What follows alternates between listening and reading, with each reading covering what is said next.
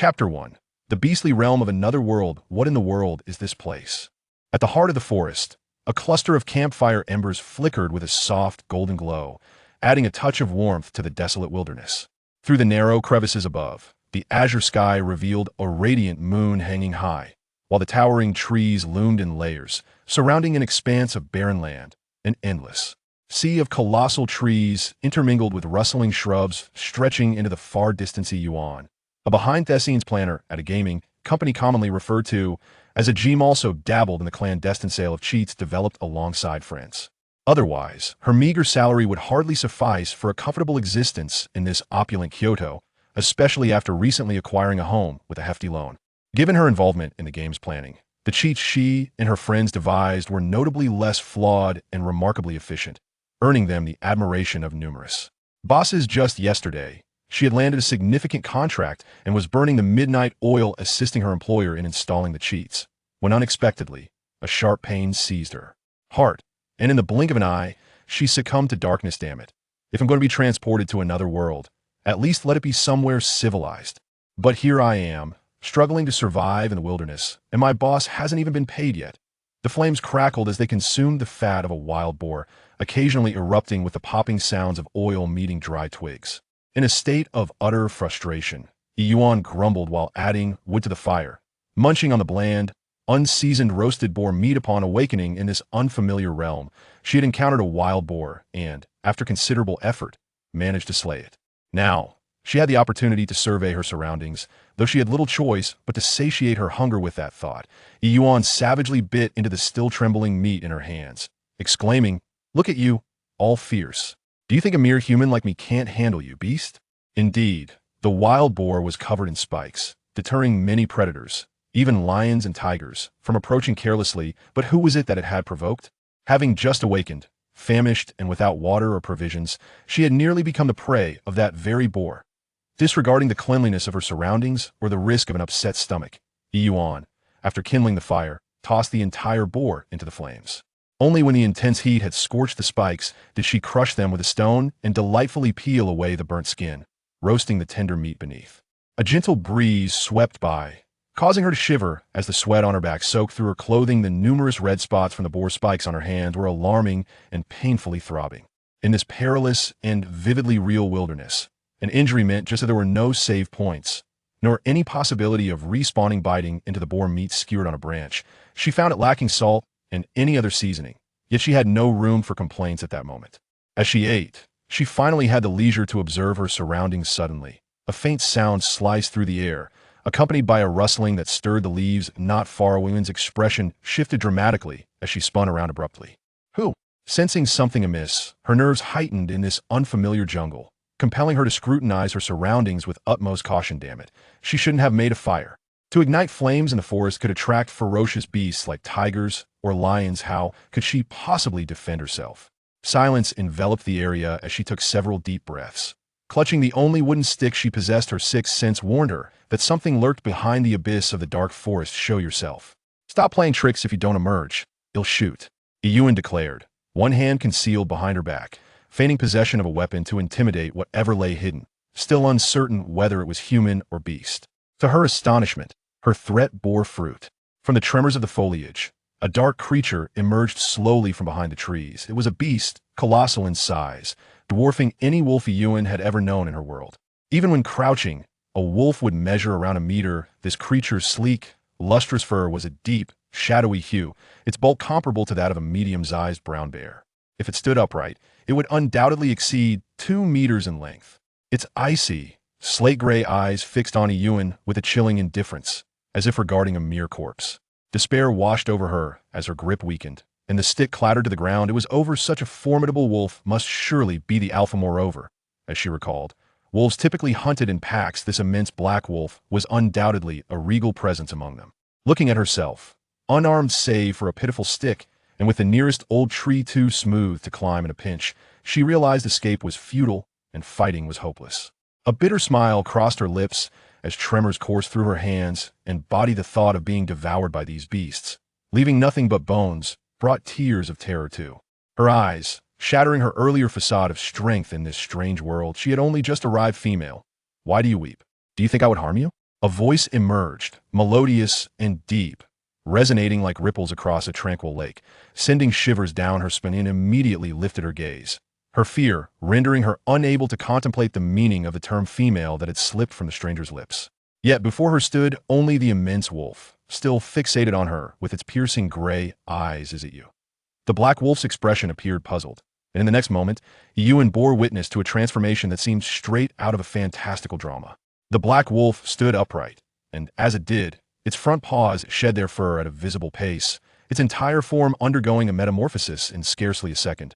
It transformed into a tall, robust adult male, entirely unclothed, with long, lustrous black hair cascading over his shoulders, matching the hue of his fur, and enigmatic ice-gray eyes that exude both mystery and allure. He possesses an enticing physique accentuated by a chiseled six-pack. Such a man, if he were to grace the modern world, would undoubtedly excel as a model in the most prestigious fashion runways abroad. The man spoke, fixing his ice-gray gaze upon Yuan, a hint of confusion in his expression. Female, are you from the Meng tribe? If you are so afraid, why have you ventured into the forest alone? He continued, regardless of which tribe you belong to, it is unacceptable for any female to be out here alone. His repeated references to tribes and females made Yuan realize the nature of her surroundings. It dawned upon her that she had unwittingly stepped into a primitive society. Chapter 2. The Wolf Beastman. Leon noticing Yuan's silence. The black wolf assumed his tone had been too harsh, frightening the delicate Yuan. After all, she appeared more fragile and fair than any female he had encountered before, dressed in garments he had never seen, suggesting she had been well protected until now. He pondered why she was alone in such a perilous wilderness. Forgive me, female, I may have spoken too brusquely. I am merely concerned for your safety, rest assured. Regardless of your tribe, I will not harm you.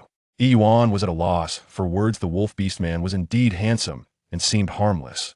Yet even in a primitive world, could he not possess a modicum of decency and find some animal hide for modesty? Is it truly honorable to parade about so openly in broad daylight? Even if you are well endowed, that does not grant you immunity. Am not a female, nor am I for any tribe. Yuan managed to stammer, averting her gaze and trembling as she steadied herself against a tree.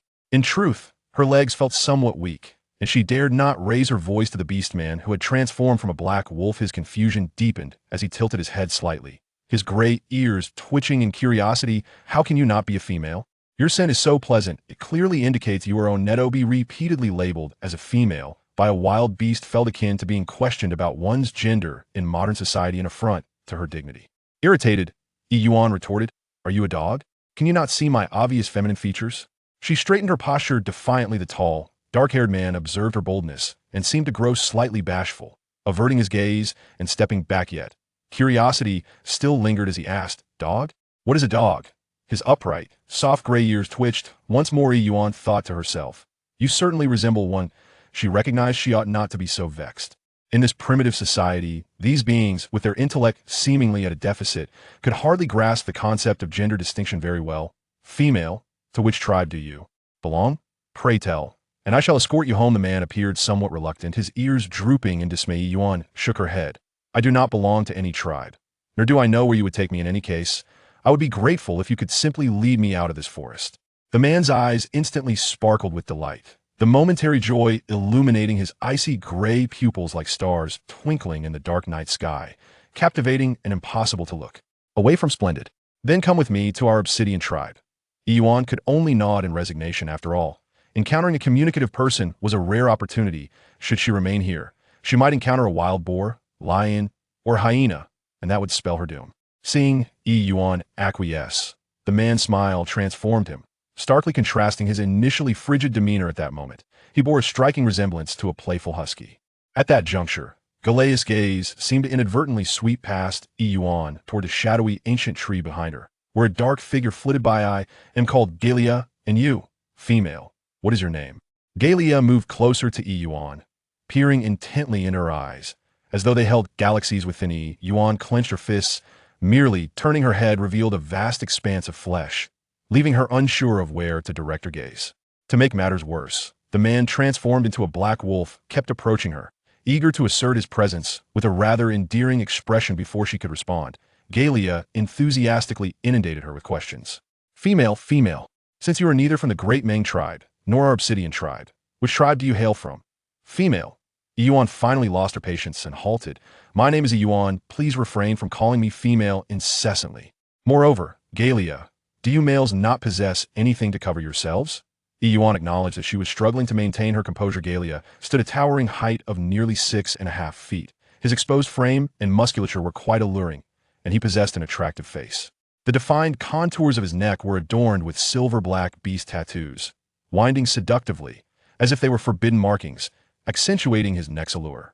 Further down, his well-defined pectorals slightly protruded, harmonious with his form, and his six-pack abs were strikingly defined. This perfect beastman even boasted long, straight, and toned legs that were equally impressive apart from his apparent exuberance. Yuan could find no fault in him. Previously, Yuan had prided herself on her height of about 5 feet 7, considering it quite statuesque. However, standing in comparison to this man, she barely reached his chest. Furthermore, with his movements, Galea's abs shifted, revealing something indescribable that danced tantalizingly before her eyes. This was quite the provocative introduction and undeniable test of her self-control. Galia was momentarily taken aback, then burst into laughter. In Yuan, such a melodious name, much like her persona, soft and shy. So you are bashful, my dear. Are you unaware? We males always assume our beast forms when hunting. It is far more convenient for chasing and capturing prey. Only upon return to the tribe do we revert to our human shapes. However, if your shyness prevails, I shall transform back into my beast form. Without awaiting Yuan's approval, Galia instantaneously morphed into the black wolf. She had previously encountered. The black wolf gazed at Yuan with its icy gray eyes. Its maw remained closed, yet a voice emanated from its throat. We are still a considerable distance from our obsidian tribe. Yuan, would you care to ride me back? Upon speaking, the black wolf lowered its head, seemingly bashful, anxiously awaiting Yuan's response. Observing the imposing creature before her, Yuan felt a thrill of excitement. Conquering the fiercest of beasts is a feat worthy of pride for anyone, regardless of gender. Yet, why did this savage beastman express himself in such a peculiar and expectant tone? To avoid revealing her ignorance of the world's laws, Yuan shook her head. No, it's all right, I can walk a bit faster. Galia's demeanor fell, his head drooping in disappointment. That's fine, but at your pace, we might not reach our destination until tomorrow's sunset. If you truly do not wish to ride, then perhaps I shall carry you in my jaws. Carry? Yuan cast a glance at the formidable head of the black wolf, her imagination running wild, and she felt a wave of embarrassment. Galia was indeed quite handsome in his human form, yet he was still a beast who knew if he had bad breath. Moreover, to avoid being covered in saliva, Yuan, who had a slight aversion to dirtiness, resolutely declined. She then patted Galia's muscular back, signaling him to crouch down. Never mind. I shall ride you, after all, thank you. Chapter 3. The Obsidian Tribe. Suddenly, caught off guard by Yuan's playful pat on his rear, Galia bared his teeth and let out a fierce growl, his elongated jaws revealing a hint of white fangs. As if bracing for an impending attack, Yuan jumped in surprise and timidly inquired, what's wrong? Wasn't he the one who suggested she ride him? Galia turned his wolfish head, the unfamiliar tension dissipating. It was likely that no one had ever gotten this close to him before, hence his overreaction. However, the once cold and unfeeling eyes of the beast now appeared somewhat sorrowful, and his voice grew hoarse, resembling that of a wronged puppy. Yuan, are you truly oblivious? In our obsidian tribe, and indeed throughout the entire continent of beastmen, only the females are deemed worthy to ride the males. You just rejected the idea of riding me, yet now you dare to touch my rear? The implication being, are you teasing him? Yuan was left speechless. What kind of archaic customs were these? I beg your pardon, I may have suffered a blow to my head earlier, which has rendered me forgetful of many things. Well, I shall descend now. You might as well carry me back. Yuan gently patted the wolf's side, feigning readiness to dismount. Saliva is but a trivial matter. It is far preferable to marrying this unfamiliar canine. Galia shook his head, swiftly rising to his feet. The force of his movement caused Yuan to lurch forward, landing upon Galia's back, her hands instinctively grasping the tufts of fur on either side. Galia appeared to shudder momentarily before striving to regain his composure. I understand. It is quite all right if you truly do not wish to wed me, then. Yuan breathed a sigh of relief. Thus, I shall strive diligently until the day that Yuan consents to become my bride. Yuan felt a wave of relief wash over her as Galia ceased his incessant banter. The orc beneath her, with its agile wolf-like form, deftly navigated through the forest, the wind roaring past her ears. As she observed the rapidly shifting trunks and scenery whizzing by, a surge of exhilaration coursed through her. Galia had not deceived her. Indeed, their earlier pace could not compare to the swift gallop of his beastly form. As they journeyed back to the Obsidian tribe, Yuan allowed herself to momentarily lower her guard and fully immerse in the breathtaking, cinematic beauty of this unfamiliar world. Lost in thought, perhaps prompted by memories of the previously available enhancements, a luminous blue digital screen suddenly illuminated before her. Script Function 1. Automatically purchase 13 types of official medicines when needed. Tasks are not required to acquire medicines. Script Function 2. Permanently increase drop rates by 20. Passive. Script Function 3. Alter the weather across the seasons to accelerate the growth of home crops. Active. Modifiable. Yuan rubbed her eyes in disbelief. Could it be? A glimmer of hope amidst the shadows. Was this the very cheat she had once sold with her colleagues? However, this cheat, an infamous tool within the gaming realm, boasted features like instant health potions, enhanced drop rates, and even weather manipulation. Yet, for her in this moment, it was utterly useless. It seemed that she had unsettled the atmosphere around her, prompting Laya to turn back in confusion. What's the matter, Yuan? Yuan gazed at Jia, who appeared oblivious to the azure screen before her. Yuan shook her head and murmured, "It's nothing." Yet, within her heart, a tempest of frustration surged. Had I known I would traverse realms, armed with an advantage, I would have diligently honed a plethora of skills. Oh heavens! Could you grant her another chance? This time, she would not slack off. She would surely devise 100 or more extraordinary abilities. Perhaps the heavens were momentarily inattentive. As Yuan's fervent lament received no reply. Sigh.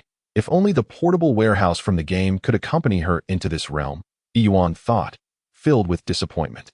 Suddenly, before her, a display of 40 gray and used slots materialized. Yuan, whatever is said comes to pass. Is it truly so? Yuan, filled with excitement, reached out to touch the blue light screen, only to find it unresponsive as before. Upon inspection, she discovered that her personal storage resembled that of the game, featuring 40 slots per page across a total of 4 pages. However, the latter 3 pages were entirely grayed out, leaving her unable to purchase items from the shop using her precious ingots. Yuan tentatively placed the unfinished piglet into the compartment, which was subsequently positioned atop the back of Jia. In the next moment, the gray and used first slot in the inventory transformed into a vibrant red, indicating Piglet X1, while the piglet behind Yuan vanished from sight. How delightful! Initially, I feared that only a single page would allow for minimal storage. If, akin to the game, items are counted by quantity, that would be splendid. In the game, items stored in the inventory can stack, with a maximum of 999 for the same type in one slot. This could indeed be considered a personal space, wouldn't it? Quite fortunate to have such a golden opportunity in this unexpected journey, Yuan mused contentedly. In the Obsidian tribe, a strikingly handsome man, partially bared and adorned with yellow, beastly markings upon his face, was the first to notice Jia and the figure riding upon him. The tall, attractive wolf-bodied Jia bore a female whose skin shone almost luminescent in contrast against the surrounding throng of robust male orcs, rendering Yuan exceedingly conspicuous. In that moment, countless eyes fixated upon them, and what was more alarming was the array of exotic and wild orcish figures, most of whom were only casually draped at the waist. For someone like Yuan, accustomed to her reclusive existence, the scene was as provocative as complete nudity. Amidst this overwhelming visual barrage, Yuan lamented, "Who will rescue my eyes? I fear I shall be blinded." "Stay calm, Yuan. You are capable. You can surely withstand the temptation." Yet, Jia seemed oblivious to the attention, proudly lifting his chin and striding with a steady, vigorous gait directly towards his den, carrying Yuan with him. A chorus of envious male hearts bubbled with discontent. How could Jia, after just a brief outing, have discovered such an enchanting female? At that moment, an orc with a distinctive scar slicing across his brow, exuding an intimidating presence, abruptly obstructed Jilia's path. "Ah, Jia, are you not going to explain this female you bear? From which tribe did you acquire her? Where's your quarry for today?" Although within the orc tribe, Yuan was implicitly regarded as belonging to Jia, the scarcity of females on this Orcish continent rendered the protection of females a significant burden for any male. This alluring female would inevitably require the guardianship of multiple males. Cambulan, despite not being able to match Jia, recognized that this unfamiliar female, newly arrived and evidently lacking strong male bonds, was not beyond his reach. Upon witnessing the immediate interest in Yuan upon her arrival at the tribe, Jia, filled with fury, bared his teeth in a warning, "Cambulan, this female is mine. Step aside." Chapter 4. Welcome. Cumberland let out a chilling laugh, the scar on his brow enhancing his menacing appearance. However, instead of continuing to confront Galia, he shifted his gaze to Yuan. Before him knelt another towering orc, nearly 2 meters tall, adorned with peculiar yellow markings reminiscent of a leopard. Moments ago, he had presented a fierce demeanor while facing Galia, exuding an air of intimidation. Yet, in an astonishing turn of events, he knelt before Yuan on one knee. Cumberland placed his right hand over his heart, slightly bowing his head in a gesture of utmost respect. Esteemed female, he intoned reverently, I am Cumberland, the second most skilled hunter of our obsidian tribe. I implore you to accept me as your male. I vow to protect you with my very life.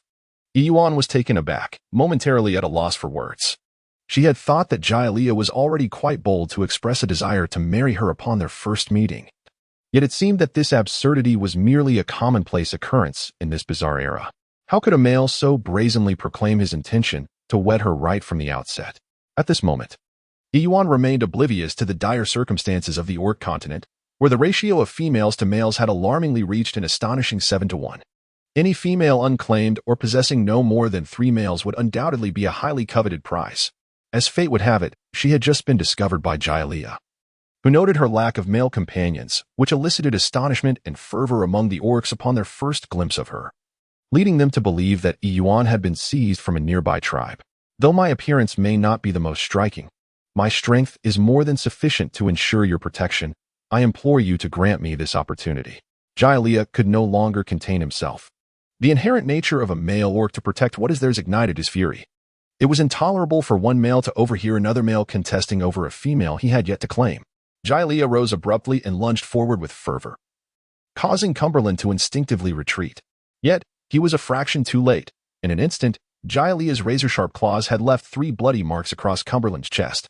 Without transforming into his beast form, his agility and lethality paled in comparison to the fully beastly Galia. Had it not been for his years of combat experience, which prompted a reflexive retreat, he might have found himself with his heart torn out or his throat grasped tightly beneath Galia's hold. The attack. Wounded. Cumberland steadied himself after 2 steps back and, in an instant, transformed into a leopard, standing defiantly against Galia, baring his teeth as the tension of battle hung palpably in the air. Yuan was taken aback. The sudden movement of Galia nearly dislodged her from his back. With a resigned sigh, she patted his waist as a signal before leaping down and approaching Galia, determined to avert the impending conflict with Cumberland. Such a raw and straightforward display of affection from a beast was something she found difficult to acclimatize to. Thank you, Cumberland, but at present, I have no intention of seeking a mate. Galia exhaled in relief, yet Cumberland furrowed his brow. Did you hear that? You can leave.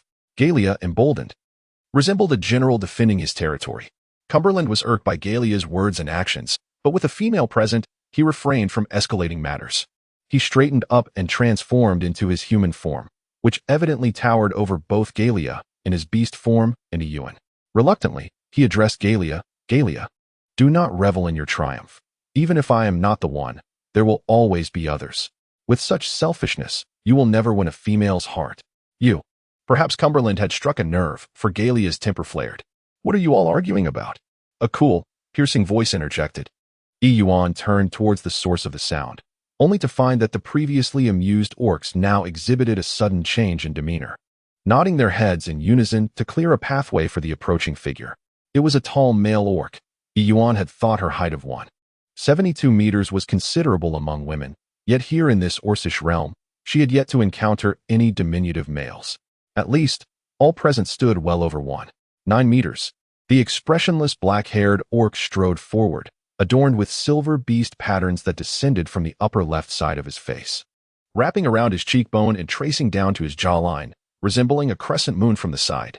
His demeanor was cold, and when his obsidian-like eyes locked onto yours, it felt as though one were ensnared by a ferocious beast, evoking a chill that crept from the depths of one's being. The first impression that Yuan had was one of danger. She harbored an aversion towards this man. Chief, Galia has brought back a female. Cumberland lowered his head, standing beside the man. Galia, albeit reluctantly, acknowledged, Chief. The dark-haired man nodded, deeming it a fortuitous event. Galia, take care of your female. Escort her home. Cumberland, taken aback, raised his gaze towards the dark-haired man. Chief, that female has yet to bond with Galia, so I believe. The dark-haired man frowned slightly, casting a mere glance, prompting Cumberland to instinctively fall silent. Observing the sudden stillness in the room, the dark-haired man felt satisfied and turned his attention back to Yuan. In his tribe, he would not permit dissent, save for the priest. The dark-haired man approached Yuan, slightly bowing his head to express respect for the female, then spoke with polite yet unassuming decorum. Female, welcome to the Obsidian tribe. Yuan, here are some furs for you. I must take my leave. If you require anything, you may find me outside. After guiding Yuan to his former dwelling, Galia clumsily finished speaking and presented her with some pelts. The soft furs brushed against her cheek. Fluffy and light, seemingly from a type of marten, having undergone simple cleaning and airing, devoid of any animal odor, instead exuding a refreshing scent of grass and sunlight. Such exquisite pelts, if placed in the modern world, would undoubtedly fetch a price of several thousand at the very least. However, upon glancing at the bare space, constructed solely from massive stones and sparsely furnished with some hay, Yuan could not suppress a twitch at the corner of her mouth, stifling her 99th complaint about this world. With these furs as bedding, she could fashion a somewhat decent bed, and with branches and wood, create rudimentary household items. These rugged orcs, despite their pleasing appearance, were fundamentally beasts. As Galia spoke, he brought the furs to Yuan before attempting to turn away. This was once his abode. His territory. Orcs possessed a profound territorial instinct. Yet now, a female like Yuan had intruded upon his dwelling. And she might even sleep in the very place he once did, leaving behind a fragrant essence. They had not yet formed a partnership. Yuan did not comprehend. But as a male, he could not take advantage of her ignorance. More importantly, there was another reason. He feared he might not be able to restrain himself. Chapter 5. A world of nothingness. Yuan casually nodded, intending to turn and tidy up the room.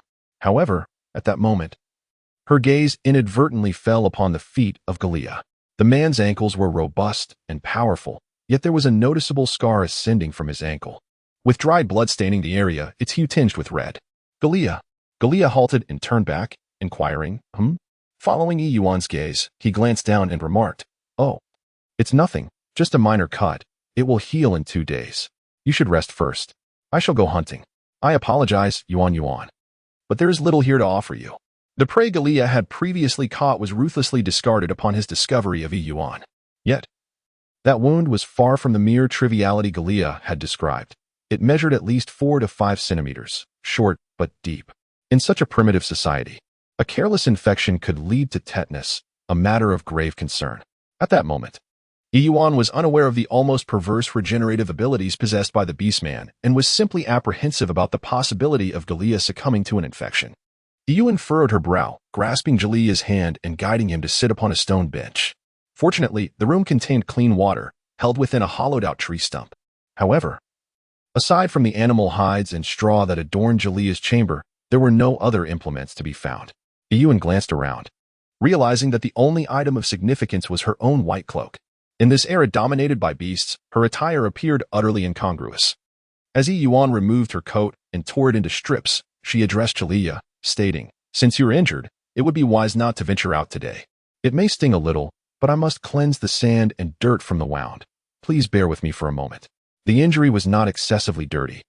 Yet the dried and crusted blood formed a clump that could not be neglected, for it would inevitably lead to infection and scarring.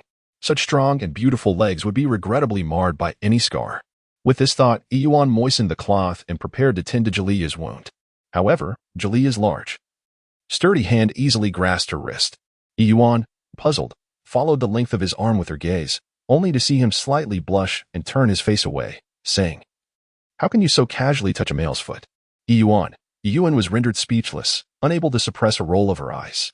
Despite his imposing stature, his demeanor was so timid and fidgety. Was he truly a man? Feeling a twinge of irritation, she swatted away Galia's hand, disregarding whether it might cause him discomfort.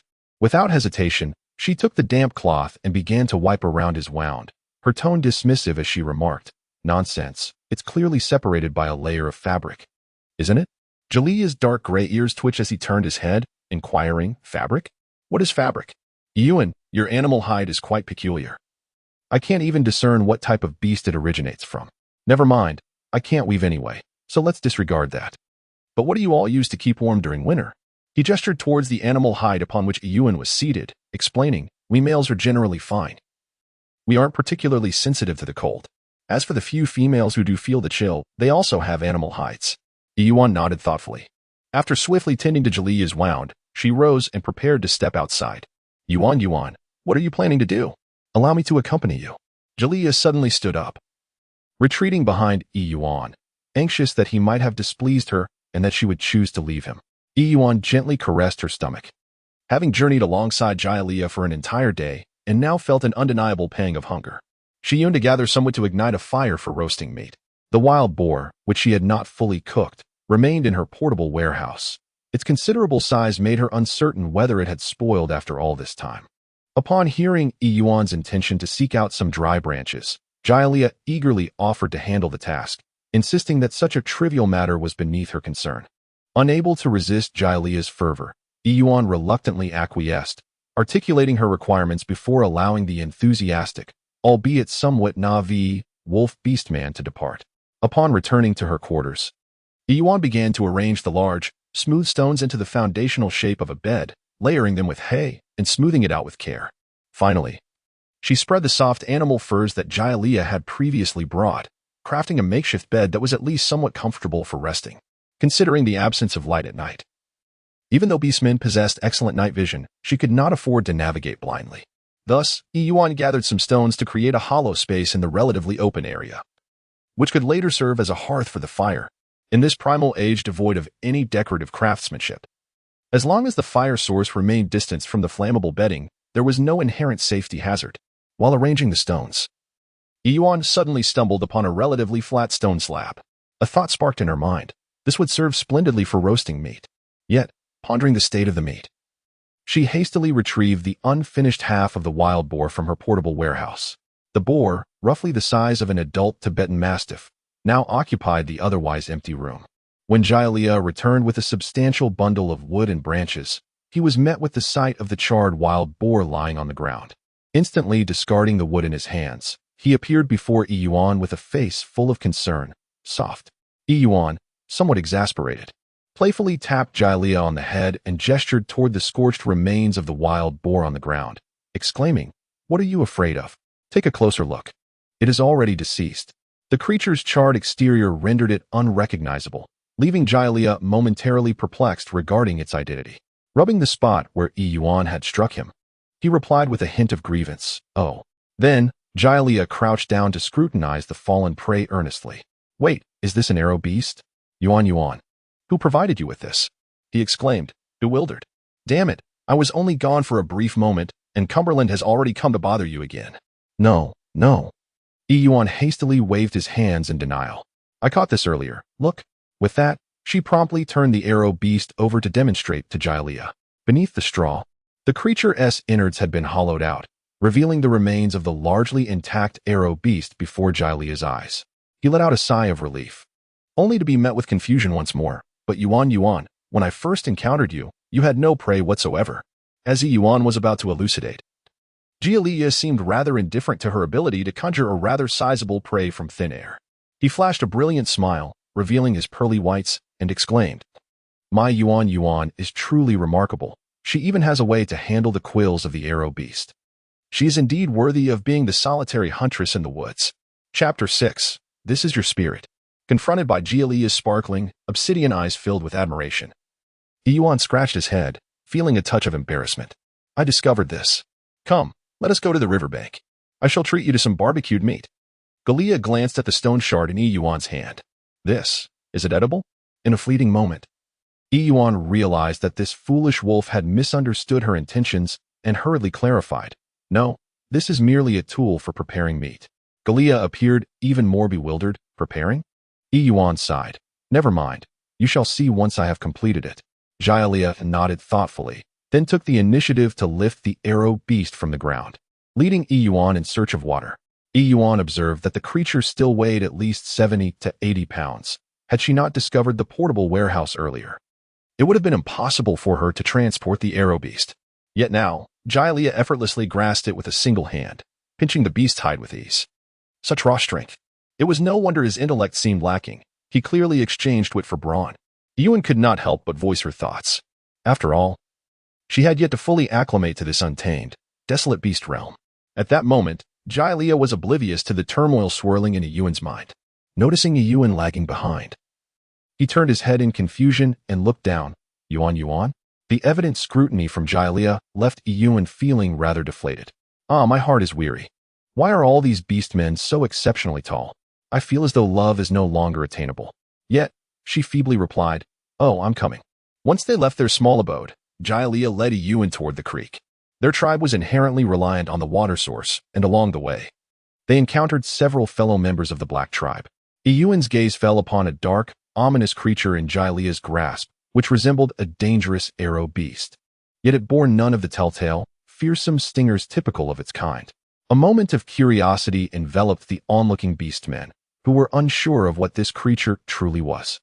One particularly inquisitive male beastman could not restrain himself and stepped forward to inquire, "Hey, Jialia, what have you caught there?" Jialia gently swayed his arm. "This is the arrow beast captured by my soft-hearted companion. I intend to wash it by the creek before we feast upon it." "What? An arrow beast?" The revelation sent a ripple of unease through the group of beastmen. "You mean this dark, unappealing creature is an arrow beast? Surely, you jest. How can this possibly be an arrow beast? Where are its stingers? An arrow beast, one can eat it." A chorus of incredulous voices erupted, their astonishment evident despite their skepticism. Reluctantly, Yuan stepped forward to clarify. "This is indeed an arrow beast, but its stingers have been charred and shattered by fire, leaving only its skin intact." "Fire? What is fire? What does it mean to be charred? Can it be consumed?" The assembled beastmen were clearly bewildered by the concept of fire, their expressions reflecting their astonishment anew. "Yuan, how should she explain? Fire is an entity that dances and radiates heat. It is something that can harm us orcs if we come too close. When meat is roasted over fire, it becomes delectably savory." Upon hearing Yuan's description, a female orc pondered for a moment and then exclaimed in astonishment, "Are you referring to the spirit of the beast goddess Wrath?" "Indeed. It is only when the beast god is furious that such methods are employed to punish the orcs. You dare to name the spirit of the beast goddess fire? Such irreverence! The foolish female, how dare she attempt to control the spirit of the beast god?" "Indeed, foolish female, do you even realize what you have just uttered?" As the surrounding males began to voice their accusations towards Yuan, Jialia furrowed his brow. He cared not for the notion of spirits. All he knew was that as Yuan's male, he could not stand idly by while others criticized his female. Lacking eloquence, Jialia was unable to retort, and instead let out a fierce roar, lowering his upper body, preparing to transform into his beast form to silence his kin by force. The other orcs were taken aback and instinctively retreated. Jialia was the most formidable male in their tribe, second only to the chief in prowess in battle and hunting. No one wished to confront him under such circumstances. Yet, despite this, the gazes of the other orcs directed towards Yuan remained far from amicable. Indeed, Yuan is a female, and her value is undeniable. However, the wrath of the beast god is a force far beyond what a mere female can endure.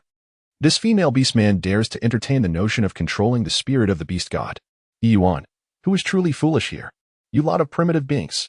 Patting the smooth back of Jialia, Yuan soothed him, rubbing his temples in frustration. "In any case, follow me. Once I demonstrate, you shall understand." Upon reaching the creek, under the watchful gaze of numerous pairs of eyes, Yuan swallowed hard, retrieving the wooden stump and a slender stick that Jialia had previously found.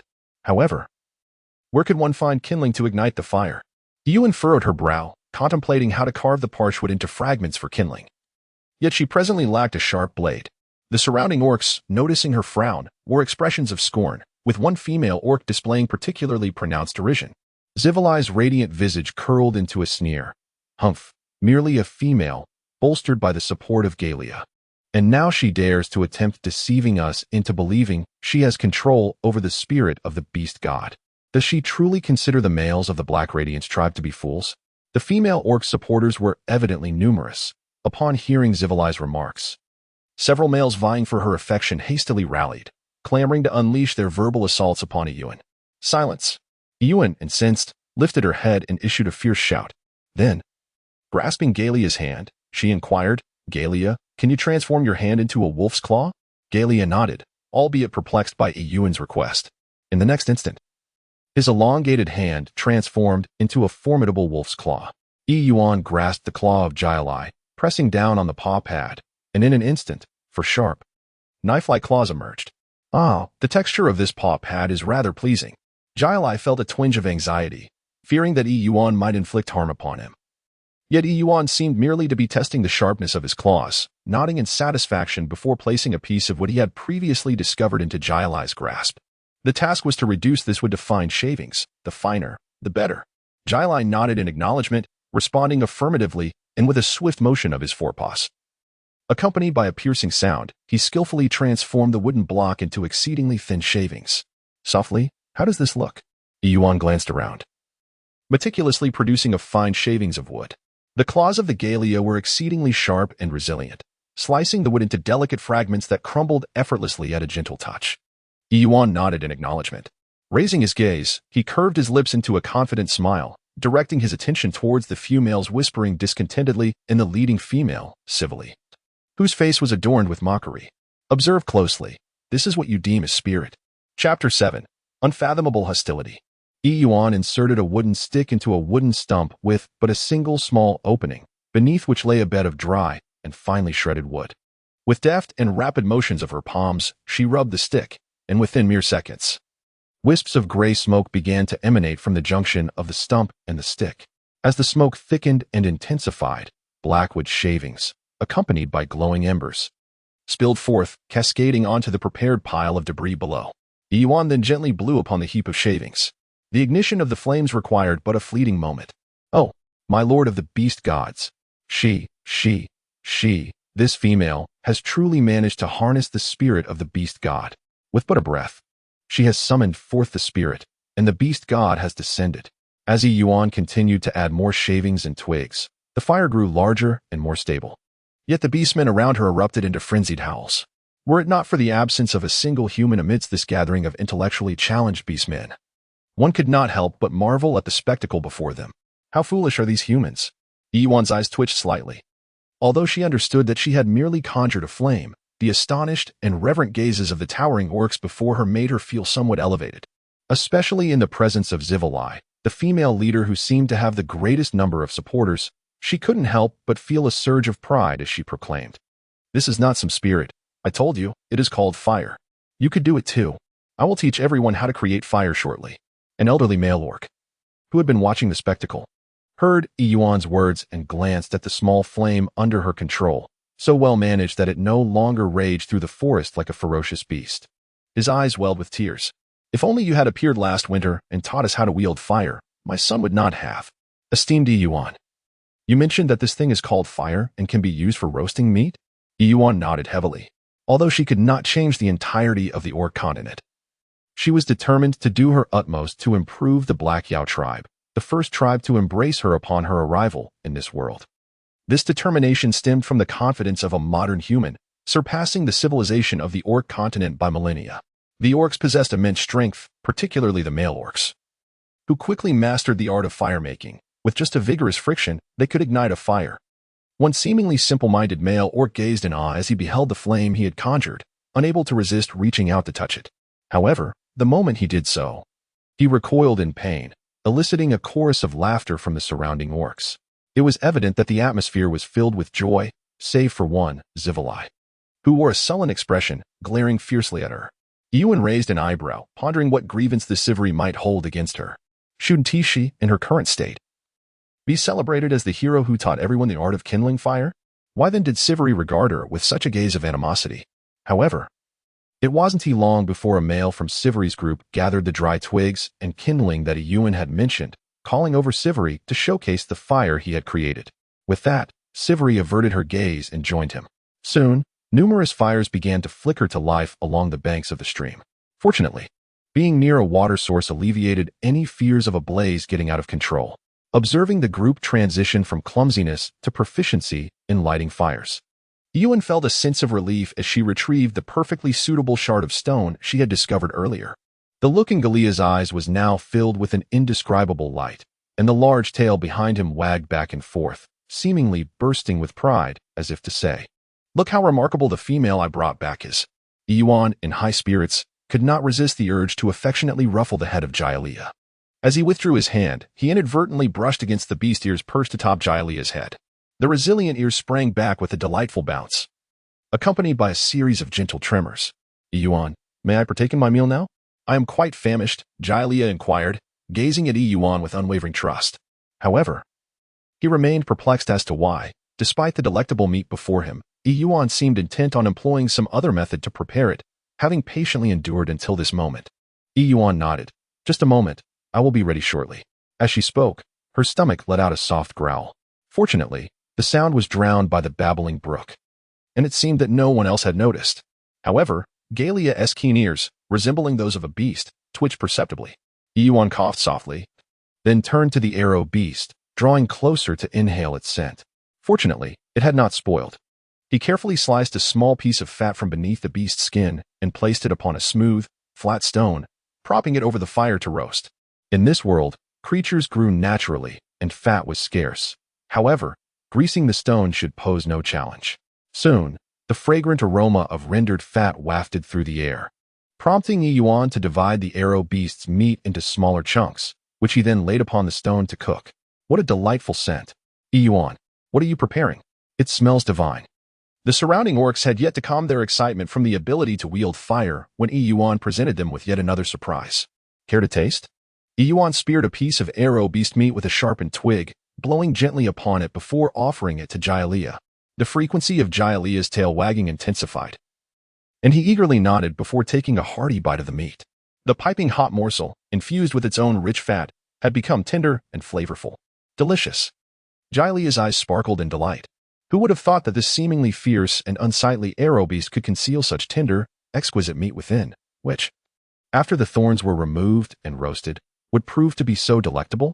Yuan smiled contentedly, relishing the delightful experience of feeding his pets. Observing Jailia devour one morsel after another, Yuan decided to forego the tedious process of grilling small pieces on a stone slab.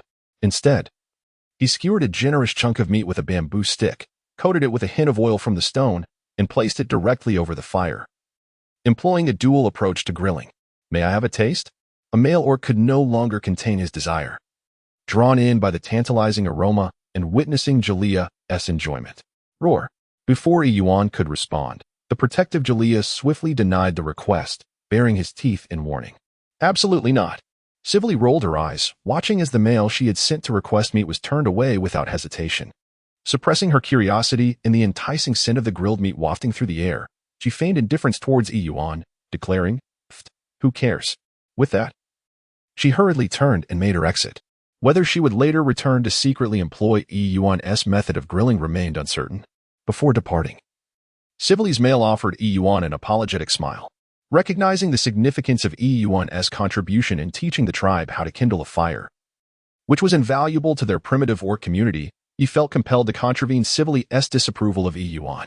Thus, he left with a conciliatory expression, saying, "I'm sorry." Yuan.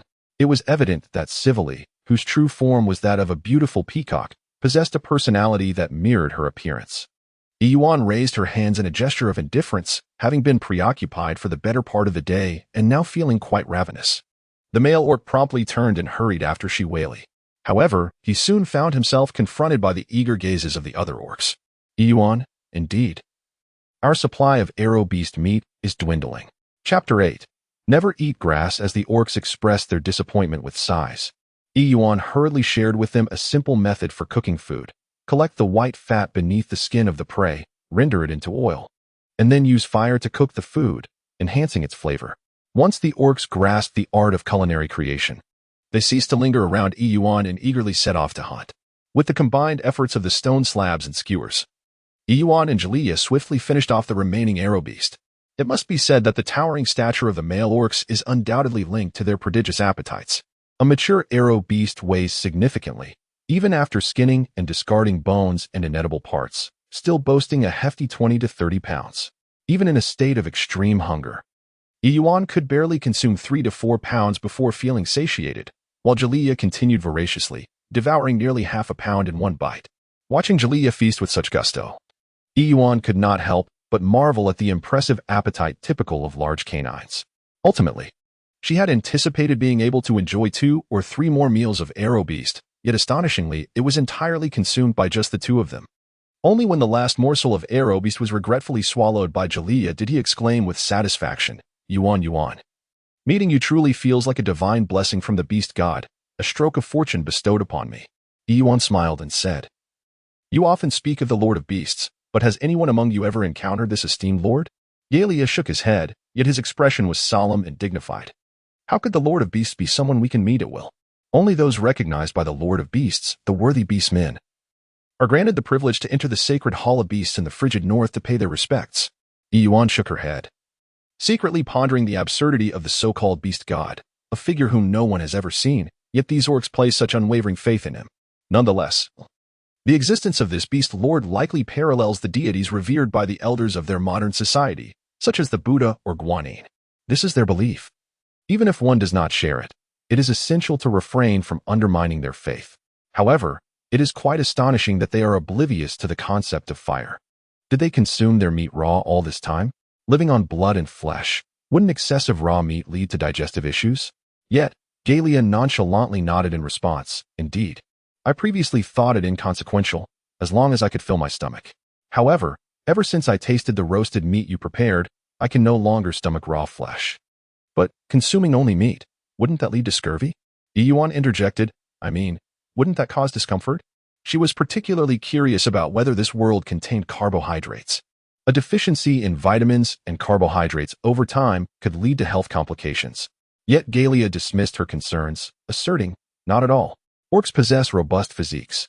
Moreover, hunting is quite a challenge. If one is not vigilant, the prey may escape, leaving one to face hunger. Especially during winter, when even the animals are scarce. It is difficult to find enough to eat. There's no room for delicacy.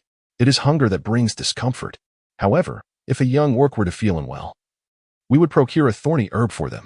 A small orc just needs to consume a bit, and in a couple of days, they will be fine."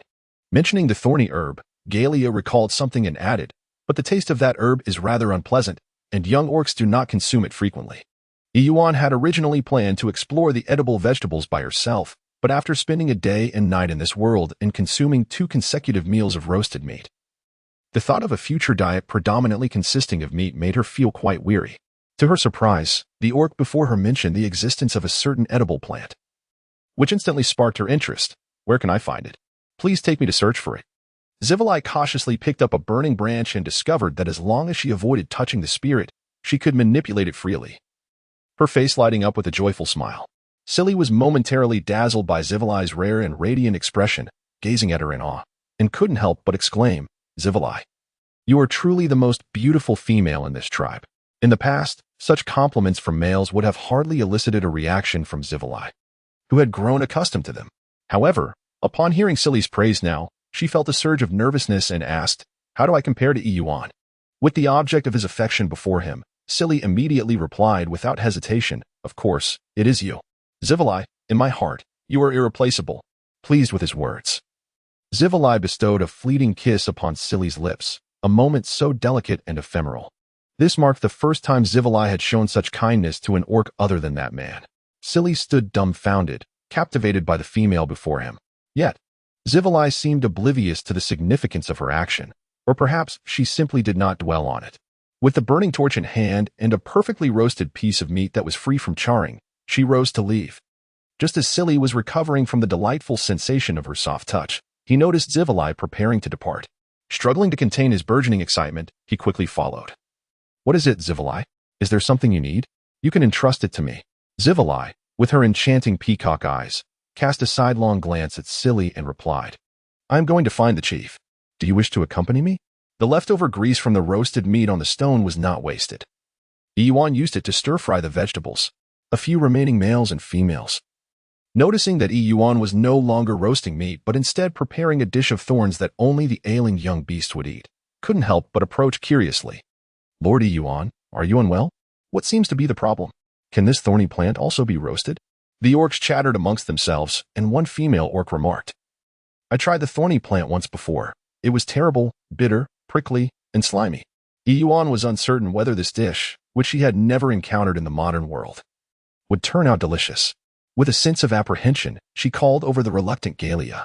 "I refuse to eat." "Yuan, this is meant for the little beastmen," Galia exclaimed. "Even if you were to throw me into the river, I would never consume this unpalatable grass." However, upon tasting the roasted thistlegrass, Galia's eyes widened in astonishment as her previous disdain transformed into delight. Chapter 9. offering flowers to Buddha, noticing Galia's favorable reaction. Yuan felt reassured and took a bite herself. The texture was crisp and smooth, accompanied by a hint of the rich, savory essence of arrow beast oil. Indeed. The thistle grass bore a resemblance to the soft river leaves, also known as tofu greens, which, when stewed with tofu, yielded a delectable flavor. While thistle grass was not particularly hard to find, seeing Galia relish it so much encouraged several other beastmen to set aside their initial aversion and partake as well. One male beastman, having tasted the cooked thistle grass, exclaimed, "Lady Yuan, you are truly remarkable. You have even managed to make thistle grass delicious." Indeed, I cannot quite articulate it, but after consuming this thistle grass, I feel remarkably at ease, another chimed in. Although thistle grass was primarily intended for the younger beastmen with digestive issues, some adult beastmen would discreetly seek it out, not wanting to reveal this to the rest of the tribe. A female beastman, having sampled the thistle grass, approached Yuan. Her eyes filled with admiration as she grasped Yuan's arm. "Lady Yuan, you are truly extraordinary, possessing knowledge that eludes us. My name is Yuan. May I accompany you in the future to learn a few things?" Yuan could not discern the true form of Yuan, however. Judging by the round beast ears atop her head, she bore a slight resemblance to a bear. Yet, Yuan's stature was rather modest, standing at approximately 1.7 meters. Her physique petite and exquisite. Though not exceptionally striking, she was certainly pleasant to behold. Yuan, feeling a sense of goodwill towards this seemingly gentle female beastman, nodded and said, "All right, Yuan, but there's no need to address me as adult. Simply call me Yuan." Yuan. Yuan replied with a cheerful nod, her smile infectious, prompting Yuan to extend her hand and gently stroke the rounded beast ears atop her head.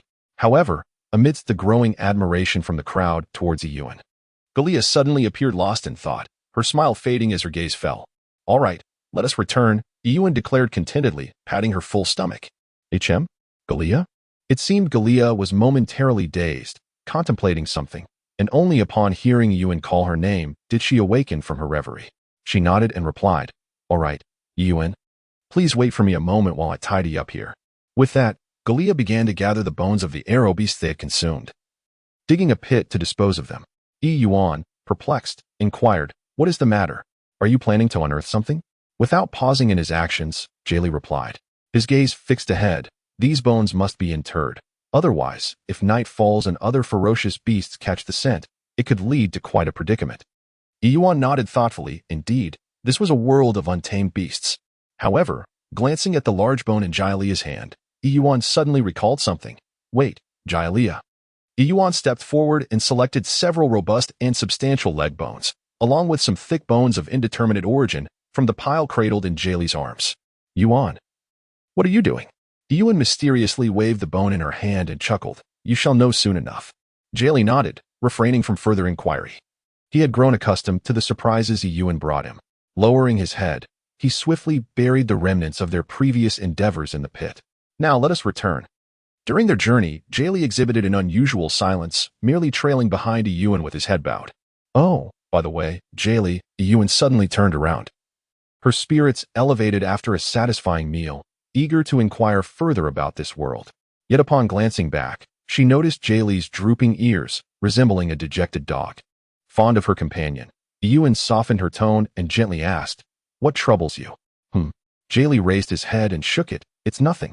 "Then why do you appear so glum? Are you still upset about my insistence on making you eat the thorny grass?" Instantly, Jayli perked up, vigorously shaking his head. No, how could that be?" "Yuan, you have taught us so much today, even imparting the wisdom on how to create and control the essence of the beast god. Or rather, fire. We of the Black Radiance tribe should be grateful to you indeed." Yuan furrowed her brows, feeling an inexplicable sense of distance emanating from Jaialia, as though he were deliberately estranging himself from her. What had she done to provoke this male's displeasure? Having joined the Black Sun tribe, it was only natural for her to strive to enhance the tribe's well-being. Yet, since earlier, he seemed to be in discontent. What could be the cause? Would he not share his thoughts with her? Jaialia cast a glance at Yuan, his dark, glistening eyes seemingly harboring a multitude of unspoken words. "Yuan, from where do you hail? How is it that you possess knowledge of matters unknown to us? Could it be that you are indeed the envoy sent by the beast god to save our Black Sun tribe?" Fell silent for a moment, and Jaialia continued, "However, even if you are unwilling to speak, It matters not. I trust you will not harm us. Your eyes are both pure and beautiful. It is no wonder you look down upon me as your mate.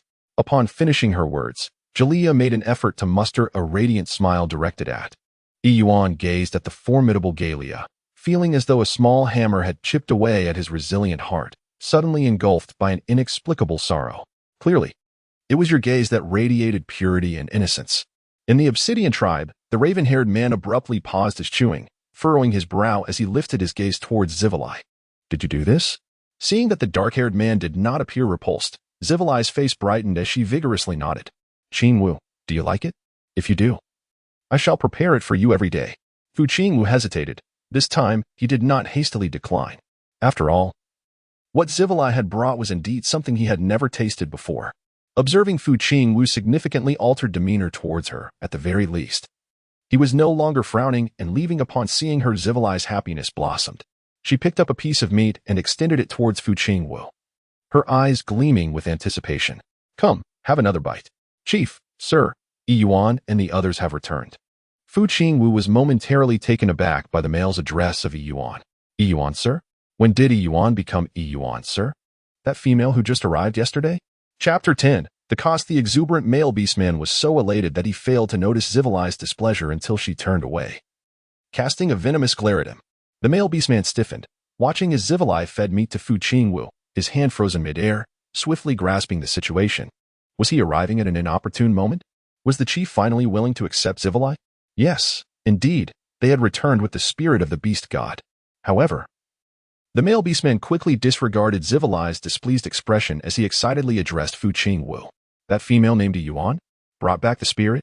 Fu Qingwu sprang to his feet. Seeing this, Zivalai hurriedly followed suit. Qingwu, are you not going to eat? Don't waste such delicious meat. Fu Qingwu waved his hand, striding past Zivalai. You should take it back for Silly. In the future, come here less often unless necessary. Silly was Zivalai's first male. Once Fu Qingwu and the male beast man had walked away, Zivalai angrily hurled the piece of meat onto the ground, her beautiful green eyes narrowing ominously. Damn Yuan. At the entrance of the Obsidian tribe, several male orcs were reluctant to let the fire they had so painstakingly created extinguish, despite Yuan's explanations that fire was not a finite resource. Thus, they clutched thick, burning sticks as a means to preserve the flame, trailing behind Yuan. The group returned in grand fashion, with Yuan accompanied by 6 or 7 sources of fire, a sight that left the members of the Obsidian tribe utterly astonished. This was the moment when Yuan encountered the tribe's leader once again. Unlike their first meeting, where the leader exhibited indifference and composure, his expression now reflected sheer astonishment as he gazed at the pile of flames before him, his dark eyes widening slightly. You all. One of the male orcs, witnessing the leader's astonishment, hurriedly stepped forward to explain. Leader, Yuan claims this is called fire, not the spirit of the beast god. Fire is something each of us orcs can wield. Indeed. Yuan has taught us how to roast food with fire. He is truly the messenger sent to us by the beast god, the hope of our entire Obsidian tribe. The orcs clamored excitedly, clearly captivated by Yuan's profound knowledge. Fu Qingwu took a deep breath, glancing at the torch before him, and then at the innocent-looking Yuan. Overwhelmed by the shock, he found himself at a loss for words. Eventually, with Yuan's guidance on how to create and control fire, Fu Qingwu grasped a burning stick from a nearby male orc and successfully ignited another piece of wood.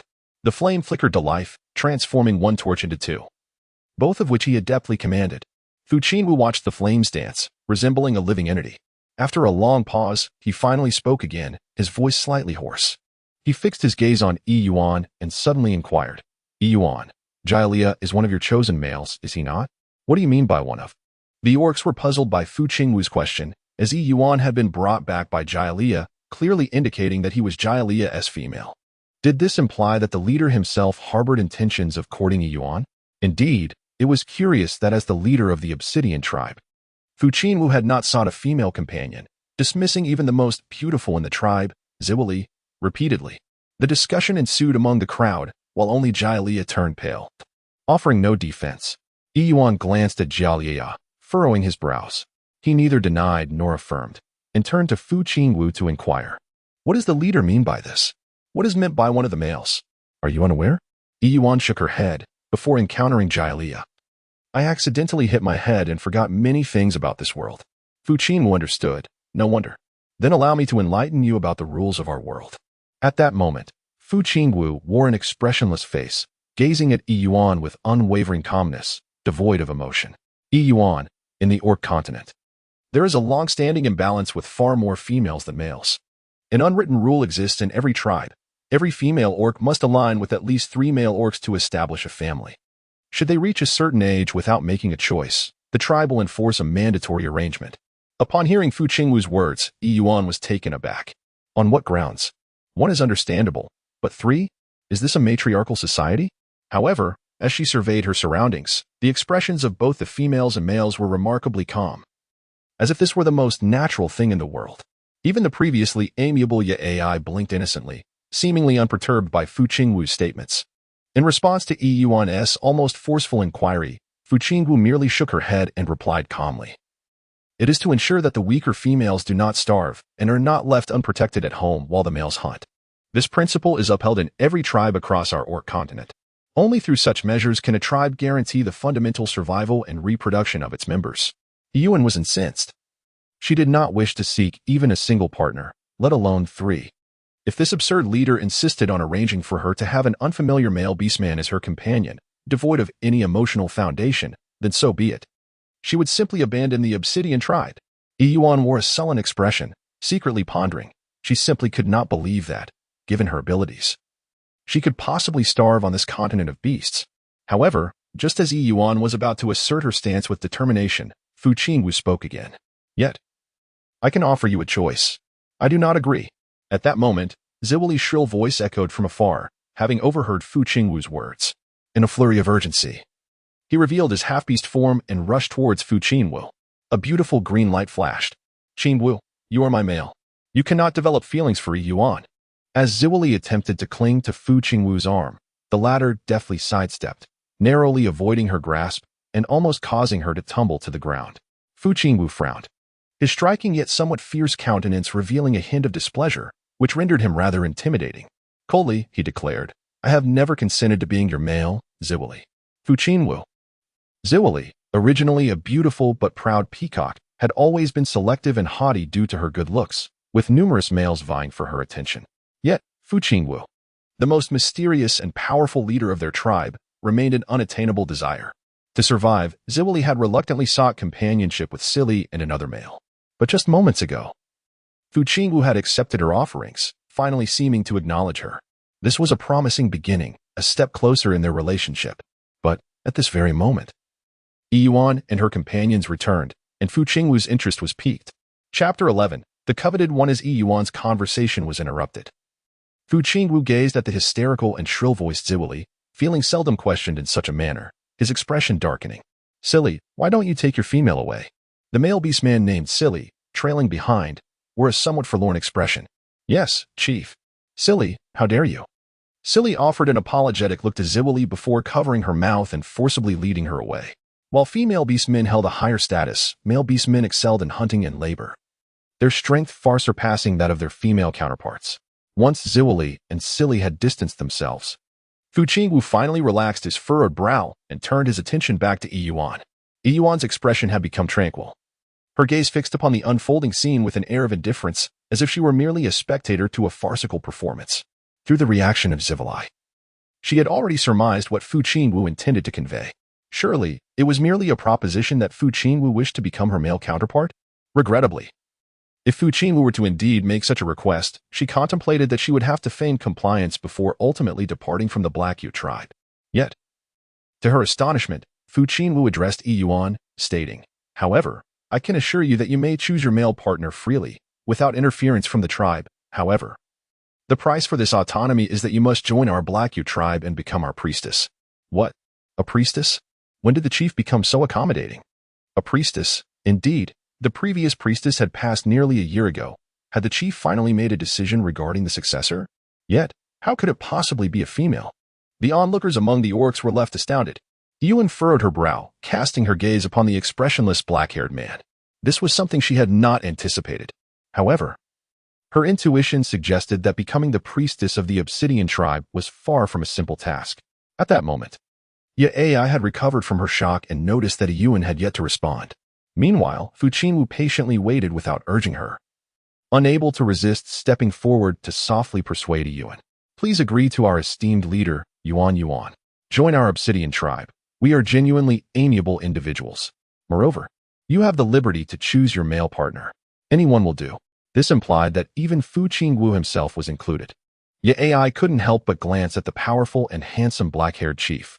Yet, Yuan completely missed Fu Qingwu's insinuation and inquired, "What does one need to do to become a priestess in your tribe?"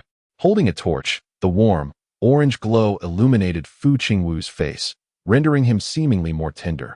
Yet, he maintained his impassive demeanor as he replied, "Everything that contributes to the betterment of our tribe is what a priestess should dedicate herself to. However, the spirit you have created is already sufficient. With this spirit, the mortality rate of young and elderly beastmen will significantly decrease during winter, allowing them to live more comfortably." "All right, I will agree to this." Fu Qingwu nodded, his face calm and unruffled, though internally he released a sigh of relief. It was a relief just to have her stay. Although Yuan had not explicitly refused to join the Obsidian tribe, her intimate actions with Jia had tacitly confirmed her association with them. Yet, Fu Qingwu felt an inexplicable sense of anxiety. It was imperative that Yuan personally acknowledge their tribe and agree to remain. "After becoming a priestess, if I do not wish to, can I choose not to find a male partner?" Yuan looked at Fu Qingwu with a hint of anticipation. Jia was taken aback. And even the surrounding male and female beastmen were momentarily stunned. What did it mean not to seek a male partner? It was one thing not to arrange for a male she disliked, but Yuan even contemplated not seeking a partner at all. Was it due to dissatisfaction with Jia? For a moment, despite Yuan's undeniable allure, Jia was also met with a few puzzled and mocking glances. Fu Qingwu almost immediately provided Yuan with an answer. "No, absolutely not. Yuan, I only permit you to choose your male partner freely, without forcing you into a union with a beastman you do not favor. However, you cannot contravene the traditions of our beastman continent. A single beastman cannot support a family, let alone a female, given that you have just arrived in our obsidian tribe.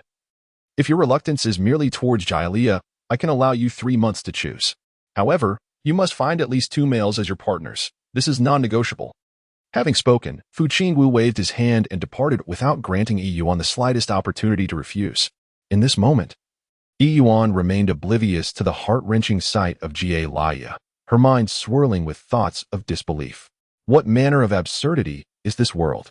A female is expected to seek at least 3 male companions? Even as a priestess, bringing the spark of fire to her tribe, she is required to find 2 partners? Yet AI, observing the furious departure of Fu Qingwu, anxiously approached Yuan, asking, Yuan, why do you not wish to seek a male? Is Jia not enough for you? He is the foremost warrior of our tribe." Before Yuan could respond to Yi's inquiry, one of the unattached males who had returned with them immediately approached, his eyes gleaming with eagerness. "What of the foremost warrior? He knows only how to hunt and eat, lacking the finesse to cater to a female's needs. My esteemed Yuan, choose me. My true form is that of a white rhino, adept at hunting. And more importantly, I am far more gentle and attentive than Jia. I can care for you far better. Pfft, a cumbersome white rhino. What audacity you possess." Another beastman interjected, shoving the first aside to make his own appeal. I, esteemed Yuan, my true form is that of a tiger, far superior to that stiff creature. Please choose me." In an instant, the single males became frenzied, yearning for the possibility of being selected by Yuan. While Zivili was indeed the most beautiful first female in the tribe, her haughty demeanor and long-standing affection for Fu Qingwu complicated her prospects. Though she had expressed some interest in Jia, he seemed indifferent to her advances. Were it not for her refusal to seek a male, Zivili might well starve, for her lofty standards rendered her blind to the males of the tribe. Consequently, she settled on 2 suitors who had long pursued her, establishing a family while continuing to court Fu Qingwu. In this Orcish land, a female orc is expected to have at least 3 male partners, with no upper limit. Some females even take on 7 or 8, while these males gain companions. The sheer number means that only a fraction of the time can they hope to touch their delicate female counterparts. Given the inherent difficulties in female orcs bearing offspring, the odds of producing a child of their own bloodline are exceedingly slim. As for Yuan, not only was she already striking in appearance, but she had also ignited the fire, earning her the esteemed title of priestess within the tribe. Yet, she seemed disinclined to seek many males. 2 appeared excessive to her. If that were the case, The chance to marry Yuan would significantly enhance their opportunity to have offspring of their lineage. Chapter 12. Grant me 3 months to fall in love with you. To possess a child of one's own bloodline is the cherished dream of nearly every male. Pray tell, who would not be captivated by such a flawless female? Yuan. Oh, where is Gallia? Yuan was troubled and turned to seek the assistance of Gallia. However, upon glancing at the numerous males before him, he found that Gallia was conspicuously absent. Aya, seemingly contemplative, addressed Yuan. I haven't seen Gallia since earlier. What troubles you, Yuan? Aren't you dissatisfied with Gallia? Yuan was merely taken aback by the words spoken by Fu Qingwu, her mind consumed with her subsequent plans. At this moment, she was so uncertain about her own intentions that it was impossible for her to notice when Gallia had departed. Judging by Fu Qingwu's demeanor, it seemed implausible that she would deceive her. Thus, even if she were to leave the Black Radiance tribe and join another, she would still require the company of at least 3 males. If that were the case, it would be more prudent to remain within the Black Radiance tribe, where at the very least, Fu Qingwu had promised not to impose upon her. However, gazing at the males before her, each robust and towering, she noticed their eager expressions, their eyes sparkling with anticipation. Whoever claimed that I was dissatisfied with Gallia, I shall choose Gallia. Upon hearing this, the expressions of the assembled beastmen shifted from hopeful excitement to profound disappointment, reminiscent of pets in a store awaiting selection, only to find themselves overlooked. Yet, AI inquired, what about the remaining spot? As soon as this was uttered, the countenances of the beastmen instantly transformed from despondency to exhilaration. Yuan, well, didn't the leader grant me 3 months' time? There is no need for haste, no need for haste. I shall return to seek out Gallia. Nightfall, at the back mountain. Gallia, I have searched high and low for you. What are you doing here? Yuan scanned the surroundings and finally discovered Gallia nestled on the ground, hugging his knees near the forest's edge. Gallia looked up, his large, glistening eyes shimmering with melancholy under the desolate moonlight. His ears and tail drooped, and combined with his current expression and the somber environment, he resembled a forlorn pet abandoned by its owner. Upon witnessing this, Yuan could not help but reach out to gently stroke the top of Gallia's head, his hand gliding over the soft, plush tips of her ears. A wave of tenderness washed over him, prompting his voice to soften considerably. What troubles you, Gallia? If something is bothering you, keeping it to yourself can be quite distressing. However, if you share your burden, the weight of your sorrow may diminish when borne together. Yet, Gallia shook her head, seemingly unwilling to divulge her feelings. Have I disturbed you? If so, I shall retreat a little, she said, rising to her feet. Yuan furrowed his brow and grasped Gallia's arm firmly. This is your home. Where else do you wish to go? What troubles you? You seemed so well before. Gallia, held in Yuan's grip, exhibited a shift in expression. He turned to face Yuan directly, his gaze unwavering until Yuan released his hold. With sincerity, he spoke, Yuan, you have forgotten many customs and traditions of the Beastman continent. I do not blame you, but it is imperative that you remember. If you do not harbor feelings for a male, do not give him false hope. Do you understand? Only his female may touch a male beastman's ears. Not to mention, you have previously ridden and embraced me. Should such matters become public, even if I am the tribe's foremost warrior, no female would wish to be with me. Upon hearing Gallia's words, Yuan instinctively withdrew his hand from Gallia's as if it had been seared by fire. He opened his mouth, yet found himself at a loss for words. Indeed, he had heard that the ears of beasts are densely packed with blood vessels, rendering them highly sensitive. Gallia observed Yuan's reaction with keen eyes. He offered a wry smile, self-deprecatingly remarking, It is nothing. I do not hold it against you. Just remember this in the future. If you ever require assistance, do not hesitate to seek me out. With that, Gallia turned away, preparing to depart, leaving Yuan to gaze at his solitary silhouette, which appeared somewhat desolate under the moonlight. At this moment, Yuan felt as though she were a heartless woman, having slept with a young man yet refusing to take responsibility. However, having just arrived in this unfamiliar world, she, accustomed to the modern concept of monogamy, found it exceedingly difficult to establish a partnership with a relatively unfamiliar man. Even though this man was remarkably exceptional in every aspect, his physique, appearance, and character all commendable. Yet, before Yuan could resolve her internal conflict, Gallia had already moved away. Wait.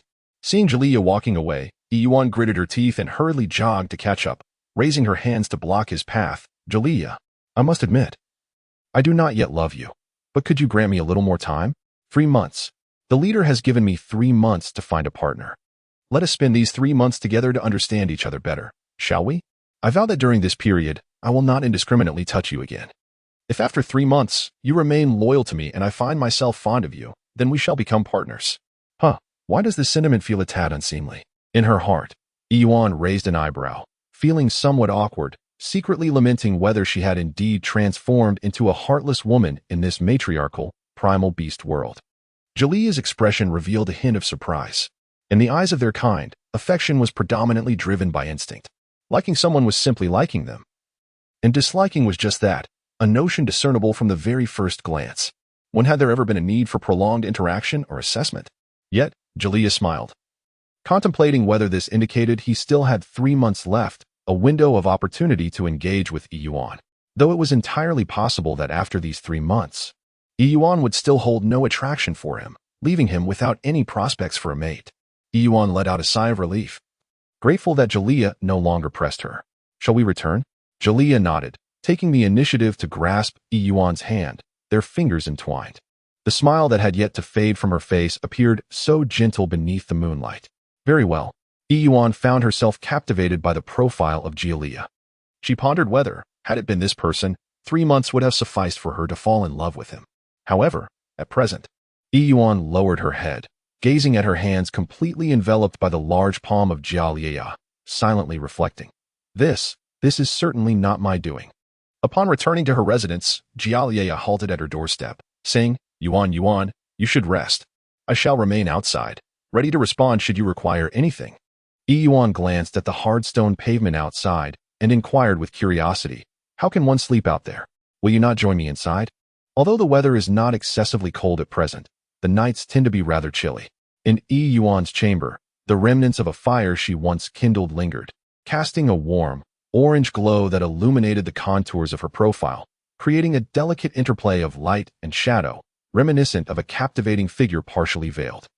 To add to the intrigue, this Na'vi female had the audacity to invite him to share her slumber? Oh, why is your face flushed? Yuan pondered in confusion.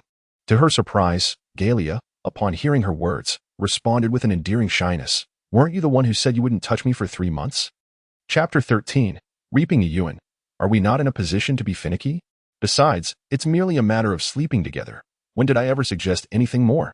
Jialia's face fell, and Yuan finally grasped the source of her shyness. Could it be that Jialia imagined herself to be of that nature? Bang! The crude wooden door collided with the stone wall, producing a resounding echo.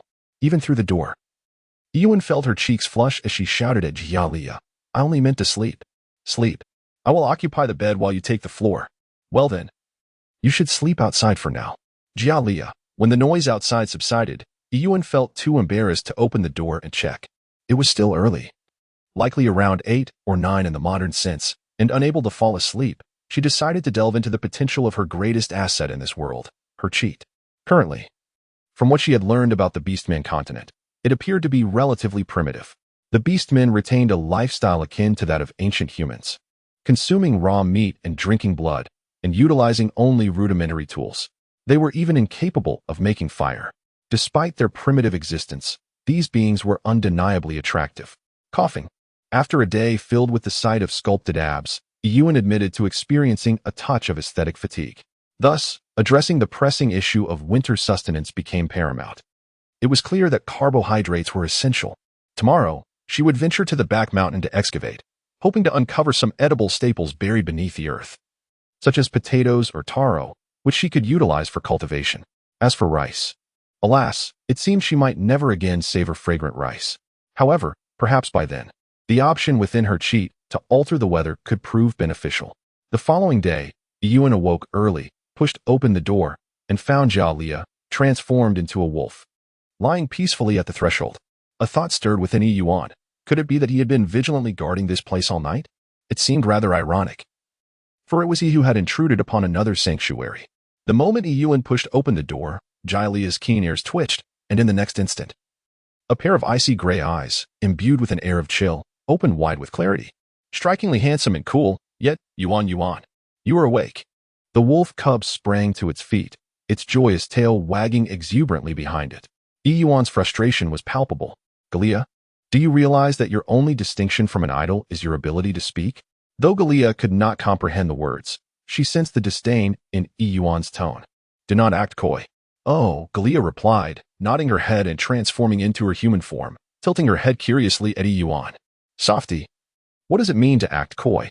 Yuan, with an impassive expression, pointed towards the tail of Galia, which was still swaying unconsciously behind him.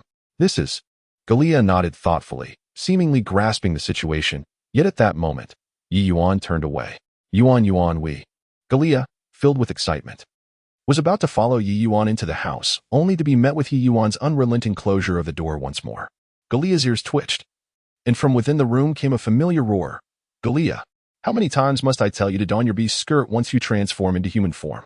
Having just departed from the tribe, Yuan and Galia encountered other members of the Obsidian tribe near its vicinity. "Lord Yuan, good morning. What brings you here?" Due to Yuan's provision of fire and the method for roasting food, coupled with his designation as the priest by the esteemed symbolic blue crow, the entire Obsidian tribe held Yuan in high regard, with no objections regarding his competence in the role of priest. Yuan smiled and remarked, "I intend to accompany Galia to the back mountain to search for additional edible resources." The male orc furrowed his brow, exclaiming, "No way, esteemed priestess. You are a female and the most revered priestess of our Black Sun tribe. How could you venture into such perilous territory? Galia, how could you permit your female to wander outside?" Galia scratched his head, ready to contest the notion of your female, but before he could speak, Yuan reiterated her earlier explanation to the orc. "I merely wish to explore the back mountain with Galia in hopes of finding a certain filling food I once consumed outside. If we succeed in our quest, we shall endure this winter with greater ease, even if we fail to hunt. Moreover, leaving me alone at home would not sit well with Galia. Rest assured, we shall avoid the treacherous heart of the forest." The male orc seemed poised to voice further objections, but upon witnessing Yuan's resolute demeanor, he fell silent, muttering under his breath, "That's why the chief insists you find another male quickly." Yuan chose to feign ignorance, while Galia likely would have delivered a few kicks to the orc, had he not already had a female partner. In the afternoon at the back mountain, due to Yuan's unique status, the male orc spontaneously organized other males from the tribe to accompany her. The back mountain was dense with underbrush, making it nearly impossible to forge a path. Although Yuan hailed from the modern world and considered herself an intelligent human, she struggled to identify certain crops, particularly those buried underground, based solely on the foliage above. With no other option, Yuan began to dig, employing the bone dagger she had sharpened the previous evening to seek treasure. The bone, albeit rough and crudely fashioned, served as a suitable tool for the task at hand. It was then that Galia understood why Yuan had collected several stout bones after consuming the meat of beasts. Suddenly, the dagger struck the ground, producing a clear, crisp sound, distinctly different from before. Yam. Quickly, Yuan unearthed a large cluster of what appeared to be root-like structures. Initially mistaking them for tree roots, she realized they were wild yams, robust from years of natural growth, resembling the thickness of a small shrub. "What is yam, Yuan?" Galia, who had remained by her side throughout, could not comprehend what kind of edible substance lay buried beneath the earth that could be consumed. Just as he was growing bored, he heard Yuan's exclamation of delight. Yuan smiled brightly. Following the natural growth pattern of the yam root, she began to excavate the surrounding soil, exclaiming as she worked, "Yam, indeed, is a wonderful treasure. Moreover, such a substantial cluster of yams will sustain our tribe for quite a while." Wild yams typically grow in extensive patches, resembling the intertwining roots of trees beneath the earth, with some reaching lengths of 10 to 20 meters. Yuan had a premonition that once their black obsidian tribe began to consume this subterranean food, the tales would spread far and wide, perhaps across the entire orc continent. The probability of death by hunger would be significantly diminished. Galia glanced disdainfully at the earthy, coarse stick that Yuan had unearthed. Could this be edible? Chapter 14. The Beast Crisis. Nevertheless, Yuan was known for her remarkable ability to create miracles, and Galia, believing in her, recalled the thorny grass from earlier. She refrained from further comment and assisted Yuan in digging. With Galia's aid, Yuan's pace in excavating the earth noticeably quickened. Yet the sheer strength of the male orcs was overwhelming. "Be careful, just gently scrape along the earth without tearing the skin." Galia blinked, responding with a simple "oh." With so many yams, once Yuan had unearthed enough for herself and Galia. They would store them in their personal warehouse and later summon some orcs to help carry them. Afterward, if they wished to eat, they would have to do so themselves. However, just as Yuan and Galia were engrossed in their yam excavation, A blood-curdling scream echoed from the nearby forest. In that very thicket, the orcs appeared to be howling at some inexplicable creature, their voices laced with both fury and fear. Amidst the continuous cries of the orcs, there was an unidentifiable, monstrous shriek that sent shivers down one's spine, causing the heart to race. Jalea halted her digging, her expression shifting to one of tension as she stood protectively in front of Yuan. Is that the Bloodfang beast? Soon, several male orcs fled back in panic, with the first to warn Yuan now covered in blood, shouting as he ran, "Lady Yuan, Jalea, flee quickly. It's the Bloodfang beast." What is a Bloodfang beast? The Bloodfang beast can fly, its speed in the air surpassing that of all orcs. Instinctively, Yuan stored the yams in her warehouse, only to look up and see a Bloodfang beast hot on their trail. In the distance, circling above the last fleeing male orc, was a strange creature Yuan had never encountered before. It resembled a blend of a lion and a crocodile, adorned with terrifying ram-like horns, short limbs, and gleaming, razor-sharp claws. To her astonishment, it even bore wings upon its back, like a colossal, living embodiment of a hellish beast. Though the orcs were powerful, they were utterly incomparable to this airborne, ruthless demon beast. The sheer size disparity alone rendered the Bloodfang beast an insurmountable foe. At that moment, the ferocious creature continued to unleash its brutal, savage roars. As Yuan beheld the hyena beast, blood continued to drip from its jaws. A slower-moving tiger beastman behind was swiftly seized by the creature in a ferocious leap, its powerful grip rendering the wolf beastman utterly defenseless. What followed was a brutal feast of tearing and gnawing. In the chaos of fleeing, numerous saplings were uprooted, and those beastmen, unable to escape, lay whimpering in corners, wounded. One beastman attempted to rush forward to save them but was restrained by his companions. The torn body of the beastman still bled profusely, yet life had already fled. The air was thick with the nauseating, coppery scent of blood, sweet yet repulsive. Cumberland stumbled toward Yuan and the others, eyes wide with terror. Scrambling to his feet even after falling, heedless of the dirt and blood seeping from his hind leg. To vanquish this hyena beast, only a powerful assault would suffice, however. The majority of land-dwelling beastmen merely flailed their foreclaws ineffectively, while the hyena beast soared above them. Even occasional strikes merely grazed its coarse fur, akin to scratching the surface of a boot. Yuan, Galea, we must flee. We cannot linger here. Cumberland's voice trembled with fear, punctuated by sharp gasps. He had just witnessed his male companion being brutally slain before his very eyes. Such terror was unfathomable to those who had not experienced it. The hyena beast was a cataclysmic threat to any tribe it encountered, save for the likes of the flying and formidable beastmen such as Fu Qingwu. Hardly any terrestrial beastman could rival it. Yet, faced with the specter of imminent death, Cumberland resolved that he would rather perish than see Yuan harmed. A female was of paramount importance to any tribe. What is happening? What is the hyena beast? Yuan, for the first time encountering a creature that seemed to belong to the realm of myth, struggled to suppress her fear as she inquired of Cumberland.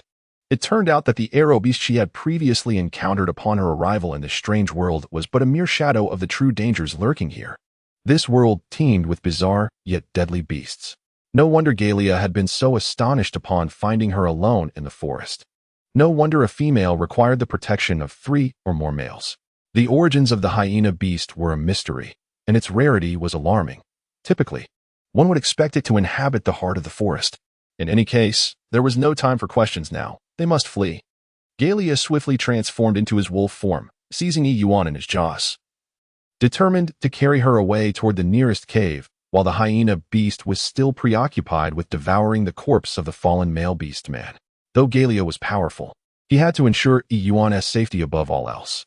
As Yuan steadied himself upon the back of the gorilla, he glanced back to witness the enormous blood beast devouring the orc with astonishing speed. With its wings unfurled, it surged towards them. The colossal creature let out a deafening roar and charged directly at the injured hind leg of Cumberland, who was perilously close to becoming the blood beast's next meal. There was no time to waste. Yuan furrowed her brow, clutching the sole weapon in her possession, a bone knife previously employed for peeling yam. With a powerful push off the back of the gale tooth, she propelled herself directly towards the blood-maned beast. At that moment, Gale Tooth realized the weight on its back had vanished. With a resounding cry of Yuan, it swiftly halted, executed a graceful turn, and surged ahead of her. Now aware of the imminent threat posed by the blood-maned beast, charging towards it as well. The force of Gale Tooth was immense. It sent the blood-maned beast which had been lunging at Cumberland in mid-air, crashing away. However, in the same instant, the beast's barbed tail struck Galetooth with brutal force, sending it tumbling to the ground. The blood-maned beast, though momentarily destabilized by Galetooth's tremendous impact, sustained little injury. Yet, this act only served to enrage it further. And in the next heartbeat, the blood-maned beast redirected its ferocity towards the nearest target, Cumberland. Yuan concealed himself behind a makeshift shelter, gripping his bone dagger with determination. Seizing the opportune moment, before the almost doomed Cumberland could even react to the imminent peril posed by the savage beast, he was suddenly splashed with a warm liquid upon his face. It was the searing blood of the dire beast. Yuan seized the moment. The bone dagger was deeply embedded in the right eye of the beast, leaving only a white tip protruding. Faced with an enemy several times stronger than himself, targeting its eyes was the most effective means of inflicting damage. Observing Campbell still dazed and rooted in place, Yuan, covered in blood, roared at him. "Damn it. Are you a fool? What are you waiting for? Run." Chapter 15. A wrathful charge. The bone dagger was long, thrust deeply into the eye of the beast.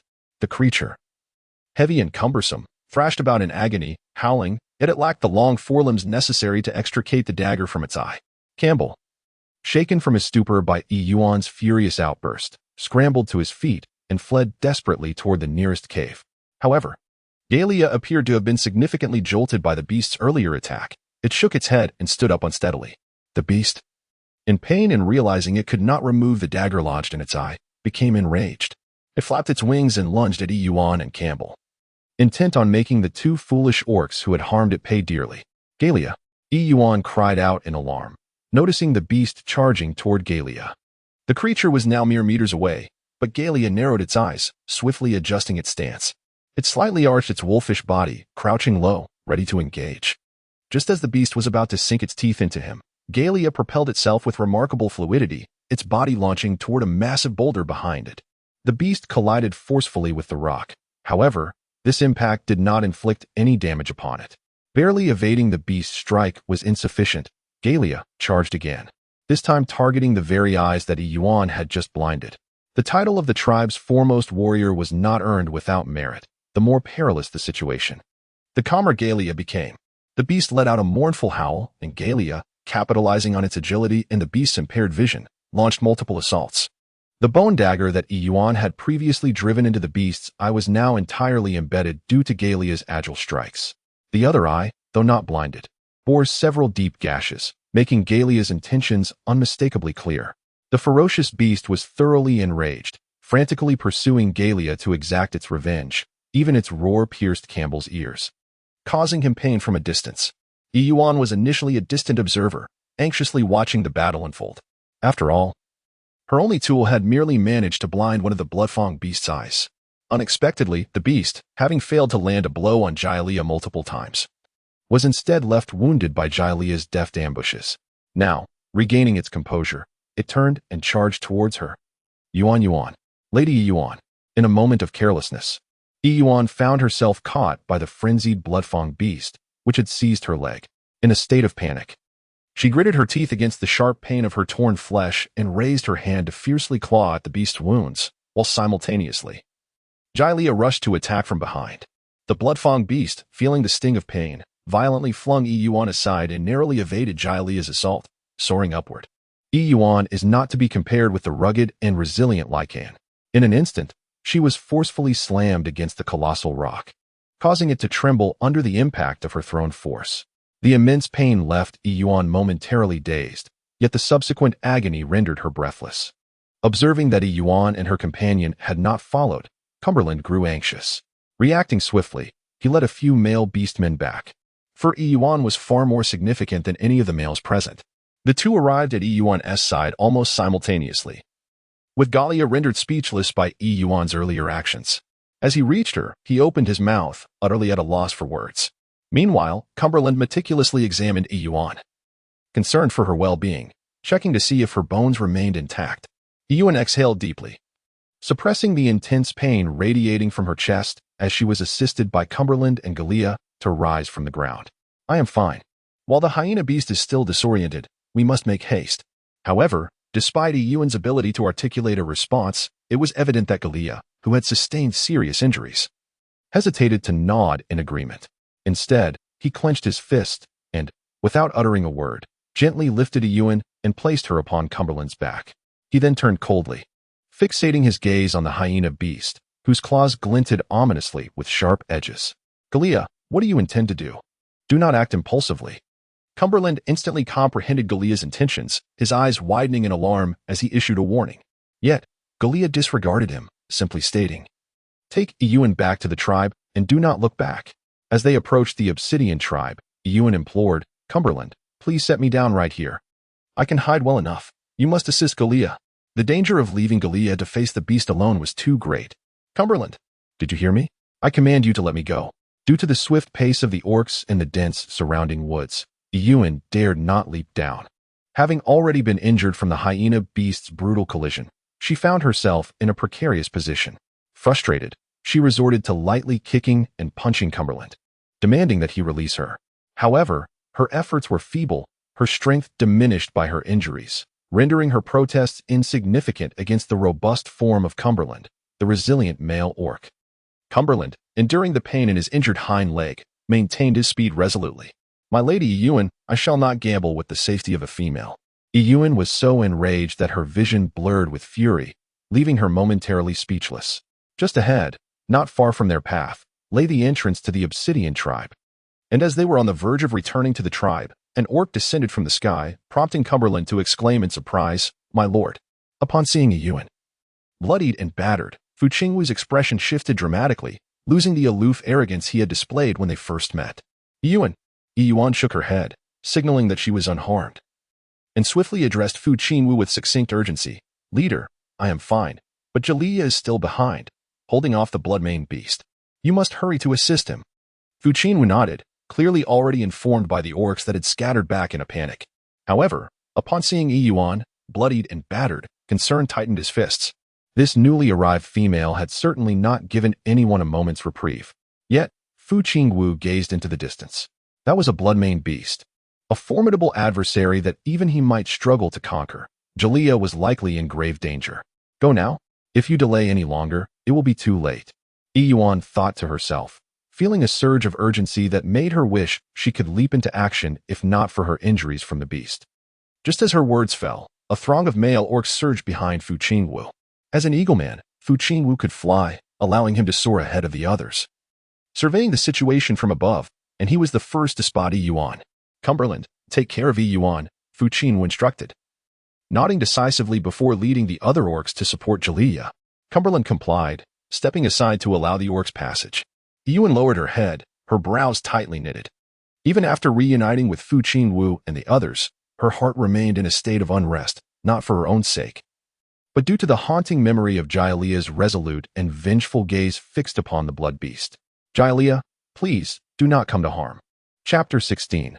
The return. A sound reminiscent of a colossal creature being dragged across the ground reached her ears.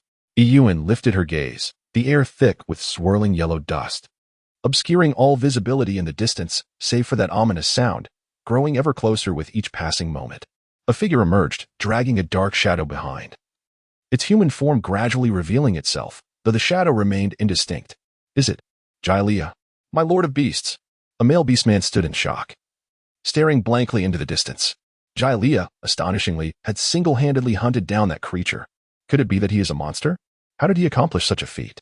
Fu Qingwu's expression mirrored disbelief. The overwhelming presence of the approaching figure rendered the group momentarily paralyzed, leaving them rooted in place, unable to advance or offer assistance. Yuan's gaze was not as keen as that of the beasts surrounding her. A sense of urgency coursed through her. Yet, observing the orcs remaining motionless, her legs bore the marks of the liger's claws, rendering her unable to advance. She could only wait anxiously, squinting her eyes in an attempt to discern the distant figure. Gradually, the silhouette approached, and she finally began to discern the creature's form. Gallia's expression was one of detached calmness. He appeared to have suffered no severe injuries. Aside from a slightly pallid complexion, there was no discernible emotional fluctuation. His composed visage radiated an intimidating presence.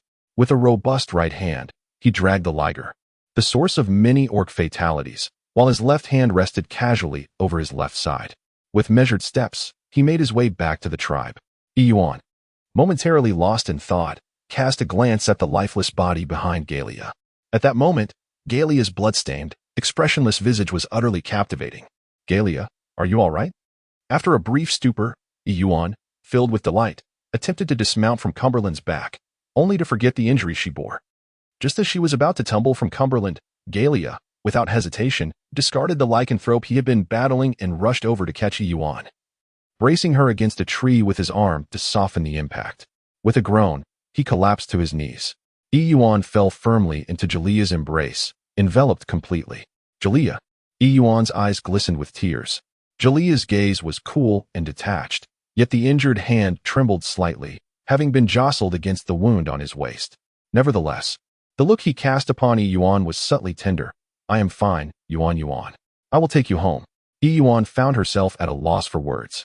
The myriad grievances she had harbored within her heart now seemed trivial in the face of Galia's formidable yet fragile demeanor. Overwhelmed with compassion, she could no longer muster any words of reproach against him. After all, Galia's fierce quest for vengeance against the hyena blood beast stemmed from her own injuries. Upon finishing his declaration, Galia hoisted Yuan into his arms and strode purposefully toward the tribe. Indifferent to the hyena blood beast he had nearly exhausted himself to hunt down, the onlooking beastmen parted to create a silent path for him. The chest of the male beastman felt somewhat icy, devoid of its previous fervor, yet Yuan, nestled against him, dared not glance around. Her previous pain, now a mere memory. Galia, are you truly all right? She inquired, concern lacing her voice. The cold yet handsome wolf beastman glanced down at her, a flicker of tenderness in his eyes. Yuan, do not worry. I am fine. Galia had intended to maintain his composure. Yet as they approached the entrance to their dwelling, he could no longer sustain his strength and, with a quivering leg, collapsed to his knees. Yuan was previously held in the embrace of Jalia, and the bare torso of the male orc, coupled with their close proximity, rendered her unable to look around or touch carelessly. However, at this moment, as Jalia knelt down with a sudden release of force, she realized the extent of his injuries. Nevertheless, even in that moment of unconsciousness, he still held her securely in his arms. Jalia remained unresponsive, his eyes firmly shut. His back slightly arched as he knelt on the ground, having lost consciousness.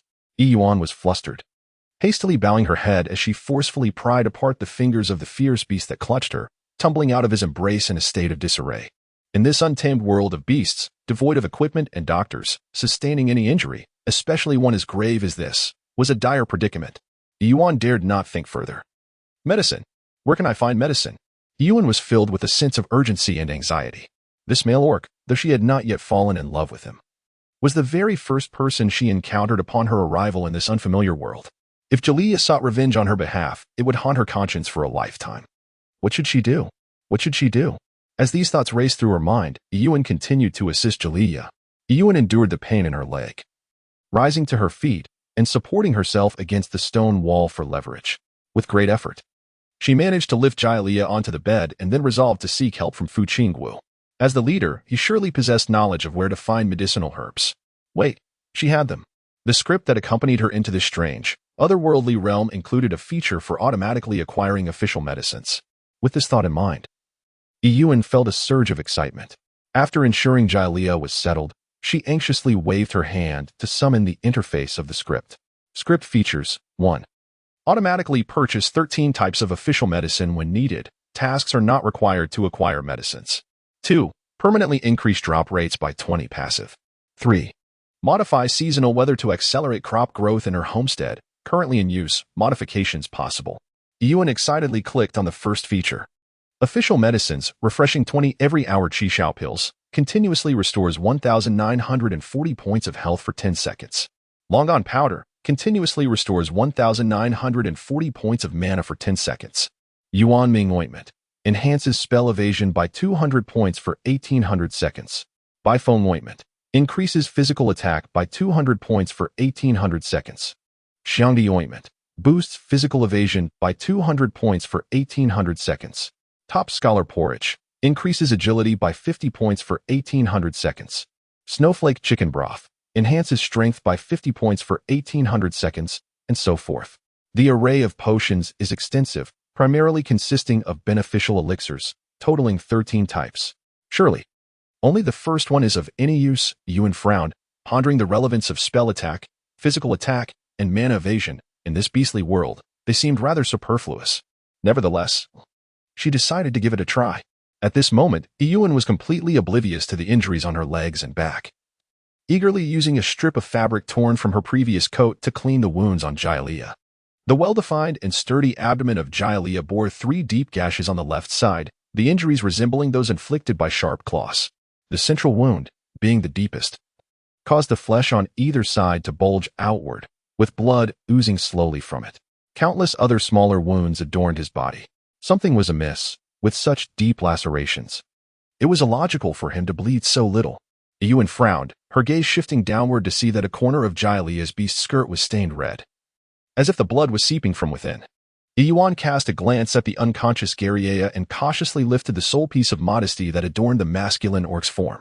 Chapter 17. At last. A useful external aid. Indeed, the back of the beast's skirt was stained with a vivid crimson, unmistakably having been used to roughly wipe away traces of blood. This wolf orc, in an effort to spare her worry, had meticulously cleaned his own wounds before returning. It is no wonder that at first, no one perceived the discrepancy. Compounded by the distraction of the deceased blood-maned beast, none realized the burdens this man had endured. Tears streamed down Yuan's cheeks involuntarily, her heart enveloped in a tender softness, devoid of any frivolous thoughts. After wiping her tears, she resumed her task of tending to the wounds on Jialia's body. Once she had meticulously cleaned away the dust and bloodstains, a sense of apprehension washed over her as she exchanged for 20 red peony pills. In the game, this item served as a commonplace healing remedy, typically consumed directly. Thus, it seemed plausible that it could be applied both internally and externally. Yuan felt uncertain, unsure of whether this object, as a prop, could truly have any effect in the realm of reality. Yuan cautiously poured out a pill of red peony and gently cradled Gale's neck, administering the remedy. Afterward, she retrieved 2 more pills, grinding them into a fine powder, which she meticulously sprinkled over Gale's wounds. As the powder covered the deep lacerations, the bleeding ceased almost immediately. Yuan examined the injuries on Gale's abdomen and sighed in relief. It works, it truly works. Though she had initially regarded this remedy as a mere encumbrance, it proved invaluable. In this world, there were no doctors or Western medicine, and injuries could be fatal. With these pills, she could at least avert many unnecessary casualties. After tending to Gale, Yuan finally became aware of the throbbing pain coursing through her own body, which she had neglected in her concern for him. After swallowing a red peony pill herself, she crawled beside Gale, resting her head on his shoulder, and closed her eyes in exhaustion as the sun dipped below the horizon. "Gale, this is the meat I caught yesterday. There's too much for me to consume. Please take it." A male voice, somewhat awkward, drifted through the air. Thank you." Gale replied, initially reluctant to accept, but realizing that Yuan would soon need sustenance and he could not leave her side, he reluctantly nodded. Moreover, the blood-backed beast you slain has been requested by the chieftain to be displayed at the center of the tribe. You may retrieve it in a couple of days. That creature has claimed the lives of many of our kin, the male voice expressed indignantly. And as for Lady Yuan, she is fine. Perhaps she was merely startled by the events of the day and is still asleep. The male voice sighed. If not for Lady Yuan and you today, I might have truly. It was primarily Yuan. Had she not recklessly jumped to save you, I would not have intervened. Gale's tone was cold, clearly unwilling to extend any warmth to the beastman who had been saved by Yuan, lest he misinterpret the gesture. Cumberland felt a mix of embarrassment and irritation. I know. Yuan was roused from slumber, unable to succumb to sleep once more. After stretching languidly, she opened her eyes. Huh? A stretch? Yuan recalled the events of the day. Rubbing her chest, the suffocating sensation of palpitations caused by being violently thrown by that ferocious beast had dissipated. Aside from a few untreated wounds on her back and legs that still throbbed faintly, she was nearly unscathed. Was that medicine truly so miraculous? As she followed the sound and raised her gaze, she caught a glimpse of 2 beastmen through the crack of the wooden door. It seemed Galia was no longer in distress. Galia, who had just moments ago displayed an air of indifference towards Campbell, as if inscribed with the words, I am of noble status, do not speak to me, suddenly altered his expression upon hearing Yuan's voice. He turned around with concern, hastening towards her with quick strides, his face etched with worry. Yuan, are you all right? Yuan cast a glance at Jialia. At this moment, the 3 deep wounds on his abdomen had formed a thick layer of scabs, as if they had been meticulously nurtured for over 10 days, nearly healed. He shook his head and replied, I am fine. The primary concern is you. Jialia, what is the matter with you today? Do you not realize that you nearly frightened me to death? What if her medicine proves ineffective? What if he succumbs beneath the claws of that ferocious beast? Gialia opened her mouth, seemingly with a multitude of words to express. Yet with Campbell still present at the door, she begrudgingly swallowed her thoughts. Lowering her head, she appeared somewhat petulant as she murmured, "It hurt you, and all I wanted was to avenge you." Yuan gazed at Galia, whose ears drooped in submission. The weight of reproach hung unspoken in the air, leaving him with a resigned sigh. He offered a modicum of admonition. "For this instance, I shall let it pass. However, should you encounter a similar predicament in the future, you must flee without a backward glance. Do you understand?" Yet, Galia, who had appeared to absorb Yuan's reprimand moments before, now raised her head with a touch of indignation, softly protesting, "But what about you? You two were only acting to save Cumberland. Yuan, we are all from the same tribe. It is unthinkable to witness death and not offer assistance. I do not possess such a cruel heart." Galia raised her head, her gaze earnest as she regarded her. "Thus, if you are willing to take risks for other orcs, I too shall fight fiercely for you. Very well, I concede in this silent contest. Cumberland?" Yuan averted her gaze. Upon hearing his name called, Cumberland outside the door straightened his imposing figure, standing at attention. "My lord Yuan, I am here at your command." Yuan chuckled. "Goodness. Is she standing at attention here?" Yuan shook her head, suppressing a smile, and with a tone both courteous and distant, remarked, "I have nothing to instruct you on. You may return now. We will accept this meat. Thank you." Cumberland's tail drooped behind him. Yes, Lord Yuan. He had initially thought that, given the dire situation where numerous beastmen were fleeing for their lives, it was only Yuan, the lone female, who, armed merely with a bone staff, had bravely charged forth to save him, indicating perhaps she harbored some deeper feelings for him. However, Cumberland was acutely aware that facing the formidable Gale Fong, who had single-handedly hunted the Bloodfang beast, he himself trembled in fear, unable to retaliate against its gaping maw. In light of this disparity, his performance was undeniably abysmal. Now, even as Yuan expressed her gratitude, it was merely a response to his offering of meat. The coldness in her tone did not escape his notice. He was not foolish. Cumberland glanced at Yuan within the room, wishing to say more, but was interrupted by Gale Fong, who approached from behind her. Gale Fong's handsome visage was devoid of expression, his gaze icy and devoid of warmth. Feeling a sense of guilt, Cumberland stifled further words of thanks to Yuan, and with a forlorn nod, said, "Lord Yuan, please rest well. I shall take my leave." Once Cumberland departed, Gale Fong closed the door. With no one around, Gale Fong turned, his indifferent demeanor immediately melting away. He blinked his large eyes and curiously inquired of Yuan, Yuan, my injury." Chapter 18. Testing the medicine. About 2 hours after Yuan had nestled against him and drifted into slumber, Gale Fong awoke. Observing Yuan beside him, his face flushed suddenly, and he detected the faint medicinal aroma of the red peony pill that Yuan had fed him. The pill, slowly dissolving in his mouth, revealed an unfamiliar taste, followed by the awareness of his wounds. Though beastmen possessed remarkable healing abilities, such severe injuries would typically require days for recovery. Yet now, merely 2 hours had passed, and he found himself almost fully healed. The wounds had formed a thick scab, while other minor scratches had vanished entirely. It must be that Yuan had done something, had given him something, enabling his swift recovery. Yuan nodded, concocting a fib with great effort. "Ah, I discovered a certain herb just before encountering you all, right in the heart of that woodland.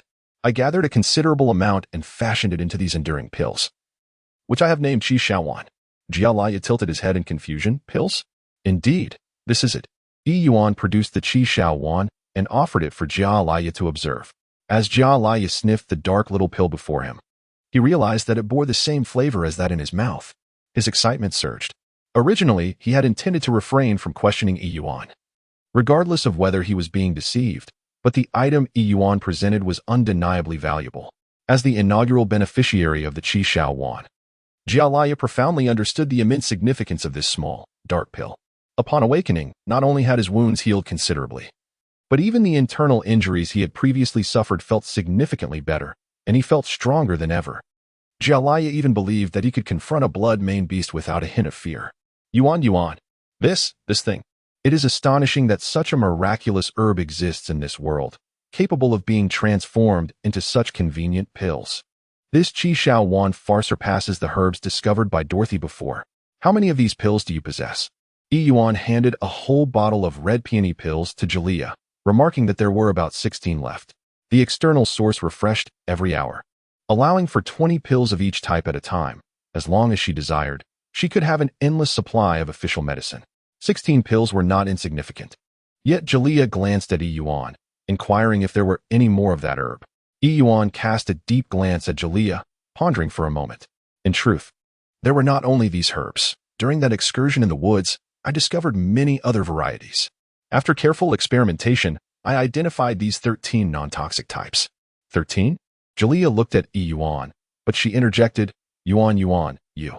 Yuan donned a light attire, her outer garment having already been torn into strips, leaving her clad solely in a pale blue sports vest that hugged her form, revealing her expanse of snow-white arms and a delicate waist. It was difficult to imagine where she might conceal 13 varieties of herbs. Can I place my trust in you, Jalea? Yuan inquired earnestly. Though her heart had already made a decision, she had arrived in this beastly realm with an external advantage and was beset by unfamiliarities. Among them, the presence of a personal storage was a secret that could not be kept for long. If she were to choose someone to share her secret and help weave a facade, Yuan would willingly place her faith in Jalea. Jalea paused for a moment, then nodded with utmost seriousness and precision.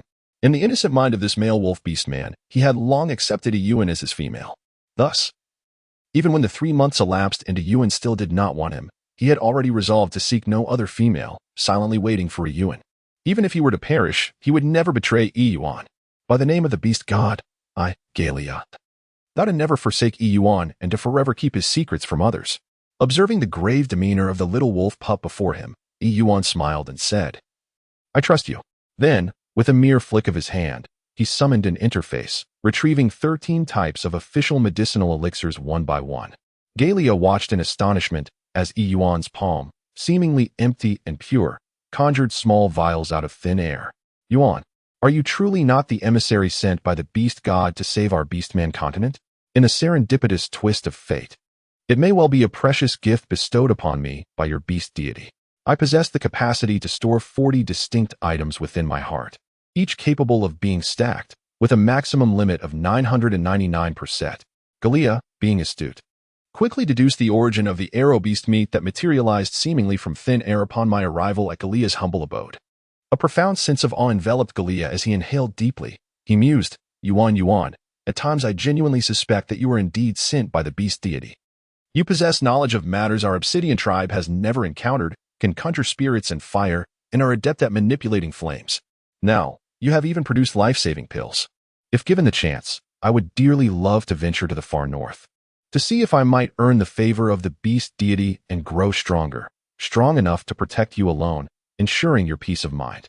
With a palpable irritation, Yuan delivered a sharp slap to Jalea's head, exclaiming, What business do you have in such a dreadful place? However, Jalea misinterpreted the sentiment. Indeed, the beast god temple in the far north could only be entered after enduring numerous trials and tribulations, receiving the esteemed permission of the beast god himself. Yuan, so exceptional, was worthy of admiration even from the chief. Perhaps only the chief could truly be deemed worthy of Yuan. What right did he have to monopolize Yuan's attention? Come, let us ascertain which of these medicines are effective. Yuan divulged the secret of his personal repository, illuminating many previously inexplicable matters, which brought him a sense of relief. He immediately urged Jalea to test the remedies. Nodding in agreement, Jalea felt reassured since Yuan had already evaluated these medicines, confirming their safety.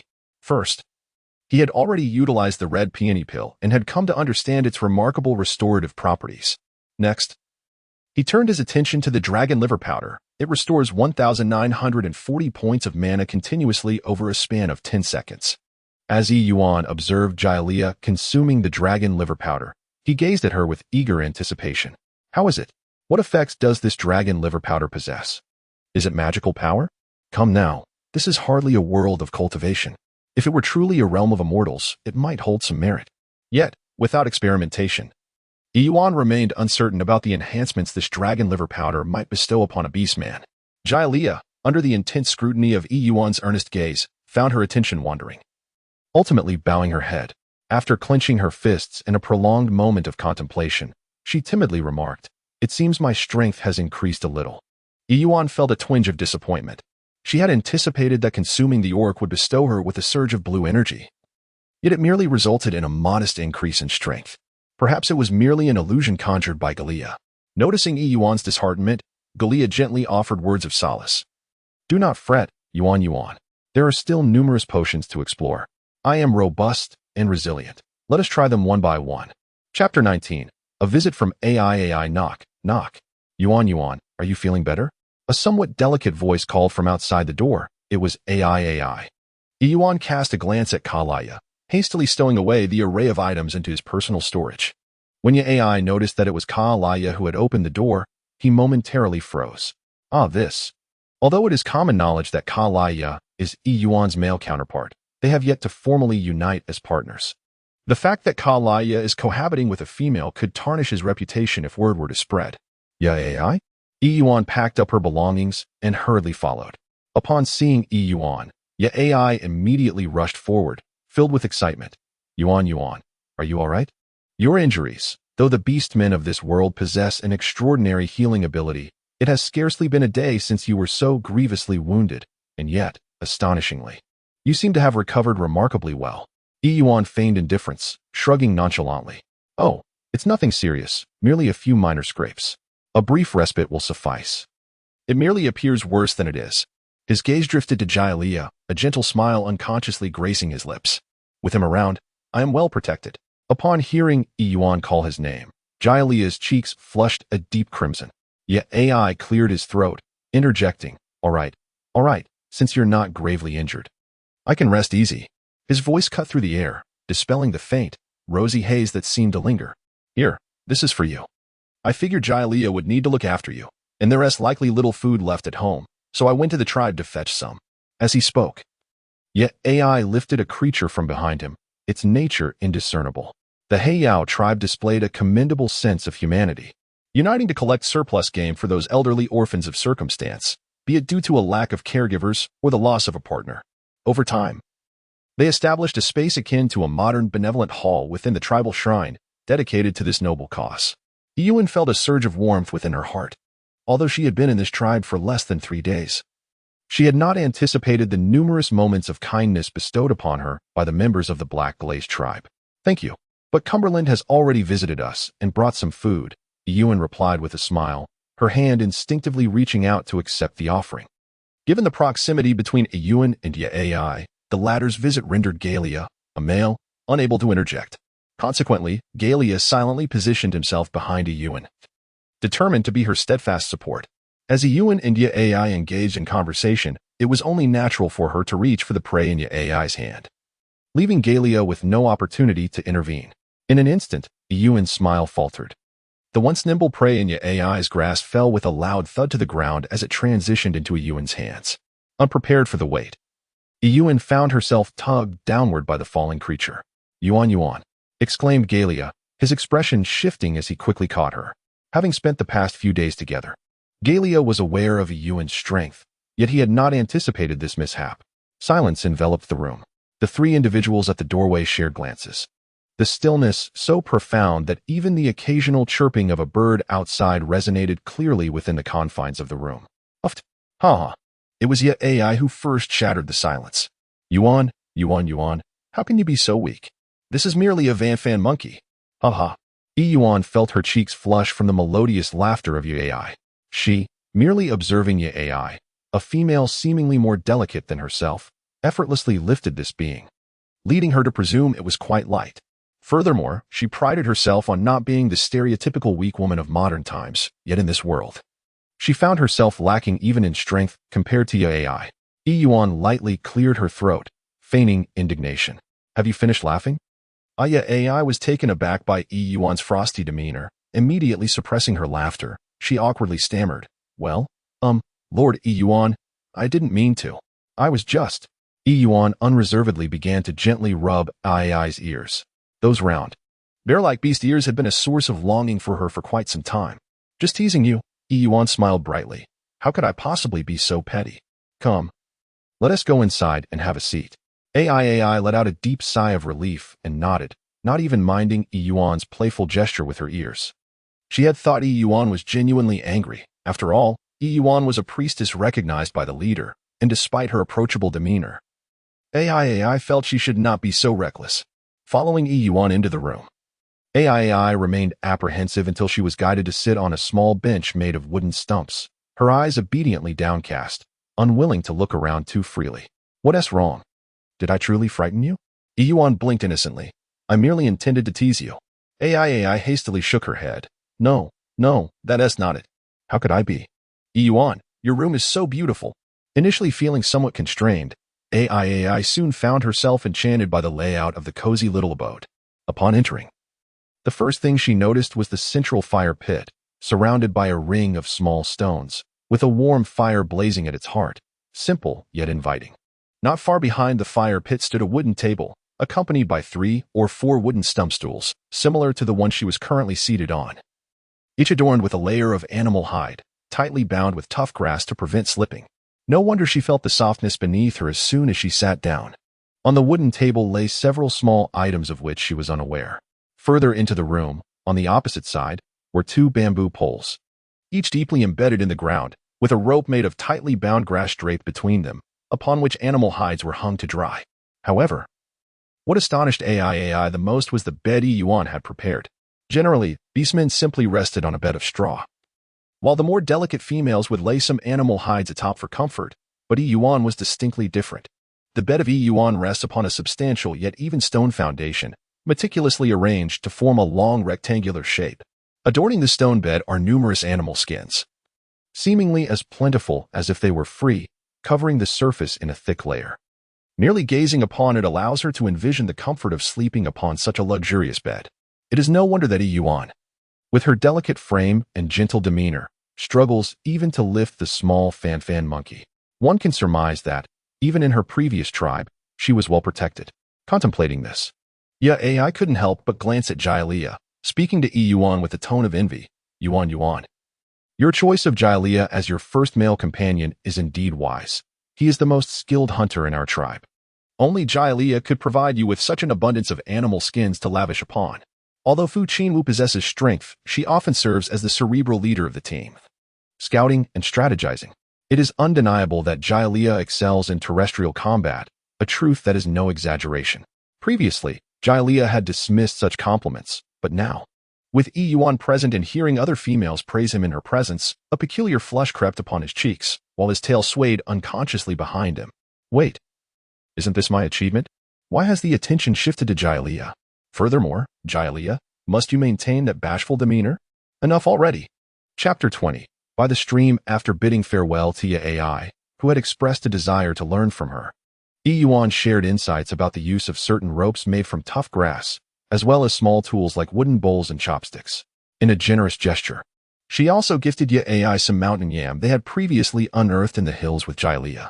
Previously, Yuan had unearthed some yam, and lacking the proper peeling tools, she had mistaken it for a potato and roasted it upon awakening.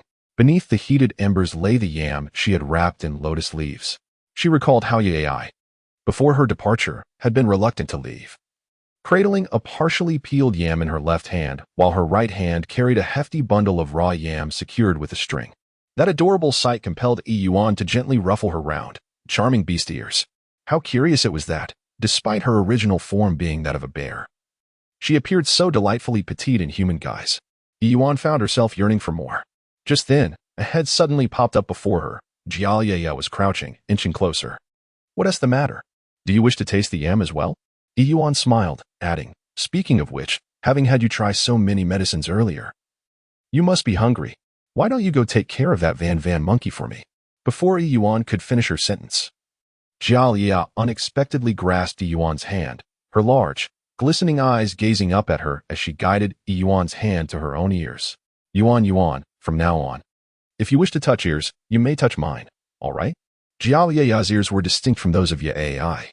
While AI's original form was that of a bear, giving her round ears that appeared quite endearing on her, Jialia was originally a tall and formidable black wolf, resulting in her sharp, pointed ears. Those who keep pets know that animals such as cats and dogs have a tuft of soft fur at the base of their pointed ears, which is incredibly soothing to the touch. Jialia's pointed beast ears were adorned with a layer of black fur on the outside, while the inner layer was a delicate pink, utterly charming and inviting. Yuan swallowed hard, not for any particular reason, but due to the expression and vulnerable demeanor of Jaliyah at that moment. Withdrawing his hand, Yuan couldn't help but remember how he had inadvertently brushed against Jaliyah's ear while wiping his forehead. The warmth lingered on his fingertips as he stammered. Did you not say that only their female companions are permitted to touch the beast ears of male orcs? Hence, he had repeatedly restrained himself from any inappropriate advances towards Jaliyah. However, the appearance of Aya, her first female friend in this world, had led him to succumb to temptation twice. Wait, could it be that Jaliyah was jealous? Upon hearing this, Jaliyah, feeling a wave of disappointment, lowered his hands and straightened up. Yes, it was my offense. Yuan, I shall go deal with the fan monkey. With that, he turned away in haste, snatching the fan monkey from the ground without a backward glance. Hey, Yuan's hand remained suspended in the air. Jaliyah, by doing this, you make me look foolish. Shaking his head, Yuan sighed, deciding to let it go. In the dull wait for Jaliyah, Yuan picked up a small bone knife from the table and busied himself with crafting other small tools. I still need a pot. That way, I can simmer some bone soup in winter. Meanwhile, Jaliyah, feeling wronged, was by the stream plucking feathers and innards from the fan monkey. With each movement, he couldn't help but feel a tinge of sadness over Yuan's indifference. After all, if even Aya could do it, why could he not? Jaliyah had already forgotten how he had sternly declared to Yuan that only a male orc's partner could touch their ears. At the stream's edge, a slightly melodious and enchanting voice reached Jaliyah's ears, prompting him to turn instinctively. There stood Whaley, clad in a light green feathered skirt, her dark green hair tousled and cascading down to her waist.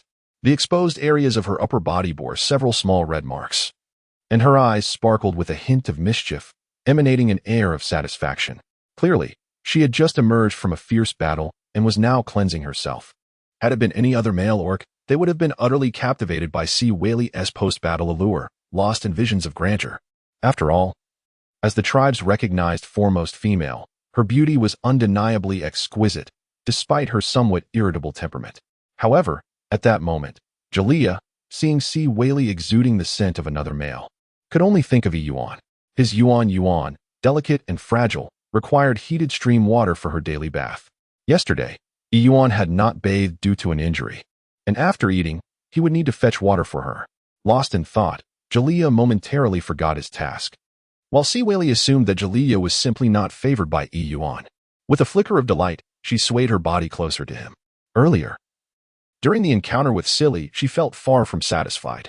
Her thoughts were consumed by Fu Qinwu, compelling her to endure a match with Silly. Otherwise, confronted with Silly's unremarkable visage, she found herself lacking interest, even more so than with the likes of Jaliyah. Upon catching sight of you from the nearby cave, I promptly emerged. Zivalai flashed a subtle smile, her eyes glinting with an enigmatic allure. Are you injured? She inquired. Let me see. Even if I cannot attain Fu Qinwu, seizing Jaliyah would suffice. As Zivalai drew closer, her intoxicating scent enveloping the air, Jaliyah, regaining his composure, instinctively shielded himself with the half-plucked fan monkey he held. Ugh. Zivalai lunged towards him, only to end up with a mouthful of fur. The blood and stream water-soaked hair clung to her lips, leaving a foul taste. You. Jaliyah rose, silently inching away, striving to maintain a distance from Zivalai. A female of her caliber was not one he could confront easily, nor could he evade. Just as Zivalai contemplated expressing her ire, she realized that she had never been treated in such a manner, save for by Fu Qinwu and Jaliyah. However, reflecting on Jaliyah's earlier despondent demeanor, it was evident he had encountered a setback with Yuan. This moment presented her with a prime opportunity to seize Jaliyah's attention. The thought of flaunting her conquest before Yuan brought her a sense of satisfaction. With a strained smile, Zivalai deftly brushed aside her disheveled hair, revealing her exquisite collarbone and graceful neck, inching closer once more, maintaining a mere inch of distance from Jaliyah. Unbeknownst to her, remnants of the fan monkey's fur still clung humorously to her forehead. Jaliyah, why haven't you eaten yet? Is it you or Yuan? If Yuan has no desire for you, why do you persist in seeking her approval?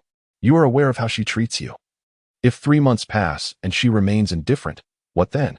With a gentle, enticing tremor in her voice, Zivalai blew softly towards Jaliyah, as if summoning him. Jaliyah frowned, about to voice his thoughts. Let us not complicate matters. I have prepared roasted meat at home. Why don't you accompany me back? At last, Zivalai achieved her desire. latching onto Jalia's robust arm. Whether we indulge in meat first or in me, the choice is yours, all right? Chapter 21. It can only be her.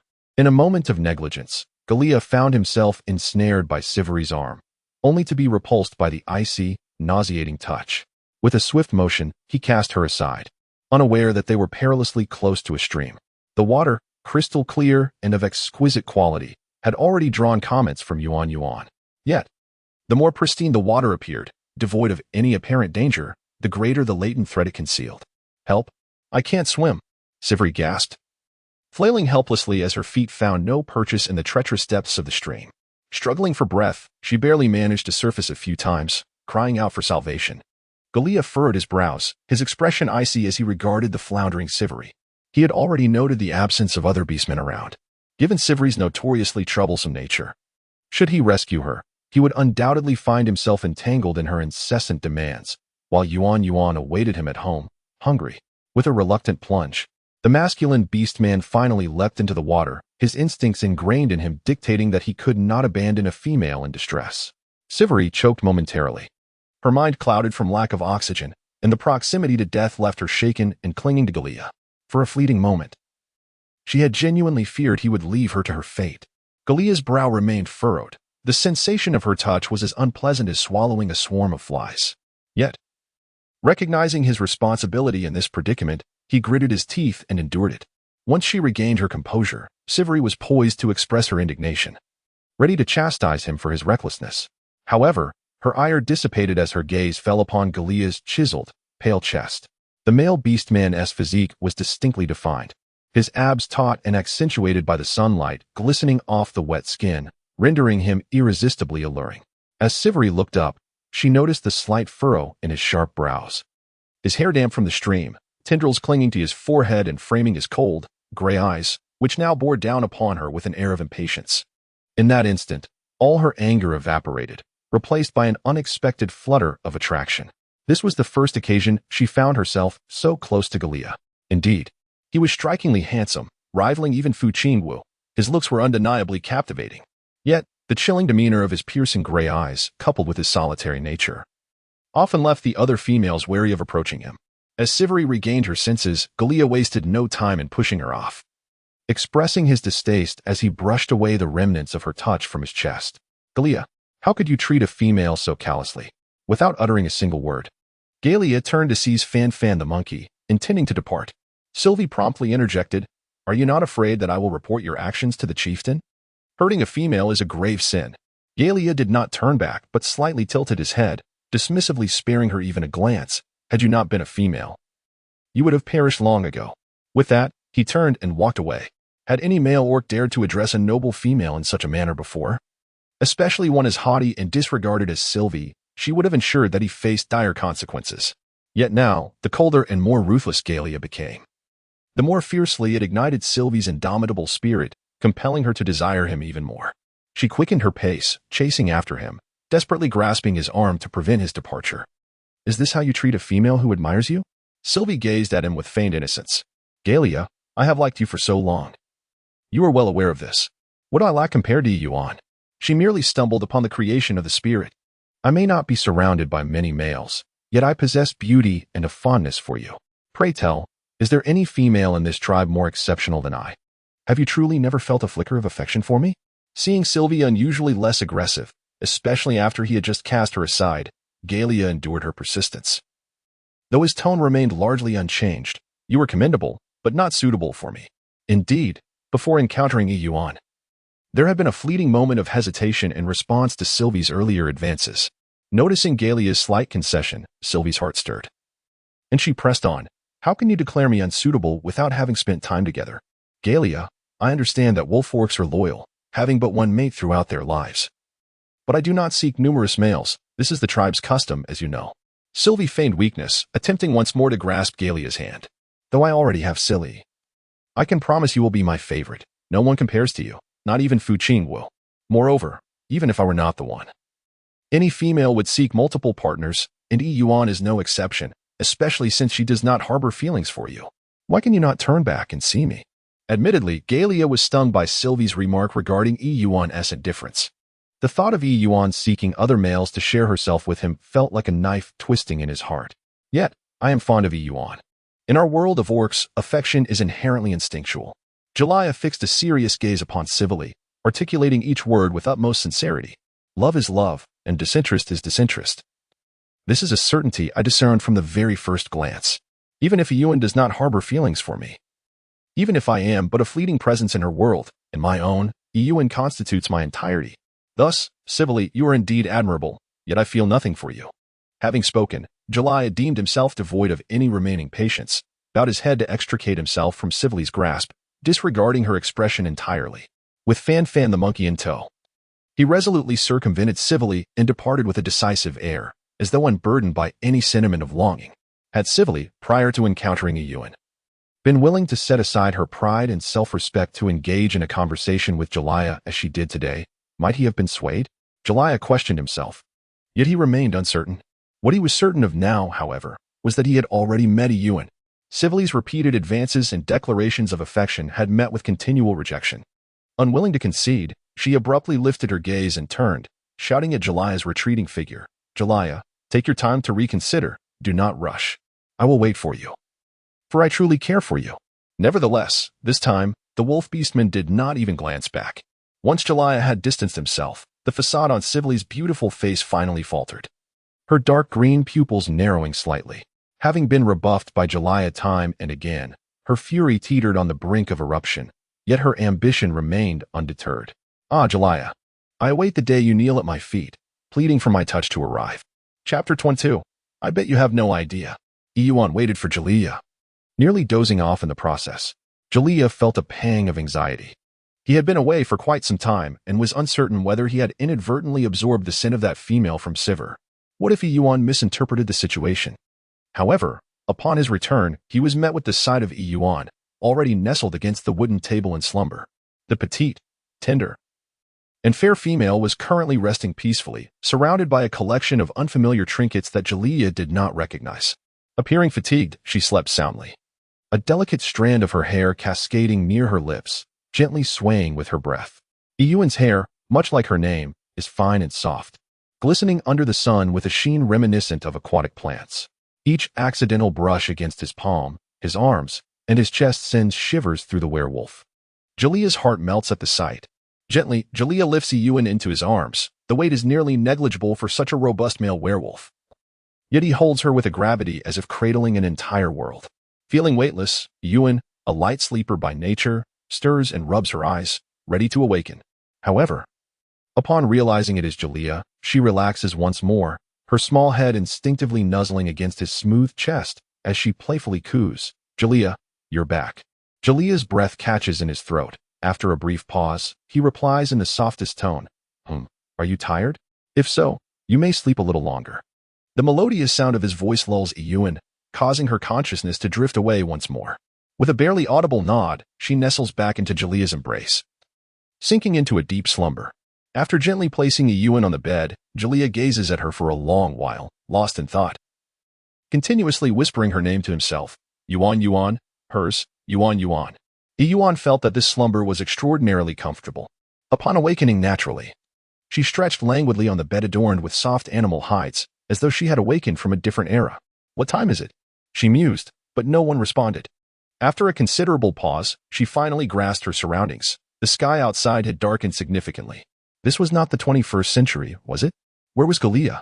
Jalaya, stationed at the door, heard Yuan's words but did not respond immediately. Instead, he pondered in his mind, the 21st century? I have never heard of such a tribe. Is that where Yuan hails from? Only when Yuan called his name did Jalaya push the door open and enter. His eyes sparkled with warmth. And despite being a tall man, there was a tenderness in his gaze. You are awake? Upon seeing Jalaya enter, Yuan was struck by a scene reminiscent of a beauty emerging from a bath. To avoid the scent of Sivir lingering on him, Jalaya had taken a bath after preparing a meal for Yuan at the door. He had also thoughtfully heated water for her, ready for her use at any moment. Yuan felt a flush of warmth on her face, somewhat embarrassed by her acceptance of modern conservative attire, as she found herself unable to suppress her critique of the Orcish garments of this world. It seems I have slept a bit too long. Why did you not awaken me? She inquired, a hint of shyness in her tone. Gallia chuckled softly, unable to bring himself to disturb her slumber. If you are awake, you should have something to eat. However, I must admit that my cooking might not be as delectable as what you prepare, he replied. Yuan hastily shook her head, exclaiming, how could that be? I will certainly devour all the delicacies prepared by Jialai. However, it was not long before she contradicted herself. In this world devoid of any condiments, Yuan numbly took a bite of the meat in her hand, feeling a profound sense of loss. The flavors seemed almost ethereal, as if they were fading away. Oh, how she longed for hot pot, barbecue, and spicy skewers. At the very least, a dollop of debanjiang would suffice. Upon hearing Yuan's lament, Jialai immediately set down her food, her demeanor turning serious. Yuan, what exactly are hot pot, barbecue, and debanjiang? Since Yuan has joined their Black Flame tribe, it matters not where he resided before or what manner of life he led. As long as Yuan harbors a desire, Jaliyah will strive earnestly to fulfill his wishes. However, Yuan merely cast a glance at him and sighed, saying, I was just speaking casually. It does you no good to know, for there is nothing here. Although the ancients asserted that beauty is a feast for the eyes, it is not as if one can feast upon Jaliyah's visage at every meal. After a prolonged gaze, even the most discerning individual would succumb to visual fatigue, wouldn't they? Jaliyah fell silent. What Yuan speaks of remains a mystery to him. How then could he possibly seek out Yuan? Yuan glanced at the dejected Jaliyah, whose wolf-like ears drooped dismally. The Orcish beings, however, displayed an unmistakable joy. One could discern their emotional state simply by observing their ears and tails, which prompted a suppressed chuckle from Yuan. How about this, Jaliyah? Would you accompany me for a stroll outside the forest tomorrow? We need not venture too deep. We can remain at the periphery. No. Jaliyah interrupted Yuan with a resolute tone, not even pausing to consider the suggestion. Yuan desires something. As long as he is aware of it, he will stop at nothing to procure it for himself. However, the world beyond the tribe is fraught with peril, as exemplified by the previous encounter with the bloodthirsty beast. He will never allow Yuan to take such risks again. Yet, as soon as these words escaped his lips, Jialiyah realized that his tone had been somewhat harsh. He quickly softened his voice and said, Yuan, have you forgotten how treacherous the forest can be? That bloodthirsty beast is still at the heart of our tribe. You may wish for anything else, but I will absolutely not consent to your venture into the forest again. Moreover, you are not merely our priestess of the Black Radiance tribe. The chief would never permit you to leave. With an innocent blink, Yuan was acutely aware that Jaliyah would not permit her to venture outside, yet she was unprepared for the intensity of his reaction. Alas, the endearing words she had prepared to coax him had yet to be employed. Jaliyah, upon noticing Yuan's innocent gaze, turned his head, resolutely deciding to avert his eyes to avoid being ensnared by her charming words, which often led him to unwittingly indulge her whims. However, the matter of the fan monkey was decidedly unpalatable. Jaliyah, I yearn for the meat of the arrow beast instead, she expressed. The flesh of both the fan monkey and the other creatures Yuan had sampled thus far possessed a rather unpleasant gaminess, and the texture, once cooked, tended to be quite tough. The only exception was the arrow beast meat Yuan had caught when she first arrived in this realm, which was relatively agreeable. The texture of arrow beast meat was akin to that of pork, tender and devoid of any off-putting flavors. Yet, despite the arrow beast's relatively minor lethality and its size being considerably smaller than that of modern domesticated pigs, the creature was covered in black and white venomous spines, rendering it unappealing to many beastmen and wild animals, let alone as a food source. Even Jaliyah had only tasted it once, courtesy of Yuan's efforts. Upon hearing her request, Jaliyah nodded without hesitation, asserting he would procure the arrow beast for her. Very well, I shall hunt tomorrow, he declared. Oh, and thorny grass. Utilizing it to cook yam should yield delightful results. Indeed, and sour fruits, she added, referring to the fruit Jaliyah had previously given her, reminiscent of modern red plums. Yes, and we must not forget chili, garlic, and ginger. Jaliyah nodded instinctively, lost in thought. Wait a moment, he said, turning back in confusion. What is? Yuan gently kissed the cheek of Jaliyah. Huh, I bet you didn't know that, she teased. Jaliyah replied. Have you ever witnessed the art of face-changing in Sichuan opera? Yuan vowed that she had never encountered anyone who could, in a mere span of 3 seconds, turn from a pale visage to a deep crimson that extended to the very depths of their neck. Chapter 23. Allow me to treat you to grilled fish. Yuan, stuttered as she found herself in close proximity to Yuan. Yuan feigned ignorance. her eyes shimmering with mischief as she gently brushed aside the stray strands of hair from Jialia's face, drawing in closer. The audacity was remarkable. I still yearn for the taste of scrambled eggs with tomatoes. Yuan's breath softly caressed Jialia's eyelashes, which fluttered in response, as if acknowledging her presence. A minute later, the wooden door of Yuan's room was slammed shut with a resounding thud. Outside, Jiali's chest heaved violently as he bowed his head, obscuring his expression from view. Yuan, alas, I can't help but feel that I possess quite the talent for being a heartbreaker. Yuan crossed her legs, leaning against the table, her legs swinging idly, longing for a cigarette to disdainfully exhale. From her initial discomfort with this world to now deriving amusement from teasing Jialia, Yuan felt a profound sense of melancholy. Bah! Rejected. Teasing Jialia. Yet, what is more exhilarating than a mere word of pleasure? Yuan, in a state of disarray, pondered. Ahem, Galia. The male orc behind the door remained silent, consumed by a profound sense of shame. Yuan, perhaps, is fond of his demeanor? Grateful to the beast god, he ultimately chose the right person. His dedication has indeed been reciprocated. Galia, having remained silent for an extended period, no longer felt the need to press for a response. Having indulged in an afternoon slumber far longer than intended, Yuan found himself devoid of any desire to rest. With no other amusements to occupy his time in this world, he contemplated venturing out to explore the Black Radiance tribe, yet that timid soul lingered at the door, playing the part of an ostrich. With a sense of resignation, Yuan reluctantly picked up a bone knife to continue her weaving endeavors. If she could not venture into the forest, she could at least craft a fish trap to catch fish by the stream tomorrow. It must be said that since Yuan arrived in this unfamiliar world, despite the absence of modern distractions such as mobile phones, computers, or televisions, her days have surprisingly been quite fulfilling. She slept early at night and naturally awakened early in the morning. Kalia and the other orcs held her, this female, in profound respect. In this realm of orcs, it seemed as though her previously rudimentary life had been rewritten anew. As the night deepened, the flickering campfire in Yuan's chamber teetered on the brink of extinguishment. It was only at this moment that the towering male orc dared to cautiously push the door open, finding Yuan deep in slumber. Jalea exhaled a sigh of relief. Taking great care not to disturb Yuan, he added some dry wood to the fire, ensuring that Yuan would not feel the chill in the depths of the night. However, the unfamiliar terms of hot pot, barbecue, spicy hot pot, debanjiang, ginger, chili, garlic, and scrambled eggs with tomatoes puzzled him. While Jalea was familiar with eggs, the concept of tomatoes eluded his comprehension. With a deep gaze, he glanced back once more, as cautiously as when he had entered, and firmly closed the door behind him, resolutely turning to depart. Yuan had a dream. In her dream, she returned to the modern era. What a nuisance, still asleep at this hour. Who knows how late you played games last night? Truly, you have encountered a lifetime of misfortune. A nagging middle-aged woman's voice clamored. As Yuan groggily opened her eyes, she beheld her formidable mother diligently tidying up her room, sweeping the floor while hurling reprimands. Simultaneously, she took the liberty of hanging up the freshly laundered clothes that Yuan had previously discarded. Mother? What mother? I did not give birth to such a disappointing creature as you. So what if you can earn money? Must you insist on purchasing a house to live alone, only to turn it into a disheveled mess akin to a dog-est inn? You might as well sleep on the streets and save some money. Upon noticing Yuan's awakening, her mother intensified her tirade. However, before long, she placed Yuan's clothes in the wardrobe and coldly admonished, "Now that you're awake, hurry up and get ready for breakfast. Day after day, you don't even seek a boyfriend.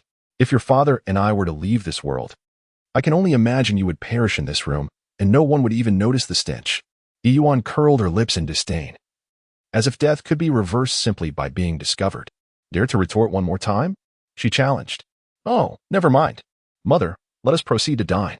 Everything seemed to revert to the normalcy of her previous life. After their meal, Yuan diligently checked in at home, programming, modifying viruses, and selling cheats. As the day drew to a close, her mother had already departed, yet she continued to visit Yuan periodically, concerned about her erratic schedule. During these visits, she would tidy up the remnants of Yuan's chaos and prepare meals to enhance her diet, sparing her daughter from the need to order takeout every day. Yuan reclined on her bed, her body undeniably weary yet her mind remained remarkably lucid. She gazed at the ceiling above, sensing an absence of something vital. What exactly was missing? A small window in the room revealed the brightening sky outside, where the cheerful chirping of birds created a delightful ambience. Gentle rays of warm sunlight streamed through the window, gradually ascending to illuminate Yuan's face with the dawn's embrace. The blinding sunlight prompted Yuan to turn over in annoyance. Upon opening his eyes, he was greeted by the sight of a crude stone wall. Galia? The first thought that crossed Yuan's mind was to summon Galia. But where was he? There was no response. Yuan's stomach grumbled in protest, indicating his growing hunger. He casually took a sip of water and rinsed his mouth with water from a bamboo shoot, the tip of which had been meticulously split into fine strands. Pushing the door open, he still found no sign of Galia. How peculiar! Where could he have gone so early in the morning? After searching for Galia in vain, Yuan picked up the fish basket he had woven for his tasks and set off with enthusiasm towards the riverbank. Yuan, Lord Yuan. A few females spotted him and greeted him with cheerful smiles. Among them was Ai. Yuan replied, "By the way, have you seen Galia?" Betty shook her head. "No." "Oh, Lord Yuan, what is it that you hold in your hand?" Yuan chuckled softly, shaking the woven basket in her hands. The aroma of roasted meat had grown monotonous. She longed for grilled fish and planned to catch a few by the stream. Upon hearing this, Betty Shaw's eyes widened slightly. "Fish? You mean those spiny creatures?" "You simply do not understand," Yuan replied. "That's just because you haven't tried it. Fish can be grilled or made into soup, and the flavor is exquisite." Upon hearing Yuan's words, Ai also became intrigued, promptly bouncing over to Yuan, eager to join her. "I trust Yuan. The yam she prepared for me last time was delightful. I've already asked Leash and Summer to gather some while hunting in the mountains today." Yuan cast a glance at Ai, utterly astonished. Who would have imagined that Ai, appearing to be merely a child, younger than herself, had already found two companions? If this were the modern era, she would likely still be in high school. Chapter 24. Unease reflecting on that somewhat terrifying and repugnant creature. Yuan couldn't help but wrinkle her brow slightly. Perhaps it would be best to wait for Galia to return. That creature still held some utility for her. Yet Ai nodded enthusiastically, suggesting, "Let us first go to the riverbank to catch some fish, shall we, Yuan?" At that moment, Civilly emerged unexpectedly. She glanced at Betty Shaw and Yuan walking together, her disdain evident as she remarked curtly, "Oh, how quickly you have ingratiated yourself with our esteemed priestess." Ai, feeling a surge of anger, retorted, "What do you mean by ingratiating?" Civilly, "Just because you have no friends, does that mean others cannot make friends? I want to spend time with Yuan, and you have no say in that." To everyone's surprise, Civilly seemed less irate this time. A smirk played at the corners of her lips as she cast a languid glance at Betty Shaw, her striking green eyes glinting with amusement. "Is that so, Betty Shaw? Do you wish to befriend Yuan as well?" Betty Shaw's expression soured, and she bit her lip, avoiding Civilly's gaze. I merely wish to learn a few things from Lady Yuan." "Civilly, you should cease your antagonism towards Lady Yuan. She has been with our tribe for such a short time, yet she has imparted so much knowledge that we were previously unaware of. For instance, how to warm ourselves, how to roast meat, and even about yams. Furthermore, Lady Yuan has taught us to craft tools. She has truly been a great help." Civilly could not tolerate any praise for Yuan, her voice rising sharply to interrupt Betty Shaw. "How can you forget that Yuan insisted on venturing into the forest, leading to our loss of 4 males? Oh, but they were just males, of which there are plenty in the tribe. I suppose you feel the same about Luden? Enough." Civilly, Betty Shaw finally mustered the courage to meet Civilly's gaze, though it was fleeting. Quickly lowering her head again, she spoke with diminished confidence. We still intend to go to the creek. If you do not wish to join us, we shall depart." The tension between Civilly and Betty Shaw was palpable, prompting Yuan to raise an eyebrow, taking note of the name Luden. "Go on then," Civilly replied dismissively. She was not concerned. If she refrained from joining them, it would only seem as though she was intimidated by their numbers. "You may go, why should I not follow?" With that, Civilly, brimming with confidence, took the lead ahead of Yuan and her companions. The once harmonious trio fell into an abrupt silence with Civilly's presence. Yuan glanced at Ai, who seemed to be lost in thought, not initiating a conversation with her. Yuan cast her gaze towards the front, where Civilly walked alone with an air of pride. Her long, dark green hair cascaded down her back, and her graceful figure swayed elegantly. Amidst her beauty and arrogance, there lingered an undeniable sense of solitude. To this day, she remained perplexed about how, as a newcomer, she had inadvertently drawn the ire of this exquisite yet somewhat haughty little peacock. If it were due to reputation or the esteemed position of a priestess, The astonished reactions of the surrounding male orcs when Fu Qingwu initially sought to retain her as a priestess suggested that no female had ever held that title in this tribe. Even if it were not her, Zivalai would not be the one to assume that role. There existed no conflict of interest between herself and Zivalai. Could it be jealousy? This seemed quite plausible. Zivalai appeared to be no older than 18 or 19, an age at which young women often possess a somewhat immature mindset. Her sudden arrival, which stole the limelight from Zivalai, might indeed be the reason for the resentment directed at her. Yuan pondered for a moment, quickening her pace to catch up with Zivalai, matching her stride. Zivalai halted, casting a perplexed glance at her. "What are you doing?" Yuan chuckled. "Shall we engage in a conversation?" "Humph. What is there for us to discuss?" Yuan pressed her lips together, letting out a silent sigh. Though her expression remained composed. "Maxwell, has any female ever praised your looks? You are truly quite handsome, though your temper leaves much to be desired." Naxawali let out a cold laugh. "Is it necessary for you to enlighten me on that? What is it? Do you seek to win my favor?" Yuan shook her head, expressing her desire not to be disliked by her. "Severi, I can sense that you don't seem to have a fondness for me. What have I done to provoke you?" Severi scoffed inwardly. "Your mere existence, in light of Fu Qingwu's unusual attentiveness towards you, has already incited my ire. Our esteemed priest certainly has a penchant for the bizarre. No wonder he has created so many peculiar artifacts. Even our leader has bowed to you." As Severi's sardonic remarks echoed in her ears, Yuan suddenly understood. "So it's Fu Qingwu, the leader? When did he ever express affection for me?" "Severi, I believe you're mistaken. That day, the leader merely wished for me to remain, not to be my partner."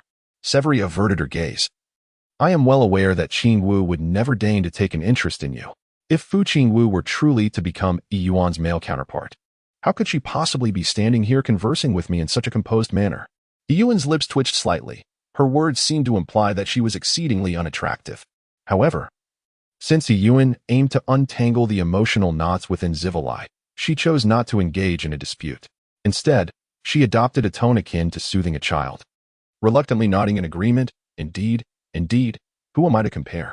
Zivalai, you are so beautiful, the esteemed leader would undoubtedly choose you. This sentiment, albeit flattering, brightened Zivalai's expression just a touch. At least you possess some self-awareness. Yet, before the moment could linger, Ai interjected, "Yuan, we've arrived by the stream. Please, teach us how to grill fish." With a smile, Yuan produced her treasured fish basket. "I assure you, after tasting my grilled fish, you'll no longer complain about the bones." Yuan and Ai strolled toward the stream. Ziwali's gaze lingered on Yuan's retreating figure, his eyes dark and brooding. Once you attract his attention, you are doomed. Betty Shaw felt a pang of reluctance to approach Ziwali, yet her timidity held her back from defying him. As she had witnessed his merciless ways, Ziwali fixated on Yuan, offering not a glance to Betty Shaw, and coldly remarked, "Yuan caused Lu Dan's demise. Do you truly feel nothing for her?" Upon hearing the name of the male she admired, Betty Shaw's expression fell. "Originally, I intended for Lu Dan to seek you out after that day, but it's all Yuan's fault. Otherwise, Lu Dan, Alec, and Simj would not have met their fates." Enough. Betty Shaw could no longer contain herself. "Stop talking, Ziwali." Ziwali let out a mocking laugh. "Some matters. Even if I remain silent, you cannot forget. But Lu Dan liked you. Even if you looked down upon him, you wouldn't. Ah, therein lies your mistake. That day, I genuinely had Lu Dan set to find you after his hunt." Ziwali turned to look at Betty Shaw, her gaze seemingly sincere. "Because you were my first friend. Betty Shaw, you know me well. I have never lacked male companions, yet female friends are indeed scarce. You say I do not fancy Lu Dan, so why would I contend with you over him? I sincerely wish to have a female friend." Betty Shaw never dared to meet Ziwali's gaze, despite the beauty of her eyes. She lowered her head, feeling despondent. What use is there in saying this now? Lu Dan is already gone. Chapter 25. A game turned real? "Ah, Betty Shaw, you've arrived." Yuan had already set the fire to grill the fish with Ai. The wild fish in this beastly world were plentiful and easy to catch. Yuan had previously placed some animal entrails in her cage, and upon tossing them into the water, the naive little fish swarmed into the basket. There were so many that Yuan had to drive a few away, allowing her and Ai to retrieve the basket together. Ai, the little glutton, stared intently at the grilled fish in Yuan's hands, her eyes wide with anticipation. Yuan, is it done? Is it done?" The aroma of Yuan's grilled fish was simply irresistible. Yuan glanced left and right. The beautifully scaled grilled fish had been roasted to a golden hue on both sides. Almost there. Let me add a final touch of seasoning. Yuan took out the unfinished sour fruit from his pocket and squeezed it, evenly sprinkling it over the fish. There we go. Although lacking garlic and chili, the flavor may be somewhat diminished, yet it should still be delightful. Yet AI nodded eagerly, unable to contain her excitement as she received the roasted fish from Yuan. Yet AI exclaimed, "Wow, this is delicious." Observing Yet AI's adorable expression, Yuan and Betty Shaw couldn't help but chuckle. She truly resembled a little bear with an insatiable appetite. "Take your time. Be careful of the bones," Yuan cautioned. "Come on, Betty Shaw. You should give it a try as well." Betty Shaw stared blankly at Yuan. "Me, I get to have some too?" With a gaze that seemed to question. "Are you foolish?" Yuan looked at Betty Shaw and replied, "Of course, I grilled for fish." The fish, imbued with a naturally sweet flavor, was of wild origin and boasted an exquisite taste that required no seasoning to mask any fishiness. Compared to the unfamiliar beasts Yuan had encountered, this grilled fish was undoubtedly far superior.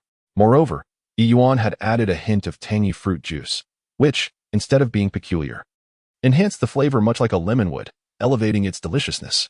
Betty Shaw took a delicate bite, and the succulent juices mingled with the sweet meat melted effortlessly in her mouth. "Delicious. Lord Yuan, you are truly remarkable." With the affirmation from the two ladies, Yuan felt a sense of satisfaction and turned his gaze towards Zivilai. Yuan picked up 2 roasted fish and walked towards Zivilai. "Here," Yuan offered the fish. Zivilai remained expressionless, yet involuntarily swallowed hard. The aroma was indeed tantalizing. No way. Who would dare consume this perilous creature? Nevertheless, Zivilai mercilessly slapped the roasted fish to the ground. "Hey." Yuan felt a surge of irritation. "You shove everything into your mouth. Eat, eat, eat. You too should join Yuan. Are you not afraid of choking?" With that, Zivilai raised her chin defiantly at Yuan, a gesture of provocation. "Yuan, do not be angry. I shall not be angry. For if I let anger take hold, I shall fall ill, and no one will come to my aid." What is there to argue with a young girl? Yet, it is indeed unfathomable for Zivilai to be so audacious, to approach others with warmth while behaving coldly herself. Such behavior is not characteristic of Yuan. My prior desire to reconcile with Zivilai and dispel misunderstandings stemmed merely from the wish to maintain harmony within our tribe, believing it preferable to avoid unnecessary conflict. However, since Zivilai is so ungrateful, Yuan feels no obligation to offer further explanations. With this thought, Yuan's expression hardened as she cast a glance at Zivilai, yet chose to remain silent, turning instead towards Ye Ai and the others. Yuan stood with his back to Zivilai, thus oblivious to the sudden shift in her gaze. The haughty and disdainful expression faded as Zivilai narrowed her eyes, casting a fierce glare at Betty Shaw. Ahem ahem. Betty Shaw, caught off guard by Zivilai's piercing look, instinctively swallowed the piece of fish in her mouth, only to feel a sharp bone lodged in her throat. The bone from the fish's belly was the largest, and under normal circumstances, no one would be foolish enough to swallow such a sizable shard. However, Betty Shaw had been momentarily mesmerized by Zivilai's stare, leaving her uncertain about whether to heed Zivilai's earlier counsel. At that moment, she unwittingly fell victim to the very scheme Zivilai had previously outlined. "Ha ha ha, Betty Shaw. I know Yuan's culinary creations are delectable, but there is no need to rush, is there?" Yet AI remarked with a smile, completely unaware of the predicament Betty Shaw found herself in. Yuan couldn't help but chuckle and shook his head, initially believing that Betty Shaw had merely choked. He gently patted her back and advised, "Take your time, there is plenty more to eat." However, Betty Shaw's expression soon betrayed her discomfort as she clutched her throat, struggling to articulate her distress. Betty Shaw. Both Yuan and Ye Ai were suddenly alarmed. It was Betty Shaw's first time eating fish and lacking experience. She found herself in a predicament as a bone lodged itself in her throat. In her instinctive panic, she attempted to swallow, but the bone was positioned sideways, only worsening her situation. A small bulge was visible on her neck, and when she touched it, the sharp end of the fishbone seemed perilously close to piercing her throat. In pain, Betty Shaw covered her throat, gasping for air. "Don't swallow. Open your mouth. Let me see." Yuan, in a state of urgency, abandoned the grilled fish in his hand, prying open Betty Shaw's mouth to prevent her from swallowing further. With a pained expression, Betty Shaw spat out a mixture of saliva and blood. The bone was too large, a primary bone from the fish's belly, approximately the length of a finger. As Yuan opened her mouth, he immediately spotted the thick fishbone lodged deeply in her throat. Yuan, feeling a sense of urgency, extended his index and middle fingers, intending to grasp. However, as his finger slipped into the throat, Betty could not help but gag instinctively. In a moment of carelessness, Yuan's fingertip was grazed by Betty Shaw's sharp canine, causing blood to instantly stain her upper lip. The situation appeared to worsen dramatically. From a distance, Wei raised an eyebrow, pondering the authenticity of Betty Shaw's performance. TCH, I warned you not to blindly trust that woman. Look where we are now. I told you this would lead to trouble. Silence. Yuan barked fiercely at Wei. Betty Shaw is a female. The significance of a female to the tribe is a truth even Yuan, a newcomer to this world, comprehends, let alone Wei. At this moment, Betty Shaw was struggling to breathe, her cheeks flushed from the pain of the embedded fishbone. Yet, Wei remained a mere spectator, casting scornful remarks and mocking laughter. For a fleeting moment, Wei was indeed taken aback by Yuan's cold, furious shout. Given the urgency of the situation, there was no time to seek help. Yet AI was already in tears, distressed. Her fingers were too short and slippery to extract the deeply lodged fishbone from Betty Shaw. Yuan endeavored to maintain his composure, scanning the surroundings for any usable tools. AI, transform your hand into a bear's claw and sharpen this. He procured 2 sturdy vine branches, as nothing else seemed suitable. However, the tips of the branches were too thick and lacked a proper gripping point, making it impossible to hold them securely. Thus, Yuan requested AI to smooth the tips of the branches. AI nodded anxiously, her hands trembling. Pain and suffocation caused Betty Shaw's throat to incessantly produce saliva. Thick and slippery. Hold on, Betty Shaw. Just a moment longer. Don't move, don't swallow. Yuan lifted Betty Shaw's head, carefully using the slender vine branches as makeshift tweezers, probing into her throat in search of the obstruction. At this moment, Betty Shaw's face had turned a deep shade of purple, teetering on the brink of asphyxiation. Yuan, what are you doing? Fu Qingwu swiftly darted to Yuan's side, with Zivali and other male beastmen closely trailing behind, clearly summoned by Zivali. Do not move. Just a moment longer. I'm almost there. The vine branches, lacking the precision of professional tweezers, finally grasped the fishbone. Yet, it was lodged too deep, and she was exerting herself, cautiously pulling it out. Let her go? Yuan, do you even know what you were doing? Fu Qingwu coldly seized Yuan's hand. Chapter 26. Let the males take over with great difficulty. Yuan managed to grasp the fishbone that had already been dragged out a third of the way. However, just as she was about to pull it free, Fu Qingwu's interruption caused the bone to be drawn back into the flesh of her throat. Fu Qingwu, I was so close to extracting that bone. I must ask you, what on earth are you doing? Yuan's eyes reddened with urgency. Her arms ached from the effort of trying to remove the bone lodged in Betty Shaw's throat. But more critically, the fishbone was now embedded even deeper. Yuan cast a glance and found that the thorn was no longer visible. Around her neck, on Betty Shaw's throat, the small bulge appeared to have swollen further, as if the thorn could pierce her throat at any moment. It was no wonder that Fu Qingwu interrupted Yuan. To the uninformed observer, Betty Shaw's face was flushed crimson, her eyes rolled back, while Yuan gripped her mouth, wielding 2 sticks that she incessantly twisted and poked, her hands stained with blood. Fu Qingwu quickly grasped the gravity of the situation. A glance at Betty Shaw's mouth revealed, through the keen eyesight characteristic of his eagle-like kin, a faint white point nestled within the swollen flesh of her throat. His heart raced, and he spoke cautiously. Let me handle this. Breathless, Betty Shaw gasped for fresh air, just as she was on the brink of suffocation. Fu Qingwu deftly parted the swollen throat tissue and precisely extracted the fishbone in one swift motion. Upon witnessing this, Yuan and the other beastmen exhaled a collective sigh of relief. I warned you not to place too much trust in that woman. If I had summoned the chief just in time, our tribe would have lost another female today. Ziwali sneered derisively. Damn it, she should have delayed a little longer. Would Fu Qingwu and the other males still hold Yuan in such high regard if Betty Shaw had perished? This was an accident. Yet AI frowned and turned to Fu Qingwu, asserting, the grilled fish made by Yuan is truly delicious. Moreover, I ate the grilled fish prepared by her as well. And I am perfectly fine. Betty Shaw merely had a mishap. Ziwali raised her chin defiantly. A mishap? Almost resulting in death, and you call that a mere accident? Do you need Betty Shaw to die for you to be satisfied? Enough. Fu Qingwu interjected sharply, cutting through the quarrel between the 2 women. Taking a deep breath and confirming that Betty Shaw was indeed safe, he finally turned his gaze to Yuan. Yuan, I require an explanation. Yuan glanced at the mocking civilly, who stood behind her alongside Fu Qingwu and several concerned male orcs. They bore expressions of anxiety. Yet there was a hint of trepidation, as if they wished to voice their thoughts but hesitated to cast blame upon Yuan. "My apologies," she began. "This time, it is my fault. I should not have hastily encouraged everyone to experiment with something new." Fu Qingwu furrowed his brow. "I do not blame you. I understand that your intentions were for the betterment of our tribe. However, Yuan, I hope you grasp the gravity of our situation. Our tribe comprises 157 male orcs. But do you know how many female orcs we have, excluding the elderly? Nearly 8, and with you included, that totals to just 9. The nearest tribe, the Deming tribe, possesses a scant 11 males." Taking a deep breath, Fu Qingwu continued, "Each female is a precious gift bestowed upon our orc continent by the heavens. Truly invaluable.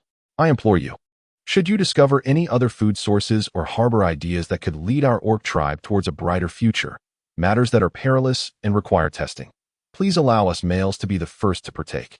The male orcs behind Fu Qingwu nodded in unison, standing tall and affirming his words without a trace of reluctance. At that moment, Yuan could no longer afford to notice the smug, self-satisfied expression on Civili's face. Upon hearing Fu Qingwu's words, she lowered her gaze, unable to meet the earnest eyes of the male orcs fixed upon her, not out of guilt, but out of a pang of empathy. Although Yuan was aware that this was a matriarchal society with a surplus of males, she had previously lacked a clear understanding of the status of females in this world.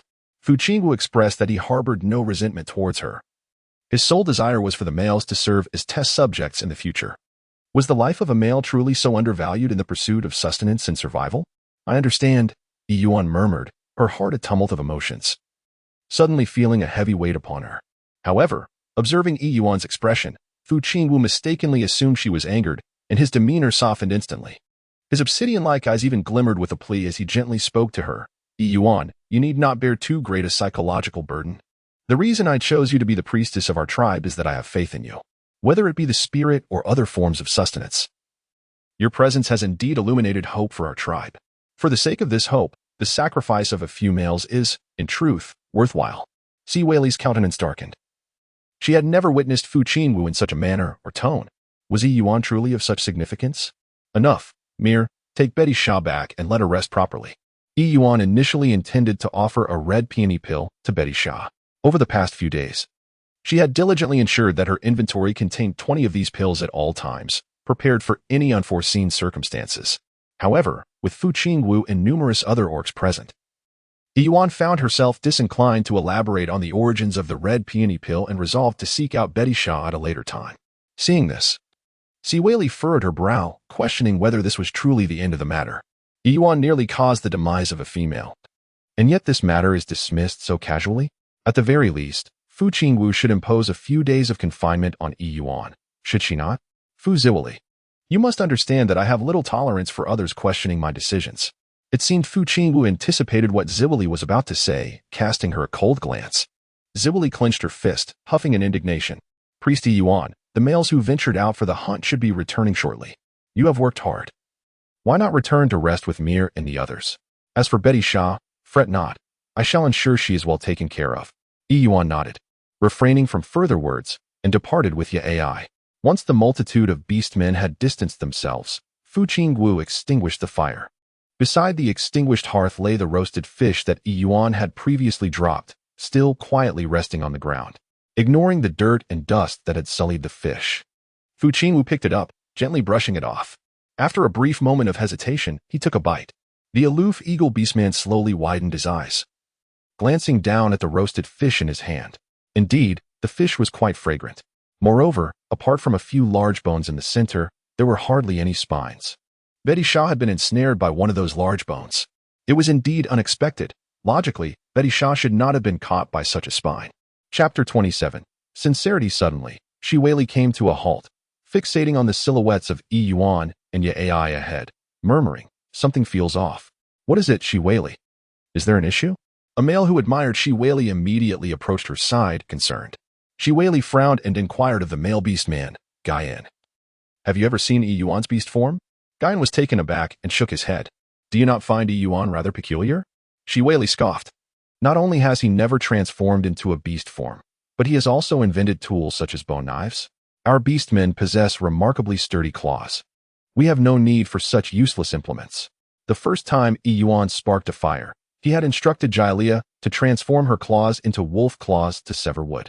The second time, when Betty Shah's throat was ensnared, Yuan needed vine branches, which he also asked AI to procure.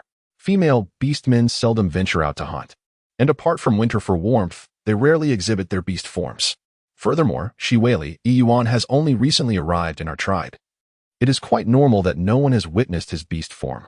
Guyan frowned, making an effort to explain. Shiwei shook her head. You don't understand. Never mind, I shall return home. You may leave. Guyan, having escorted Shiwei to her doorstep, was dismissed as she urged him to depart. His demeanor remained as cold as ever, and he could only nod despondently. Shiwei. Shiwei impatiently furrowed her brow and turned back. What? Still lingering? Do you still harbor hopes of becoming my male? Have you considered your worth? The male beastman's face paled. Shiwei's words struck him like a blade, leaving him wounded and devoid of strength. However, Shiwei had no desire to engage further with him. With a cold snort, she shut the door. Behind the door, Shiwei continued to ponder Yuan. That Yuan bore none of our beastman's characteristics, no ears, no tail, and no beastly markings. He had never once transformed into a beast form. A terrifying thought brewed within civilized mind. A notion so dreadful that even other orcs would scarcely dare to conceive it, were it not for her grotesque, beastly form. She might have entertained the idea that the enigmatic Yuan was, in fact, not of our Orcish continent at all. Upon returning home, Yuan discovered that Jylea was still absent. After waiting for an extended period, her absence remained a mystery.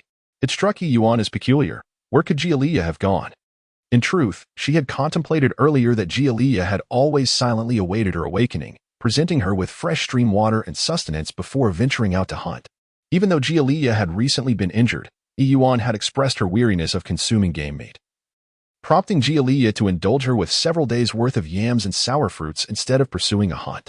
Thus, each morning, as Yuan opened the door, Jylea would invariably be stationed at the threshold, akin to a vigilant guardian. A faithful dog. Yuan, unable to remain still, decided to venture out. Serendipitously, he encountered the returning tiger beastman, Hansen. You have returned. The robust tiger beastman exclaimed upon seeing Yuan. Indeed, Lord Yuan, we have all returned. And today's bounty is quite impressive. By the way, Lord Yuan, since we have crossed paths, do take some provisions with you. We have plenty to spare. Yuan shook his head, declining the offer. By the way, have you seen Jylea? The beastman paused in surprise, asking, Jylea? He did not accompany us today. Yuan furrowed her brow, initially believing that Jylea had ventured out hunting with other male beastmen. But now what was happening? My lord Yuan, has Jylea gone missing? The tiger beastman frowned. How could he do this? He left without informing the female, causing my lord Yuan to search for him everywhere? Yuan's lips twitched slightly. Although she felt a twinge of concern, it was merely for Jylea's safety. She was not so domineering. It's nothing. Perhaps Jylea didn't he wake me because I was still asleep this morning, Yuan hurriedly explained. However, the conservative tiger beastman remained unsatisfied with Yuan's reasoning. After a timid glance at her, he muttered under his breath, this is utterly unreasonable. Leaving a female alone at home is fraught with danger. What if an unexpected situation arises, such as a flash flood, a landslide, or a beast tide? This is precisely why the beastman continent mandates that females must seek out more than 3 male companions. Well, I'm feeling quite drowsy. I think I shall return and catch up on some sleep. Yuan resolved to wait for Jylea at home to avoid casting any shadow upon him. The tiger beastman nodded. Very well, but my lord Yuan, are you really not considering selecting anyone? Yuan shook his head and smiled, saying, these prey are far too large for me to manage. Moreover, we have provisions at home, so you need not worry. Is not Jylea your foremost warrior? To his astonishment, the tiger beastman was taken aback by Yuan's words, expressing his disbelief. How could I allow you, Lady Yuan, a female, to procure food? Or is it that Jylea typically entrusts such tasks to you? What of the foremost warrior? If he cannot tend to the females, then he is nothing at all. Yuan, how is it still unclear? Jylea treats me exceptionally well. I hardly do anything, just sleep all day long. And it's gotten to the point where I have a headache from it. She simply did not anticipate that Hansen would offer to share his food, even delivering it right to her door. The level of service is impeccable. Hansen, but didn't you just say you were feeling very sleepy? Additionally, Hansen's face flushed slightly. One must exercise moderation and sleep. Alas, I truly envy Galia. She has only him as her male counterpart, which is why she takes advantage of his affection, clinging to Yuan every day to sleep, doesn't she? Yuan, at last. She had liberated herself from that inquisitive and boisterous neighbor. Upon returning home, she felt as though she had just emerged from a war devoid of gunpowder, utterly exhausted.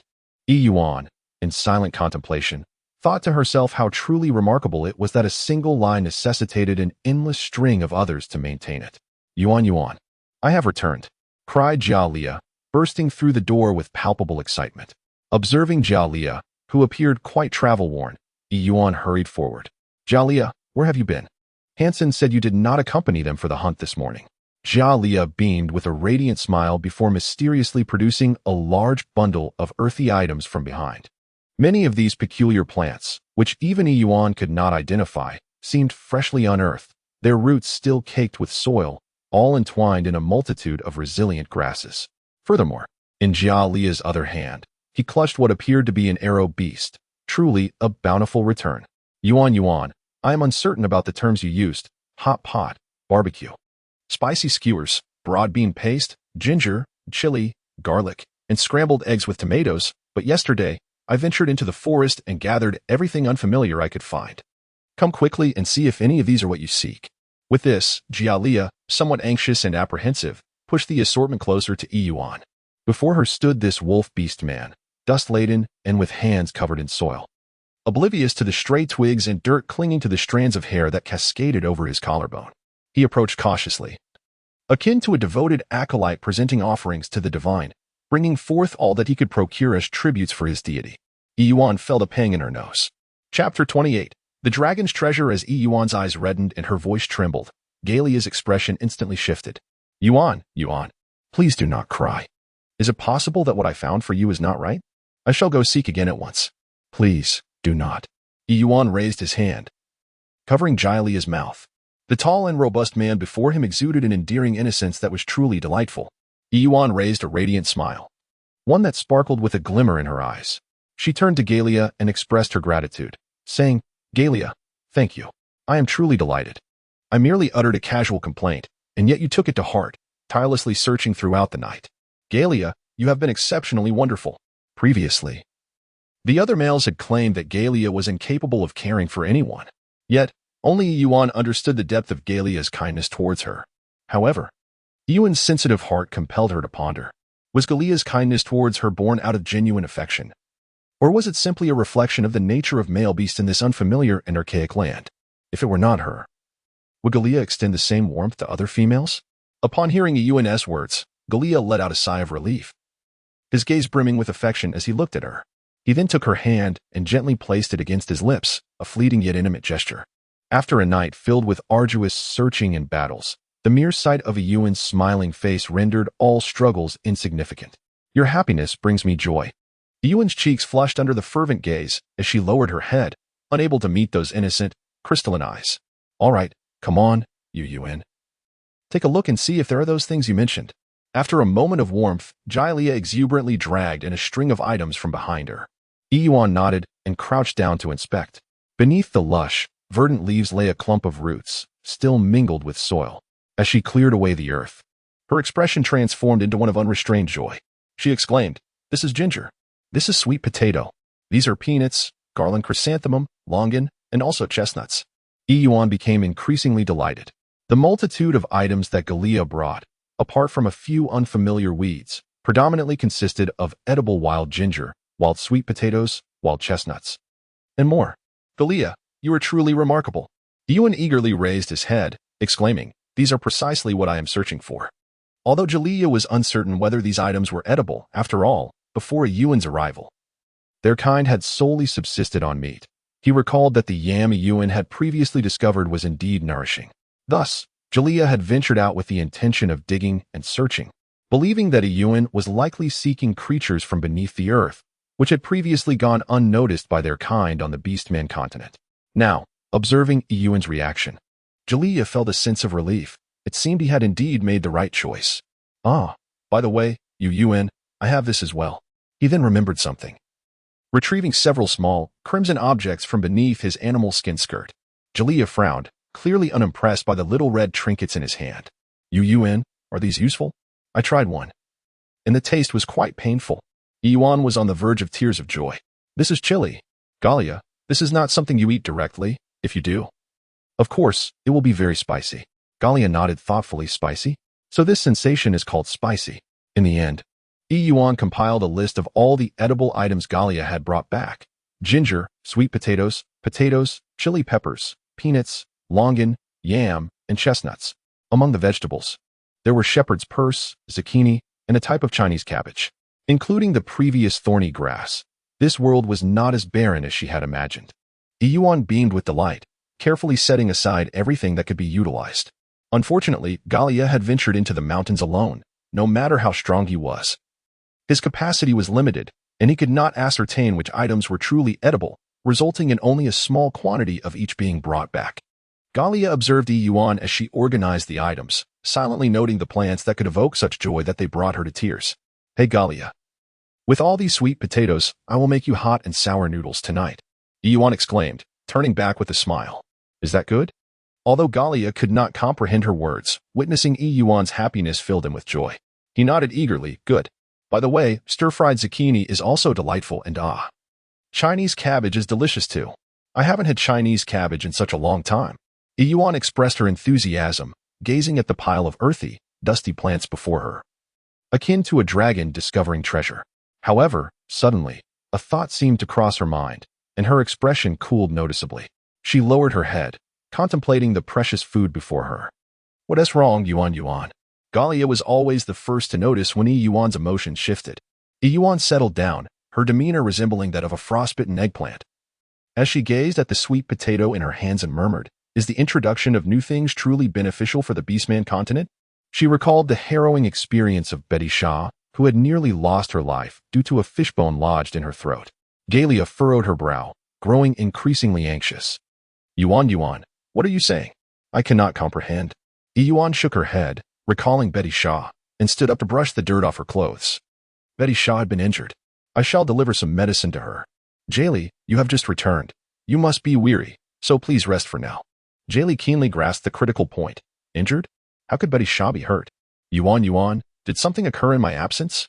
Yuan did not wish to conceal the matter from Jaliyah. After all, the incident where Betty was nearly choked by a fishbone was something Jaliyah could easily uncover with a casual inquiry. Thus, she recounted the events of the morning in their entirety. Once finished, Yuan lowered her head in silence, bracing herself for Jaliyah's reprimand. Ever since the morning's occurrence, she had come to a profound realization, through the insights of Fu Qingwu, regarding the significance of femininity in this world. I am sorry, Jaliyah suddenly remarked. Yuan lifted her head in astonishment. Jaliyah's face bore no trace of reproach or anger. Instead, it was suffused with self-reproach as he embarked on a profound introspection. I'm sorry, Yuan. It is entirely my fault for not being there for you. I should have tested it first and removed the fish bones, ensuring that the female could enjoy it safely. I failed to fulfill the responsibilities expected of a male, and instead, I placed you and Yai and the others in jeopardy. Yuan was incensed. Enough. You are not at fault. I am. Why do you always take everything upon yourself? This has nothing to do with you. Chapter 29. Moon Forest. As Yuan's voice echoed with intensity, a flicker of sorrow washed over Jaliyah's face. He lowered his gaze.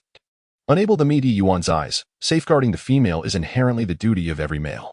If something were to befall Betty Shaw, the first to bear the brunt of the tribe's punishment would not be Yuan, but rather Jaliyah, for he is Yuan's male counterpart. Thus, how could this not concern him? Or perhaps Yuan has yet to regard him as her partner. Yet, the seed that had been sown in Yuan's mind began to take deeper root upon hearing Jaliyah's words. Even if that individual were not me, you would extend the same kindness to any other female. She is not truly the unique one? Jaliyah, perplexed, tilted his head in confusion. Is it not natural for a male to care for a female? Yuan, I will go deliver medicine to Betty Shaw. You should rest for a while. Yuan turned, wiping the corners of her eyes, unable to contain her emotions from earlier. Jaliyah stepped forward, intending to accompany Yuan. However, to his surprise, Yuan coldly replied, It is inconvenient for a male to be present among us females, Jaliyah. You need not join me. Jaliyah was taken aback, unable to comprehend why Yuan was upset. Yet, as a male beastman, his innate sensitivity to danger alerted him to the fact that their previously slight bond seemed to be strained once more, seemingly because of Betty Shaw. Yuan. Jaliyah suddenly called out to Yuan. Yuan turned back. Will you return to make me the spicy and sour noodles? Yuan gazed at the little dog before him, which appeared anxious and remorseful, unaware of the root of the problem. The straightforward and passionate Jaliyah felt a heaviness in his chest after exhaling a deep breath. He nodded and said, Indeed. Perhaps Jaliyah is not at fault, nor is Fuqin will. The true error lies within this world. After Yuan delivered the medicine to Betty Shaw, she graciously declined her invitation to stay for a meal and walked alone through the tribe. Betty Shaw bore no resentment towards Yuan. Instead, she felt a pang of self-reproach for her own carelessness, pleading with Yuan not to harbor any anger towards her. Yuan is certainly not a petty individual. He assuredly promised to remain friends with Betty Shaw, which allowed her to feel at ease as he departed. A gentle breeze wafted through the air, carrying the refreshing fragrance of the grass and trees. The continent of beastmen has just entered autumn, basking in a delightful season that is neither overly warm nor cold, but rather comfortably pleasant. Yuan had taken a stroll and found herself considerably calmer. She could not help but ponder. Regardless of the reasons behind the events of the morning, it was undeniable that Jaliyah had treated her with kindness. She realized that she should not have vented her frustration upon him. The simple-minded beastman may not comprehend the notion of being special. Yet he had indeed shown her great care. Just last night, he had ventured into the forest, driven by a mere comment she had made, searching for her until dawn. For this reason alone, she could not afford to be obstinate. After all, she was not one to be ungrateful. So what was Jaliyah doing now? Was he anxiously awaiting her return, or had he succumbed to fatigue and drifted into slumber? As Yuan reminisced about the moment of departure, he could not help but chuckle at the sight of Jaliyah, who appeared torn between the desire to retain him and the hesitation to do so, resembling a pitiful creature awaiting its master's offering. Lord Yuan. At that moment, a crisp male voice resonated, prompting Yuan to turn in its direction. A tall figure emerged before him, an adult male whose skin radiated an almost ethereal luminescence. The voice he had just heard was melodious, akin to the gentle babbling of a mountain spring or the soft breeze wafting through a tranquil forest. His silver hair cascaded smoothly, gleaming in the light, while his strikingly dark eyebrows and deep, lustrous eyes formed a stark contrast against his hair. Adorning his lower body was an intricately designed animal skin skirt, crafted from numerous feathers that elegantly draped diagonally across his chest and extended down to the very roots of his thighs. Yuan raised an eyebrow, intrigued by this orc. It was indeed rare for her to encounter a male orc dressed in such a conservative manner. The gentle male smiled, his demeanor as refreshing as a gentle breeze. Greetings, Lady Yuan. My name is Yuan. You may not be familiar with me, but I have long been acquainted with your esteemed name. Yuan felt a flutter of her heart. This man, who appeared gentle and unassuming, consistently evoked in her a peculiar sensation as if he were subtly enticing her. Yuan, is there something amiss? Yuan shook his head. I merely wish to greet you, at long last. There is no need for such formalities. It feels rather awkward, Yuan replied, scratching her head. Just call me Yuan. The gentle male orc paused, then smiled and nodded. Very well, Yuan. Now, Yuan, what brings you here? Yuan raised his hand, revealing a dark fruit in his palm. I am not particularly fond of meat. I just returned from outside and brought some fruit. Would you care to try it, esteemed Yuan? Yuan took a glance and realized that it was water chestnut. Known as horsetail, this fruit is roughly the size of a plum, with a black exterior and a sweet, starchy white interior. In the past, Yi's mother adored using it to prepare soup. Yuan was taken aback for a moment, then shook his head, saying, I am not familiar with the names of these fruits, but since you, Lord Yuan, have named them, I shall remember. Do you like them? If so, I shall give you all these water chestnuts. Without hesitation, Yuan handed over the 7 or 8 water chestnuts he held. Yuan accepted them graciously, nodding in gratitude. By the way, I have also heard about Betty Shaw, Yuan suddenly remarked. This matter cannot be entirely blamed on you, Lord Yuan. He continued. The fish in the stream may not be favored by other beastmen, but I find them quite delightful. If the opportunity arises, I must certainly sample the grilled fish you prepare. At that moment, Yuan gazed intently at Yuan's face, his gentle eyes conveying a warmth that seemed to suggest she was the sole focus of his attention. Yuan found himself at a loss under the direct gaze of the other, stuttering, Yes, there will be an opportunity. Next time. I shall prepare a meal for you as a token of my gratitude." He waved the water chestnut in his hand. Yuan nodded, his demeanor polite yet not distant. Familiar but never overstepping boundaries. I shall await that day, hoping it will not be too far off. This male orc truly stood apart from others of his kind. By the way, what is your beast form? Yuan couldn't suppress his curiosity. He had a preference for fruits and certain fish over meat. And his leather skirt was fashioned from beautiful feathers. He must belong to some avian species, perhaps? Yuan guessed. However, Yuan was taken aback for a moment. Then broke into a hearty laugh. Is Lord Yuan truly so forthright? Next time, I shall make sure you know. Having said that, Yuan could not help but reach out and gently touch Yuan's head, but his gaze soon drifted past Yuan to a large tree behind him. And his movement stiffened. Yuan withdrew his hand, concealing the tender yet alluring smile. Then, Lord Yuan, I shall take my leave. The sensation of Yuan's gentle caress lingered overhead, and Yuan stood still, staring at the water chestnuts in his hand for quite some time. What? Are you still following? Do you intend to accompany me home? The strikingly white male beastman suddenly halted, slightly turning his head. A deep, hoarse voice emanated from the large tree behind Yuan. Yuan, do not think I am unaware of your intentions. Do not harm her. I warn you just this once. Yuan frowned. Since when does a male's pursuit of a female require your permission, Lord Misa? Hiss. Who gave you the audacity to act so? Do you truly believe I am ignorant? The voice could no longer contain itself, and a shadow, as swift as an arrow, shot forth from the tree, its speed so formidable that it rendered its path nearly invisible. Yuan narrowly dodged and, in the next instant, transformed into his beast form, preparing for battle. Yuan's beast form resembled a pure white crane, while his adversary loomed before him, a massive, glossy black serpent exuding an aura of lethal menace.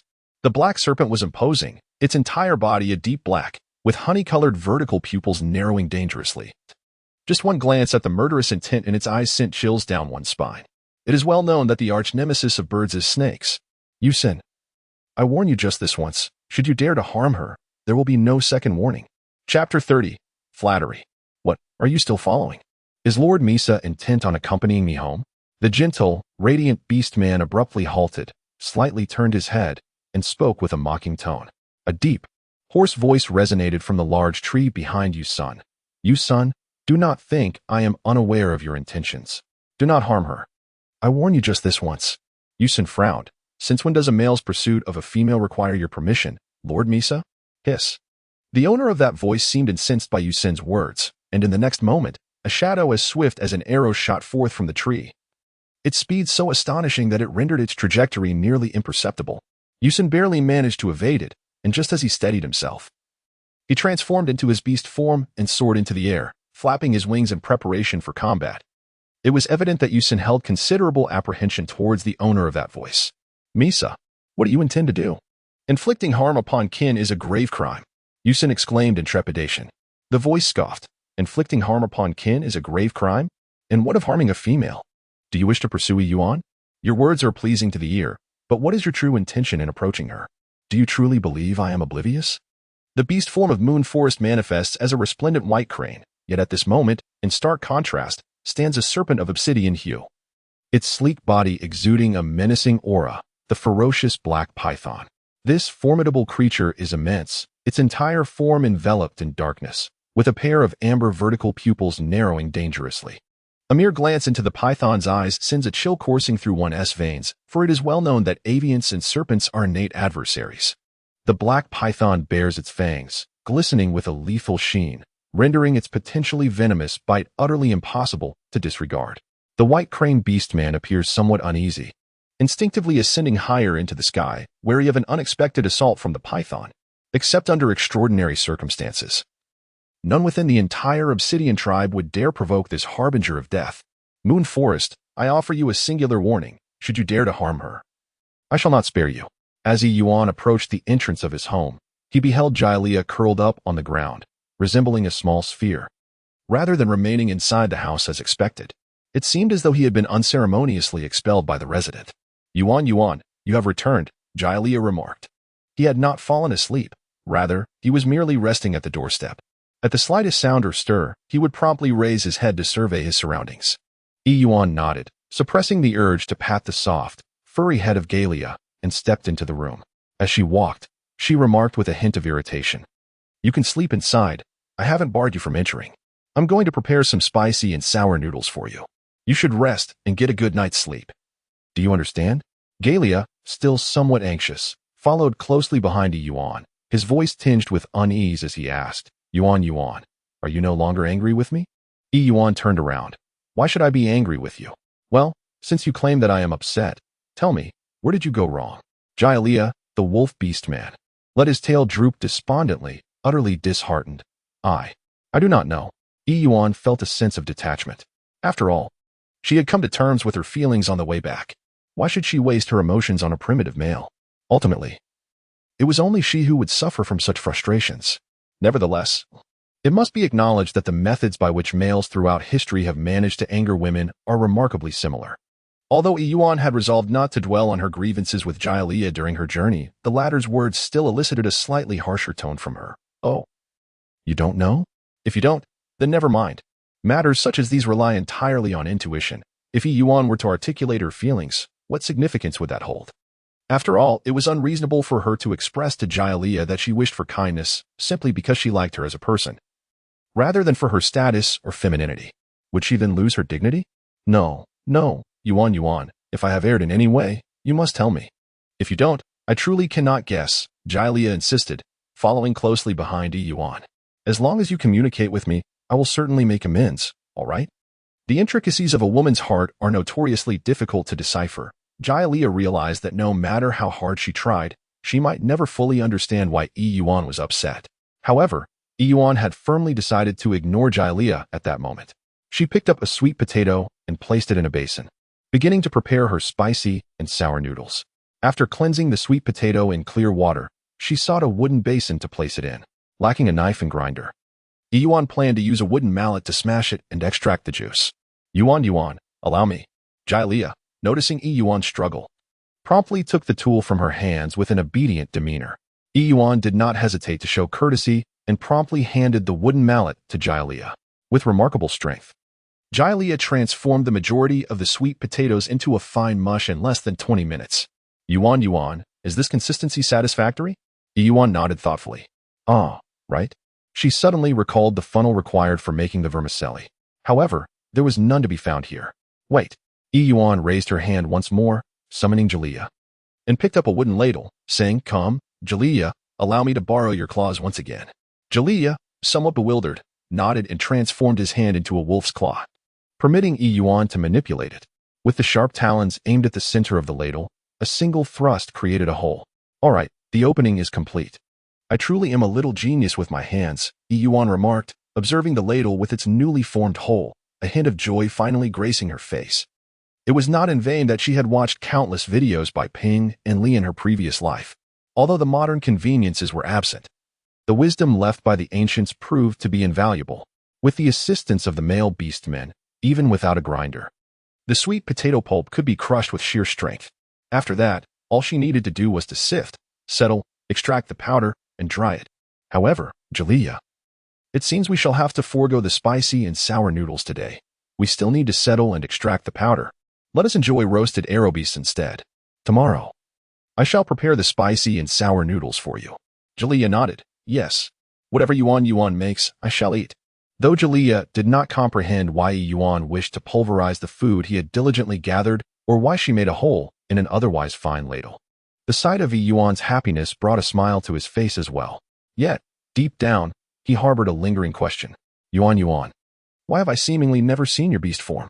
Galia reverted his claw back to a human hand, inquiring with curiosity, What is your beast form? Chapter 31. Unraveling the knot? It seems I have digressed. Yuan was admiring her wooden ladle when she suddenly froze at the words spoken. Yuan? What is it?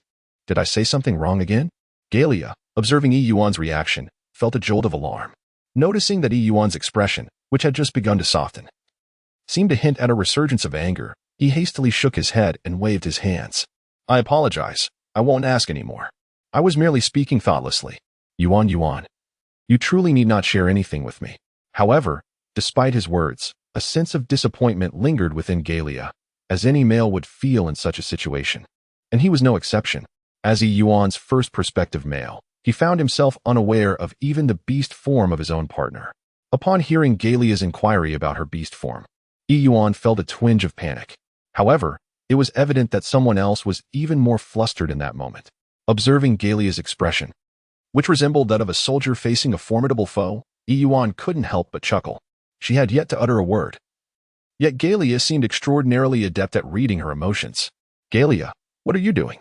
I am not Sybil. Your demeanor makes it appear as though my temper is exceedingly foul." Yuan exclaimed, hands on her hips, casting a fierce glare. "Tell me, do you think my temper is truly that bad?" The little wolf dog stole a glance at Yuan's expression, quickly lowering his head, afraid to voice his thoughts. And no, not at all. Yuan, alas. Yuan sighed. After a moment of contemplation, he reached out to embrace Jaylee. Due to Jaylee's robust physique, Yuan instinctively employed both hands to lift him from his crouched position, gently enveloping him in an affectionate embrace. After Yuan embraced Galia, she rested her head on his shoulder, gently patting his back with her hand while softly coaxing her little wolf dog, saying, "I'm sorry, Galia." Galia remained silent, perhaps at a loss for words in response to Yuan's unexpected apology. "Indeed, I had been too harsh before. I should not have let my anger get the better of me. I simply dislike how you always shoulder the blame. What is it about being male? What is it about being female? In the end, we are all beastmen, our gender's merely a divine decree, and all beastmen are born equal. Galia, in my heart, you are no less than any female." What began as a gentle embrace was merely an attempt by Yuan to comfort this fragile and insecure male, without even their chests touching. However, the pressure suddenly intensified, and Yuan found himself lifted into Galia's arms. Galia held him tightly, reversing their roles. His head buried in Yuan's neck, he inhaled deeply, savoring the fragrance emanating from her, and murmured, "I understand now, Yuan. I will no longer be so insecure. Because you, Yuan, are my entire source of confidence." He had pondered all the possibilities. Did Yuan not like him? Had she found another female to admire? Was there something he still lacked? Yet, Galia could never have imagined that it was precisely because he had done so well that Yuan felt heartache. What more could he desire than to have encountered such a remarkable female?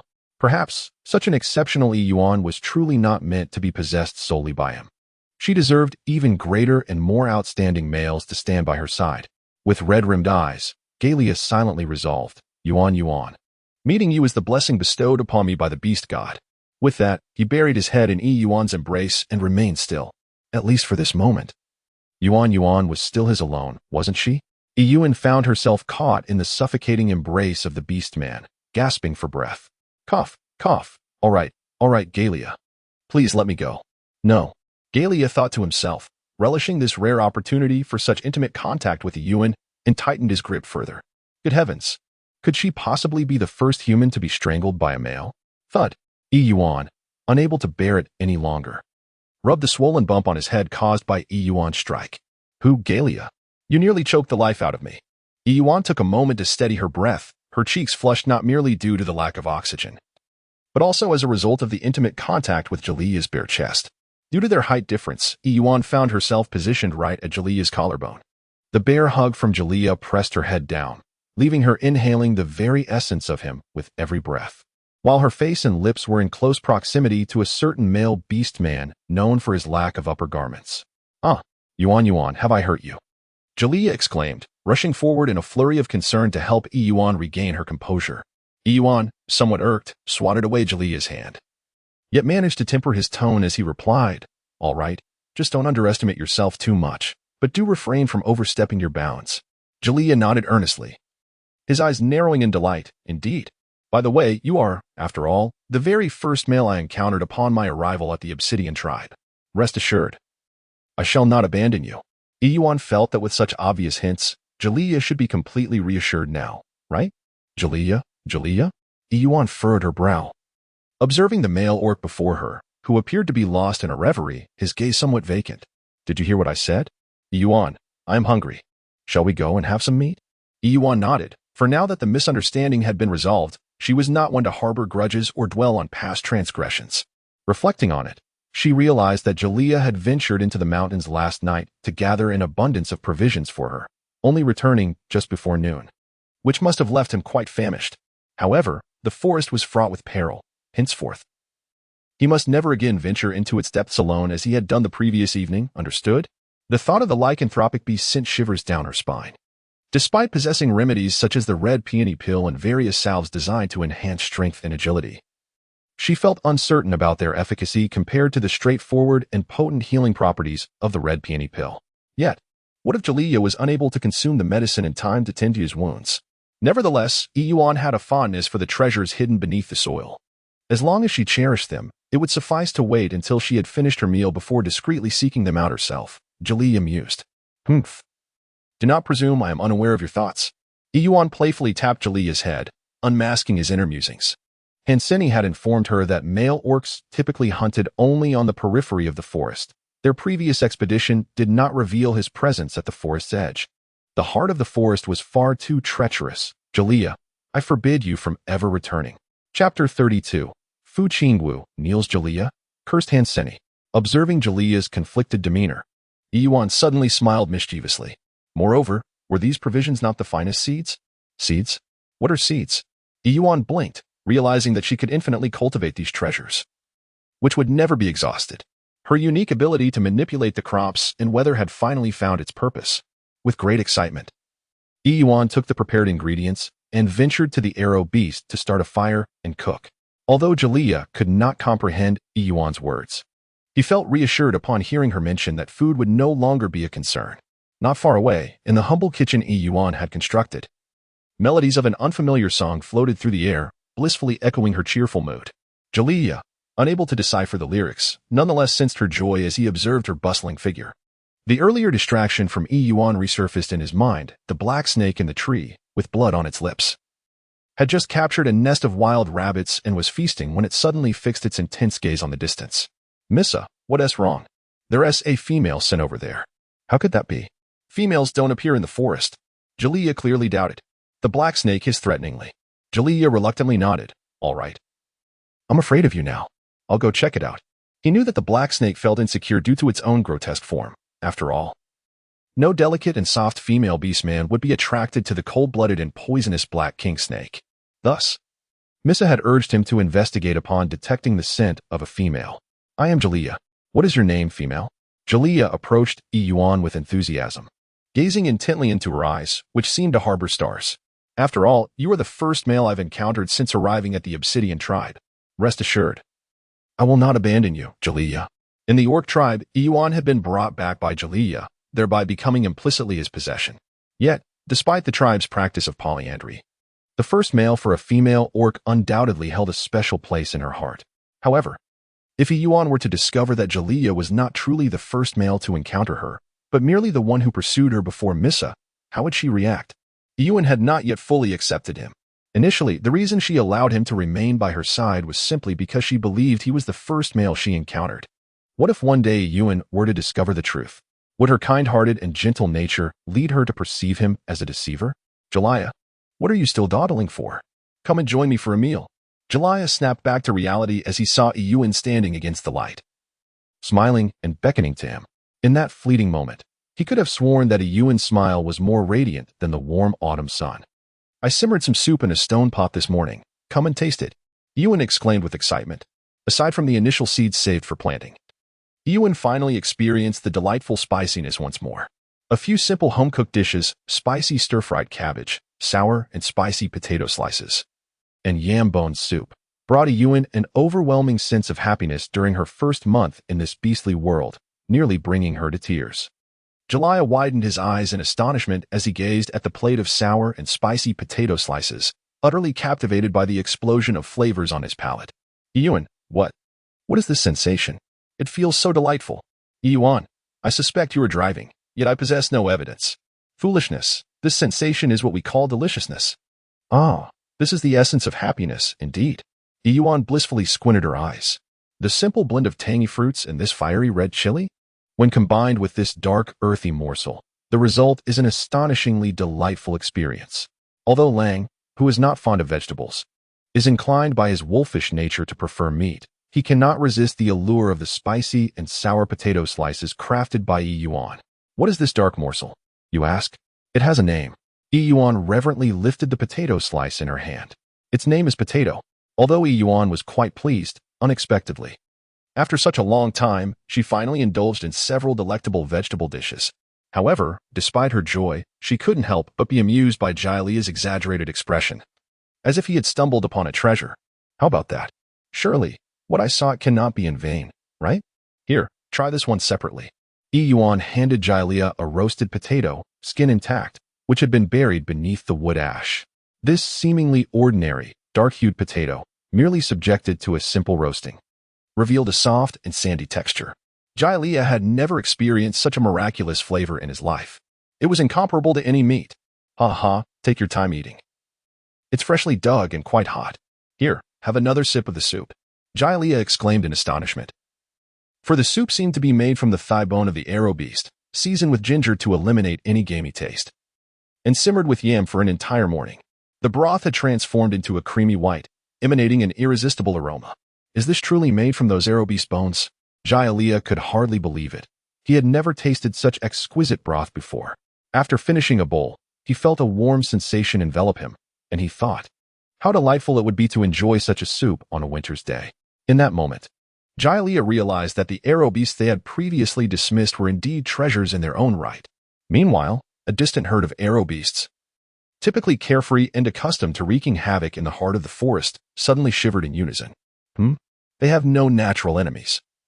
Why would they suddenly feel a chilling sense of dread? With a hint of pride in her narrowed eyes, Yuan proclaimed, this afternoon, I shall present these items to Fu Qingwu. With these in hand, I doubt he will dare to confront me. Yet, in truth, Yuan merely indulged in her bravado. Though she spoke with conviction, her genuine desire was for these provisions to become commonplace within the Obsidian tribe. After all, the tribe was the first to embrace her in this unfamiliar world, and nearly every individual had treated her with kindness, forming a family imbued with love. Little did Yuan anticipate that the offerings she brought would incite such a reaction from that man.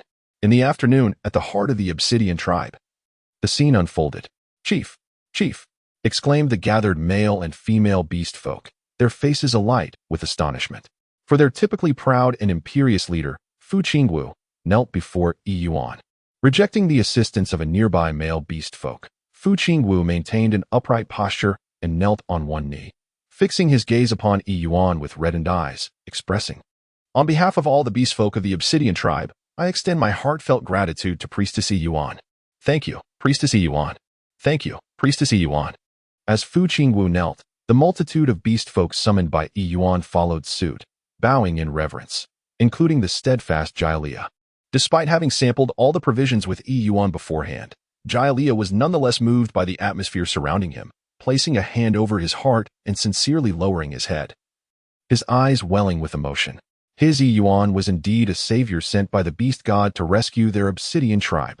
That was his Yuan. Although she wayly displayed a hint of displeasure and her heart harbored dissent, she hesitated momentarily. Yet, witnessing Fu Qingwu's act of submission, she was compelled by Silly, who, with a resigned demeanor, pulled her along, forcing her to kneel alongside the others in homage to Yuan. For Yuan had not only brought sustenance but also imparted invaluable knowledge on how to cultivate the seeds of these foods for propagation, selflessly sharing everything with the tribe. For instance, potatoes, yams, and ginger were seeds in their own right, while the white seeds nestled within peppers and chestnuts were also seeds meant for planting. Yuan cultivated a vast expanse of land. Although Fu Qingwu could not comprehend why Yuan insisted on planting only these specific crops in this particular area, he understood that as long as seeds were preserved, and with land in Yuan's presence, these crops would continue to flourish endlessly. Among all the priests who had served the Obsidian tribe, none had made a more significant contribution than Yuan. At this moment, Fu Qingwu felt an overwhelming sense of joy, grateful that he had appointed Yuan as the priest of the Obsidian tribe. This decision was undoubtedly the wisest he had ever made in his life. With the crops discovered by Priest Yuan, even if the males were unable to hunt during this winter, no beast in the tribe would face starvation. Priest Yuan, please allow me to lead all the orcs in expressing our tribe's utmost respect to you. Chapter 33, Submission. Fu Qingwu knelt down, and the orcs summoned by Yuan followed suit, kneeling before him in unison, including Jialia. Though he had already sampled all the foods with Yuan beforehand, Jialia was still moved by the atmosphere created by his fellow orcs. He placed his right hand over his heart and, with sincerity, nodded slightly to Yuan, his eyes brimming with emotion. That was his Yuan. Although Ziwili displayed visible displeasure and harbored a sense of reluctance, she hesitated momentarily. Yet, seeing Fu Qingwu kneel Silly urged her to follow, and eventually, with a heavy heart, Ziwili joined the others in kneeling before Yuan. For the Obsidian tribe, and indeed for any tribe, Yuan was worthy of this gesture of reverence. Not only had he brought food, but he had also taught Fu Qingwu and the others how to harvest seeds for cultivation, selflessly sharing everything with the tribe. For instance, potatoes, yams, and ginger are themselves seeds. The white seeds within peppers and chestnuts are also seeds. Yuan cultivated a vast expanse of land. Although Fu Qingwu could not comprehend why Yuan insisted on planting these specific crops in this particular area, he understood that as long as there were seeds, land, and to Yuan, these crops would continuously regenerate. At this moment, Fu Qingwu felt an overwhelming sense of gratitude. Fortunately, he had appointed Yuan as the priestess of the Obsidian tribe early on. This decision must be the most prudent he has ever made in his life. With the food discovered by priestess Yuan, even if the males of the tribe were unable to hunt during this winter, no beast within the tribe would succumb to starvation. Priestess Yuan, please allow me to extend the utmost respect from all the orcs of the Obsidian tribe to you. Upon saying this, Fu Qingwu took Yuan's left hand and guided it to rest over his heart, sincerely bowing his proud head. Previously, although Yuan had felt a tinge of self-satisfaction, the fervent attitude of the orcs left her somewhat at a loss. Please, rise, Yuan said softly. I am also a member of the Obsidian tribe. As your priestess, it is my duty to do these things. Having said this, Yuan withdrew her hand and assisted Fu Qingwu in standing. Feeling embarrassed by the kneeling of the towering orc figures before her, Yuan felt her composure waver. As she released her delicate hand, Fu Qingwu stood alongside her, his head bowed, lost in thought and a hint of melancholy. Once Fu Qingwu rose, all the orcs followed suit. Moreover, regarding the grilled fish by the river, I have tasted it. Suddenly, Fu Qingwu recalled something and turned to address the orcs. The grilled fish made by priestess Yuan is flawless. What transpired that day by the river was indeed an unfortunate accident. Jiwei frowned and stepped forward anxiously. Qingwu, you cannot dismiss everything that occurred that day just because priestess Yuan has provided us with food. Have you forgotten that by Tisha nearly by Tisha, how is your voice? However, Fu Qingwu did not even glance at Jiwei. Bai Tisha exchanged a glance with Yuan and hesitantly nodded. Yes, chief, I am fine now. It was indeed my oversight. In my eagerness to seek counsel from Lady Yuan, I choked. Upon hearing this, Yuan cast a grateful smile towards Betty Shaw, feeling that her efforts in delivering medicine were not in vain. However, Ziwili remained relentless, asserting that the previous incident indicated the fish was indeed unsafe. Thus, I believe. Fu Qingwu interrupted Ziwili with a cold chuckle. Ziwili, from now on, you need not consume fish any longer. With that, Fu Qingwu averted his gaze and addressed the assembled beastmen. I personally tested the fish from that day, and it posed no issues. However, the tribe does not mandate its consumption. Those who dislike it are free to abstain. Henceforth, the beastmen shall unconditionally obey every directive from Priest Yuan. To see Priest Yuan is to see me. Do you all understand? Yes, Priest Yuan, we shall heed your every word. Indeed, Priest Yuan would never harm us. I trust Priest Yuan. Whatever Priest Yuan commands, we shall comply. After Fu Qingwu's declaration, the multitude of beastmen hurriedly voiced their agreement. The abundance of provisions brought by Yuan and Jia today was truly astonishing. Coupled with her previous teachings of firemaking, roasting meat, weaving, and other contributions, it left this group of often undernourished and poorly clothed beastmen filled with immense gratitude. In that moment, Yuan's prestige surged, rivaling even that of Fu Qingwu. Ziwili lowered her head, her silver teeth grinding audibly, harboring a plethora of resentment and malice, yet she suppressed it all. Now, with Fu Qingwu's support, Yuan had garnered the hearts of the beastmen. Though proud and headstrong, she possessed a modicum of wisdom. Yuan, just you wait. I have another question for you, Priest Yuan. Why can these foods only be cultivated in this particular land? An elderly orc inquired. Yuan chuckled lightly and explained. It is not that one can only cultivate here. However, I have previously invested considerable effort into this land, nurturing plants such as yams and others. Venturing into the forest to gather them would be perilous, and the time required for them to mature is rather extensive. Nevertheless, aside from these staple crops, you may certainly take some seeds of various vegetables, chilies, and ginger back home to plant at your doorstep. Why not utilize your advantageous abilities? Yuan has adeptly transformed this land into a climate favorable for crops, significantly shortening the planting period while enhancing their nutritional value and flavor. What could be more delightful? Meanwhile, Yuan busily instructs the orcs in various agricultural techniques, while on the other side, Zivalai discreetly pulls Silly aside. What is the matter, Zivalai? Silly, reluctant to part from Yuan's teachings, inquires. Zivalai glares menacingly at Yuan's retreating figure and harshly demands, Silly, you must venture into the forest tomorrow to gather food. And it must be something that Yuan has not discovered. Silly gasps in shock, shaking his head vehemently. No. Zivalai, I cannot possibly compare to the high priest Yuan. I cannot be forced into this. Zivalai bellows in frustration. Do you wish for me to be overshadowed by Yuan for all eternity? Come on, Silly, help me out. You know my temperament. Did you not feel pity when Fuchinwu was so harsh on me today? Seeing Silly's reluctance, Zivalai softens her tone and gently shakes his arm. Silly furrows his brow. How could I not wish to assist you, Zivalai? We are companions. I merely fear that the orcs have never paid heed to anything beyond their prey. Especially those things buried beneath the soil. They lack the prowess of someone like Jylea. Noting Silly's continued hesitation, Zivalai feels a surge of frustration and inches closer to him, her softness brushing against him intimately. She whispers seductively in his ear, Listen, Silly. If you help me regain my dignity before Yuan, I shall share my bed with you for an entire month. What do you say? Determined to divert the orc's attention from Yuan, Zivalai thinks fiercely to herself, I can endure this. Silly, blushing deeply, subconsciously nods in agreement, completely captivated by Zivalai's allure. Very well. Additionally, tomorrow, please reach out to Ayuk from the Great Ming tribe, she adds. Silly quickly recovers from his reverie. Displeased, what do you need Ayuk for? Ayuk, the male of the Great Ming tribe, has long harbored feelings for Zivalai, but she previously rejected him due to Fuchinwu.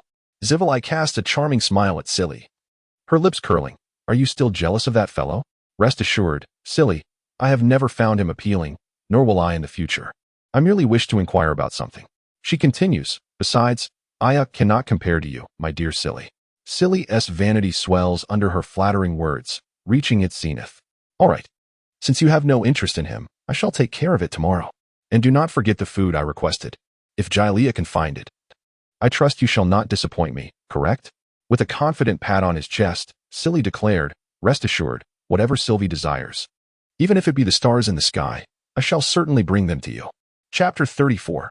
The eve of the battlefield, casually leaning against a tree, gaily rested. His long legs sprawled in a relaxed manner. The gentle breeze tousled his dark hair, revealing a straight nose and pale skin that contrasted beautifully with his raven locks. His icy gray eyes followed his own movements with a distant yet captivating gaze. His lips were subtly thin, and the strength and aesthetic appeal of his well-defined abdominal muscles were evident, accentuated by the wind that swept through his hair. Galea's physique was elongated, proportionate, and remarkably pristine. In stark contrast to the more rugged and hirsute male beastmen of this world, Galea, with his lustrous, obsidian-like medium-length hair, exuded an almost surreal cleanliness, even revealing delicate hints of rosy skin in certain areas of his unadorned upper body. Yuan finally answered the numerous questions posed by the orcs. Upon turning around, he found Galea staring intently at him, ensnared by that frigid gaze, as if he were the very center of Galea's world. Yuan's breath hitched. Jylea was already remarkably handsome. Whenever a few passing females strolled by, they would deliberately slow their pace, casting flirtatious glances in his direction. Yet, Jylea remained perpetually frosty, seemingly oblivious to their attention, his gaze softening only when it fell upon Yuan. Welcome home, Jylea, Yuan said gently, moving closer. Jylea's pale, icy eyes had yet to fully awaken. After waiting for what felt like an eternity, his initial pride and excitement began to wane as he listened to Yuan engage in what he found to be rather tedious discussions with the other beastmen. It was only when Yuan called to him that he lazily straightened up and ambled towards her, nodding in acknowledgement. The slanting rays of the setting sun seemed to favor the two of them alone, casting a warm glow upon Yuan's face. As they walked side by side, the path home was theirs alone, the air fragrant with the subtle scent that emanated from Yuan. Jylea was instantly invigorated, his heartstrings tugged, and his breath turned cautious. Yuan. Yuan turned, comfortingly patting his back. Did you wait long? I know you're tired. Once we get back, we can catch up on sleep, all right? Jylea often found himself reminiscing about Yuan, his mind filled with her every smile and frown. If their first encounter had ignited a spark of infatuation, then the deepening of their bond was an inevitable progression, as if it were destined to occur for him. Each time he thought he could not possibly love Yuan more, he discovered that his affection had grown yet again. Shaking his head, he felt an overwhelming warmth in his heart as he walked alongside Yuan. I'm not tired. Yuan let out a scoff. Oh, please. You've been leaning against the tree, your eyelids are nearly closing. No wonder you haven't noticed the few females discreetly sending you autumn's grains. Jalia's cheeks flushed slightly. All right, I won't tease you anymore. Yuan chuckled softly, ruffling Jalia's dark hair. Today brings me great joy, he said contentedly, raising his gaze to the boundless orange sky. To bring happiness to the orcs of the Obsidian tribe, to ensure that everyone can live without worry. Makes this journey to this world worthwhile. However, Jalia was not fond of Yuan's phrasing, as if he might depart at any moment. Yuan. What do you mean by saying your visit to this world isn't in vain? By the way, it seems you haven't answered my previous question. Yuan, perplexed, inquired, pardon? What is your beast form, Yuan? Yuan gently withdrew her gaze. You have already guessed, haven't you? Yet, Jalia remained silent for an extended period. Indeed. He had long harbored suspicions. Yuan was not one of the inhabitants of their orc continent. But what did that truly matter? His fears never stemmed from outsiders. Rather, he dreaded the possibility that Yuan might not belong to their world, and that one day she would. Jalia, you are hurting me. The powerful yet fragile wolf beastman buried his head deeply in Yuan's hair. Yuan, promise me, do not abandon me, will you? Yuan's heart was stirred by the lingering sound of Jalia's voice, akin to ripples disturbing the still surface of a lake, or the resonant drumhead stirring waves of emotion within her. She extricated herself from Jalia's embrace, taking a step back, and placed her palm gently against his face. Gazing earnestly into his eyes as she declared, Yes, I promise you. I shall not abandon you, Jalia. Yuan's thumb gently caressed Jalia's cheek. Upon hearing this, Jalia contentedly leaned her head against Yuan's hand. Look, our esteemed Yuan truly dotes on Jalia, a clear and resonant male voice remarked. Yuan retracted her hand. The lingering warmth of Jalia's cheek still present, a gentle heat. It was Senator Yuan remained in his usual innocent demeanor, his eyes sparkling with mirth. He wore a simple skirt crafted from the skins of winged beasts, which swayed gracefully as he approached them, caught in the caress of the gentle breeze, revealing his strong, powerful legs. Yuan felt a slight blush creeping onto her cheeks, her gaze hesitant and averted. How could Jalia, so utterly captivated by Yuan, fail to notice her shyness in that moment? His voice turned cold. Yuan, are you satisfied with your eavesdropping on the beasts? Yuan covered his mouth, letting out a light chuckle. Satisfied, indeed. Were it not for today, I would have never realized that our tribe's foremost warrior, Jalia, who typically cannot bear the proximity of females, would present himself in such a feminine manner. But then again, how else could you have so firmly captured the heart of our esteemed Yuan? Unlike his previous jests, this remark bore a distinctly insulting undertone. Ignoring her earlier embarrassment, Yuan frowned and gazed at Senator. She couldn't shake the feeling that Yuan harbored a certain aversion towards Jalia. However, considering the gentle conversation they had shared earlier and the thoughtful gift of water chestnuts he had presented her, Yuan decided to inquire politely, Yuan, is there something on your mind? Yuan shook his head, the mockery he had previously displayed towards Jalia no longer evident on his face. Instead, he nodded solemnly at Yuan, conveying his respect. I have heard about today's events. Regrettably, I was unable to witness your esteemed presence earlier, which I find rather unfortunate. Yuan suddenly realized, oh, it's nothing. From now on, you simply need to inquire with other orcs. Today, I have already informed everyone about the sowing and selection of food. It seems that Yuan mentioned before that he does not have a fondness for meat, which is why he specifically sought me out to consult about other edible vegetable plants, correct? Yuan pondered. However, Yuan-san shook his head. Those matters can be inquired about later. There is no need to trouble Lord Yuan to explain them again. I have come to see Lord Yuan for another reason. What? Yuan asked, looking bewildered. Yuan-san smiled. I heard that the leader has already mentioned today that Lord Yuan's last grilled fish was indeed flawless. Betty Shaw was merely an unfortunate incident. And I am quite pleased. Do you remember, Lord Yuan? During our last encounter, you mentioned that you would allow me to sample your grilled fish next time. Yuan-san. Jalia couldn't contain himself. Last time, when did his Yuan have any interaction with this insufferable beastman? And now he is coercing Yuan into cooking fish for him. This Yuan-san is utterly detestable. Deceiving females is a grave sin. Yuan-san blinked innocently. Calm down, Jalia. I merely scheduled this meeting with Lord Yuan. If Lord Yuan treats me to grilled fish, I shall share with him matters regarding my beast form. Nothing more, truly. Yuan also inquired about Yuan's beast form. Jiaoye abruptly turned his head. A look of disbelief etched across his face as he gazed at Yuan in astonishment. Yuan? Yuan? Is this truly the case? Yuan twitched her lips, perplexed by Jalia's expression of a wounded wife who had caught her husband cheating. However, she had to admit that Yuan's words were indeed accurate. Well, I am merely curious. The grilled fish was solely intended as a gesture of gratitude for the water chestnuts Yuan gifted me.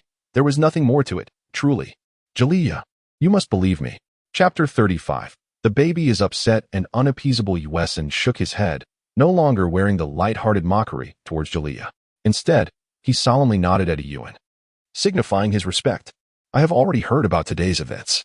Regrettably, I was unable to witness Lord Yuan's grandeur earlier, which leaves me with a sense of loss. Yuan suddenly realized, oh, that is not a problem. From now on, you merely need to inquire with other orcs. Today, I have already shared information regarding the sowing and preservation of food with everyone. It seems that Yuan mentioned previously that he does not enjoy consuming meat, which is why he specifically sought me out to seek guidance on other edible vegetable plants, correct? Yuan speculated. However, Yuan shook his head. Those queries can simply be addressed later. It is indeed unnecessary to trouble Lord Yuan to elaborate once more. I have come to seek Lord Yuan for another matter.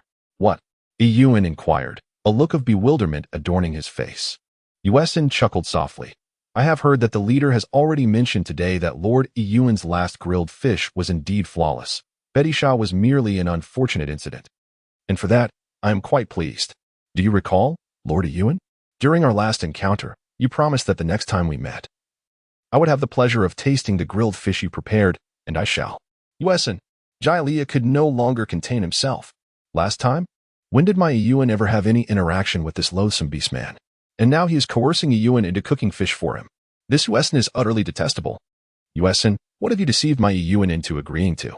Yuan innocently blinked. Do not be agitated, Jialia. I merely arranged this meeting with Lord Yuan. If Lord Yuan invites me for grilled fish, I shall share with him the details of my beast form. That is all there is to it. Yuan inquired about the beast form of Senator Galia abruptly turned his head, his expression one of disbelief as he gazed incredulously at Yuan. Yuan, is this truly the case? Yuan twitched her lips, perplexed by the pained expression of Jialia, who resembled a little wife caught in the act of her husband's infidelity. Yet, she could not deny that Yuan's words held some truth. Well, I am merely curious. The grilled fish was solely a gesture of gratitude for the water chestnuts Yuan had gifted me, nothing more, truly. Jialia, you must believe me. In the end, Yuan, Jialia, and Yuan ventured together to the riverside. The sky had begun to darken, and Yuan was roasting a skewer of fish, surrounded by Jialia and Yuan on either side. At this moment, neither Jialia nor Yuan uttered a word, yet their gazes clashed in the air, sparking like thunder and lightning. In this world, wild fish tended to be rather plump, and the ones caught by Yuan and Jialia were no exception, so Yuan could only roast one at a time. It should be nearly ready. The fish's surface was golden and crisp, its skin appearing quite delectable. Who among you would like to try it first? Jialia suddenly lunged forward, eager to snatch it. Yuan, I have yet to taste your grilled fish. Allow me to be the first. It was unreasonable for him, as Yuan's male, to let an outsider like Yuan have the privilege of tasting the food prepared by his female first. However, just as Jialia seized the fish, Yuan swiftly reached out to claim it as well, each grasping opposite ends of the skewer, neither willing to concede. Yuan applied subtle strength to his grip, yet smiled as he said, Jialia, I am the guest. The fish was intended for me by Lady Yuan, so your actions are quite inappropriate. Jialia bared his teeth, realizing he could not outmatch Yuan in verbal sparring. I do not care. Yuan is my female.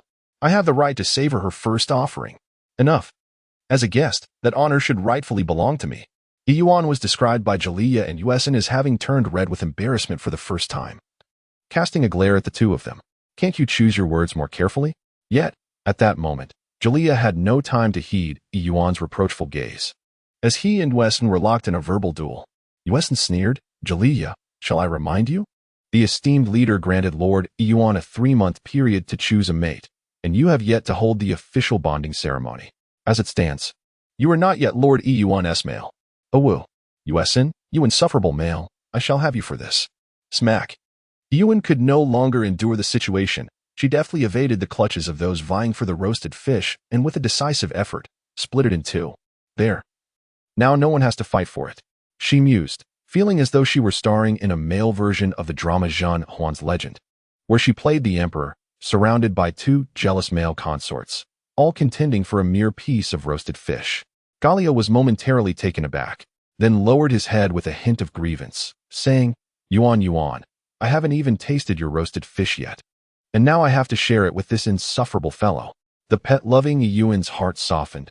She glanced at Yuan, cleared her throat, and leaned in close to Gallia. Her tone indulgent. Gallia, dear, he is an outsider. We must extend courtesy to outsiders, and besides, this is a promise I made earlier. Once we return, I shall roast for you as much as you desire. Yuan won't get any of it, all right? With that, she graciously extended the larger portion of the roasted fish to Gallia.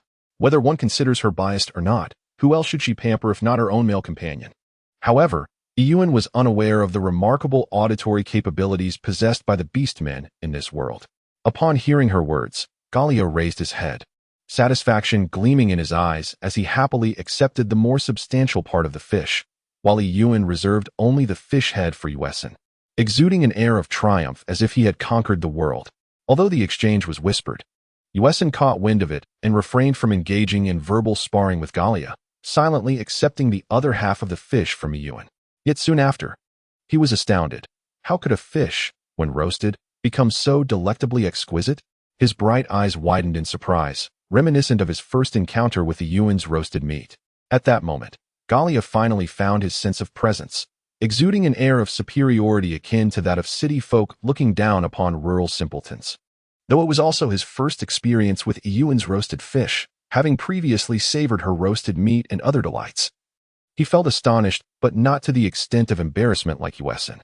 He proudly declared, Our Yuan is incredibly talented. There are countless exquisite treats you've yet to experience. Yuan, not one to be trifled with, was incensed by Gallia's demeanor after recovering from his shock. A thought crossed his mind, and he smirked coldly. Indeed, Gallia, you are quite fortunate. However, Yuan's culinary skills will not be exclusively yours in the future. After all, with merely 2 months remaining until the deadline set by the chief. Wouldn't you agree, Gallia? Yuan initially believed that discussing this topic would cause Gallia to feel distressed, perhaps even enraged, prompting her to immediately interject to Yuan. I will not, however. Gallia interrupted Yuan with a calm demeanor, exhibiting no signs of panic, agitation, or confusion. Even so, I shall remain the first male for Yuan. That is an unalterable truth. Upon hearing this, Yuan fell silent, retreating into a brooding state as he took a bite of the fish in his hand. It was now Yuan's turn to gaze at Gallia. At this moment, Gallia's expression was remarkably serene. The earlier quarrel with Yuan had dissipated, leaving no trace of the feigned vulnerability he had displayed. Instead, he offered Yuan a gentle smile. Gallia was evidently untroubled, for the one who bore the weight of discomfort had become Yuan. Gallia, what do you mean by even so? Can you truly accept sharing your partner with another male outside of yourself? Gallia, with an air of self-satisfaction, replied tenderly to Yuan. My Yuan is so wonderful that she certainly deserves the companionship of more exceptional males to protect her alongside me. Bah! Yuan, infuriated, hurled the uncooked fish from her hand. Gallia, bewildered, inquired, What is the matter, Yuan? He had only just begun to transcend the innate tendencies of his race, defying the wolf beastman belief of having only one mate throughout one's life. Yet, it seemed as though Yuan was unhappy. What was amiss? Yuan felt a mixture of exasperation and bemusement.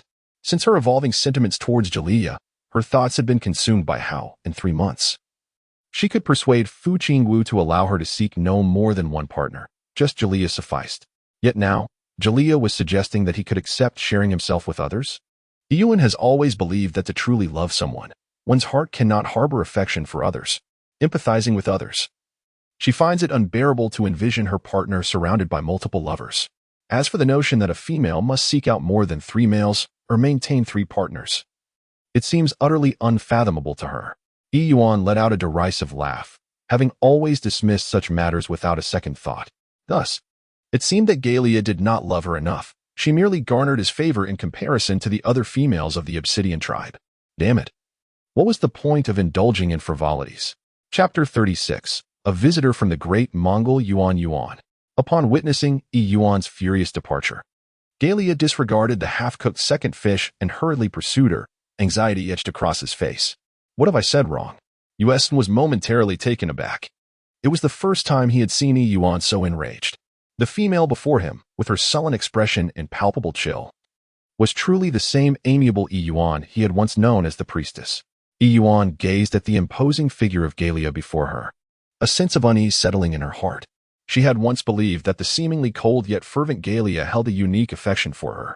However, it became evident that Galia could endure sharing himself with other male beastmen. Oh, Priest Yuan, what has transpired? Yu Xinyang chuckled lightly as he rose to follow her. With a subtle glance towards Galia, he added, if my relationship with Galia has caused you any offense, I extend my sincerest apologies on his behalf. Yuan shook her head, unwilling to engage with Yuan. It's none of your business, Yuan. I'm not in a good mood today. You should leave. Yuan paused momentarily, then feigned a casual demeanor as he patted Yuan's shoulder, disregarding the fiery glare from Galia. He gently whispered in her ear, Priestess Yuan, might you share the reason for your discontent? You previously mentioned that we are friends. However, Yuan frowned and shrugged off Yuan's intimate gesture. Yuan, this pertains to my affair with Galia. Turning to Galia, she stated, I have but one question for you. Galia, sensing an imminent crisis, nodded cautiously. Yuan, you may ask, do you truly have feelings for me? Of course. Then think carefully before you answer me. Yuan interjected sharply, interrupting Galia. Is it because of me that you are fond of me, or merely because I am female, or perhaps for some other reason? With that, Yuan disregarded the two, who remained frozen in place, and turned to leave. Yuan furrowed his brow, observing Galia's bewildered and pained expression. Ordinarily, this would have been an opportune moment for him to mock Galia, and in the past, he would have shown no mercy. Yet, Yuan was stirred by Yuan's earlier actions, which had distinctly separated her feelings for him and Galia, and a fleeting sadness flickered in his deep, dark eyes. Yuan returned to the tribe, burdened with a sense of melancholy. To his surprise, upon reaching the entrance of the Black Flame tribe, he encountered a group of orcs, seemingly outsiders, embroiled in a heated dispute with the tribe's members, led by Fu Qingwu. Fu Qingwu, as the leader of the Black Flame tribe, is this how you govern your people? I had presumed that even a small tribe like yours would not stoop to the disgraceful act of hoarding a female for yourselves. You must return the female you found in the forest to the great Meng tribe today. That female was discovered near our territory and rightfully belongs to us. Yet, you silently took her back to your tribe as if she were yours. The Black Flame tribe must provide an explanation to the great Meng tribe today. Indeed, how could the Black Flame tribe behave in such a manner? Return our female to us. Hand over what is rightfully ours. However, before Fu Qingwu, the leader of the Black Flame tribe, could respond, the other orcs had already voiced their dissent. It mattered not that the individual in question was Yuan, now a revered priest of the Black Flame tribe, whose arrival had brought immense contributions to their people. Even if it were another female, she would still represent a valuable asset to any tribe, something irreplaceable by any hunt or material goods. The existence of Yuan is irreplaceable, precious, and esteemed for any tribe. The esteemed priest was brought back by our Kalia from the Black Yao tribe. You claim he belongs to your Demeng tribe, and so he is one of you. Indeed, what proof do you possess to assert that the priest was lost from the Demeng tribe? Furthermore, even if the priest previously hailed from your Demeng tribe, it reflects a grave error on your part. How could you allow a female from your own tribe to venture alone into the perilous heart of the forest? Now that the priest has consented to remain with our Black Yao tribe, he is undoubtedly our most revered priest. The leader of the Demeng tribe, known as Hong, scoffed with a wave of his hand, silencing the orcs from both the Black Yao and Demeng tribes. A priest? Throughout history, no magnetic orc has ever served as a priest. To retain a female not belonging to you, the Black Yao tribe seems willing to resort to any means necessary.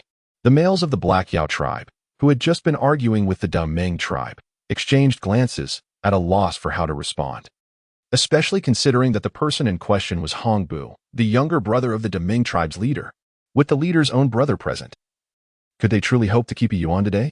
Seeing this, Hong's satisfaction grew.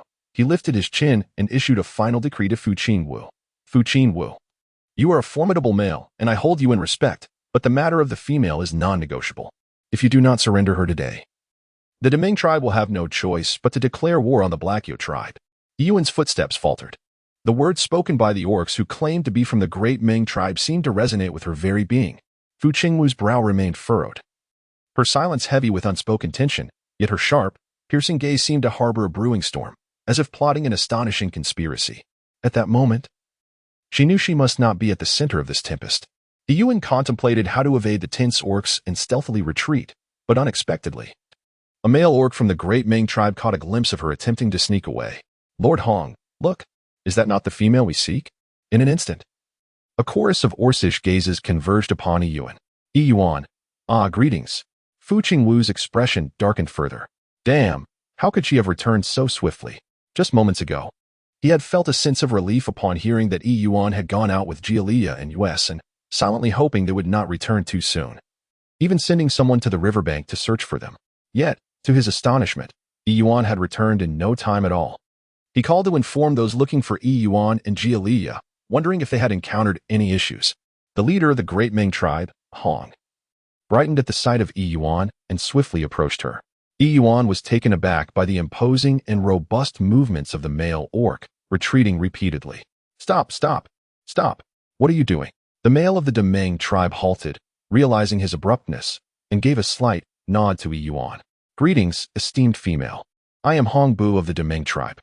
The situation is as follows. It has come to our attention that you were rescued by members of the Heiyao tribe near our Demeng territory.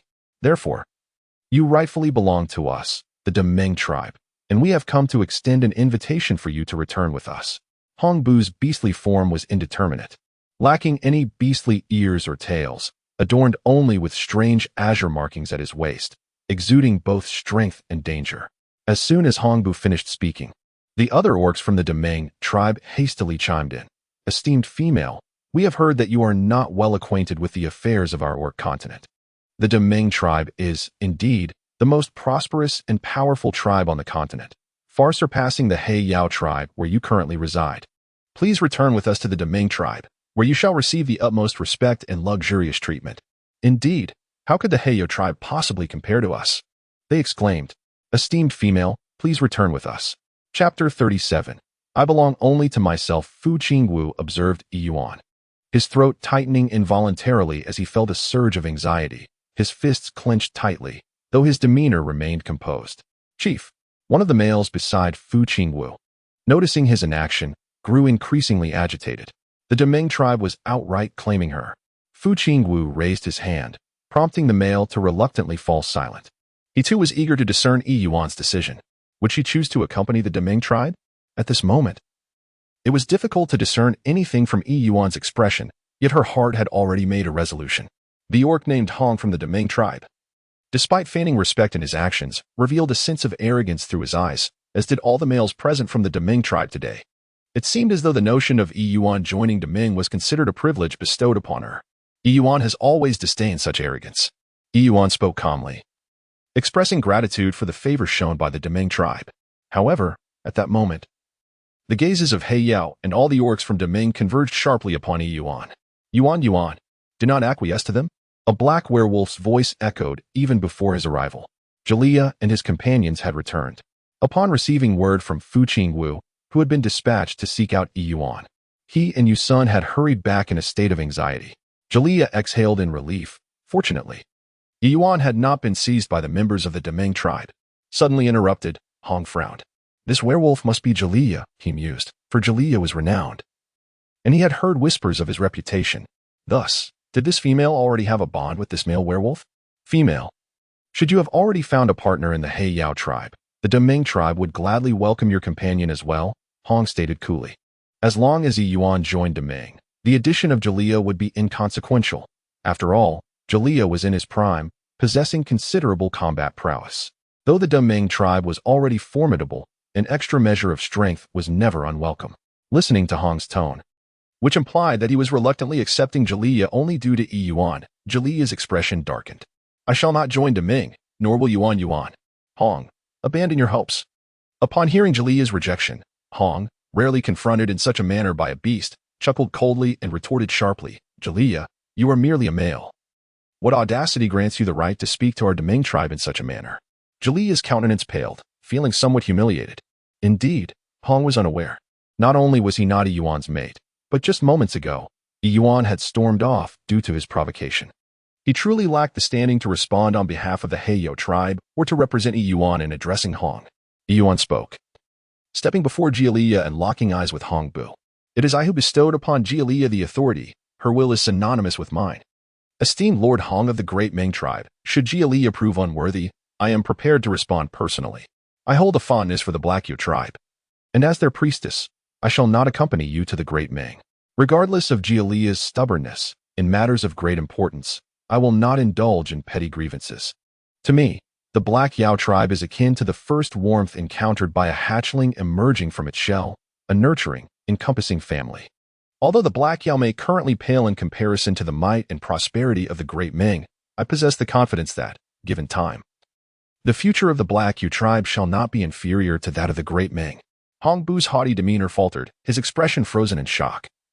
Unable to fathom Yuan's declaration, this female dared to reject him? To refuse joining the Great Ming tribe? You were always meant to belong to us. Before Hong Bu could articulate his thoughts, the other male orcs of the Great Ming tribe, following closely behind him, erupted in indignation, their voices a cacophony. What merit does a mere Black Yu tribe possess? Female, I advise you not to be ungrateful. Indeed, you were destined to be one of us in the Great Ming tribe. Today, Lord Hong has come personally to escort you back, whether you wish to or not. You must comply. Absolutely. You are required to return with us today. Once you arrive in the Great Ming, you will understand our true value. Yuan was almost amused to the point of laughter by the clamor of the male members of the Deming tribe before her. So, it turned out that Hong Bu was merely employing courtesy before aggression. Huh, what does it mean that this belongs to your Deming tribe? I was completely unaware of the tribe's brazen and unreasonable nature. What if I choose not to accompany you today? Hong Bu silenced the chattering males of the Deming tribe and fixed a cold gaze upon Yuan. Female, I advise you to ponder carefully and respond only when you have made up your mind. Among the tense male beastmen of the Heyo tribe, Shi Weili discreetly curled her lips, watching the farcical scene unfold with great amusement. To her knowledge, Hong Du had come in person. Today, even if Yuan were to summon the formidable Feng Qingwu, her safety was not guaranteed. However, Yuan was not inclined to dwell on such thoughts. The insistence of the Deming tribe that she was their possession had ignited her fury. Without further contemplation, she declared, I, Yuan, belong solely to myself. As long as I am unwilling, no one can compel me. If you intend to act against me and forcibly reclaim me, Yuan smirked defiantly, unperturbed even in the presence of these robust and imposing males who outnumbered her. Fu Qingwu had positioned himself behind Yuan, ready to thwart any sudden attacks from the Deming tribe. You best prepare for the eventual disappearance of the Deming tribe from this beastman continent. After Yuan concluded, a brief silence of 2 seconds ensued. Suddenly, the entire assembly erupted in astonishment. The orcs of the Black Dawn tribe harbored not an ounce of doubt regarding the veracity of Yuan's words. However, when had the Great Mong tribe, which prided itself as the foremost tribe of the orc continent, ever endured such an affront? Roar! A tiger orc's face flushed crimson as he transformed into his beast form and howled towards the heavens. Chief, slay the males of the Black Dawn tribe and seize their females. I demand that this female priestess of the Black Dawn tribe pay for the words she uttered today. Kill the males, seize the females. Kill the males, seize the females. Kill the males, seize the females. The males of the Black Dawn tribe were momentarily taken aback, but soon transformed into their beast forms, poised for battle. Although the number of orcs from the Great Mong tribe was relatively small, comprising merely a dozen or so, the Black Dawn tribe significantly outnumbered them, boasting over 3 times their strength. However, the orcs of the Black Dawn tribe understood that Hong Bu, as the kin of the Great Mong tribe's leader, represented the Great Mong tribe itself. If a conflict were to erupt between the Black Dawn tribe and the Great Mong tribe, the repercussions would be dire. Chapter 38, The Clash. Lord Hong, is this how you and your brother govern the Great Mong tribe? Yuan declared fiercely, I belong solely to myself. No male has the right to treat females as mere commodities for trade. If I refuse, do you expect the Great Mong to resort to force to seize me? In this savage world where strength reigns supreme, numerous small tribes often descended into chaos over food shortages or the abduction of females. Yet, it was expected that the Great Mong tribe, recognized as the foremost tribe of the Orc continent, would not stoop to such actions. Hong Bu coldly chuckled, feeling an unusual spark of anger igniting within him at being so openly disrespected. However, as he beheld the uniquely adorned and exquisitely beautiful female before him. He managed to restrain himself, raising his hand to suppress the agitated males of the great Hmong tribe, countering with a question, "What if I were to say yes?" "Female, are you certain you wish to reject the great Hmong? I advise you to reconsider, lest you act impulsively. Do you comprehend the consequences your words and actions may impose upon the Black Dawn tribe? No tribe can withstand the wrath of the great Hmong tribe." Within the Black Dawn tribe, the tension among the male orcs was palpable. Yet, amidst their anxiety, they couldn't help but feel deeply moved by Yuan's defense of their tribe. Only Ziwali secretly curled her lips in a sly smile, watching the unfolding drama with amusement. To her knowledge, Hong had indeed been provoked to true anger. Today, not even the esteemed Fu Qingwu could shield Yuan from the impending storm. Perhaps Priest Yuan, you should accompany the males of the Dameng tribe, Shi Wei-li remarked languidly, adding fuel to the already tense situation. It was indeed near the Dameng tribe where Jielia first discovered you, now that they have come to claim you. Are you still apprehensive about returning to Dameng, fearing they will not treat you well? Our Heiyao tribe has never held any enmity towards the Dameng tribe. It is unlikely they would act against you merely for being a female. Shi Wei-li believed that despite the numerous advantages Yuan brought to the Heiyao tribe, there were certainly those within their ranks who harbored resentment towards her, particularly given that Yuan had provoked the first tribe. However, she never anticipated what was to come. Slap. Fu Qingwu was the first to deliver a resounding blow to Shi Wei-li. Instinctively, Shi Wei-li covered her face, staring blankly at Fu Qingwu, stunned. Fu Qingwu had struck her. In that moment, Shi Wei-li was so shocked that she could not react. The sting on her cheek and the buzzing in her mind rendered her utterly speechless, leaving her frozen in place, gazing at Fu Qingwu. "Shi Wei-li, who gave you the audacity to assist an outsider in seizing our female?" Fu Qingwu's voice was as cold as ice, capable of freezing the very air around them. "If you wish to go to Dameng, you might as well seize this opportunity. I will not keep you here." "Chief." Seely and several males gasped, their voices rising in alarm.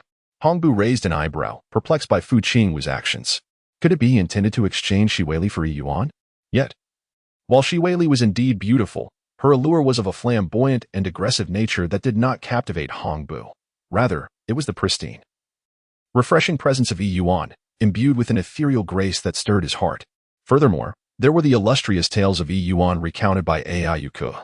He vividly recalled the first time the Dameng tribe arrived at Heiyao, witnessing the smoke rising from the hearths, an atmosphere of prosperity, accompanied by unfamiliar yet enchanting scents that left even the fiercest beasts in awe. All of this was attributed to Yuan, though Shi Wei-li was striking. She was merely a female, important yet incomparable to the future development of the tribe. One could not help but wonder if Shi Wei-li had lost her wits, revealing such a vital secret about Yuan to Ayuku merely out of jealousy among females.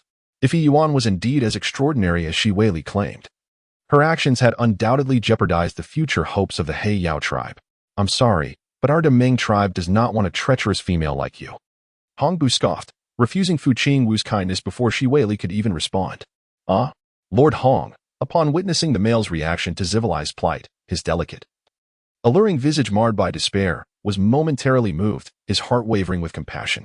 Yet, with a mere gesture, Hongbu silenced the male before he could articulate his thoughts. Hong then turned his gaze towards Yuan, patiently awaiting his decision. Prior to their departure, that individual had conveyed the necessity of Yuan's involvement.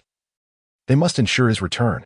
Having been consecutively struck by Fu Qingwu and subsequently rebuffed by Hongbu, Zivalai opened her mouth, yet no words emerged for an extended moment, leaving her heartbroken until Silly hastily pulled her aside.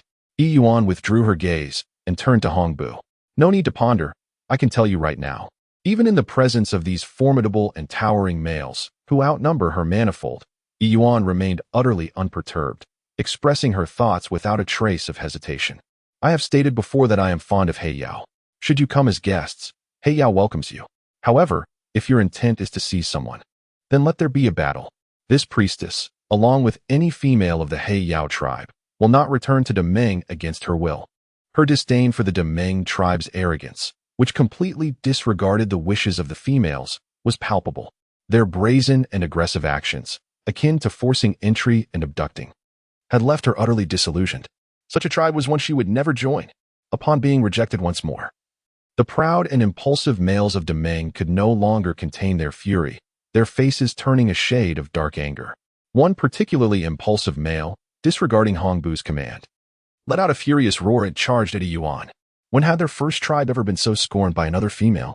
This was the utmost humiliation. How dare you? Wretched female. Today, your Heyo tribe shall face the wrath of the Deming tribe. Jelaya and Fu Qingwu remained vigilant, fixated on Yuan, ever wary of a sneak attack from the Deming tribe.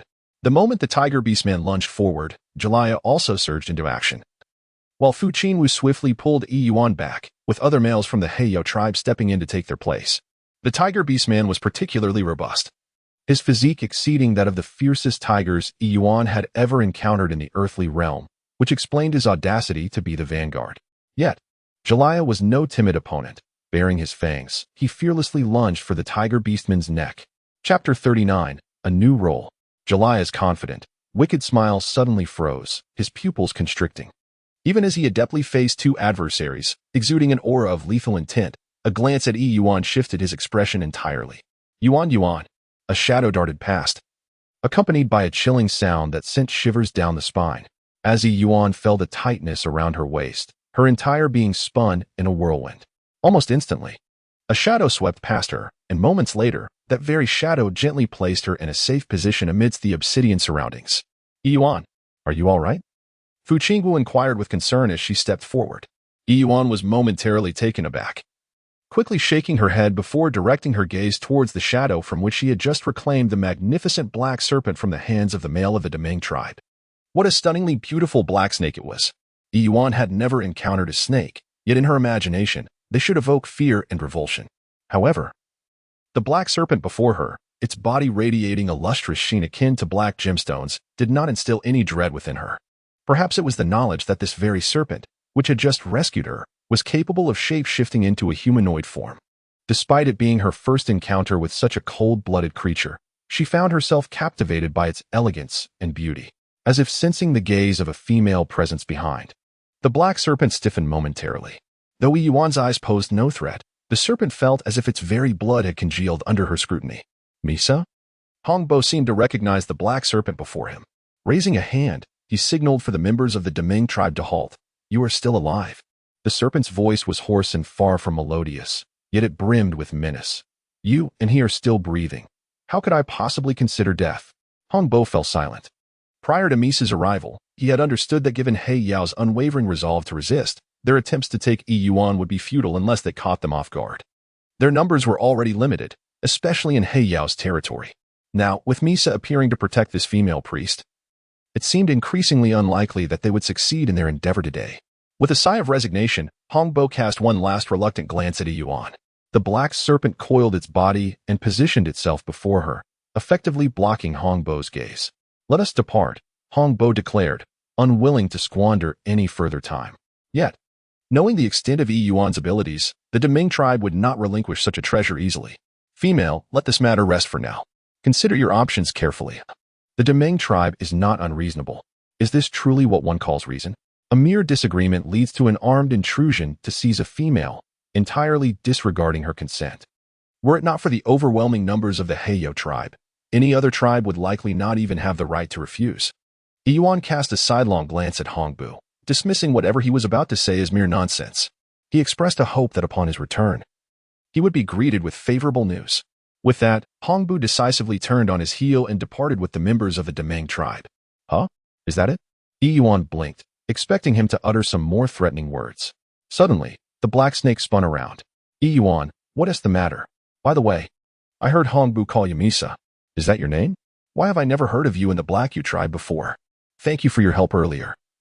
Otherwise, I might have been captured by the people of the Deming tribe. He felt a twinge of anxiety within, yet his expression remained impassive. His cold, amber eyes, coupled with his serpentine form, exuded a certain perilous allure, tinged with a hint of arrogance. No, it's none of your concern. Stay within the tribe and refrain from wandering about. With that, the black serpent took 2 steps back, distancing himself from Yuan, then turned away with an air of indifference. I must take my leave. Today, Yuan has spoken to me thrice. If I linger any longer, I fear I may lose my composure. This female is truly infuriating. So adorable, she ought to be cherished and nurtured properly. Yet, how can she be so oblivious? She seems unaware of the trouble she has stirred with the Deming tribe. Yuan lowered her head and gently touched her nose. It seemed that the black serpent known as Misa did not harbor much fondness for her. Understandably so. She had brought considerable trouble to the Black Yu tribe and had left a potential threat from the Great Ming tribe, the foremost among tribes, for the future. It was entirely reasonable for the people of the Black Yu tribe to feel some aversion towards her. Yuan, Fu Qingwu called her softly, as if she had discerned Yuan's thoughts. Misa is simply like that. After all, he is a cold-blooded creature. However, he certainly does not dislike you. I had someone deliver the roasted meat you prepared before, and he quite enjoyed it. I am truly grateful for your defense of the Black Yao tribe today. Yuan gazed up in astonishment. What?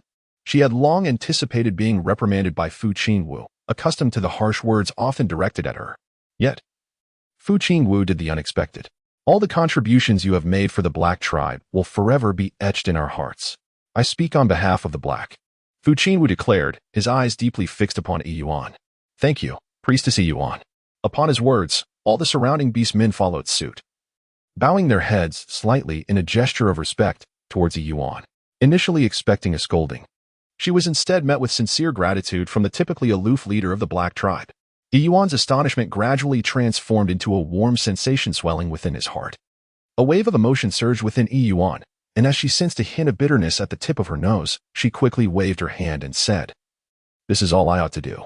After all, the conflict with the people from Deming today stems from me, Fu Qingwu. I truly do not wish to invite trouble." Hearing the slight grievance in Yuan's tone, Fu Qingwu smiled with relief. The sharpness of his brows and the coldness of his expression melted away like snow in spring, an almost unimaginable transformation. Rest assured, since you have joined us in Heiyao, even if you had not previously agreed to become the priestess of Heiyao, you are still a female of our tribe. It is the duty of every male to protect the females. Even if it requires sacrificing our lives, we shall ensure that you endure not a shred of harm. Yuan could not help but acknowledge that once again, she was profoundly moved by Heiyao.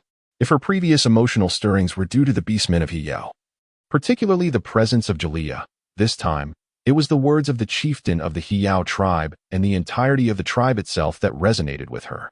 Perhaps prior to this moment, Fu Qingwu had her own ulterior motives, eager to prove her capability to thrive without the necessity of polyandry.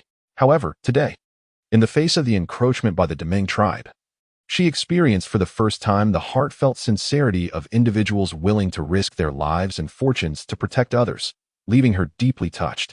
Yuan nodded heavily and smiled radiantly at everyone in Heiyao. Protecting Heiyao is indeed my duty as its priest. I am grateful for your guardianship. Heiyao is our shared sanctuary. At this moment, the departing Misa moved with an awkward grace, his eyes darting anxiously. Only Misa himself understood that his stiffness stemmed from nervousness. However, once he became aware of this, his demeanor turned even colder than ice. He frightened the females once again. Misa, you truly are a disappointment. Although he was the first to discover Yuan, Misa was acutely aware that as a fearsome, cold-blooded creature, he had never attracted the affections of the females. And in fact, they evoked a profound sense of dread within him. Thus, Misa allowed Jaliyah to bring the unclaimed Yuan back to Heiyao, providing care and support. Effectively relinquishing this opportunity to Jaliyah, Yuan was unaware of his existence, but it mattered little. After all, he had endured a life of solitude for many years, and such prolonged isolation had rendered him indifferent to loneliness. Before encountering Yuan, Chapter 40, Heartache. In the civilly household, civilly, please do not be angry. The leader's words were merely spoken in haste, Silly said cautiously, observing the beautiful yet somewhat temperamental peahen before him. Civilly remained unresponsive, unusually seated in silence. One hand lowered to conceal her cheek, which bore the mark of a blow from Fu Qingwu. Silly grew increasingly anxious. Civilly, go ahead and hit me. Scold me if you must. Do not bottle it up inside. Seeing you in such distress only deepens my own sorrow. He would rather endure her wrath than face the current silence that left him utterly oblivious to her thoughts. By the way, I have discovered a new food that Yuan has never encountered before. Suddenly remembering, Silly dashed into the house. Look. He presented a vibrant red object in his hand. The item, resembling a blood-red umbrella adorned with specks of white like starlight, was strikingly beautiful. Civilly's attention was finally captured by the dazzling red before her. What is this? I do not know.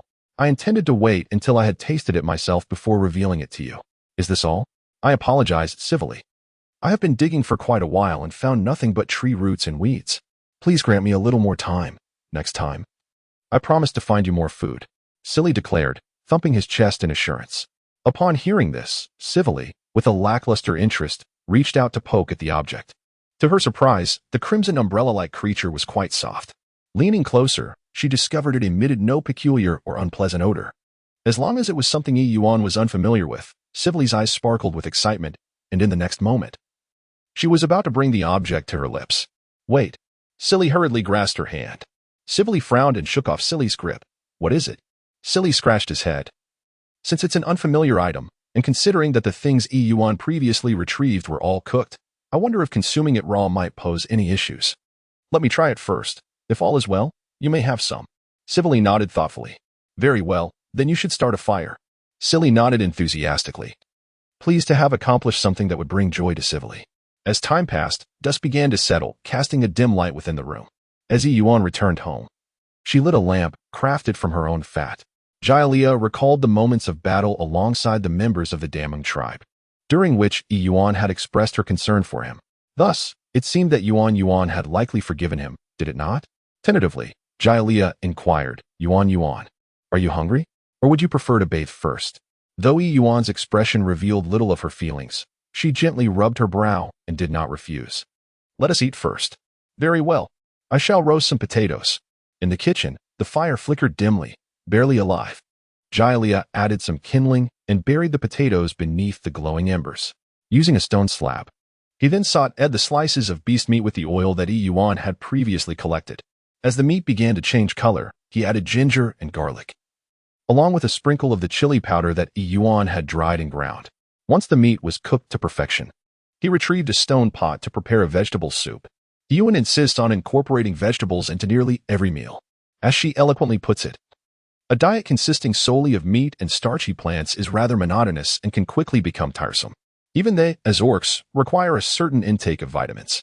Presently, Galia has already mastered the art of preparing decent meals with remarkable organization. Soon, she had prepared 2 dishes and a soup. By the way, Yuan, I am still uncertain about how to make the spicy and sour noodles you mentioned last time. Could you kindly teach me next time? An oppressive silence enveloped the dining atmosphere, prompting Galia to seek a topic to dispel the awkwardness. Yuan nodded in response. Yuan, are you still upset with me? Galia's ears drooped in concern. However, I truly do not comprehend the reason behind your anger. The thoughts of females are so elusive. If only you would express it directly. Perhaps that would help. Yuan had just swallowed a relatively small potato, which, thanks to the addition of spices such as chili, was far more delectable than the monotonous roasted meat he had consumed upon his arrival in this orcish realm. His spirits were inevitably lifted as a result. Yuan sighed, pondering the absurdity of her frustration with an orc who knew nothing. Indeed, this orc continent could be described as a quintessential matriarchal society, where polyandry was not only commonplace but essential. Yet, she was Yuan, and her heart could only belong to one. Over time, she had grown accustomed to the backwardness and barrenness of this world. She was not the fragile female who needed to rely on multiple orcs for survival. After all, the orcs here, despite their beastly origins, were undeniably appealing in stature and appearance. If she had to choose a male to share her life with, being with Jialia was not a loss at all, having finally developed feelings for this pure and handsome wolf orc through their interactions. She felt no need for any other males to intrude upon her life. She was confident that even with just Jialia, they could thrive on this orc continent. However, it seemed that Jialia was utterly oblivious to this sentiment, continuing to assume the role of matchmaker, seeking out other males to share her with him. She could not accept the notion of being with so many men simultaneously. Caught in her thoughts, Yuan resolved to confront Jialia. If Fu Qingwu could not accept her decision, then she would simply leave Heiyao with Jialia in 3 months and carve out her own path. Yuan, have you decided on your choice of male for 2 months from now? Jialia asked, noticing her prolonged silence. After a moment's contemplation, he suppressed the bitterness and pain within him.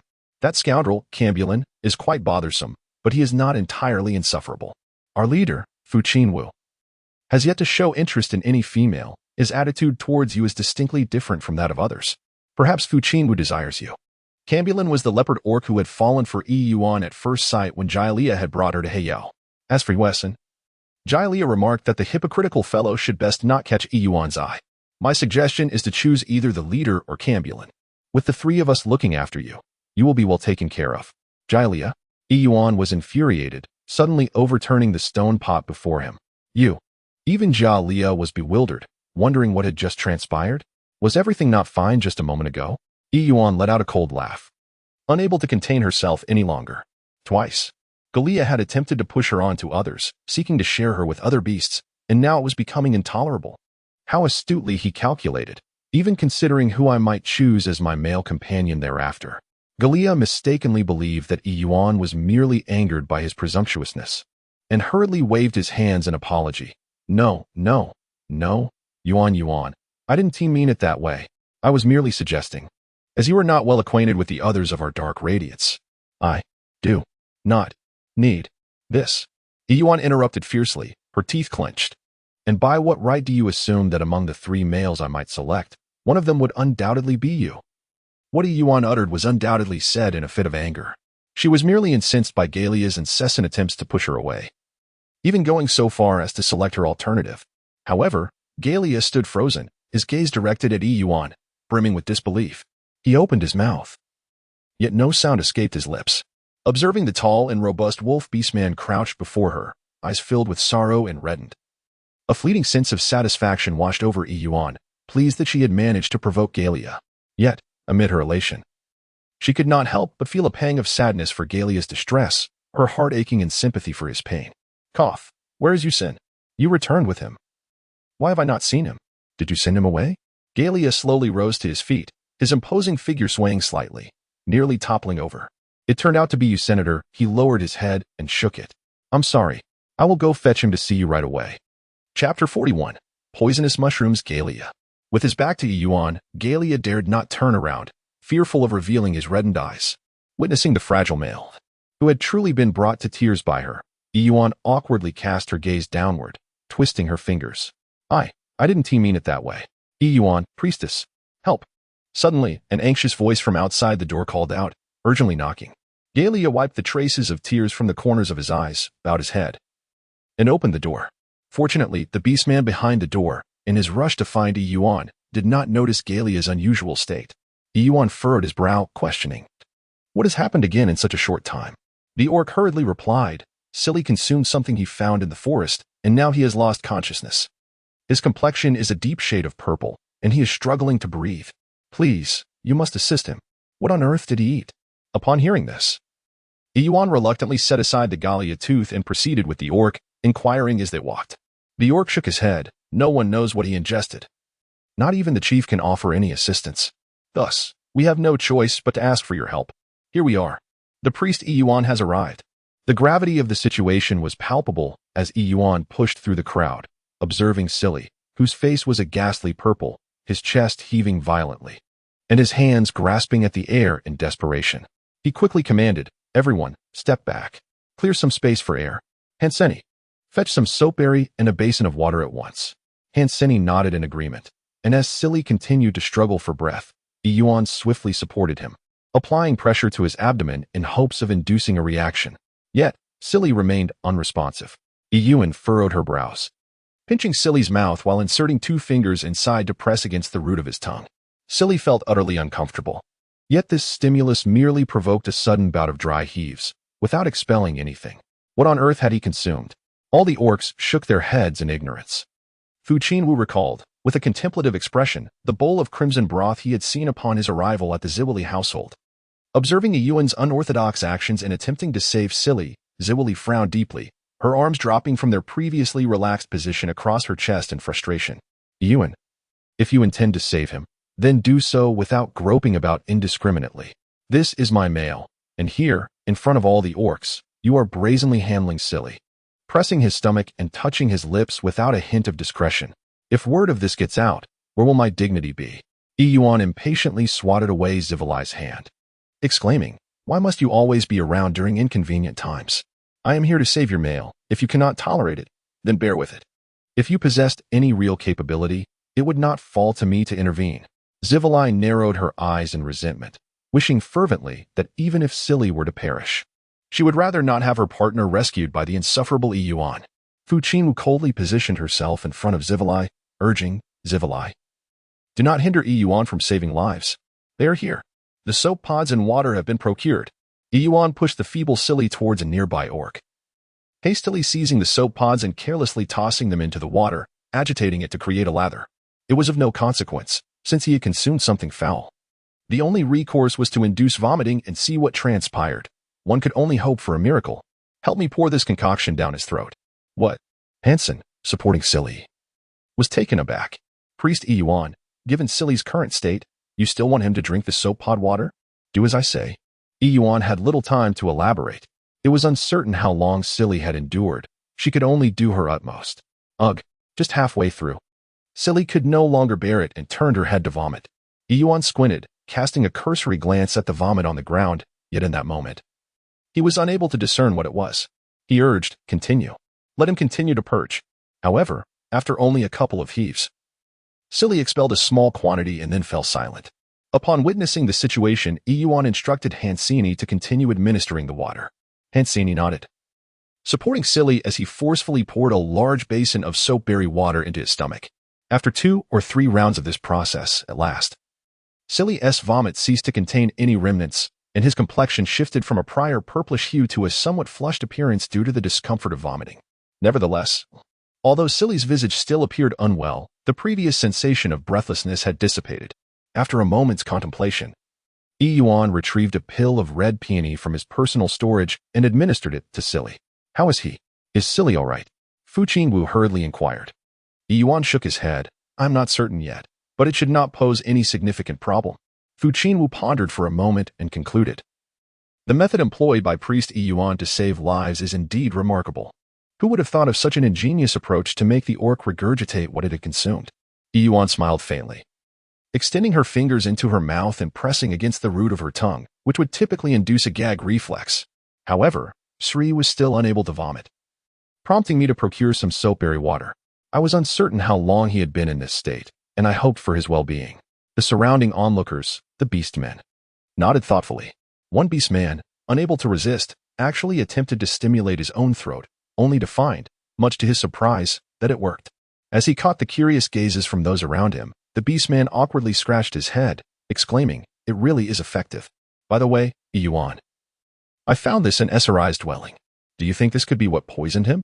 Suddenly, Fu Qingwu had a thought and instructed a beastman behind him to bring forth the remaining red broth that Sri had consumed. Ziwali's expression shifted noticeably. What is this soup? Ziwali, what exactly did Sri eat? Ziwali crossed her arms defiantly, retorting to Yuan. How would I know? You should ask him if he can wake up. Ziwali, he is your male. Of course, I am aware that Sri is my male. That fact will not change merely because you have touched him. Sri only has affection for me, Yuan, so do not waste your effort. Yuan, I am utterly speechless. It's as if my mother has opened the door to silence. And silence has come home. Yuan has come to realize once again that she cannot communicate effectively with this civilized. As Yuan turned to Fu Qingwu, he inquired, Chief, could you kindly find a male orc to examine Silly's condition? The food Silly consumed was toxic. We must identify it to avoid such perilous sustenance in the future. Fu Qingwu nodded and addressed Hansini nearby. Hansini, please take Silly back for a proper rest, and also check if there is anything left on him. Hansini nodded, supporting Silly to assist him in standing. However, a faint voice from Silly interrupted. No, it's unnecessary. Silly had regained consciousness. After all, he was a robust male orc. Although he still felt somewhat unwell, simply waking up had restored some of his strength, enabling him to rise with assistance. It is my fault, he lamented, to have caused concern for both the esteemed chief and priest Yuan. It was I, who, recalling the myriad unfamiliar foods presented by priest Yuan last time, wished to contribute to the tribe.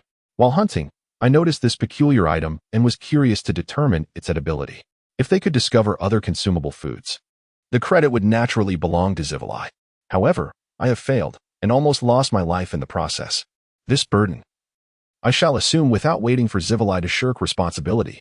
As he spoke, Silly slowly retrieved a vibrant red organism from beneath his animal hide skirt. Chapter 42. Perception. This simple action seemed to sap Silly's remaining strength. He weakly asked, Priest Yuan, do you recognize this? This, is it not a mushroom? Mushroom? The surrounding orcs expressed their unfamiliarity with such an ingredient. Can this mushroom be consumed? Yet, why did it nearly cost Silly his life? Yuan shook his head, raising the vibrant red poisonous mushroom in his hand. Mushrooms come in various types, and this particular one just so happened to be toxic. In truth, There are many other varieties of mushrooms that are harmless, perfect for stews, and boasting a remarkably exquisite flavor. The orcs of the Black Yu tribe never doubted the authenticity of Yuan's description of exquisite, and they could not help but feel a sense of anticipation. However, Fu Qingwu furrowed his brow. Despite his robust physique, he had nearly lost his life today due to that very mushroom, and he still felt a lingering trepidation. Yet, to prevent another incident of accidental poisoning like today's, it would be best for everyone to refrain from consuming this mushroom in the future. A few orcs nodded in disappointment. At that moment, Priest Yuan suddenly recalled something, and in a hushed voice, he asked, "What about these mushrooms? Are they also toxic?" Silly produced a handful of brightly colored mushrooms, vibrant in hues of red, blue, and yellow. He was unwilling to let the near loss of his life go in vain without achieving anything. Yuan's eyelids twitched, realizing that Silly had brought back an alarming number of toxic mushrooms. Fortunately, he had rashly cooked them all. I am not familiar with every type of mushroom and cannot ascertain their toxicity. However, in the natural world, the more visually stunning and alluring a creature, the more likely it is to be poisonous. As she spoke, Yuan sifted through a vibrant array of toxic fungi and finally spied a small cluster of edible, non-toxic mushrooms that she recognized. For instance, this unattractive white variety is harmless, and this one, known as wood ear, is also consumable. As for the other 6 colorful varieties, I am rather unfamiliar with them, so my advice is to refrain from touching them. Silly nodded, suppressing the nausea that occasionally rose within him. After selecting the 2 edible types Yuan had mentioned, he quietly discarded the remaining colorful mushrooms, crushing them underfoot. Well, Silly, today you have, in a sense, been rescued by Priest Yuan. It would be best for you to rest now. With that, Fu Qingwu took the remaining white mushrooms and wood ears from Silly's hands, stating, "As for these 2 varieties, I will ensure they are tested for safety before returning them to you for the tribe to gather." Silly nodded and, supported by Hanseni, made his way back home. "Priest Yuan, I apologize for intruding upon you once more." Fu Qingwu expressed his regrets to Yuan.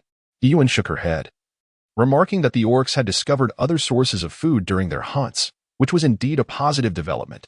However, she noted that at present, they were not adept at discerning which foods were toxic and which were safe.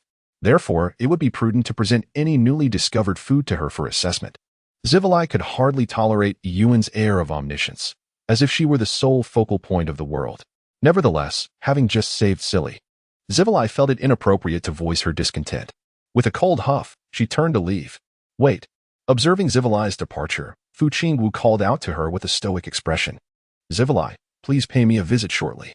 Zivalai, still reeling from the slap Fu Qingwu had delivered in front of everyone, felt a surge of resentment. How could she still find joy from merely receiving a glance from him as she once did? Yet, upon hearing Fu Qingwu's words, she couldn't help but speculate internally. Could it be that Fu Qingwu regretted his earlier actions? Regretted striking her in front of the crowd because of a Yuan? With a cold scoff, Zivalai teased Fu Qingwu. "What does this mean?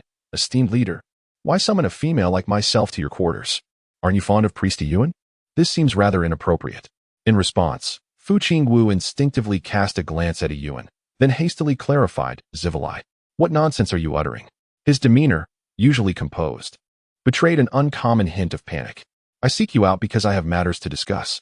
Yuan merely pretended not to notice, waving her hand and turning to leave.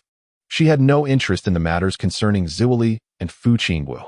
"Chief, if there is nothing else, I shall take my leave. You may continue your conversation."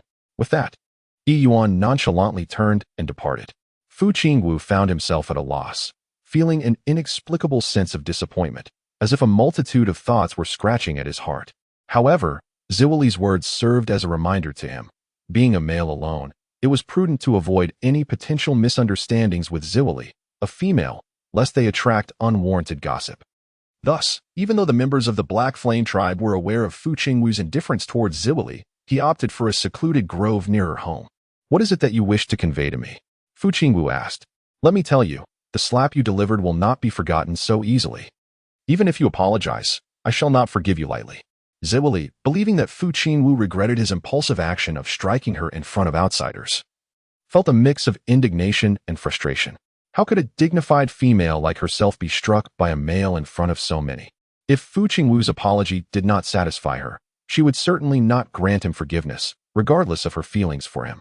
Nevertheless, Fu Qingwu, growing increasingly impatient, waved his hand dismissively. His disdain for Ziwili had reached its zenith. Ziwili, I did not seek you out for this matter. Ziwili's eyes widened in disbelief. Her voice sharp and piercing like boiling water. What? You feel no remorse for striking me before so many? You do not intend to provide me with an explanation? Though Fu Qingwu was inwardly irritated, he sighed and began to explain the events of the afternoon. The reason I struck you was due to your lack of foresight. How could you, amidst the tribes, request one of our own females from outsiders? If I had not silenced you, what would the other females think of us in the Black Flame tribe? That we would yield our females simply because we are not as powerful as the great Ming tribe? Ziwili, however, was unconcerned with such matters. Her face flushed with anger as she delivered another slap to Fu Qingwu. If she were a reasonable, attractive, intelligent, and amiable female, why would Fu Qingwu not have succumbed to her charms long ago? You are talking nonsense. You clearly have feelings for Yuan. You only treated me this way because I sought to push Yuan away. She had not forgotten the humiliation of Fu Qingwu attempting to offer her to the great Ming tribe.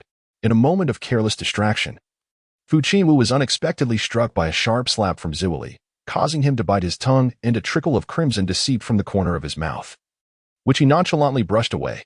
Consider this a repayment, he declared, casting a frosty gaze at Ziwili, whose icy stare seemed capable of freezing water. Ziwili instinctively took a step back under the weight of that look. However, she pondered, why would the Demo people be aware of Yuan's existence? What had Yuan done to provoke you? It was one thing to dislike her and repeatedly trouble her, but this time, our Heiyao tribe would not harbor an orc who spends their days plotting against their own kin. A sudden unease gripped Ziwili, yet she resolutely denied it. What are you rambling about? I need an explanation. Fu Qingwu's voice was as cold as ice. Ziwili pinched her palm. No. If Fu Qingwu truly knew she had informed Ayuku, he would not merely seek a private conversation with her. So what if he guessed? Ayuku's affection for her did not serve as direct evidence of her betrayal against Heiyao. Summoning her courage, her palm painfully pinched, she met Fu Qingwu's gaze defiantly, retorting, What do you want me to explain? Do you have any evidence? Chapter 43. Conspiring Shadows. Fu Qingwu remained silent. Even if I harbor feelings for you, I am still a female. Do you truly believe I would remain unperturbed by your repeated accusations and humiliations? Fu Qingwu fell silent. Indeed, he had no evidence. But the sudden intrusion of the Demo tribe, asserting that Yuan rightfully belonged to them, was far too suspicious, leading him to merely speculate. After all, Ayuku and several males from the Demo tribe were quite fond of Ziwili, and only she possessed the motive that compelled his suspicions to land upon her. If I am mistaken, I shall apologize. Fu Qingwu softened his tone. Ziwili sighed in relief, but he continued, However, I have always trusted my instincts. Ziwili, this is my final warning. You had better pray you have not truly colluded with the Demo people. Should I uncover any truth, I will not show you mercy. With that, Fu Qingwu turned on his heel and departed, unwilling to hear any further justifications from Ziwili. Left behind, Ziwili bit her lip, her eyes burning with resentment as she watched the unfeeling figure of the male orc retreating. All her frustration coalesced into a singular thought. Yuan, Yuan, Yuan. This entire predicament stemmed from Yuan. Ever since Yuan's arrival, everything had changed. Yuan, I will not let you escape unscathed. The male I cannot possess. You shall not dare to covet. Severely, with a surge of frustration, struck the tree beside her, sending a cascade of withered leaves tumbling to the ground. The pain in her hand momentarily drew her back to reality. It appeared that the Black Flame tribe could no longer accommodate her. The reason she had chosen to remain with them in the first place was solely due to Fu Qingwu. Yet, Fu Qingwu had repeatedly spurned her, leaving her heartbroken. Today, she had even been assaulted by another female. In her despair, a new plan began to form within her. It was time for him to intervene. A bloodthirsty smile curled upon Severely's lips as she gazed ominously into the distance. Fu Qingwu, my patience is finite. You shall undoubtedly regret your actions and face the consequences. Severely, at last, you are willing to see me. A clear male voice revealed an unmistakable joy. Severely, upon recognizing the attire of the female, caused the male orc to flush crimson, the air around him suddenly feeling more heated. Before him stood Severely, her hair tousled, her eyes languid and dreamy. One side of her face bore the marks of Fu Qingwu's earlier attack, a swollen bruise that, while pitiable, lent a haunting beauty to her delicate cheeks. The dark green peacock feather skirt she wore barely grazed her waist, revealing her long, porcelain-white legs. Yuan, I have missed you. During this time, watching you revolve around Yuan has been truly unbearable. severely coiled around the radiant crane orc like a serpent. Yuan, who had previously exhibited tenderness and confidence before Yuan, now found himself at a loss, rendered as helpless as a child in the face of severely's teasing. Unsure of where to direct his gaze. But did you not urge me to approach her? Severely's cool, slender finger lightly touched Yuan's lips. Her tone laced with a hint of sorrow. No, I cannot bear the thought. I fear you might, like Fu Qingwu and Jialia, fall for Yuan. Yuan hastily shook his head. How could that be? Severely, you know me well. Among the crane orc tribe, the males have but one female. Since I am already yours, unless I perish, I shall never betray you. Indeed, Yuan is exceptional, beautiful, astute, and self-assured. Since her arrival at the Black Yao tribe, Yuan cannot deny the immense contributions Yuan has made for the tribe. Thus, when Ziwili urged him to approach Yuan, it was merely an attempt to uncover her secrets, although he felt a twinge of discomfort. Given the request of his own female companion and the fact that Yuan was merely an outsider, Yuan reluctantly acquiesced. The naive Yuan had never contemplated the darker implications of this arrangement. Ziwili smiled in satisfaction, though she feigned displeasure as she asked, "What if you were not mine? Before me, would you have feelings for Yuan?" After a brief moment of contemplation, Yuan resolutely shook his head. There are no hypotheticals. To be favored by you, Ziwili, is my honor. Ziwili was captivated by Yuan's untainted demeanor, yearning to taint it, and she had exerted considerable effort to win over this orc. However, upon obtaining Yuan, her desire and resentment towards Fu Qingwu intensified. To preserve Fu Qingwu's favorable impression before she could claim him, Ziwili thus skillfully persuaded Yuan to temporarily conceal their relationship. To sow discord with Yuan, Ziwili thought of Yuan and requested him to win Yuan's favor. Despite Yuan's prior connection with Jialia, Yuan was equally compelling. As fellow females, Yuan could not resist the pure allure of Yuan. Akin to the luminous moon, Ziwili seductively guided Yuan's hand to rest upon her, softly declaring, "I no longer have feelings for Fu Qingwu, you senior. I was blind before, but now I realize who I truly desire and cherish. You will always be by my side, won't you?" Enthralled by the warmth and softness in her embrace, Yuan found himself entranced, readily affirming her words. Very well. With that, Ziwili led Yuan to a bed adorned with soft animal hides. "Yuan, I want you." Yuan never rejected Ziwili's requests. It was an instinct ingrained within the essence of their crane tribe males. After their fulfillment, Yuan contentedly held the one in his arms. Ziwili, ever proud, was not one to compete for affection with other males, making this the second occasion she shared such intimacy with Yuan, aside from an unexpected encounter during her heat. In the throes of passion, their endeavors extended longer than anticipated, and Ziwili felt as if her very bones were being undone by Yuan's fervor. Nevertheless, she had not forgotten her primary concern. "What is it, Ziwili? Stay with me a while longer. Tomorrow, we shall wed." Ziwili interrupted Yuan's delightful reverie, stating slowly, "You are aware, Yuan, that I was struck by Fu Qingwu in front of Demeng today?" Yuan furrowed his brow, exclaiming, the leader is truly excessive. How can one lay hands on a delicate female?" Unable to swallow his indignation, he spoke out. Meanwhile, Ziwili leaned against Yuan's smooth chest, whispering softly into his ear. "What?" Yuan suddenly panicked. You actually want me to?" But Ziwili appeared unperturbed, calmly massaging her shoulders as she stated, "The root of all this is the one who has wronged me. It's all because of Yuan. Ever since Yuan arrived at our Black Radiance tribe, everyone's attention has been drawn to her. Fu Qingwu, Jialia, Camberlin. Therefore, Yuan, I despise Yuan. If I cannot exact my revenge on her, and must continue to endure the humiliation within the Black Radiance tribe, constantly bullied by Fu Qingwu, overshadowed by Yuan, I would rather die. Tell me, will you assist me? Help me reclaim my position as the first female of the Black Radiance tribe. Help me regain the attention of everyone in the tribe." Chapter 45. Implication. Who are you speaking to? At that moment, a female voice echoed from within the room. The Orc continent's hideouts were constructed from various caves and stone walls, which were inherently poor in soundproofing. Coupled with the Orc's keen sense of hearing, Ziwili mistakenly believed that it was Yuan again when she caught the sound of silly conversing. Upon stepping out, she discovered it was actually Yai. Ziwili scoffed, leaning against the wall with a cold smile. "Oh, isn't this Yai? Why aren't you trailing behind your esteemed priest, but instead have come here to me?" Yai frowned, shaking the mushrooms in her hand. "I came to return this to you. Do you think anyone wants to visit you?" Observing Ziwili's languid and unabashed demeanor, Yet AI noticed the mottled and ambiguous marks on Zivalai's body. My heavens, Zivalai, you beast. Yeah, AI exclaimed. Silly has just regained his life, and here you are, entangling him in broad daylight. Remembering Silly's pale complexion, yet AI assumed it was Zivalai who was clinging to him. What concern is that of yours? Is your Earl unable to satisfy you? Have you come to meddle at my doorstep? Suddenly struck by a thought, Zivalai chuckled. Oh, could it be that you have feelings for Silly? Upon hearing this, Silly quickly waved his hands. Zivalai, don't misunderstand. Yet AI and I are just, if you like him. I shall gift him to you, Zivalai remarked expressionlessly, as if Silly were merely an inconsequential object in her eyes. Yet AI's face flushed red with anger as she pointed at Zivalai, trembling, yet found herself unable to utter a single retort. You shameless creature. How can you so easily discard your own partner? Zivalai, however, remained indifferent, stating, aside from Fu Qin Wu, all other males in my eyes are merely replaceable and disposable at any moment. Yet AI, with genuine concern for Silly, questioned, how can you claim to be indifferent towards him? Silly's expression darkened even further. Forget it. You truly are incomprehensible.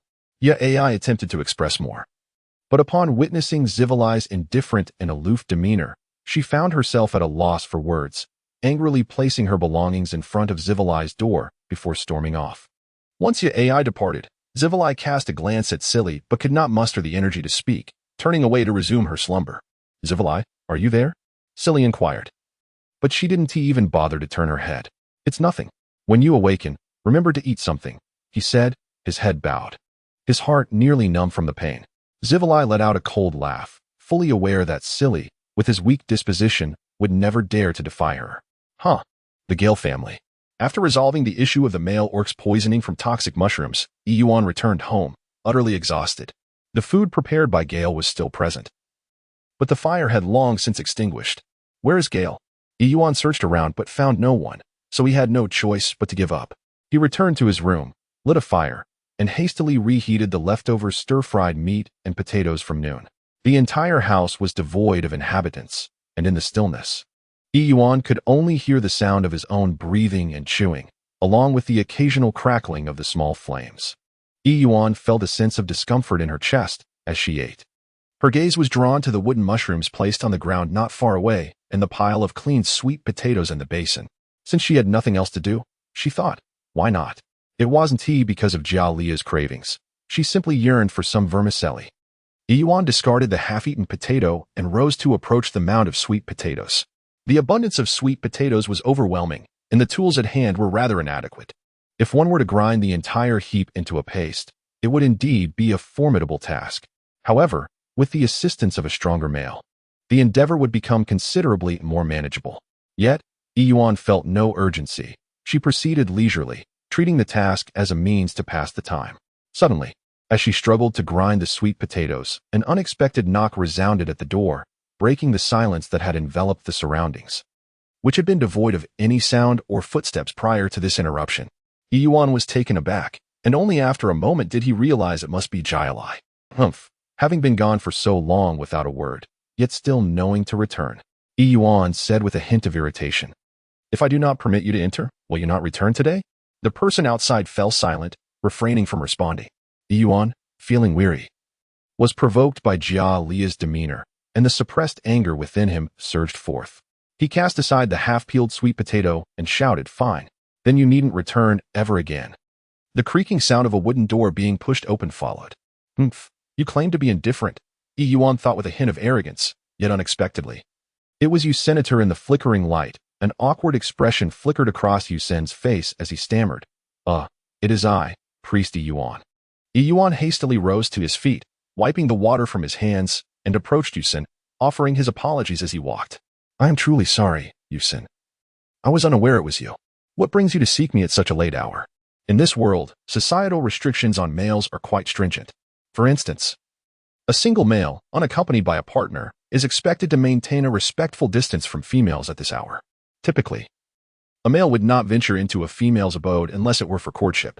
Should the female not refuse and extend an invitation into her home, it is generally interpreted as her tacit acceptance of the male's advances. On such an evening, the male would have the opportunity to exhibit his physique and prowess.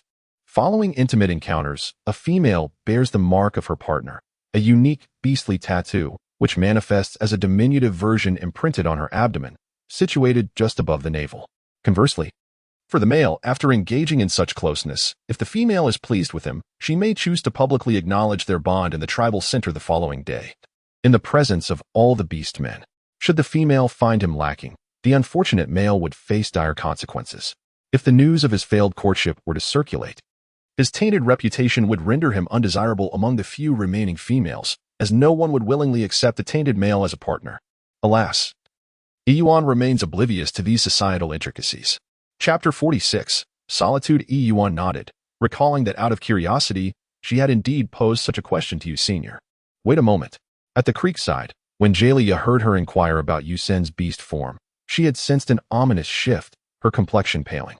Could it be that in this world, there existed a custom whereby knowledge of another's beast form necessitated forming a partnership? No, that couldn't be right. Upon her arrival in this tribe, hadn't she also witnessed Cumberland's beast form? Moreover, at that time, she was not alone. There were numerous females present. Surely, they wouldn't all feel compelled to marry him upon seeing his beast form. There was only one Cumberland. He couldn't marry them all. In that fleeting moment, a multitude of thoughts surged through Yuan's mind as she desperately tried to recall the details. However, the fact that Yu Sen had sought her out at such a late hour, alone together, undeniably created a palpable atmosphere. Could it be that Yu Sen harbored feelings for her? At this point, she found herself reluctant to delve deeper into that possibility. Yuan diplomatically declined, deciding it was best to refrain from further inquiries and to suppress her foolish curiosity. What? Yu Sen's expression darkened. And Yu Sen, it is quite late. Jaylee, you will be returning shortly. Should anyone witness you here at this hour, it would tarnish your reputation. Let us postpone any further discussion until tomorrow, Yuan asserted, maintaining an air of innocence as she feigned ignorance of Yu Sen's implications, embodying a demeanor of integrity. Oh, this Yuan. Could he truly be so oblivious? Did he require such blatant signals? By the way, what were you preoccupied with just now? Yu Sen averted his gaze, diverting the topic, reluctant to depart. His pride and self-respect hindered him from lowering himself before a female who was not his own, yet leaving in such a manner was not an option. The command from Zivalai loomed over him.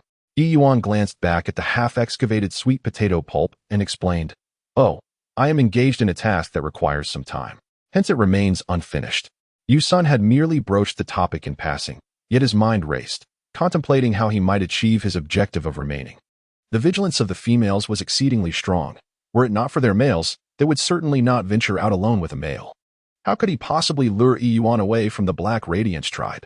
Yuan, priest, since you seem rather idle, might I trouble you for a favor? The two voices resonated simultaneously. Huh? In the dead of night, the door to Yuan's home stood wide open, flickering warm orange flames casting shadows of two figures. From an outside perspective, it appeared as though a male and female were fervently engaged in some sort of activity. Particularly, the male's breathy gasps sounded strikingly intimate. Is this level acceptable, Yuan, priest? Yu Sen rose, setting down the wooden pestle, and exhaled a sigh of relief. Yuan glanced over at the large wooden basin, where approximately 20 pounds of sweet potatoes had been entirely ground into a fine sweet potato paste by the males. This paste, now mixed with water, filled 3 substantial basins to the brim. Yuan scooped a spoonful to examine. The sweet potato paste was remarkably delicate, a stark contrast to her own inefficacious grinding that took a tedious 10 minutes. Truly impressive. Yu Sen, you have been an immense help to me, she declared. Once I finish the sweet potato flour, I shall be sure to treat you first. Yu Sen, with an endearing smile, replied, how can that be considered a significant help? We clumsy males know little and can only engage in such laborious tasks. The existence of both females and males in this world is simply due to their differing areas of expertise, is it not? Regardless, I am still grateful to you. Yuan tilted her head, her smile illuminating her gentle features, as the enchanting atmosphere enveloped them in their confined space. Yuan possessed an exquisite beauty, with skin so fair and smooth that pores were nearly imperceptible. Her large, sparkling eyes, which flickered playfully as she tilted her head slightly, radiated an endearing charm that could easily evoke affection from any male. Yu Sen's face flushed with a hint of embarrassment, unsure of how to respond to the female's gratitude. He merely nodded, saying, I am glad to be of assistance. Well, you must be tired today. Do take some time to rest. Once I have prepared the sweet potato flour, I shall have someone deliver it to you. Trust me. It will be a delightful new culinary experience unlike anything you've encountered before. Upon hearing Yuan's words, Yuan cast a glance at the 3 large basins of sweet potato puree he had personally ground. While he could not fathom what such a quantity could transform into, he had always found Yuan's claims to be reliable. Even the incident involving Betty Sha and the fishbone had prompted a clarification from Fu Qingwu. Thus, he felt a sense of pride in the impending creation of this new delicacy. With a heart full of anticipation, Yuan nodded with glee, preparing to take his leave. All right, Yuan, I shall return now.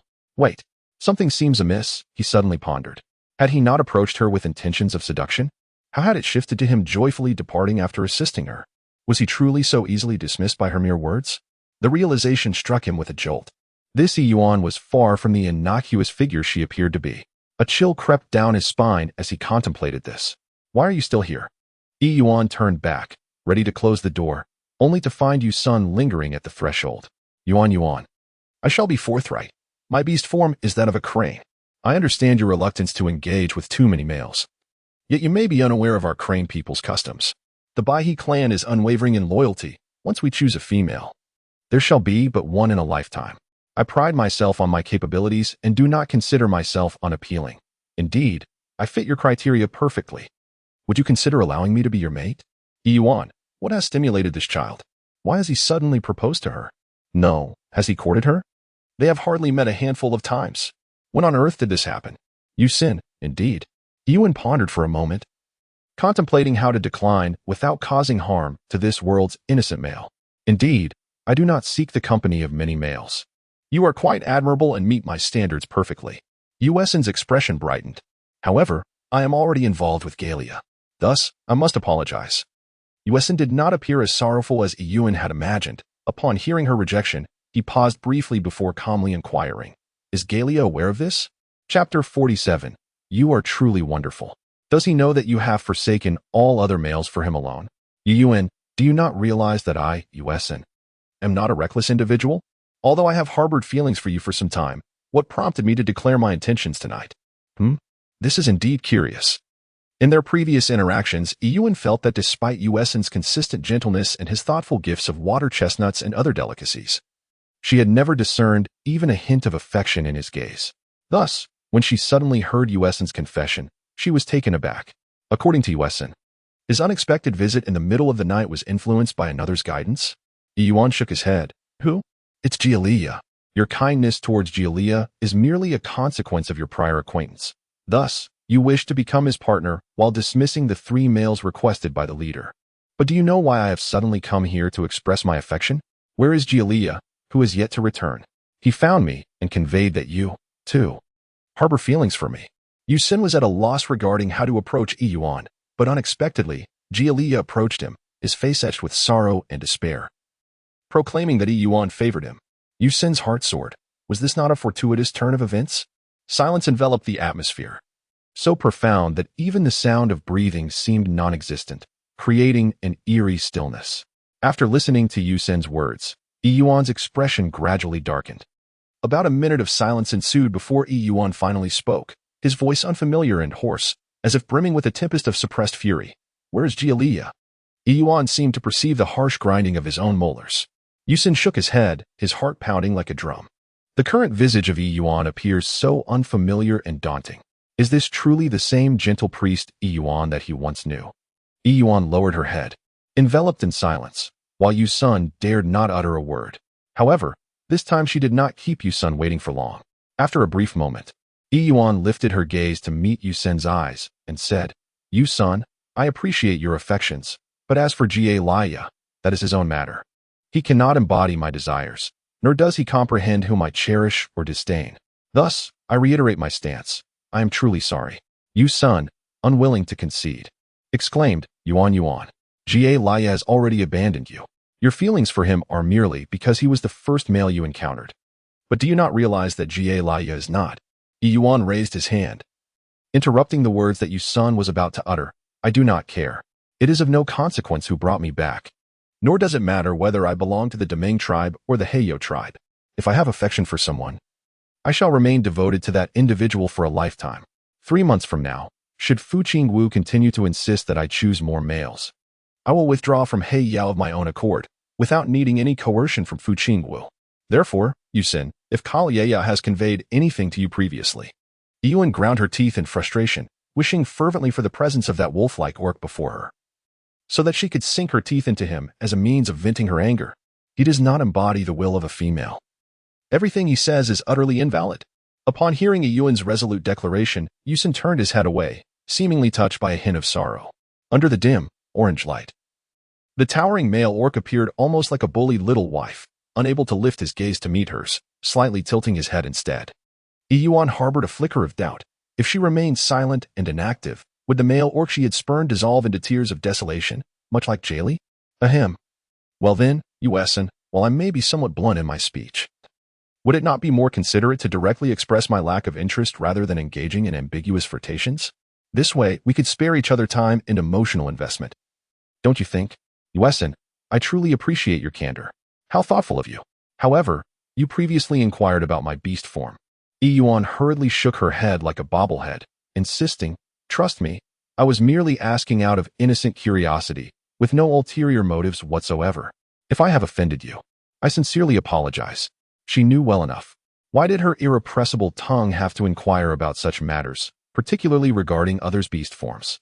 However, after your remark, I find myself pondering a question. Yusin's voice was devoid of inflection. Ask away. If the beast forms of male orcs are so private that inquiries from females are deemed flirtatious, then why did I witness Cumberland's beast form upon my arrival at the tribe?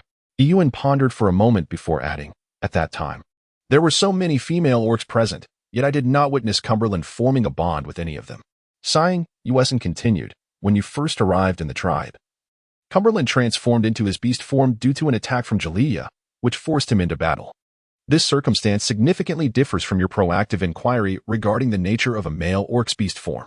When a female takes the initiative to inquire about a male's beast form, it inherently signifies her interest in him, indicating a desire for deeper understanding. A subtle air of awkwardness lingered in the atmosphere. Yuan awkwardly scratched his head and remarked, oh, I see now. No wonder. It was clear why, when she first encountered Yusan, she had inquired about him, yet he had not divulged anything. Instead, he exhibited a look of astonishment that soon transformed into a visage of relief, promising to share more during their next meeting. Clearing his throat, Yusan began to clarify. Allow me to explain. My inquiry about your beast form was purely out of curiosity. You are unlike the other beastmen. Your preference for both fruits and fish piqued my interest, prompting me to ask. At that moment, I was unaware of the implications of my question. Now that I am enlightened, I assure you that I shall not be so reckless in the future. As the two engaged in their dialogue and explanations, Yusin's expression gradually returned to a state of tranquility. After Yuan finished speaking, Yusun remained silent for a long while, gazing at Yuan with a countenance shrouded in a profound complexity that Yuan had never observed before. It wasn't until Yuan began to feel increasingly uneasy under his scrutinizing gaze that he finally spoke. Yuan, do you know? You are truly remarkable. Unlike any other female. Previously, Siwei had inquired whether he would have developed feelings for Yuan had they met earlier. At that time, Yusin confidently asserted that he would not, for Siwei was nestled in his embrace, the warmth and softness of her presence rendering any thoughts of other females inconceivable. However, now, Yusin found himself unable to respond with such certainty. He could no longer guarantee that, had he encountered Yuan before meeting Siwei, he would not have been captivated by her charm. Yuan remained silent, uncertain of how to respond. In contemporary society, the notion of women remaining unmarried and childless has become increasingly acceptable due to the evolving social climate. However, the Orc continent presents a stark contrast. Her desire for a singular devoted partner has transformed into an extravagant wish. Perhaps these naive male orcs are perpetually ensnared in a struggle between their instincts for survival and the pursuit of females. The fundamental necessities of existence, food, progeny, already weigh heavily upon these males, who live under the constant threat of death from predation. Yuan turned away, aware that it was time for him to depart. Priestess Yuan, I await your sweet potato flower. Chapter 48. An unexpected crisis unlike other females. Yuan recalled a previous inquiry from Zivilai regarding whether he would develop feelings for Yuan had he met her first. At that moment, he had confidently replied in the negative. For Zivilai was nestled in his arms, her warmth and softness rendering thoughts of any other female inconceivable. Yet now, Yuan found himself hesitant to answer with such certainty. He could no longer assure himself that, had he encountered Yuan before Zivali, his heart would not have been swayed. Yuan remained silent, as if unsure of how to respond. In contemporary society, a woman's choice to remain unmarried and childless is often deemed inconsequential amidst the prevailing liberal attitudes. Yet, this realm of beastmen presents a stark contrast. Her desire for a singular, devoted partner has morphed into a lofty aspiration. Perhaps these simple-minded male beastmen are perpetually ensnared in the struggle between the needs of their female counterparts and the harsh realities of survival. Basic necessities, sustenance, progeny, overwhelm these males, who exist in constant peril of death through predation. Yuan turned away, recognizing that it was time for him to depart. Priestess Yuan, I shall await your sweet potato flower. Yuan, what troubles you? I queried from a distance, noticing her irate demeanor early in the morning. Who has incited your wrath? At that moment, several females were gathered, engrossed in crafting the trinkets invented by Yuan. A few of them, clumsy with their hands, bore expressions of dismay as they observed Yuan striding towards them, exuding an air of indignation. Betisa, having grown somewhat familiar with Yuan following the previous incident involving grilled fish, summoned the courage to just like I. Indeed. Who possesses such remarkable prowess to provoke our esteemed priestess Yuan? Where's Galia? Yuan demanded angrily. Galia? We haven't seen him. Isn't he residing with you? Several females shook their heads in confusion. Yuan gritted her teeth. Fine, I understand. I shall seek elsewhere. This rebellious Galia has truly grown bold, daring to stay out all night. After Yuan departed last night, Yuan, seething with indignation, awaited Galia's return, intent on delivering a proper reprimand. However, to her dismay, as she anxiously waited, she unknowingly succumbed to slumber. The gentle rain and wind outside mingled with the soothing sound of falling droplets, while the bright fire within cast a warm glow. In such an atmosphere, sleep came easily, and Yuan dreamt not a single dream until dawn. Yet, upon awakening, even after a night had passed, Galia remained conspicuously absent.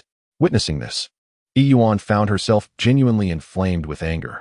Thus, it is said that while one may indulge a puppy, one must never overly pamper it. Although Yuan has not yet turned Galia into a vicious dog that dares to bite its master, the situation is perilously close. As Galia has grown increasingly arrogant due to her favoritism, the unresolved matter of Yuan's late-night sacrifice still lingers. And now he has the audacity to remain out all night without a word? Once she captures him, she must teach this insufferable male a stern lesson. Yuan thought fiercely, this is not good. This is not good. At that moment, a deep male voice suddenly echoed from afar, rushing towards the crowd in disarray. Simultaneously, a strange and resounding horn sounded across the sky of the Black Radiance tribe. Yuan halted his steps and gazed at the orc. Priest Yuan, it is fortunate to find you here. I have come specifically under the orders of our esteemed leader to inform everyone that a flash flood is imminent. Everyone, hasten back to gather your belongings and flee for your lives. A flash flood? Yuan was taken aback and hurriedly inquired, mountain flood? There has been no storm or rising tide during this period, so how could there be a mountain flood? Generally speaking, forest mountain floods typically occur in areas extensively covered by trees and bamboo, where heavy rainfall during the flood season, coupled with the convergence of warm, moist air over the mountains, creates a significant humidity clash that leads to substantial localized precipitation. However, while the past few days have been marked by persistent drizzling, there has been no considerable downpour, so logically, it should not be the case. The orc shook his head, saying, I do not know either. In any case, let us not dwell on this too much. We must quickly return and gather our belongings in preparation for relocation. By the way, what about Galia? Have you seen him? I believe I saw him heading into the forest this morning. He should be with the chief and the others now. Yuan finally breathed a sigh of relief. But what about Fu Qinwu? Where are they? I have matters to discuss with him. Yuan still felt that recklessness was unwise. It was better to clarify the situation before proceeding. Alas, Priest Yuan, there is no need for stubbornness. Time is of the essence, and we have little left. You should hasten back to gather your essential belongings. The male orc wished to depart, yet Yuan continued to hold him back, questioning him with great urgency. Yuan's expression was grave. I am not being obstinate. I merely wish to ascertain who disseminated the news of the impending mountain flood. Is the information reliable? It is indeed true, for I witnessed it with my own eyes. Came the voice of Fu Qinwu from behind. As he spoke, A majestic black eagle descended from the heavens, transforming into a strikingly handsome man, approximately 6 feet tall, just as he neared the ground. While we were in the forest today, I heard an unusual sound from afar and went to investigate. At the heart of the forest lies a cliff waterfall. The waterfall has eroded the soil, and the fissures in the rocks of the dam have caused the entire mountain to stir restlessly. I estimate that within 2 or 3 days, the flood will sweep through our territory. Heiyao, how could it be a waterfall? How could this happen so suddenly? Yuan's emotions were difficult to articulate at this moment. She gazed at Heiyao, a place she had only recently come to know, yet it was the first to accept her, to embrace her, and it felt so familiar. This impoverished orc continent was already barren. Establishing a tribe was no easy feat. She could hardly fathom the devastation that would ensue should Heiyao be destroyed. Even if all the tribe members survived, how long would it take? And how much effort would it require to rebuild a tribe? She found herself reluctant to let go. Sigh. Yuan exhaled deeply, raising his head to gaze resolutely at Fu Qingwu. How far is that waterfall from us? Ah, my esteemed priest, please refrain from asking so many questions. The chief has a multitude of matters awaiting his attention. Despite the usual reverence the orcs held for Yuan, the gravity of the moment weighed heavily upon them. It was a torrential flood, a manifestation of divine wrath. No matter how much they respected Yuan, they could not truly believe that he could single-handedly contend with the gods. Kaiji, allow Lord Yuan to finish speaking, Fu Qingwu interjected, raising his hand to interrupt his anxious subordinate. Though he too was perplexed as to why Yuan posed such inquiries at this critical juncture. He had always placed his unwavering trust in him. Yuan, the envoy bestowed by the beast god to the Black Obsidian tribe, destined to save the orc continent. He is willing to believe in the miraculous female who can wield and teach all orcs the essence of spirit. Yuan. The epicenter of the mountain flood is approximately 50 miles from our Black Obsidian tribe, not too close, yet not too far. If you wish to inquire further, feel free. I shall divulge all. Chapter 49. A compromise for aid? Gazing into Fu Qingwu's unwavering conviction, Yuan felt a twinge of apprehension. Should she err this time? It would jeopardize an entire tribe. Had such a mountain flood ever occurred before? Indeed, Fu Qingwu nodded solemnly. What transpired afterward? We fled. The entire tribe was obliterated. A nearby small tribe refused to evacuate, and only a fortunate few, about 10 orcs, survived, while the others perished. And the Deming tribe? They are the foremost tribe of our orc continent. Previously, they claimed that I was brought back by Jialia from near their territory. This implies that the Deming tribe should be closer to the flood. What became of them? At this point, Fu Qingwu lowered her gaze with a hint of melancholy upon receiving news from the flying orcs. The Deming tribe immediately mobilized all orcs to move boulders and chop down thick timber. Although they were nearer to the flood, they steadfastly withstood that deluge and emerged unscathed. What? Yuan was equally astonished. That was a mountain flood. To put it plainly, it was a mudslide. Could merely moving some stones and cutting down a few trees possibly withstand a mudslide? Was this a jest? Observing Yuan's look of disbelief, Fu Qingwu had anticipated this reaction and elucidated. The reason why the Deming tribe is referred to as the foremost tribe is precisely due to that mountain flood. At that time, they were far from the formidable force they are now. It was because of that flood that they proactively sent all the orcs to shift the largest boulders and to fell thick trees weighing over 100 pounds to create barriers, thus enabling them to survive that crisis. Following that event, many homeless orcs and smaller tribes, witnessing the Deming tribe's remarkable strength, flocked to join them, culminating in the establishment of the present-day foremost tribe. Yuan felt a stir within her heart. She did not wish for Heiyao to transform into some first tribe due to the recent mountain flood, but if they were to emulate Deming. At the very least, the Deming of that time was able to remain unscathed. They were situated further from the forest and, theoretically, should have been able to do the same. Fu Qingwu placed a hand on Yuan's shoulder, interrupting her contemplations with a grave tone. Yuan, I am aware of your thoughts, and I too have pondered this matter. However, the Deming of that era, even if not the foremost tribe and far from possessing the strength we see today, still stood in stark contrast to our current situation. At that time, Deming deployed 391 males. Aside from a few elderly males, even some females lent their assistance, totaling 407 individuals. In contrast, our Heiyao tribe comprises merely around 200 members, and when we exclude the elderly and the young, how can we possibly compare? Yuan lowered her head, lost in thought. What should she do to safeguard Heiyao? You mentioned that the mountain flood would reach our Heiyao in at least 2 days, correct? Fu Qingwu nodded slightly. Yuan raised his head, gazing at all the orcs present. At that moment, due to Fu Qingwu's unwavering trust as their leader, they collectively directed their expectant and trusting eyes towards him. Everyone, please return and gather your belongings. I will strive to safeguard the Black Radiance. But in preparation for the worst, it would be prudent for each of you to pack your essential items in advance. Fu Qingwu sighed, seemingly a bit disheartened, and nodded. Very well. Should you require anything, do not hesitate to seek me out.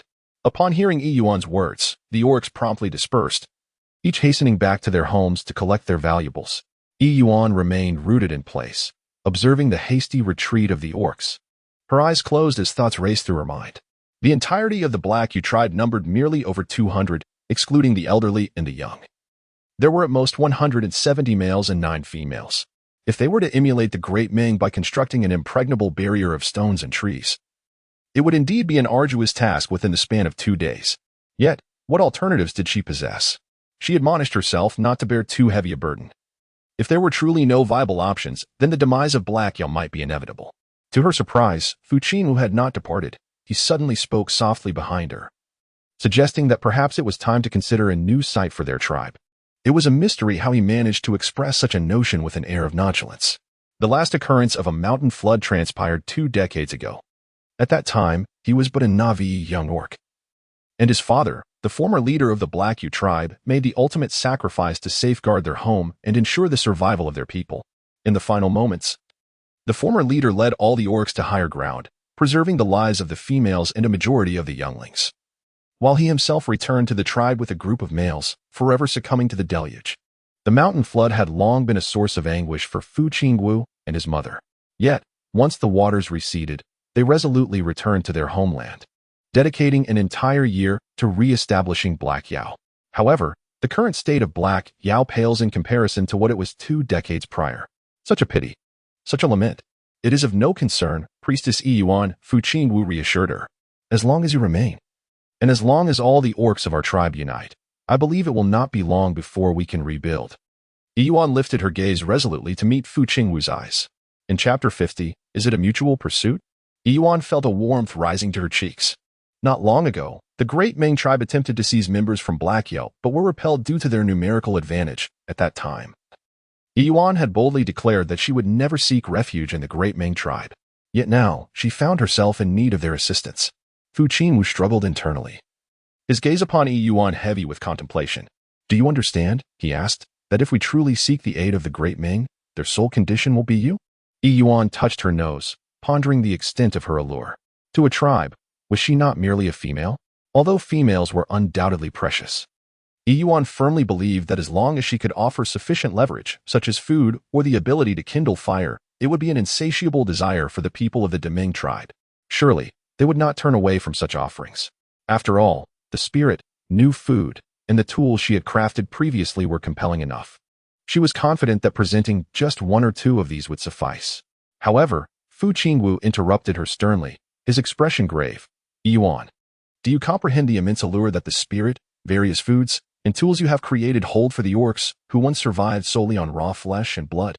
If the Deming tribe were to discover that all these wonders originated from you, do you believe that we, the Heiyao tribe, would have any hope of survival before we possess the strength to safeguard you? Indeed, possessing such treasures could be a double-edged sword. Even if she were to impart her creations to the Deming tribe without reservation, there was no guarantee they would trust her. For those outside one's kin often harbor ulterior motives. How could they ensure that Yuan had not concealed her own interests? Would they allow her to remain within the Heiyao tribe, only to turn against them once they grew powerful? It's all right, Yuan. Noticing her silence, Fu Qingwu realized that his words might have been too daunting for someone perceived as a delicate female, potentially frightening her into silence. He hastened to reassure her. As long as you are with us, and as long as all the orcs of our tribe unite, I am convinced that it will not be long before we can re-establish ourselves. Yuan let out a long breath, lifting his gaze with unwavering determination towards Fu Qingwu. Fu Qingwu, do you believe in me? Grant me a little time. If the shaman of the Great Ming tribe could devise a solution back then I too shall find a way. Given that you all chose to place your trust in me before, I vow not to disappoint you this time. A promise. Ethereal and elusive. The crisis looms ominously ahead. Yet, as Fu Qingwu gazed at Yuan, it was as if he had swallowed a calming elixir. He lowered his head, his eyes sparkling as he looked into Yuan's. Very well. Yuan let out a sigh of relief. As long as Fu Qingwu had relinquished the notion of abandoning Heiyao, even if only momentarily, it was sufficient. By the way, previously, Kaiji mentioned that Jia had ventured into the forest with you all. Why is it that he is not present now? Fu Qingwu raised an eyebrow, inquiring, what? Has Jia not returned? Indeed, we left together this morning. Yuan, all right. Jia, you truly are impressive. Yuan spoke through gritted teeth. What's wrong? Fu Qingwu, perplexed, noted that this remark seemed to commend Jia, yet Yuan wore an expression of palpable resentment. It's nothing. Yuan exhaled a heavy sigh. Fu Qingwu, I shall take my leave for now. By this time tomorrow, I shall have devised a plan. With that, Yuan turned and waved her hand. Jia, what? After casting her aside to Yusan, does he intend to evade her forever, never to meet again? Once turned away, Yuan's demeanor regained its composure. Perhaps her initial feelings were merely a mix of irritation, anger, and a hint of regret for her heated words spoken in the moment. 3 months hence, she would not choose Jia as her mate. Ever since Yusan departed, her mind was consumed with thoughts of how to chastise Jia. Yet now, she had grown weary of this male beast's incessant disappearances.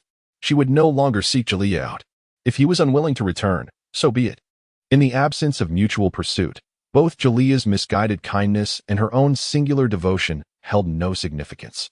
Though she spoke thusly, upon returning alone to her dwelling, she gazed at the emptiness around her.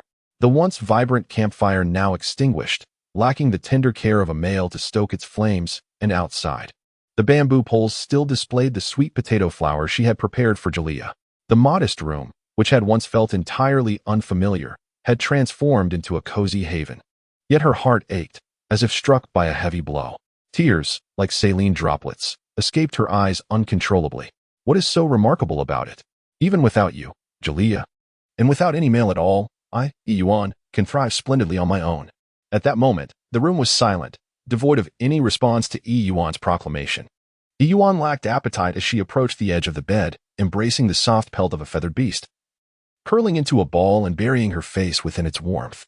The gentle texture of the pelt resembled the softest fur on Jilia's belly, yet regrettably, it lacked the intense heat that Jia possessed. Nevertheless, even in parting, you ought to make an appearance so we can articulate all that remains unsaid. Jia, it would be best if you never show your face again. Otherwise at this moment, Jia was alone in the forest, hunting a colossal unicorn bear. The creature, a bizarre bear-like entity, was enormous, its dark fur stained with blood. Jia gasped for breath, yet despite being more than twice Jia's size, the unicorn bear trembled and ultimately succumbed. After learning of the impending mountain flood, Fu Qingwu promptly returned to the tribe to inform everyone. Jia had only recently joined the Black Radiance and had not experienced the terrifying mountain flood of 20 years prior, but from Fu Qingwu and the others' grave expressions, he could easily envision the horror of the flood that compelled Fu Qingwu to consider abandoning the tribe. Jia cast a glance towards the heart of the forest, as if he could see through the dense trees to the roaring waterfall within, reminiscent of a waking demon. However, rather than following Fu Qingwu and the others back, his thoughts wandered to the impending winter. The once frequent animals had become scarce, making their daily hunts increasingly arduous, especially with the threat of mountain floods looming. Once the flood struck, foraging for sustenance in this forest would become even more challenging. Thus, he needed to gather additional provisions for Yuan. After all, with her mysterious portable warehouse, she could store an abundance of food. Chapter 51. Quiet vigilance before him lay the invaluable and immense unicorn bear, a creature rarely seen by the beastman. The unicorn bear was indeed a treasure trove, with succulent meat, razor-sharp claws, and soft fur suitable for garments. Typically, these creatures resided solely in the forest's core. However, as the mountain floods approached, many animals remained oblivious. While some astute beasts from the forest center had already begun to flee, leading Jia to encounter one while hunting the fan monkey. As he observed the unicorn bear finally succumb, Jia cautiously approached the fallen creature, with thoughts of presenting the bear's precious soft fur to Yuan. He meticulously wielded his sharp claws, fearful of damaging the integrity of the pelt. Remarkably, the bear bore only 2 fatal wounds to its throat and belly, while its fur remained largely intact. In contrast, Jia bore the marks of battle. 3 deep claw wounds from the bear marred his lower back, still oozing blood. Yet, he paid little mind to his injuries. licking the blood before swallowing a red peony pill Yuan had previously given him, and began to organize his day's bounty. The unicorn bear, the fan monkey, and Yuan's favorite arrow beast, along with yam, potatoes, chili, and beans. This should suffice. The unexpectedly formidable unicorn bear comprised 2/3 of his total haul. He had reached his limit. Any more, and he could not carry it. Nonetheless, with these provisions, even if he refrained from hunting for an extended period, Yuan would not go hungry. Suddenly, the wolf beastman let out a derisive chuckle. Just yesterday, he had sought out Yuan and personally introduced him to Yuan. Why was he fretting so? Even without him, Yuan would be well cared for by Yuan, wouldn't she? Yuan did not harbor feelings for him. She had not even classified him among her males. Her affections lay with Yuan. Despite Galia's yearning to see Yuan, he resolutely reminded himself to refrain from appearing before her, lest he cause her distress. He would simply set down his spoils and depart. The tumult of emotions. What should I do? Yuan has lost her appetite for both lunch and dinner. At this moment, a pile of wooden blocks in front of her collapses once again, prompting an uncontrollable cry of despair. During this period, she has contemplated numerous solutions. For instance, she considered draining water, reinforcing the dam, and employing clever wooden structures to install drainage boards, among many other strategies. However, the first two options are exceedingly perilous. Draining near the waterfall poses a significant risk, and if a misstep occurs, the approaching orc could easily meet a tragic fate, resulting in unintended consequences. As for reinforcing the dam, while it is a permanent and safe solution, it bears the same dangers as draining, and they simply lack the manpower and materials to execute such a plan. Yuan is now filled with profound regret. What foolish promises has she made? Now, having uttered both harsh words and flattering remarks, she finds herself in a predicament. Although she had previously issued a precautionary warning to Fu Qingwu and the others about the uncertainty of success, it still remains a troubling situation. Yuan scratched her head. Her once lustrous hair now tousled and disheveled as if it had endured 1,000 torments, resembling a bird's nest in its disarray. Thus, the three methods she had previously contemplated had dwindled down to the final one, the installation of a drainage board. Yuan contemplated the ingenious construction of wooden boards, which served the purpose of diverting water. Although the force of the torrential flood was tremendous, it had to pass through numerous barriers within the forest. She recalled having seen on television the remarkable craftsmanship of ancient artisans who had skillfully created wooden structures. Each robust beam was ingeniously assembled without the aid of nails or other supports, yet they were remarkably resilient and effective in dissipating force. However, she lamented her inability to replicate such mastery, for her studies at university had not been in civil engineering. Chapter 52. Great Fortune. Tonight we feast on chicken. Upon entering the house, Yuan noticed the absence of Giulia. Coupled with her demeanor, Yuan deduced the situation with considerable accuracy. Giulia truly was a perplexing character. Yuan has already reached such a level for him. Now, with the tribe in peril, is there truly any discomfort between them that cannot be set aside for the time being? Jaylee gazed as Yuan entered Yuan's room. Subsequently closing the door behind him, his fists clenched tightly. He cast a profound glance at the wooden door, as if he could perceive Yuan through it, the deep sorrow in his eyes nearly overflowing. Nevertheless, Jaylee uttered not a word, nor did he take any action. He merely turned and departed in solitude. Yuan had returned, but he dared not linger, fearing to hear something that might shatter his composure. Yuan personally sought out Yuan and facilitated his departure. He has no right to be angry. Yuan, the item at the entrances. Yuan gently averted her gaze, dismissing the matter at hand.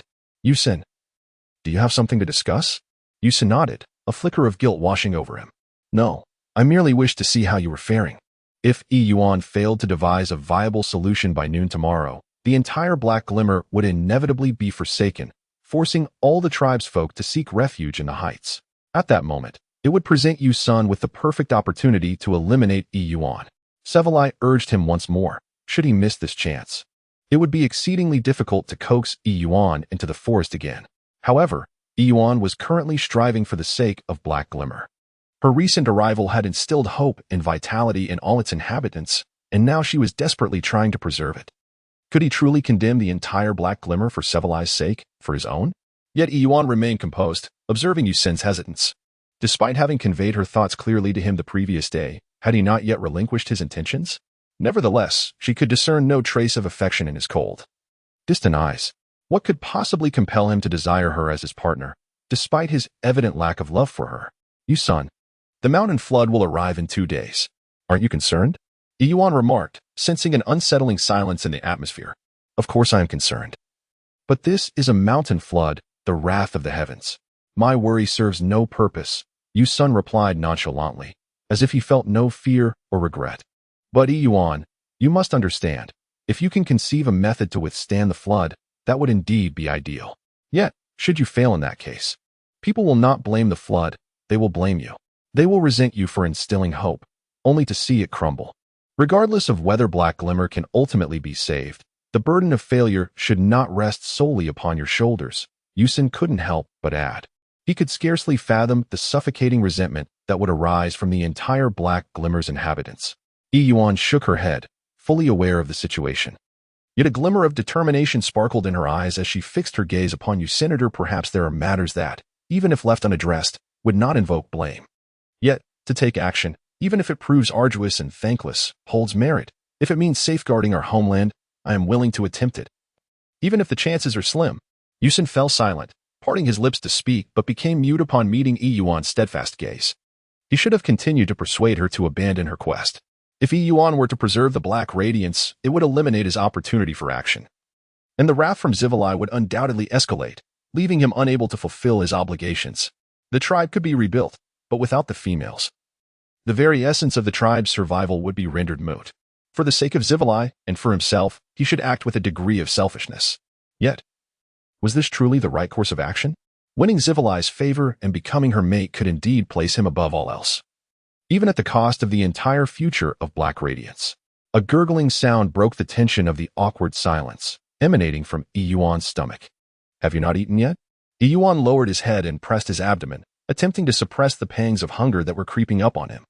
His cheeks slightly flushed. Well, I wasn't particularly hungry earlier. You mean to say you haven't eaten anything since lunch and dinner? Yuan frowned. That simply won't do. I shall go prepare a meal for you now. Please wait here. Yuan hastily grasped Yuan's hand, declaring, No need. I shall manage on my own. As a guest, it is improper for you to ask the host to prepare a meal. What of Galia? Yuan retorted, shaking off Yuan's grasp, his dissatisfaction with Galia palpable. Where on earth has Galia gone? Even if you are still upset with him, he cannot simply neglect you. How can he allow a female to go hungry? After all, Yuan was willing to forsake all the males of her tribe for the sake of Galia alone, yet Galia had yet to show his face. Merely leaving food at the doorstep as if engaged in a silent standoff with her. Was this the kind of male for whom Yuan had turned her back? Yuan, influenced by his preconceived notions, was convinced that the fault lay solely with the males, undoubtedly with Galia. Yuan touched his nose and remarked, You are unaware of the circumstances. No matter what, he should not treat you in this manner. Yuan replied emphatically. Unless you have cast him aside and sent him away, how could he possibly remain out so late? Standing from the perspective of Jia, her remark about not necessarily choosing Jia could be interpreted as a refusal, a dismissal, couldn't it? However, Yuan was still somewhat miffed with Jia. So she refrained from defending him further and swiftly changed the subject. Ah, by the way, Yuan, last time I mentioned treating you to sweet potato noodles. But they are not yet dried, and coupled with the leftover grilled fish, it seems I owe you 2 favors. How about this? Today, I shall personally prepare a dish for you, one that you have certainly never tasted before, as a form of atonement. Would that be agreeable?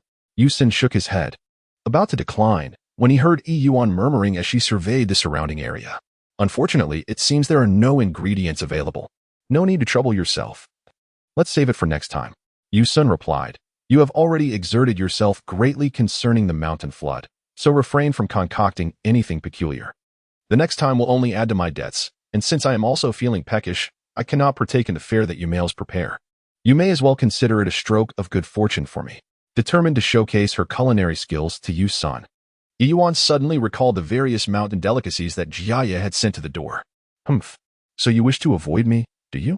Very well. I shall take the food he provided and prepare it for another male. Yuan strode confidently to the door and opened it, casually selecting an animal. Before him stood a creature adorned with feathers, resembling a wild chicken, remarkably beautiful. Then I shall prepare you a beggar's chicken. Chapter 53. Tears of Emotion Beggar's Chicken? Of course, Yuan had never heard of such a dish. Come, lend me a hand. You pluck the feathers while I gather some lotus leaves and yellow earth. Yuan paused. Can lotus leaves and yellow earth even be consumed? Ah, Yuan waved his hand dismissively. It's too complicated to explain in a few words. Just do as I instruct. Nodding, Yuan took the splendid chicken outside to begin his task. He truly could not fathom Yuan's intentions. Before Yuan's arrival, they had not even known how to light a fire for cooking. Their prey was consumed raw, and as long as they managed to catch something to stave off hunger, they had little concern for culinary variety. Jalaiah was an exception. The title of the Black Dawn's foremost warrior was not mere boast. Jalaiah was exceptionally skilled in hunting, and with his handsome appearance, many females in the tribe were enamored with him, including Zivalai, who, while infatuated with Fu Qinwu, also harbored affections for Jalaiah. However, Jalaiah remained aloof, dismissing Zivalai's advances with indifference. Eventually, rumors spread that he was brutish and unsuited to care for females, leaving Jalaiah without a partner to this day. After all, no matter how powerful a male may be, it is essential to be compassionate and nurturing towards females. Yuan had heard such tales before, but had not paid them much heed until his recent frequent interactions with Yuan, which made him reflect on Jalaiah and recall the tribe's gossip regarding his coldness, authoritarian nature, and inability to care for females. A twinge of sympathy welled up in Yuan's heart. Yuan made a resolute choice in favor of Jalaiah, yet what of Jalaiah? He is unworthy. He does not deserve the affection of such a remarkable priestess as Yuan. It required little effort to gather some lotus leaves and yellow mud. Within a short span of time, Yuan had returned, while Yuan had nearly finished plucking the feathers and removing the entrails. This beggar's chicken was a dish I was attempting for the first time. It appeared rather simple, and I presumed it would not taste unpleasant.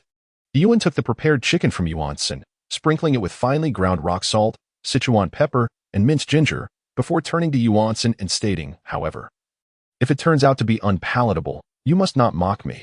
Yuan chuckled softly and nodded. "That is only natural." Yuan felt a sense of relief as he meticulously sifted the yellow earth through a bamboo basket, before blending it with a modest amount of clear water to form a mixture that was neither too wet nor too dry. He then placed the chicken within a lotus leaf, carefully wrapping it in layers, 3 times over, to prevent any leakage. Following that, he evenly spread the previously prepared yellow mud over the lotus leaf, ensuring a tight seal. Finally, he excavated a sizable cavity in the smoldering bonfire and nestled the beggar's chicken into it. After covering it with wood ash, he replenished the fire, allowing the searing heat to permeate downwards through the yellow mud, slowly roasting the dish. Yuan stood dumbfounded, watching Yuan's meticulous process. Even after having had the privilege of witnessing the exquisite grilled fish previously, he was filled with anticipation for Yuan's culinary skills, yet at this moment, he remained rooted in astonishment. The scene was filled with earth, ash, and the inedible, desiccated lotus leaves. The dish crafted by Yuan this time, known as the beggar's chicken, is it truly delectable? Chapter 54. I am not incapable either. Yuan, it is truly beyond words. She genuinely finds herself at a loss for what to say. Eating a beggar's chicken has led to this. One can only ponder how arduous life must be for the orcs on this continent. In truth, if you have nothing to do, I wouldn't mind if you came over for a meal. As for the male, Jalaiah, it is indeed true. Suddenly, Yuan's tone shifted, his gaze turning sharp as he fiercely bit into the chicken, as if the meat in his hand were Jalaiah himself. How utterly ungrateful. He truly deserves to be cast into the forest by the Lord of Beasts, to be torn apart 1,000 times, to have his heart devoured by myriad serpents. What the heck? Yuan was taken aback and hurriedly swallowed the morsel of meat in his mouth, waving his hand as he exclaimed, "Ahem, it is not that serious." Truly not that serious. Yuan let out a cold snort. How is it not serious? If it were me, with a female at home so understanding, capable of cooking, intelligent, and proficient in everything, most importantly, wholeheartedly devoted. Yuan seemed to recall something, his voice trailing off as he turned his face away, speaking oddly. I would undoubtedly cherish and protect that female in the palm of my hand, catering to her every whim. How could I be like Jalaiah, pushing the female away and vanishing without a trace, causing her unnecessary worry? Yuan, it would indeed be a wise decision to refuse you. I do not wish to find myself unable to care for myself in my later years at such a young age. Yuan, that is not my intention. Ahem. Please eat. If it is insufficient, there is more. Yuan quickly tore off half a piece of chicken and offered it to Yuan. The chickens in this beast world are considerably larger than those raised in modern times, and even half a piece would suffice for her. It would be inappropriate to neglect her guest. Unexpectedly, Yuan, who had just been moved to tears by the deliciousness of the chicken. Now shook his head in refusal. Yuan, you should eat more. I have had enough with this. His tone suggested that he was experiencing a famine. As if this meal might be his last. Yuan chuckled. If you like it, then indulge a little more. You senator, when did you become so reserved? It is not about being reserved, but rather, when did males require females to encourage their appetite? You eat first. Once you have finished and truly cannot eat anymore. I shall partake.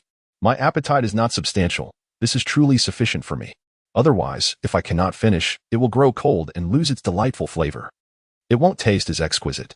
Yuan firmly shook her head, pushing the majority of the chicken towards you, senator. Upon hearing this, Yuan finally glanced at her, as if discerning whether she genuinely could not finish or was simply being modest.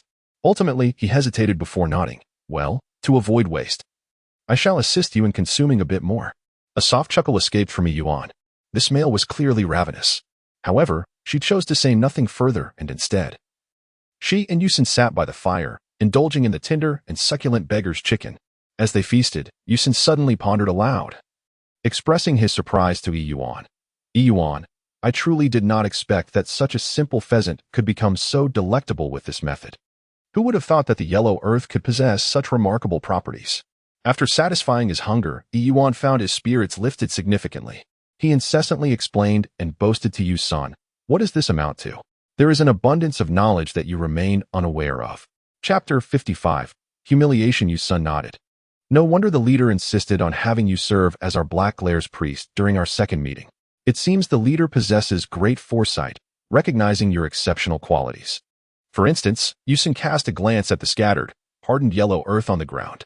This soft, pliable yellow soil, which had been transformed into a puddle of yellow mud by the addition of water, became remarkably solid after being subjected to fire, effectively safeguarding the chicken within it, leaving it perfectly intact. Yuan continued to explain, there are many things you remain unaware of. The method I use today to prepare beggar's chicken is not limited to chicken alone. Various meats and pastries can be prepared in this manner.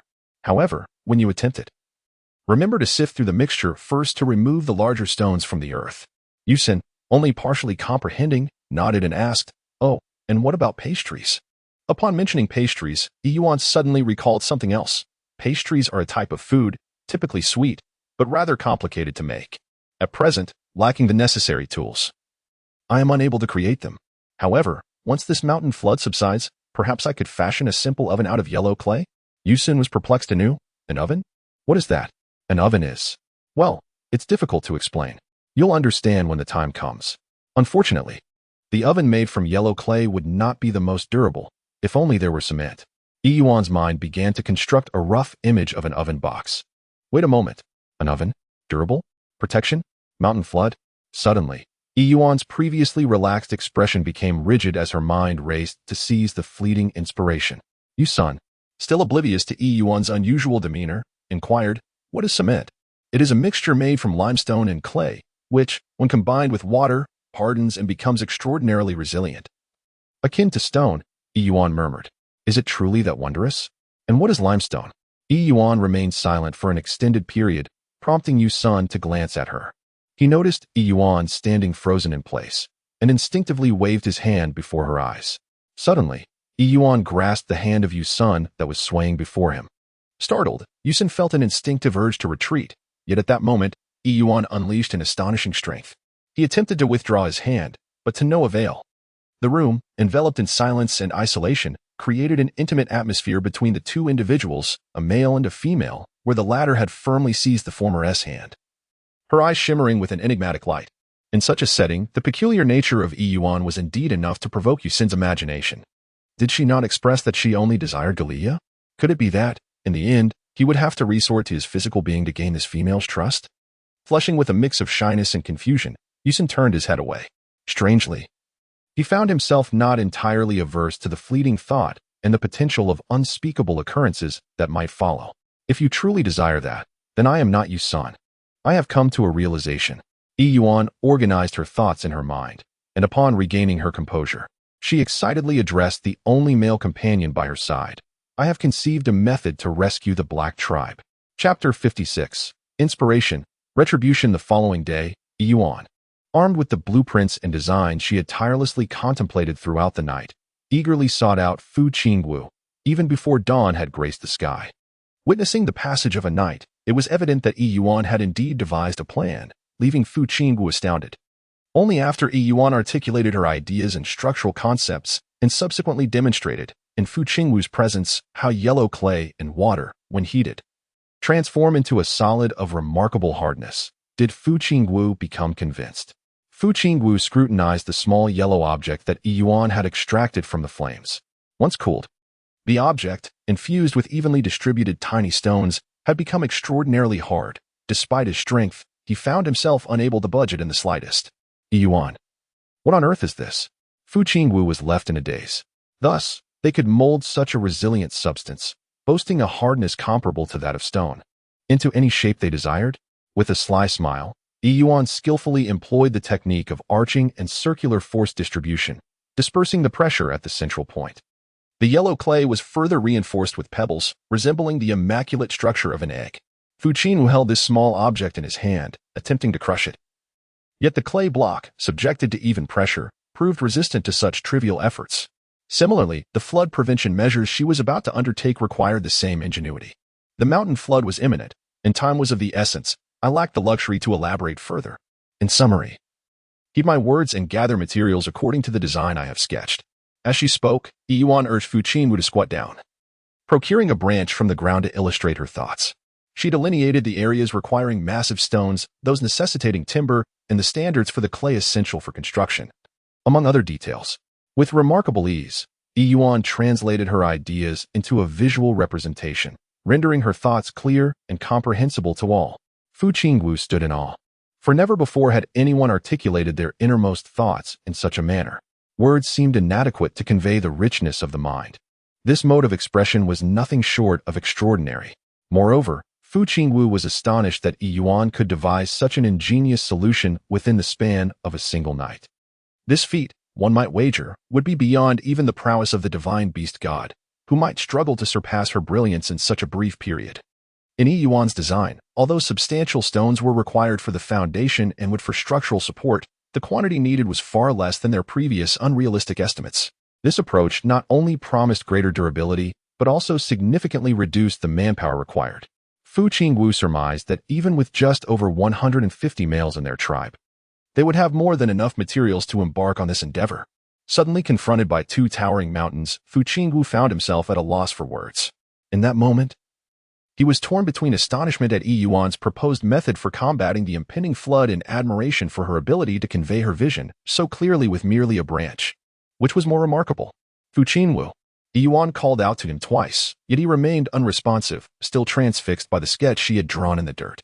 Yuan, filled with frustration, abruptly cast the branch onto the ground. Fu Qingwu, I am discussing serious matters with you. Were you even paying attention to my words? Fu Qingwu took a deep breath, striving to regain his composure, and was finally roused by Yuan's outburst. In light of the pressing situation, despite the multitude of questions, shock, and confusion swirling in his mind, he could only set them aside for the moment. Fu Qingwu nodded stiffly. I apologize, it was my distraction. Priest Yuan, I kindly ask you to repeat yourself. This time, I promise to listen attentively and remember. Yuan cast him a disdainful glance before picking up a branch and, with great patience, proceeded to elaborate once more. Primarily concerned that this group of foolish orcs might not comprehend her, she took special care to provide an exceedingly detailed explanation, encompassing the precise placements of stress points on the boulders and the specific intricacies of the yellow clay application. Now, is there anything else that remains unclear? Yuan rose to his feet, massaging his sore shoulders as he awaited Fu Qingwu's inquiries, ready to provide any necessary clarifications. Fu Qingwu remained crouched in place, his dark eyes fixated intently on the sketches sprawled across the ground. If what Yuan had previously created could indeed be infinitely expanded and utilized to fortify the tribe against the onslaught of mountain floods, he could scarcely fathom the formidable and indomitable new tribe they would establish under Yuan's leadership. Could it truly be possible for them to achieve such a feat? Fu Qingwu could no longer hear his own voice. He only sensed an uncontrollable tremor coursing through his entire being. Witnessing the once resolute and cold-hearted leader, now seemingly struck by a profound impact, trembling with excitement and overwhelming joy, a surge of inexplicable pride welled up within Yuan. Yuan gently placed his palm on Fu Qingwu's shoulder, encouragingly stating, "Whether or not it is achievable can only be determined through trial. However, I firmly believe that we can succeed." As his gaze traveled along the warmth of their skin in contact, Fu Qingwu slowly shifted his focus from Yuan's delicate, lotus-like forearm to his face. Yuan's complexion was not as radiant as before. Beneath her sparkling eyes lay a faint shadow of dark circles, evidently the result of a sleepless night. However, the delicate blush that adorned her porcelain-like face revealed her palpable excitement. Fu Qingwu slowly rose to his feet.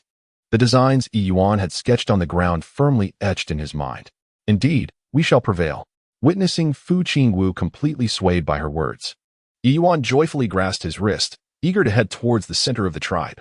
Time was of the essence. With this resolve, they would immediately rally all the orcs of the tribe to commence their efforts. The sooner they completed their task, the sooner she could identify any imperfections that required refinement. Preparing for the impending mountain flood. Despite her sleepless night, Yuan felt no fatigue. Instead, her heart brimmed with fervor and motivation. To her surprise, Fu Qingwu remained stationary.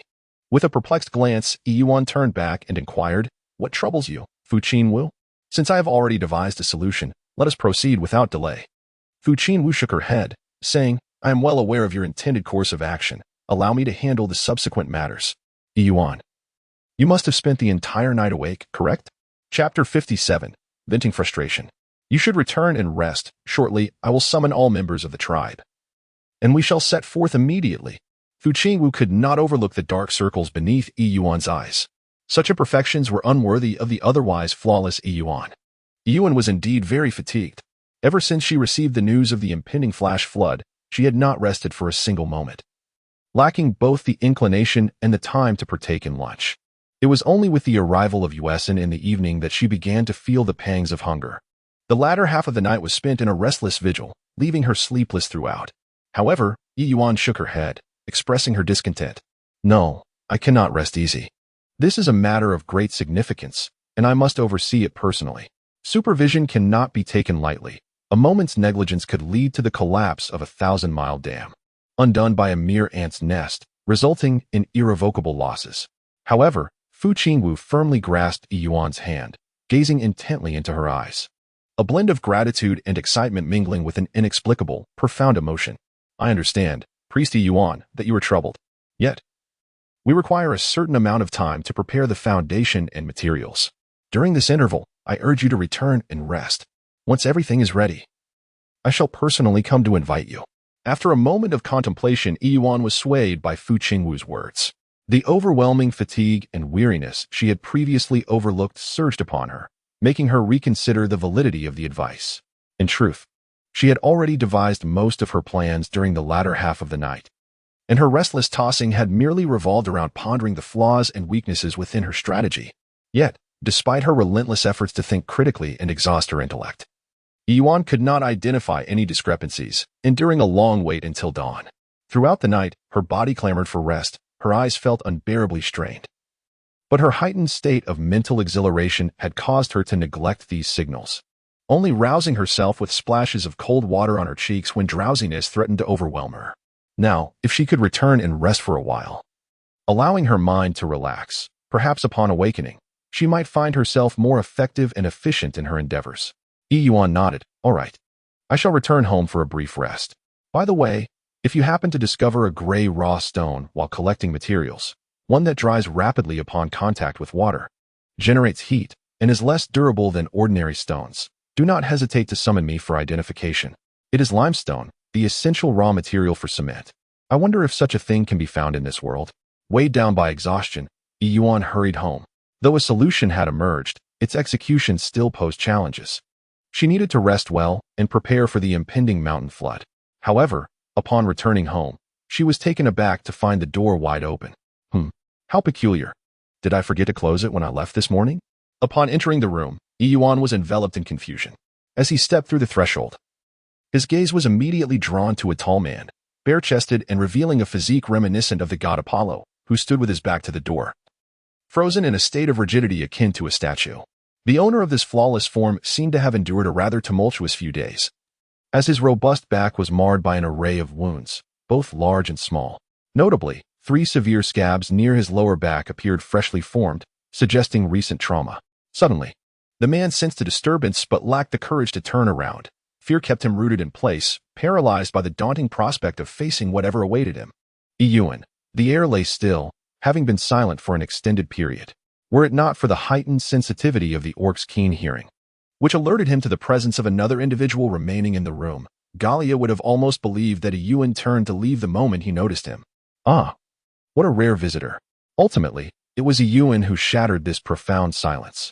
Yuan had not slept a wink throughout the night, his body utterly fatigued. Although he was exhilarated by thoughts of how to resolve the imminent crisis, the pressure that had accumulated within him inevitably led to a sense of restlessness. Yuan was unwilling to continue being a puppet for that man. So, have you finally decided to return? Oh, but this has always been your home. Speaking of which, it should have been me who left. If you have come back to mock me and to drive me away, then I shall not leave at this very moment. Gale turned sharply, and his loud exclamation was tinged with a hint of sobbing. Yuan had spent a sleepless night. Her eyes slightly reddened, and her complexion far from favorable. However, it was only when Jalea turned around that Yuan realized his condition was scarcely any better. After 2 days, Jalea finally stood face to face with the female he had long yearned for, and the tears that had filled his eyes could no longer be restrained. He suddenly approached Yuan, knelt on one knee, and lowered his proud head, stammering, "I am sorry. I am truly sorry, Yuan. I misunderstood your feelings. I thought you no longer desired me. Had it not been for the moment when you sinned," exasperated by Jalea's despondent demeanor, inadvertently revealed the truth.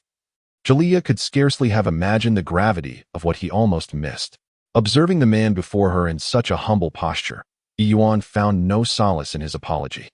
During the 2 days of Jalea's absence, she traversed a tumultuous journey of emotions: anger, fury, disappointment, and ultimately, tranquility. How could the profound sorrow and heartache she endured be so easily dismissed with a mere insipid apology? Yuan dismissively waved his hand. Seemingly indifferent to Jelly's tragic demeanor and his apologies, his voice as calm as still waters. "It's too late. Jelly, you were not mistaken. I unequivocally do not require your presence any longer." The final 4 words were articulated through clenched teeth, each syllable pronounced with deliberate intent. Jelly's complexion turned ashen. Yet before he could utter a word, Yuan continued, "Since you are so eager to cast me aside, I shall acquiesce to your wishes. However, throughout my life, I shall only ever have one male companion. Jelly, we are not of the same ilk. You cannot provide me with what I seek. Therefore, it is best we part ways while there is still time." Jelly's handsome face drained of color, yet the inherently inarticulate male, despite the tumult of thoughts racing through his mind contradicting Yuan's assertions, struggled to convey his feelings. As members of the wolf-beast clan, wolves are destined to have but one mate throughout their lives, a trait ingrained in their very nature. Yet, in this moment, he felt as though fate had seized him by the throat. Merely gazing at Yuan's indifferent expression, he desperately yearned to explain himself, but his tongue felt knotted, rendering him incapable of forming a coherent response. "No, that is not true. I am not like that." Chapter 58, A Shelter Raised on Level Ground. Jelly stammered. And although Yuan maintained a stoic demeanor, internally, 3 dark lines of frustration etched themselves across her mind. She longed to inquire, "Are you so inept with words?" At the entrance, the unicorn bear and several other food supplies had vanished, presumably relocated by Jelly, who was now in the midst of organizing them. Unaware that she had unexpectedly returned, Yuan regarded this with disdain, scoffing inwardly as she pondered, since Jalea had previously resolved to relinquish her to Yuanson. Whom was he now attempting to impress with his feigned depth of emotion and selfless affection? After vanishing for so many days, did Jalea not owe her even a single explanation? Nevertheless, Yuan felt somewhat weary at present, with the situation at hand being so critical. She found herself lacking the inclination to entertain Jalea's insipid, monotonous apologies. Yuan turned to the side, granting a path for Jalea, her expression devoid of emotion. "I am quite weary now and wish to rest. Will you leave, or shall I?" Jalea's complexion paled further. Unaware that Yuan had not slept a wink throughout the night, she mistakenly believed this was merely a dismissal from Yuan. Has Yuan truly reached a point where she no longer wishes to see him? Jalea shook her head, and after a moment of silence, she said, "Please, take care of yourself. I must leave." As Yuan observed Jalea's departing figure, the 3 vivid red marks on her firm, fair waist were strikingly apparent, causing Yuan to furrow her brow. Clenching her fists tightly, she suppressed her concern and refrained from inquiring why Jalea had not taken her medicine. She would not so easily forgive Jalea. The moment Jailia stepped out, Yuan swiftly followed, slamming the wooden door shut with a resounding thud before heading straight to her bed. Yuan endeavored to clear her mind and refrain from any actions. At this critical juncture, she needed to rest thoroughly. As for Galia, she would deal with him later, allowing him the opportunity for introspection in the meantime. With these thoughts, Yuan embraced the warm beast blanket and drifted into a deep slumber. Behind the door, Galia's heart seemed to bleed. It was only after learning the truth from Yuan that he realized he had been in the wrong all along, having failed to honor Yuan's affections. This sleep was particularly refreshing. Yuan hardly felt the passage of time. She succumbed to slumber the moment her head touched the pillow. It was only an hour later that an urgent need stirred her from her dreams. Peering through the gaps in the stone window, she observed that the weather today was exceptionally fine. The long-lost sun shone brightly, a rare warmth in this autumnal season, casting a comforting glow that felt delightful against her skin. Oh no. After a brief moment of confusion, Yuan smacked her forehead. She had intended to sleep only 3 or 4 hours, anticipating that Fu Qingwu and the others would come to summon her once they had gathered the necessary materials. However, judging by the brightness of the outside world, it was evident that afternoon had already arrived. Yuan hastily rose to her feet, slipped on her shoes, and rushed outside. To her dismay, Galia was not waiting at the door as expected, and Yuan's heart sank further. In the past, if Galia had been driven away, she would have remained at the threshold, patiently awaiting her awakening. Yuan, with his squinting eyes, is quite remarkable. Once again, the fierce teeth have crafted a splendid demise. I shall make a note of it in my ledger. Nevertheless, it is best to seek out Fu Qingwu first. I wonder how well they have prepared their materials. Priest Yuan has awakened. Thank you for your hard work. From a distance, several orcs, upon catching sight of Yuan, instantly broke into smiles on their sweat-streaked faces, pausing their tasks to greet him. It seems that Fu Qingwu has shared Yuan's deeds with the tribe. Yuan was taken aback by the burden they bore. Behold, the orcs before him each carried a massive tree, approximately 50 to 60 centimeters in diameter, upon their backs. Despite the strain, they appeared to manage it with remarkable ease. At this moment, Yuan has gained a clearer understanding of the formidable strength possessed by the orcish beings of this world. Such a colossal tree trunk. The might of these male orcs is truly astonishing. No wonder that Galia could single-handedly confront the unicorn bear and return with such a bounty. Yuan, the priest. The chieftain is awaiting you ahead. Please follow me. I shall lead you to the chieftain at once. Yuan nodded, intending to extend her hand to assist the male before her in steadying himself against the tree trunk. However, as her palm made contact, she gently lifted it upwards. The male's expression remained unchanged, seemingly oblivious to her action, for the tree behind him stood utterly motionless. Yuan quietly withdrew his hand once more. Galia returned with the stone pot, and upon noticing the door remained tightly shut, he placed the meat soup beside him, transforming back into his wolf form and settling down to await Yuan's awakening. The black wolf's ears perked up. The familiar sound of Yuan's breath seemed to have vanished. Startled, the black wolf sprang to his feet and cautiously pushed open the door. Indeed, his instincts were correct. Yuan was nowhere to be found. Howling in frustration, he lamented why he always seemed to miss Yuan. In the meantime, Fu Qingwu arrived, intending to rouse Yuan, but Galia intercepted him. It was then that Galia realized Yuan had sacrificed a sleepless night for the tribe. A thought that pierced his heart with profound sorrow. After Fu Qingwu departed, Galia remained vigil at the door, suddenly recalling that Yuan might awaken hungry. Thus, he briefly left to prepare a meal for Yuan. Little did he anticipate that in such a short span, Yuan would awaken. Discovering that Yuan had already left, Galia hurriedly made his way, pot in hand, knowing his beloved Yuan must still be famished. Yuan was profoundly struck by the scene before him. Fu Qingwu's influence and dynamism over the tribe utterly eclipsed all contemporary organizations and corporations. The colossal stones piled high resembled a mountain, each one a perfect foundation material, sturdy and grand. The tree trunks had been stripped of their leaves, retaining only the most resilient portions, and now they were mingled with copious amounts of yellow clay. At the entrance of the tribe, near the heart of the forest, a brand new refuge was being erected on level ground. As the construction of the refuge progressed, Yuan was astonished to witness that the largest and most formidable boulders required the combined strength of 3 or 4 orcs to be moved. After establishing a solid base, they applied a thick layer of yellow clay, while nearby lay a pile of dry firewood, ready to be ignited upon completion to harden the clay into a robust form. Chapter 59. Do not call her. Little did he expect that within just a single morning, the efficiency and vigor of this group of orcs could be so terrifyingly effective. Yuan experienced a fleeting moment of silence, her gaze filled with complexity as she glanced at Fu Qingwu. Fu Qingwu, you are truly remarkable. Fu Qingwu chuckled softly, her demeanor softening like ice melting in spring, stirring the heart. It is we who are remarkable. When someone typically stoic and unyielding reveals tenderness, it becomes far more enchanting than the laughter of those who are accustomed to joy, as if 100 tender caresses were raking at the soul. Yuan, feeling the weight of that gaze, awkwardly averted his eyes and cleared his throat. So, what is the current progress? Fu Qingwu seemed to sense Yuan's discomfort and turned his attention to the bustling orcs, concealing his previously uncontainable gaze. The actual situation diverges somewhat from the sketch you provided, Priest Yuan.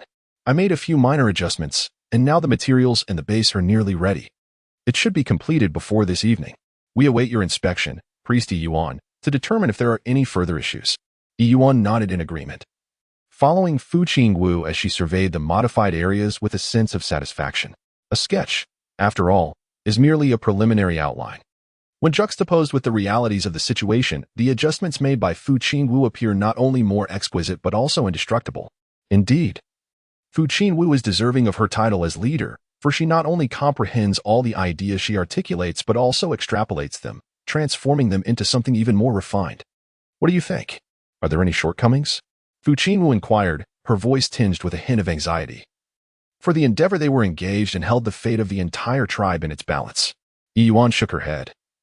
Fu Qingwu had considered even the details that she herself had overlooked. Although she was not a professional in architecture, she could indeed discern no apparent issues. Indeed. I have no objections. Fu Qingwu sighed in relief, her eyes gleaming as she looked at Yuan.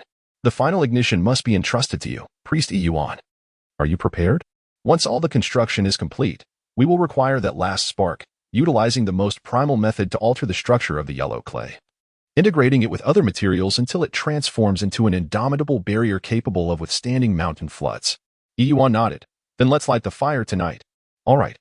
We'll light the fire tonight. Upon finishing their words, both Yuan and Fu Qingwu revealed a faint smile. Gurgle, gurgle. Yuan glanced at Fu Qingwu, who returned her gaze with a look of bewilderment. What sound? Fu Qingwu turned her head away, stifling a laugh. Yuan, why is she always so oblivious in these awkward situations? Alas, I apologize, Priest Yuan. Priest Yuan has tirelessly devoted herself to the tribe, working day and night without respite, and now she scarcely has time to eat. How could I possibly find humor at her expense? Yuan, since you have already said everything, what more can I possibly add? Fu Qingwu cleared his throat lightly. I apologize. I truly could not hold back in that moment. Ironically, it was at this juncture that Jialai arrived. Yuan.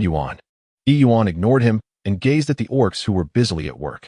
Jialai, feeling quite aggrieved and holding a steaming pot of soup, resembled a forsaken little miser. When did you wake up? I merely stepped into the kitchen for a moment, and upon my return, you had vanished. Look, I even prepared your favorite yam and arrow beast soup. Fu Qingwu clenched his fists tightly. The sight of Jialai fawning over Yuan in such a loving manner was a painful sting to his eyes. He turned to Yuan and said, Priest Yuan, I shall also lend a hand. You and Jialai should return and have something to eat. With that, Fu Qingwu leaped down from the platform without waiting for a response from Yuan. Upon awakening, Yuan noticed the absence of Jialai and initially presumed he had vanished once more. To her surprise, he was actually preparing a meal for her. Many sentiments were difficult to articulate outside, and coupled with her genuine hunger, she turned and made her way back home. Jialai followed closely behind, calling out, Yuan. Yuan, are you still upset with me? I apologize, I truly. At that moment, a burly male orc passed by, carrying a large stone, and greeted Yuan. Yuan, who had just moments ago worn a stoic expression, suddenly broke into a smile and nodded graciously, saying, Hello, I appreciate your efforts. The male nodded in return. It is no trouble. Protecting the obsidian is our duty as males. After this brief exchange of pleasantries, he resumed his task of carrying the heavy stone. As Yuan continued on his way back, he occasionally encountered other males engaged in their work, who greeted him warmly upon their meeting. Yuan's status had surpassed that of his previous role as a priest. Observing the bustling orcs before him, Jialai was struck by a thought. He followed Yuan home, hastily placing the food he had prepared earlier onto the table, and said to Yuan, Yuan, You should eat first. I will go help. Indeed, it was unreasonable for all the orcs in the tribe to toil tirelessly to defend their home. With Yuan staying awake all night, barely finding time to eat, while he did nothing but focus solely on Yuan. By clinging to Yuan in such a manner, he not only risked irritating her, but also failed to assist her in any meaningful way. As Jaliyah rushed into the house to warm her food and prepared to leave again, Yuan frowned and questioned, "Help with what?" This man, at that moment, bore visible injuries and a pallid complexion, making one wonder if he might faint at any moment. Help? Did he truly possess no awareness of his own physical condition? Jaliyah was momentarily taken aback, failing to grasp Yuan's implication. Huh? But everyone is. With a casual flick of his hand, Yuan tossed a vial of medicine to Jaliyah before bowing his head to savor his soup. The meaning was unmistakable. Jaliyah caught the vial and smiled, acknowledging Yuan's concern for him. There is no need to worry, my dear Yuan. I have already taken the red peony pills you previously provided. The remaining injuries are minor and will heal swiftly. Such precious medicine should not be squandered on me. With that, Jaliyah set the vial aside. In a fit of rage, Yuan abandoned his soup with a resounding clatter of chopsticks. Rising abruptly, he seized the shoulder of Jaliyah and spun him around, then prodded the wound on his lower back. It is said that wolves possess a head of copper and iron bones, but a torso as fragile as tofu. They are inherently sensitive in the regions of the waist and abdomen. Moreover, at this moment, Jaliyah bore the mark of a wound left by the unicorn bear. Instantly, his body weakened, and he could not help but let out a howl of distress. Yuan's eyes reddened, filled with tears that would not fall. Yuan mistakenly believed he had struck a nerve with Jaliyah, feeling a surge of satisfaction within. How stubborn he was. Did he think that by gathering so much food for himself, he would earn forgiveness? And what was this nonsense about the medicine he used being a waste? Was it merely a minor injury? Was it inconsequential? So what was he to be called? Jaliyah, feeling agitated, was about to turn away. However, Yuan swiftly smacked his head and pushed him toward the bed. Silence. Lie down. I am going to apply the medicine. How infuriating it was that the beastmen of this world were all so tall for no reason at all.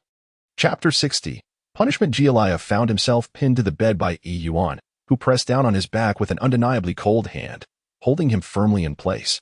To facilitate the application of the medicine, Yuan placed his knee on Jaliyah's thigh, adopting a controlling posture to prevent any struggle. The softness of the beast fur brushed against his front, while the inability to see his assailant from behind heightened his sensitivity. Jaliyah felt a rush of heat. His face flushed. Hiss. Keep your tail still. Yuan seized the rebellious tail behind Jaliyah. Who are you trying to entice? Jaliyah responded. Compared to the unicorn bear, Yuan's impact on Jaliyah is indeed profoundly significant, to an alarming extent. Yuan did not overthink the situation. Observing the numerous injuries adorning Jaliyah's body, she nonchalantly poured 3 or 4 pills from the bottle, extending one towards Jaliyah's head, indicating for him to consume it. After a moment of silence, Jaliyah finally bit down on the pill at Yuan's impatient urging. Once Jaliyah had taken the medication, Yuan resumed applying ointment to his wounds, allowing herself the opportunity to closely examine the extent of his injuries. The orc's regenerative abilities were indeed remarkable, aside from 3 deep claw marks on his waist, nearly exposing bone. The other injuries, though recent, were healing rapidly. In the span of a single night, the rest of his wounds had nearly mended completely, while the scars from his previous battle with the blood beast had long since vanished, leaving no trace behind. As for the injuries on his back and abdomen, it was evident that Jaliyah had applied some ointment, albeit sparingly, resulting in a state where bleeding had ceased and only a thin crust had formed over the wounds. Such a condition, however, was precarious. Any sudden movement or carelessness could easily result in a severe rupture. Witnessing the male orc seemingly indifferent to his own physical state, Yuan felt as though her heart had been grasped tightly by an iron hook. Though she refrained from vocalizing her concern, how could she truly overlook the evident pain Jaliyah was in? The pressure on him from behind seemed to ease slightly, prompting Jaliyah to turn his head.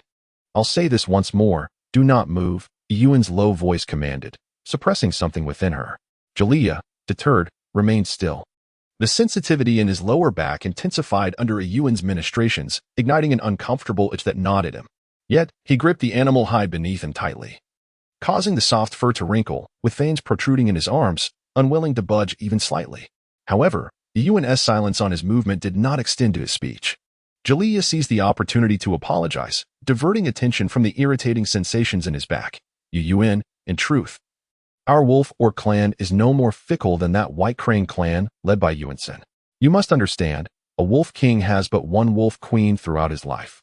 Should the queen perish, the king shall never live alone. The reason Yuan did not respond, yet her movements grew more delicate. Apart from the 3 most severe wounds on his lower back, she meticulously applied a layer of medicinal powder to all of Gale's other injuries with tender care. Yuan, I truly apologize. The question you posed to me lingered in my mind throughout the night, yet I remain uncertain of what answer would bring you satisfaction. I cherish you. Solely for who you are, even in your absence, my heart would not waver towards another female. It was only after your arrival that I comprehended the essence of affection, the meaning of being utterly devoted to someone. Yuan, in my heart, there exists only you. You alone are the one who holds a special place. After taking her medication, Yuan remained seated and spoke softly. Special is not synonymous with love. You perceive me as special merely because I possess greater understanding than other females. So, Galia, do you merely like me for my uniqueness? How could that be? Galia retorted without a moment's hesitation. With a cold chuckle, Yuan remarked, how could that be? You profess your affection, yet are able to endure sharing me with other males. True love is inherently selfish. It cannot allow the existence of a third party to share in its devotion. This statement undoubtedly struck a nerve with Galia. Heaven knows how long he had mentally prepared himself to suggest that Yuan consider Fu Qingwu and Campbell, all while maintaining an air of nonchalance. In the quiet hours of the night, he had endured countless moments of heartache that rendered him sleepless. Galia spoke solemnly. The reason I suggested you consider Campbell is not that I am willing to share you with others, but rather because I believe you are too remarkable. My Yuan is so exceptional, so beautiful, she undoubtedly deserves to be protected by more outstanding males alongside me. Yuan. Do you understand how much pain I felt when I recommended a 3-month period for you to choose between the chief and Campbell? Before Yuan could respond, Galia choked back a sob, but I feared that I alone would be unable to ensure your safety and care for you properly. Yuan, I cannot be that selfish. This was the first time Galia had spoken so extensively in one breath. He prided himself on his lack of eloquence and his ineptitude in dealing with the intricacies of a thoughtful female's heart. Consequently, he had become the target of vicious rumors from Sylvie, who had pursued him unsuccessfully, leading the entire tribe to view him as nothing more than a cold-blooded machine, fit only for hunting and unworthy of Yuan. At this moment, Galia finally laid bare the feelings he had long repressed. The words he found most embarrassing and shy to utter, revealing them to Yuan with unguarded honesty. The inexplicable embarrassment ignited a warmth within him that left him flustered, wishing he could plunge into the cool waters of a stream to quell the fire within. Yet, Yuan remained silent, unresponsive and motionless, causing his fervor to gradually cool. Yuan, even after all he had expressed, was Yuan still unwilling to forgive him? A chill swept across Galia's face, and his vision blurred. To avoid detection, he buried his head into the pillow. Suddenly, a sharp pain pierced his ear, startling him into raising his head. If he weren't currently pinned down by Yuan, he might have jumped up in surprise. It turned out that Yuan had bitten the tip of his ear. Yuan, that hurts. Those who have kept pets understand that their ears are incredibly sensitive. Beneath a thin layer of fur lies a network of nerve-rich capillaries. Any slight touch or tease is amplified tenfold. Not to mention that at this moment, Yuan mercilessly clamped down and continued to gnaw without relent. Yuan clutched at Jailea's ear, even as Jailea reacted like a cat whose tail had been stepped on, fluffing up in protest.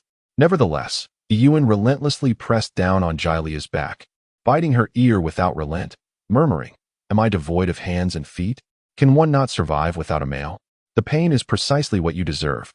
If you do not remember this anguish, next time, you will still push me away under the guise of concern. Jailea, by what right do you act?" Seeing Jailea's intense reaction brought a sense of relief to Yuan's heart. Instantly, Yuan bit down harder, venting her frustrations while simultaneously realizing the unfairness of her actions. She sank her teeth into Jailea's right ear and, with her free hand, began to play with Jailea's other beast ear. "Even without you, Jailea, I can thrive independently. What gives you the right to make decisions for me?" Jailea struggled, but as time went on, she could barely hear Yuan's words. Tears of physiological saline escaping uncontrollably from the corners of her eyes in response to the intense stimulation.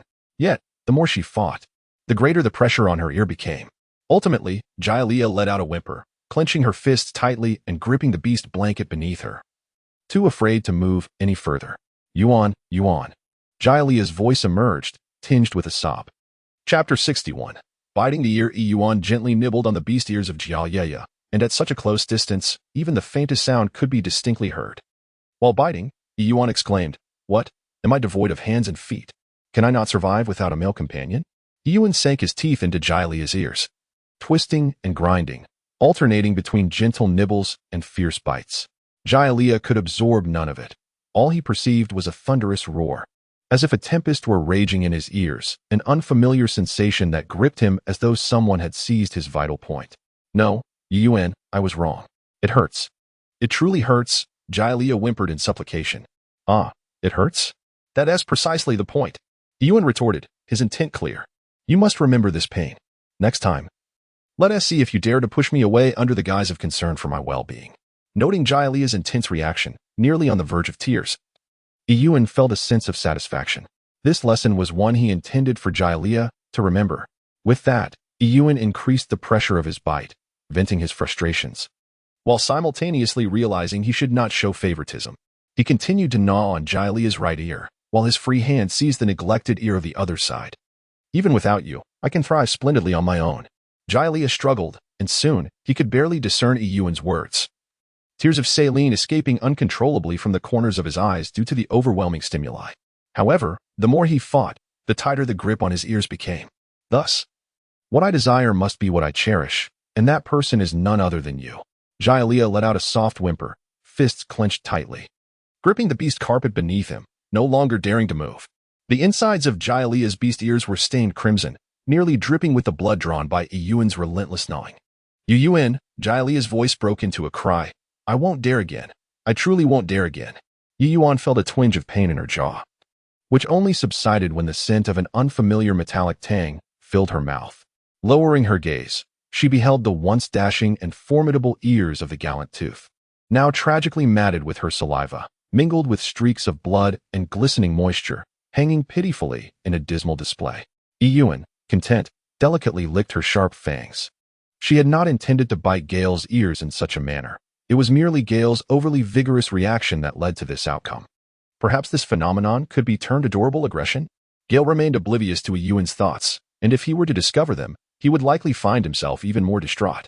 After Yuan's song relented, Jialea finally exhaled in relief, yet he dared not move recklessly, remaining prostrate on the bed, his chest heaving with lingering trepidation, the heat enveloping him like a fog, rendering him at a loss.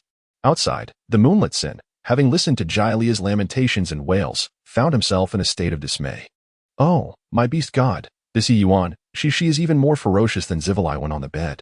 Moon Sin's face darkened with embarrassment, and he couldn't help but swallow hard, finding himself in a dilemma, unable to advance or retreat. It seemed that Jialea's earlier desire for him to become Yuan's second male was not merely Yuan's wish, but rather Jialea's own intention. The priest Yuan exuded such vigor that he felt, even with another like himself, it would be insufferable. Yuan silently took a step back. A true male does not wed two females. He would rather devote himself to the service of the magnificent Zivalai and return another day. Inside the room, the two remained oblivious to the fact that they had been overheard throughout. In Galea's mind, a cacophony of buzzing filled his thoughts, leaving him unaware of Yuan's arrival. After Yuan released his grip on Jialea's ear, he did not rise. Observing Jialea's pitiful and bullied demeanor, he sighed softly within himself and gently leaned against Jialea's back. Jialea shivered, mistakenly believing Yuan was about to bite him again. "No, please don't." However, Yuan merely tenderly caressed Jialea's ear, soothing him to alleviate the pain. "In truth, I too have erred. I should not have uttered such words to you." Yuan spoke softly. The males of this world are exceedingly sensitive. Although her words were merely spoken in anger, Galea took them to heart, which led to a subsequent series of impulsive actions. Galea opened his mouth, intending to deny it. But the impact of Yuan's words lingered, causing him to hesitate for a moment. Yuan gently rubbed his beast's ears and continued, "However, who asked you to take matters into your own hands, and even decided on the candidates for me? Cumberland is one thing, but you even considered Fu Qingwu. Do you truly believe that the esteemed leader would take a liking to someone like me?" Since Yuan remained nestled behind him, Galea had no choice but to maintain his position, his voice muffled and somewhat stifled due to the pressure on his throat. "Only you would fail to see it. Fu Qingwu is long." As Galea's voice dwindled, Yuan could not quite catch the latter part. What? No, I meant to say, I'm sorry, Yuan. I merely hope for the best for you. In truth, when I uttered those words back then, it pained me greatly. Yet now I have come to understand. And I assure you, it shall never happen again. The male's candid apology brought a smile to Yuan's lips. However, shortly thereafter, Yuan seemed to ponder something anew. While soothingly patting Galia's head, he tentatively inquired, was I really that fierce back then? Upon hearing Yuan's question, Galia instinctively attempted to rise. But a slight movement made him acutely aware of Yuan's presence, compelling him to hastily shake his head, denying vehemently like a rattled drum. No. How could that be? My Yuan could never be in the wrong. The fault lies entirely with me. Yuan Sheng, wary of aggravating his injured lower back, gave a light pat on his shoulder, signaling him to recline once more. All right, I understand. Just lie still and don't move. Galia was once again soothed. I am certainly not like Sybil, fierce and unreasonable. However, should you ever have any thoughts, or if I inadvertently offend you, it is imperative that you communicate with me. The greatest flaw of these males is their tendency to bottle everything up inside. Whether in discomfort or sorrow, they prefer to silently endure their burdens alone. Yuan embraced Galia's bare torso, resting his cheek against his spine and nuzzling affectionately. Galia, having finally calmed somewhat, found his composure disrupted once more by the soft touch of Yuan's cheek against him, stirring his heart once again. In a hushed tone, Galia murmured, Yuan can never be wrong. Besides, he had never truly been angry with Yuan, not ever. Yuan chuckled softly, relaxing his body as he maintained his position close to Galia, closing his eyes. Galia glanced back, noticing the stillness, and attempted to rise. Yuan, Galia, stay with me for a while. This male, having not had adequate rest recently, and bearing injuries, made Yuan reluctant to let him assist with the heavy lifting. Transforming the orc populace of this land would be a long and arduous journey. Chapter 62. The coming flood. Has Heiyao failed to send for aid?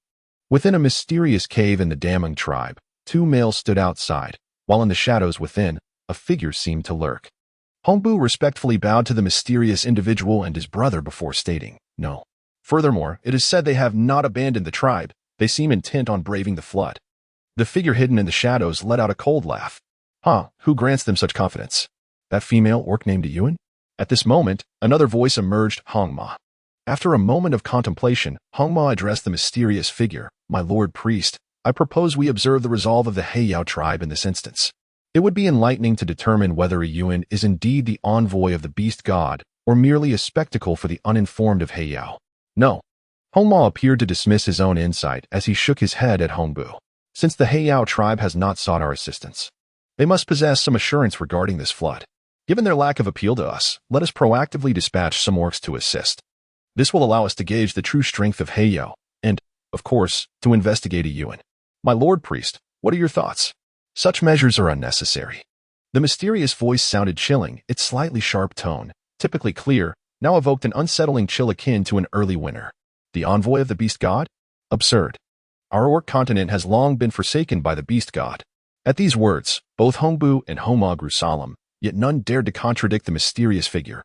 It was evident that even Hongma, the leader of the Dameng tribe, maintained a respectful demeanor before this enigmatic priest, refraining from any challenge.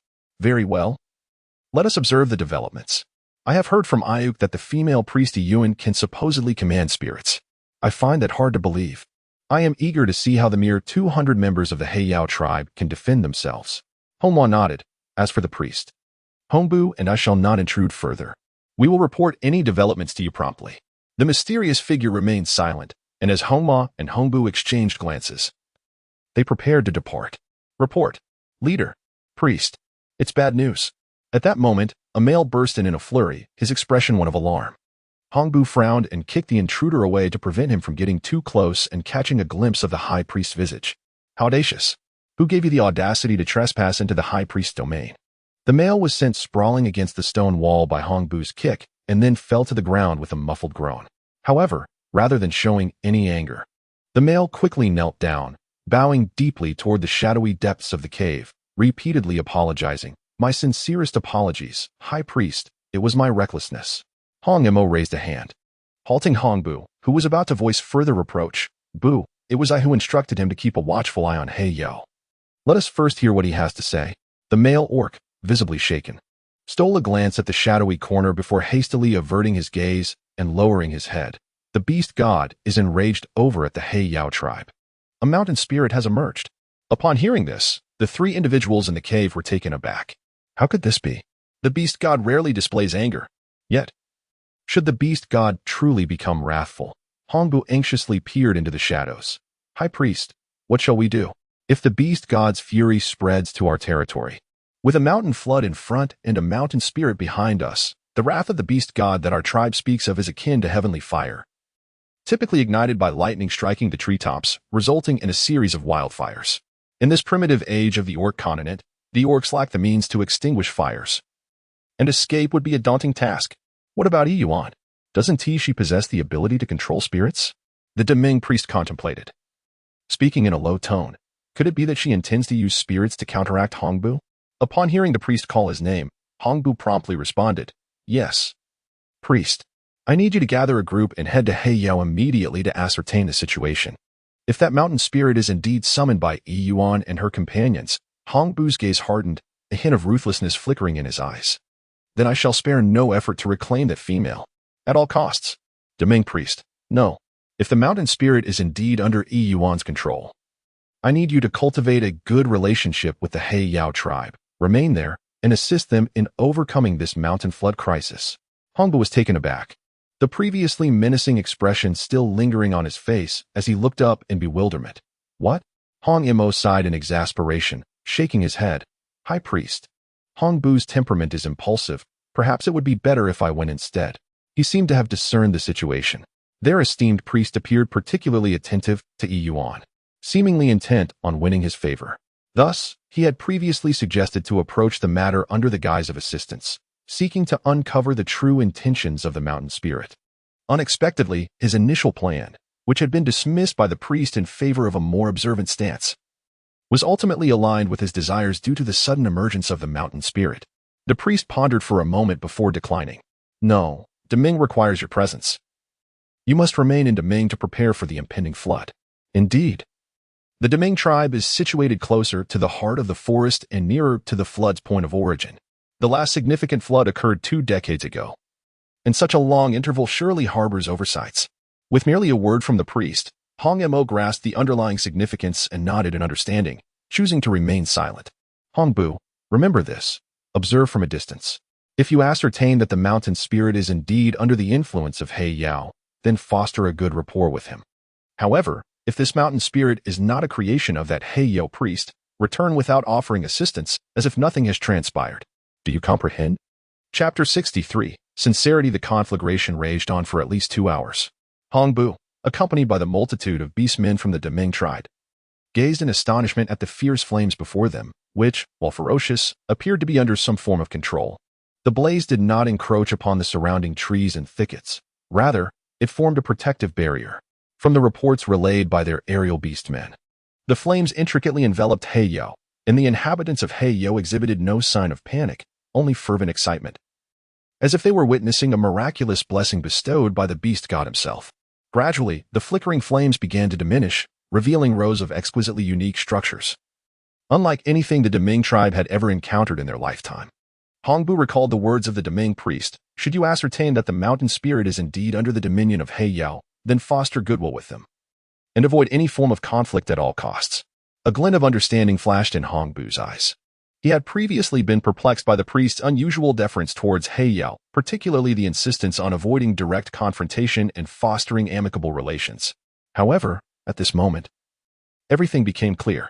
Initially, he had dismissed Yuan's abilities as mere rumors, believing that even Ayuk remained unaware of the truth behind them. Consequently, he regarded Yuan as inconsequential, attributing her praise solely to the narrow-minded male beastmen of He-Yao. His decision to visit He-Yao in person had stemmed solely from the fact that Yuan was female. Yet now, before his very eyes, he witnessed the extraordinary nature of this peculiar female. She commanded spirits, introduced unfamiliar sustenance, and now conjured bizarre rocks that nature would require centuries, if not longer, to create. Even more astonishing was the orderly and intricate design of the structures. She could manipulate the growth of those rocks at will. Was it due to the mountain spirit? After the spirit's incursion, could such divine craftsmanship truly emerge? No wonder the priest held such profound concern. Chief, The beastmen of the Demeng tribe have returned. At this moment, the He Yao tribe was united in their elation. Unexpectedly, a male beastman hurriedly approached Fu Qingwu and whispered urgently. Fu Qingwu furrowed his brow, his deep, dark eyes betraying a fleeting flicker of alarm. So soon?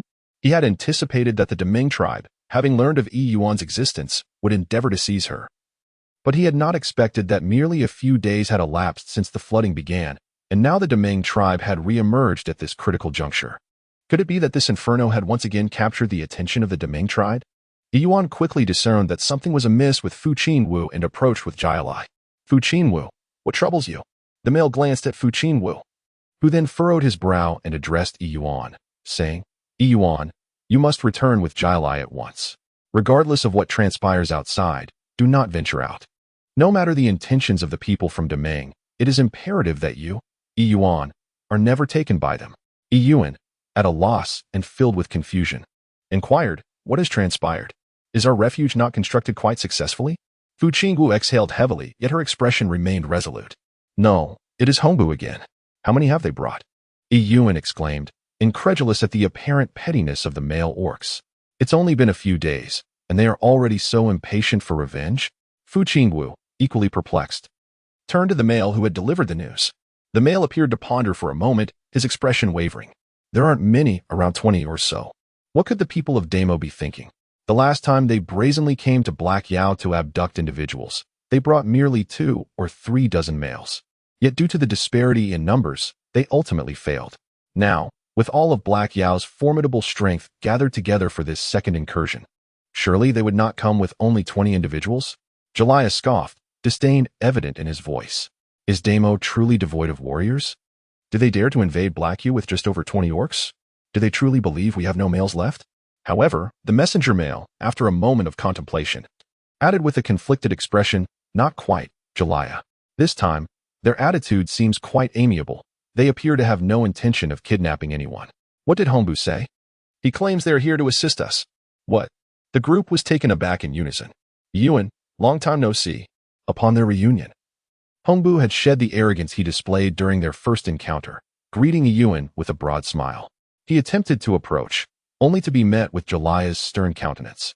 Standing like an immovable mountain before Yuan, vigilantly guarding against any inappropriate advances. Realizing the Black Yu tribe's rigid defensive posture, Hongbu took a step back, raising his hands in a gesture of peace, feigning innocence. Upon hearing the peculiar address from Hongbu, Yuan involuntarily twitched the corner of her mouth. Lord Hong. First and foremost, our relationship hardly merits such familiarity, does it? Hongbu shrugged, poised to respond, but Yuan raised a second finger. Secondly, we met just 3 days ago, and it was hardly a pleasant encounter, was it?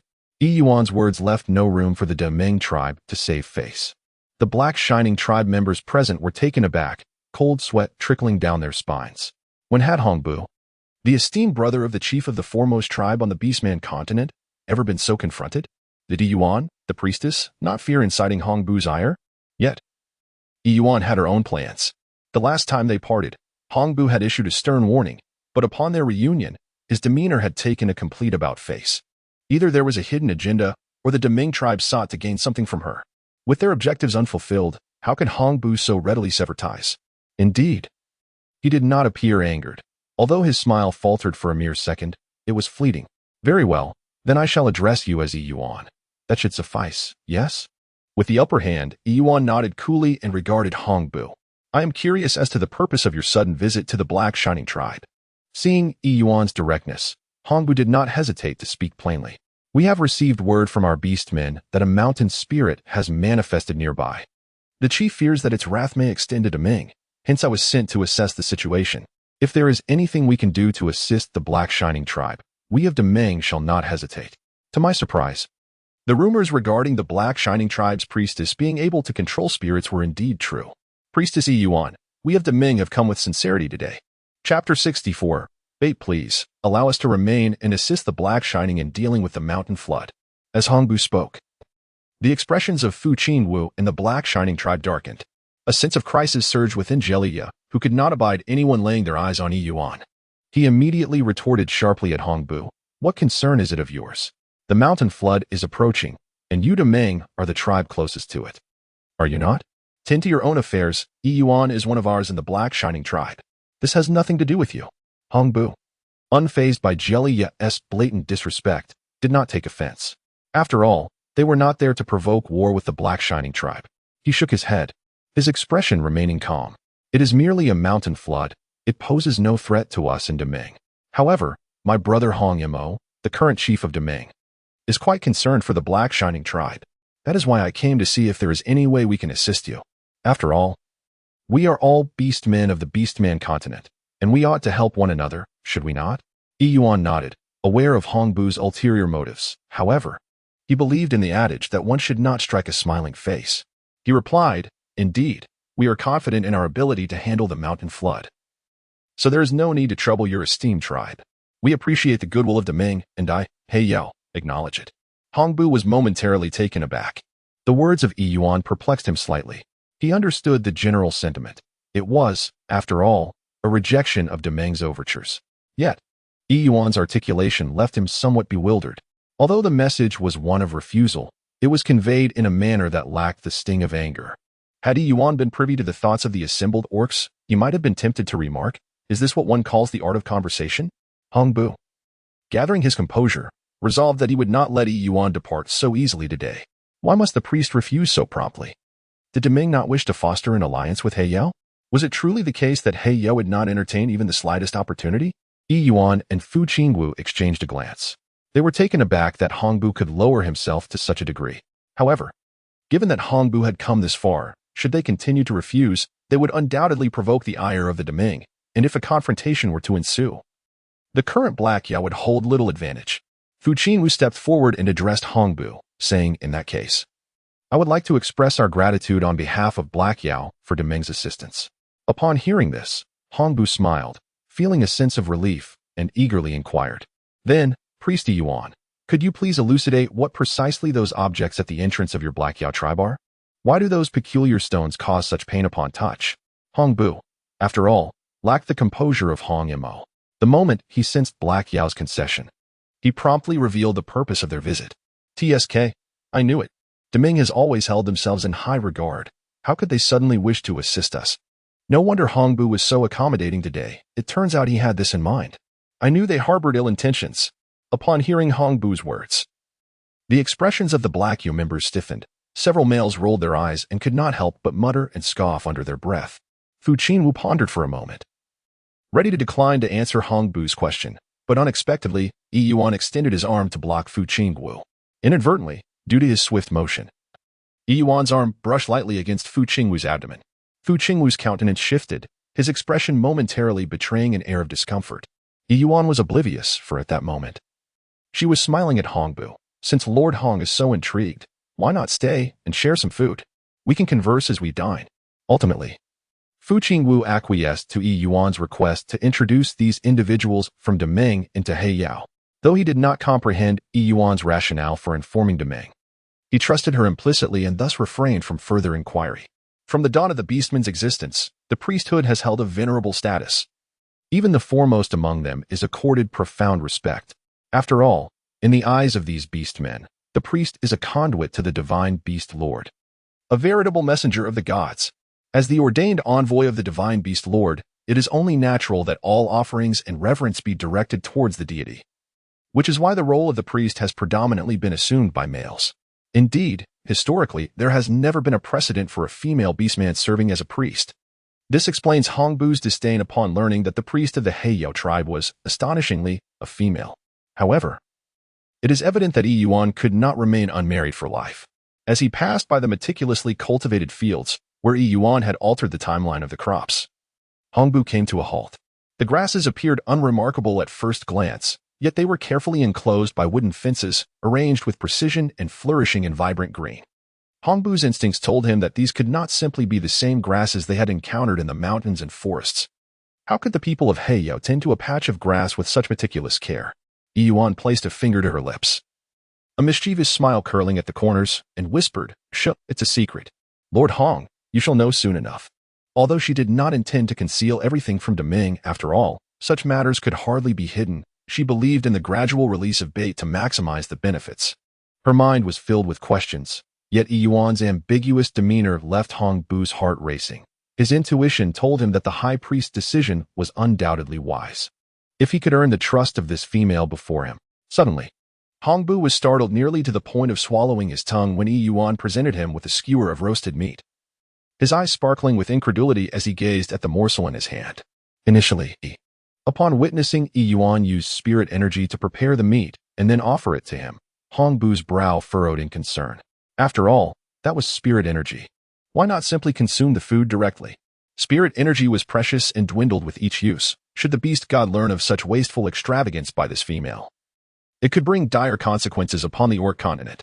Yet, he could not disregard Yuan's generosity at that moment.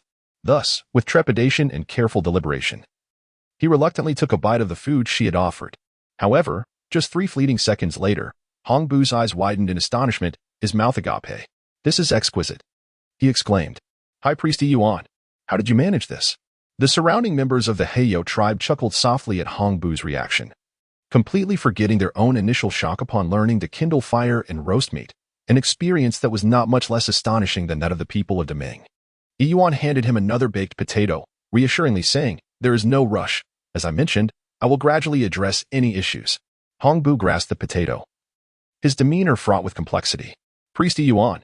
Hong Bu endeavored to suppress the tumultuous beating of his heart, laboriously diverting his gaze from the obedient fire crackling beside Yuan to meet his eyes, his expression imbued with an unprecedented seriousness. "Come to our great Ming." Yuan remained unfazed, responding with a curious, "Oh? On what basis?" In the past, Hong Bu could have confidently enumerated 1,000 advantages of Yuan's presence in Deming, yet at this moment, he found himself at a loss for words. "Is your position in Heyo truly superior to mine? A priest?" The thought of Deming's enigmatic priest made Hong Bu struggle to turn away. "Not exactly," he admitted. "Then why speak at all?" Chapter 65. Terms of exchange. Upon hearing Yuan's response, Hong Bu regarded him with an expression that was both indescribable and peculiar, as if to convey, "I never anticipated you to be this superficial. Thus, you remain in Heyo solely for the position of priest?" Fu Qingwu was still present. Yet Yuan maintained his composure, showing no urgency to explain or elaborate. He picked up a bowl of his homemade lizard egg and goat milk concoction and began to eat while replying, "That is not the case." Upon hearing this, Hong Bu, filled with anxiety, pressed on, "Then what is it? What can Heyo offer that Deming cannot, apart from the priesthood?" Yuan cast a bewildered glance at Hong Bu, inquiring, "Why must I be excluded? Did I not make it clear that I desire the position of priest?" Fu Qingwu, unable to bear the scene any longer, sighed in exasperation. "Hong Bu, what Yuan means is that since your faction, Deming, cannot grant her the priesthood, she is thus compelled to seek this position for herself. But what if our Deming were to offer you the role of priest instead?" Hong Bu became increasingly agitated. "Yuan, then she wouldn't want your priesthood. You fool. Of course, it is you who, lacking in substance, covet what is not yours, using it as an excuse for rejection. Who in their right mind would desire to be the trivial priest of your great Ming tribe? Ah, little bub. You know how it is with females. Their thoughts are often capricious. Today, I might wish to be a priest, yet tomorrow, I could long to be a leader. What do you think? Would your brother still consent to that? If Yuan has articulated it thus, and Hong Bu remains oblivious to the fact that Yuan has been toying with him all along, then it seems his intellect is truly in question. However, Hong Bu genuinely appears not to grasp this. Upon hearing Yuan's words, Hong Bu incredulously turned to Fu Qingwu. How could the position of chief be exchanged so frivolously? Is it not mere child's play? You members of the Obsidian clan. Hong Bu trembled, pointing at Yuan, struggling to articulate a single word. Observing Hong Bu in such a state, seemingly infuriated, Yuan mistakenly believed she had pressed him too hard. "I truly did not expect this, Fu Qingwu. To retain Yuan, your Obsidian clan would actually accept a female as your leader." Hong Bu swiftly redirected his ire towards Fu Qingwu. "Yuan, Fu Qingwu, Jialia, haha."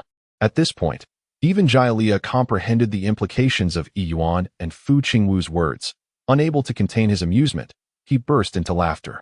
Listening to Jialia's laughter, Hong Bu felt a flush creep across his face, yet he maintained a facade of indignation and ferocity.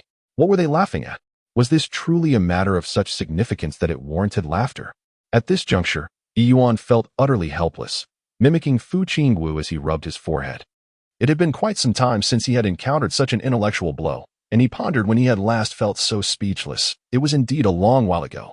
Jailia clutched his stomach, his laughter ringing out clearly, drawing the attention of several orcs in the distance, who couldn't help but glance over with bemusement. Amidst his laughter, he exclaimed, Hongbu, your brother surely cannot be as foolish as you. Hongbu sprang to his feet, his countenance darkening to the hue of charred coal. And he sternly rebuked, what did you say? Jailia showed no fear of Hongbu. Even if a fight ensued, he was confident he wouldn't necessarily be defeated. Within the obsidian realm, there were only two individuals he hesitated to confront directly. The first was Fu Qingwu. But if Fu Qingwu were not endowed with the ability to fly due to his innate talent, Jailia prided himself on being invincible in one-on-one combat on solid ground. Even Fu Qingwu might not be able to match him. The second was Misa. Serpent-like orcs are generally known for their potent venom, and the deeper the coloration, the greater the toxicity, a fact universally acknowledged by all orcs on the continent. Misa, adorned in glistening black scales akin to obsidian, devoid of any blemish, emanated a radiance that could make one's teeth ache merely by sight.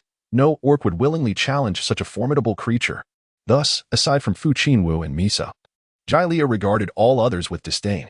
His formidable prowess in land-based combat was recognized by all orcs of the Obsidian realm, including Hongbu, who, despite being far away and damning, had heard of Jailia's reputation. After all, the title of the foremost warrior of the Obsidian tribe was not bestowed lightly. In response to Hongbu's cold inquiry, Jailia also rose, lightly shaking his left shoulder, his right hand caressing the sinewy muscles of his left arm. As if preparing for action, with a cold smirk, he continued to mock. Can you not even understand the beast tongue, Hongbu? I am speaking of you, fool. Our Yuan has already rejected you to such an extent. That was merely to save face for you. If you still cannot comprehend, what else can we call it but foolishness? You, Jailia. As the atmosphere between the two grew tense, Yuan hastily called out to Jailia, with Fu Qingwu stepping forward in front of him. Upon hearing Yuan's voice, Jailia finally retreated a step, his expression devoid of emotion.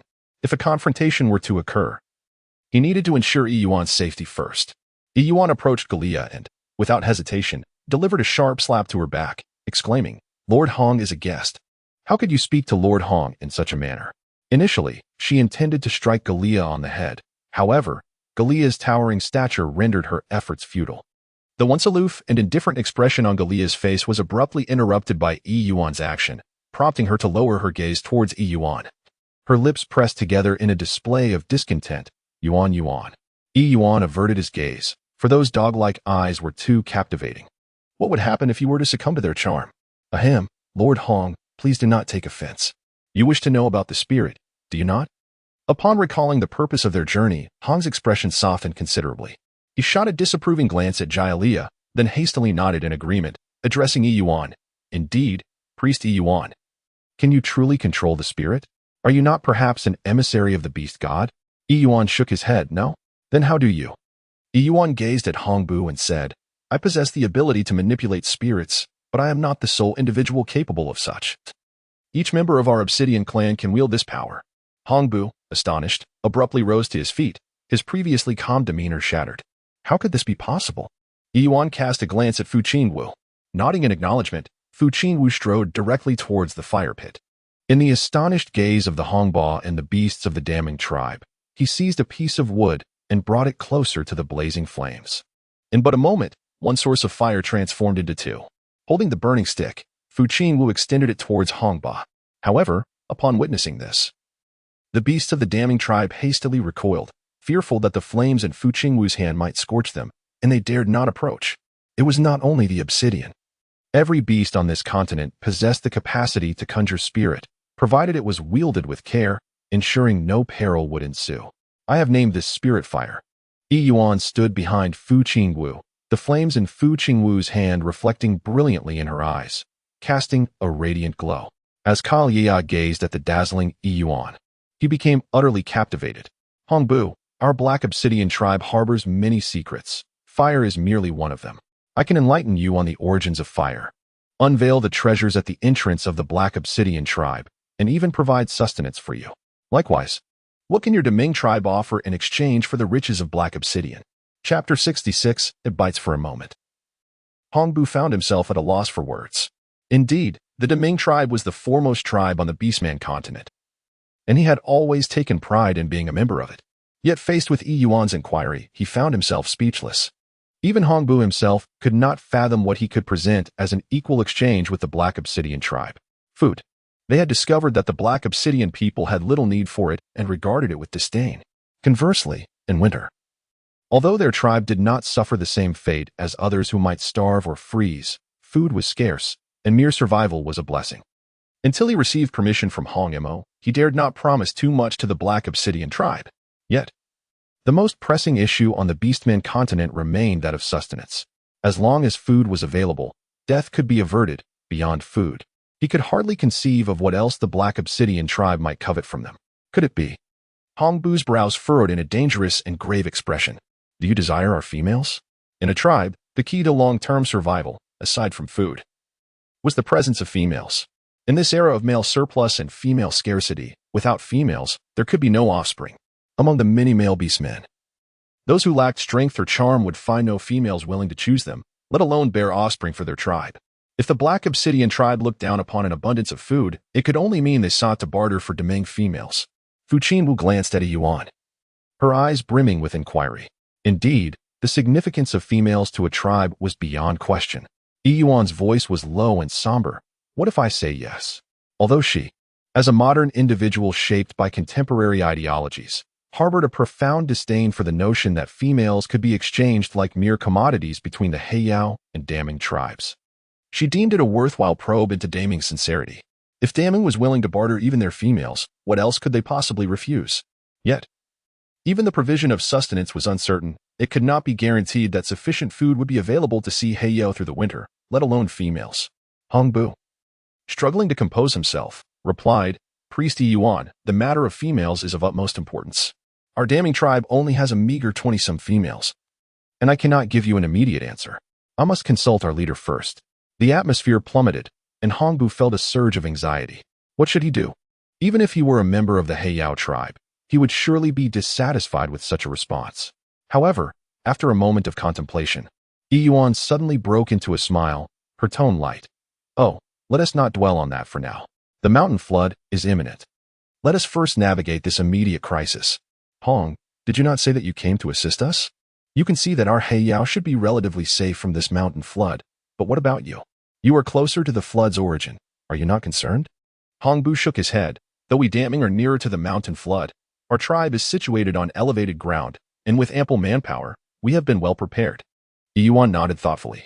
Indeed, 20 years ago, they had relied on sheer strength and tools to withstand the mountain flood. It stands to reason that, 2 decades later, with an increase in numbers and the continuous influx of other scattered beastmen, they should face little difficulty. However, even for us, the Great Ming, managing to withstand that flood had required considerable effort. It was far from the effortless wonders exhibited by those entities at your Obsidian tribe's entrance. Hongbu hesitated for a moment before deciding to inquire further, his eyes gleaming with fervor. Priest Yuan, could you enlighten me on the nature of those colossal stones that grow at will at the entrance of your Obsidian tribe? What is their hardness like? Can they truly withstand a mountain flood solely by their presence? Yuan pondered for a moment. Well, the shelter and the drainage system should have cooled down by now. Qingwu, shall we go and take a look? Fu Qing was taken aback. Qingwu? Yuan's tone was so effortlessly natural that neither Jia nor Hongbu noticed. Hongbu's attention was entirely captivated by Yuan's mention of the so-called refuge and drainage site. Observing that Yuan was on the verge of revelation, he became increasingly excited. Can I go along? Can I go along? Before Yuan could utter a word, Jia, feeling displeased, stepped forward and pushed Hongbu aside, insisting that he maintain a respectful distance from Yuan. Speak your mind, but don't encroach so closely.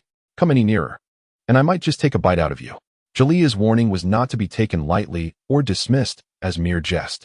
Hongbu nodded in acknowledgement, refraining from engaging in a war of words with Jalia this time.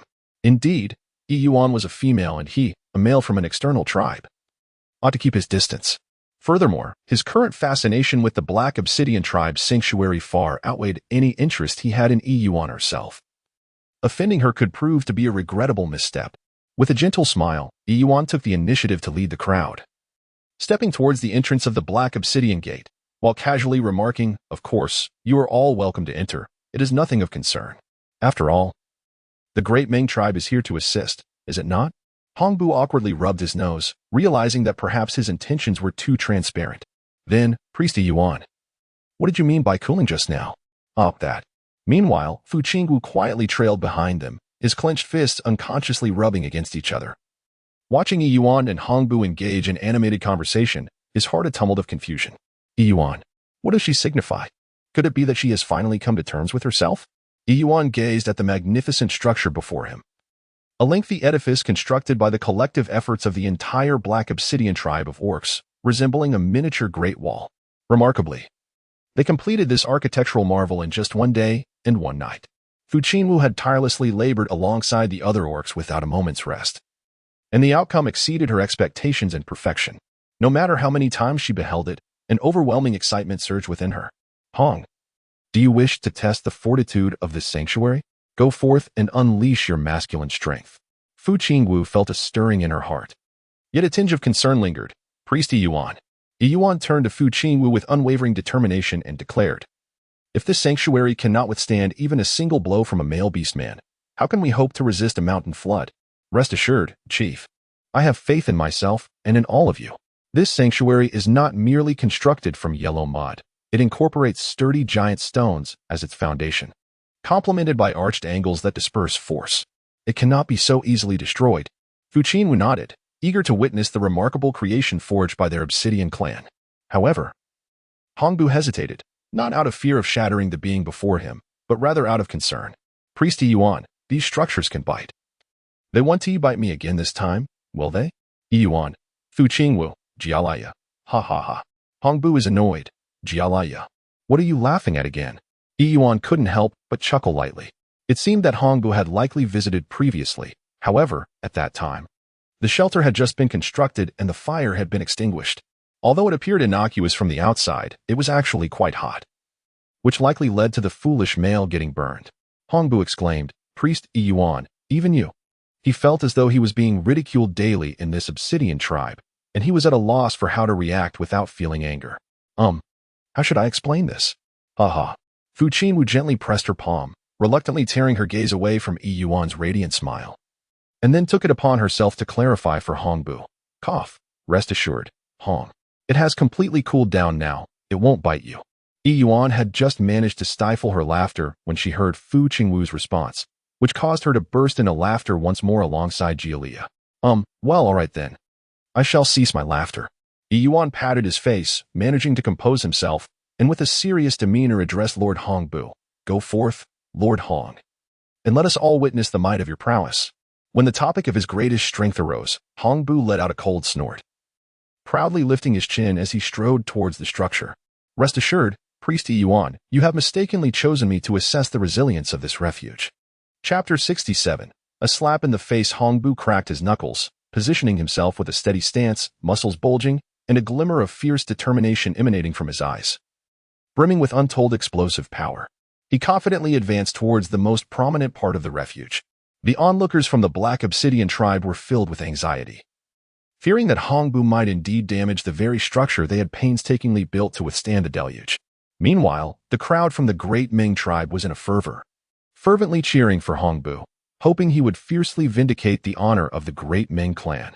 Yuan raised an eyebrow. Should she deem Hongbu foolish or merely fortunate? The chosen location was precisely where the refuge rose, its most formidable and unyielding point, poised to confront the overwhelming force of the mountain flood at its initial surge. Finally, under the eager gaze of the gathered crowd, Hongbu bellowed, his right fist raised high, imbued with a momentum capable of shattering legions, aimed directly at the heavy descent of yellow mud and colossal stones. Break. A faint crack echoed. Yet the refuge remained steadfast. While the refuge stood unyielding, it was Hongbu's bones that had fractured. A profound silence enveloped the surroundings, so serene that even the gentle rustle of autumn leaves in the distance could be distinctly heard. Hongbu stood frozen, his posture unchanged from the moment of his assault. Ha. It was unclear who first succumbed to uncontrollable laughter, but the tension among the assembled onlookers dissipated, and soon they were all in fits of laughter. I wonder just how formidable the strength of the Deming tribe can be. Indeed, there had been fervent proclamations that Lord Yuan's choice had been a grave error. Who had instilled such confidence in him? The prowess of the Deming tribe appeared to be quite lacking. Ha. Meanwhile, the orcs of Deming blushed with embarrassment.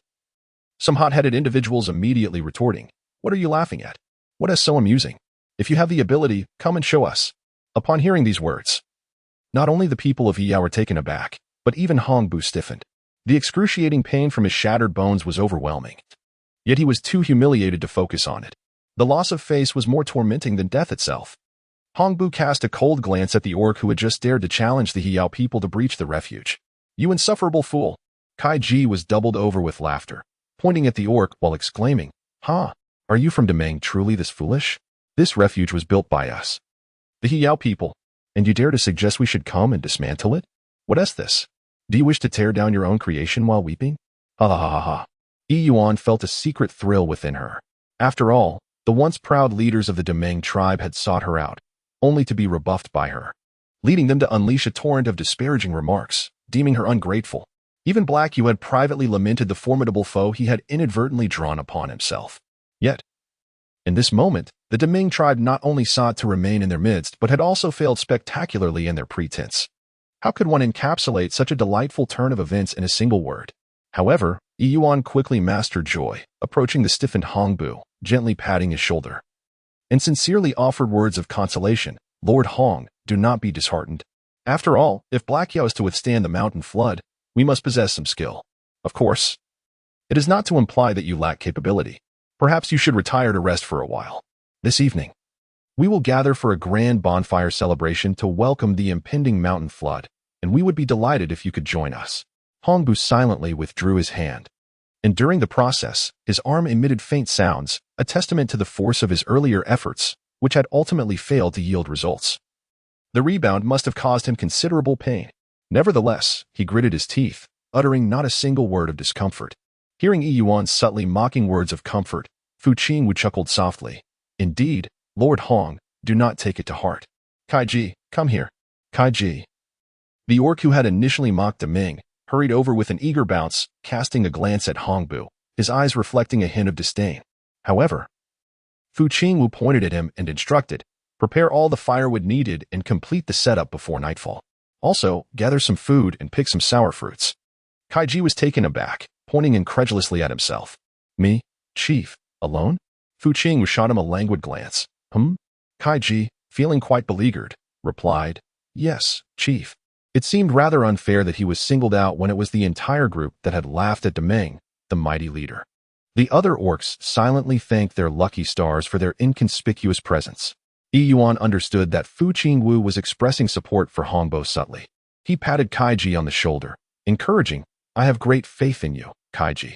You will surely succeed. Oh, and remember to gather plenty of food, sour fruits, and honey. I shall desire honey sour juice in the evening." With that, Kaiji departed, not with a cheerful demeanor, but with a sorrowful countenance. After all, it was the sustenance for the entire tribe. One could only imagine how voracious these male orcs could be. He needed to gather quickly, for the night would soon descend, and he must not miss the evening feast. In his haste, Kaiji even transformed into his beast form, clutching a piece of hemp rope in his mouth as he ventured into the forest. The simple-minded orcs adhered strictly to the commands of their chief priest, and though the task at hand seemed insurmountable, they would obey without question, akin to moths drawn to a flame, as long as the chief priest issued orders. Observing Kaiji's predicament, the others who had initially intended to mock the Dark Radiance tribe now refrained, fearing they might also attract the chief's ire and bring calamity upon themselves, scattering in haste. After all, they had long been subjugated by the people of Deming, and it was a rare opportunity for them to take pride in something. To shame the Deming people, only to find themselves now subdued by Fu Qingwu, wanting to spare the Deming some face. Nevertheless, they had had their share of enjoyment and found little to complain about now. Yuan glanced at Fu Qingwu, who had indeed been considerate. Not only had he tempered the resolve of the Black Yao people, but he had also allowed the people of Deming to retain their dignity. However, this time, Fu Qingwu did not look at her. He turned his gaze aside. Yuan was engulfed in confusion, pondering the peculiar behavior of his companion. However, he masked his curiosity and turned to Hongbu, inquiring, "What say you, Lord Hong? Will you grant me the honor of your presence?" Hongbu nodded with great difficulty. After all, given the humiliation he had just endured, could he truly afford to sever ties with Heiyao? The priest had entrusted him with a mission that required his presence. Seeing Hongbu acquiesce, Yuan chose not to press further, At this moment, Hongbu was caught in a quandary, uncertain whether his doubts stemmed from his own formidable power or a newfound understanding of the capabilities possessed by He Yao. Thus, he awaited the arrival of Lord Hong. Chapter 68. What am I anticipating within a secluded cave? The usually composed Zivalai now wore a look of impatience. Irritated, she took an item from Silly's hands, exclaiming, "It took you this long to procure just a few Bailian fruits? No wonder I find myself constantly outmatched by Yuan. With your pace, it's a stroke of luck that I am still alive and not perished from hunger." Silly, feeling utterly remorseful, was taken aback by Zivalai's harsh words. He attempted to explain, "No, Zivalai, the Bailian fruits were typically easy to find, but for some unknown reason, all within a 10-mile radius had been harvested today, hence my delay." Zivalai scoffed. "Inability is inability. Stop making excuses. I see you simply lack capability." Just as she prepared to berate Silly further, a thought struck her, causing her to pause, glancing down at the red fruit in her hand. A captivating and exquisite smile graced Zivalai's lips. At that moment, without makeup, she carefully gathered the inner berries of the Bailian flower. Clad in a vibrant green peacock feather ensemble that merely enveloped her waist, she revealed her long, fair, and slender legs, her hair cascading down to her hips. Beneath the deep, dark green locks that partially obscured her fair shoulders, delicate collarbones adorned with blue animal feathers attested to her meticulous grooming, rendering her even more enchanting today. "Enough of this," she muttered. "It would serve no purpose to scold you further. Go fetch Yuan for me. I need to inquire about the progress of Yuan's matter. It has been far too long without any word." In that moment, Zivalai recalled something and let out a cold huff, her voice laced with a mixture of disdain and jest. "Oh, I wonder if he has developed feelings for Yuan?" Silly, well aware of Zivalai's aversion towards him, remained silent.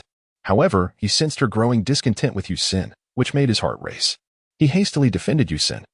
"How could that be? Yuan is your male counterpart. He belongs to you, and for his entire life, he shall never have another female."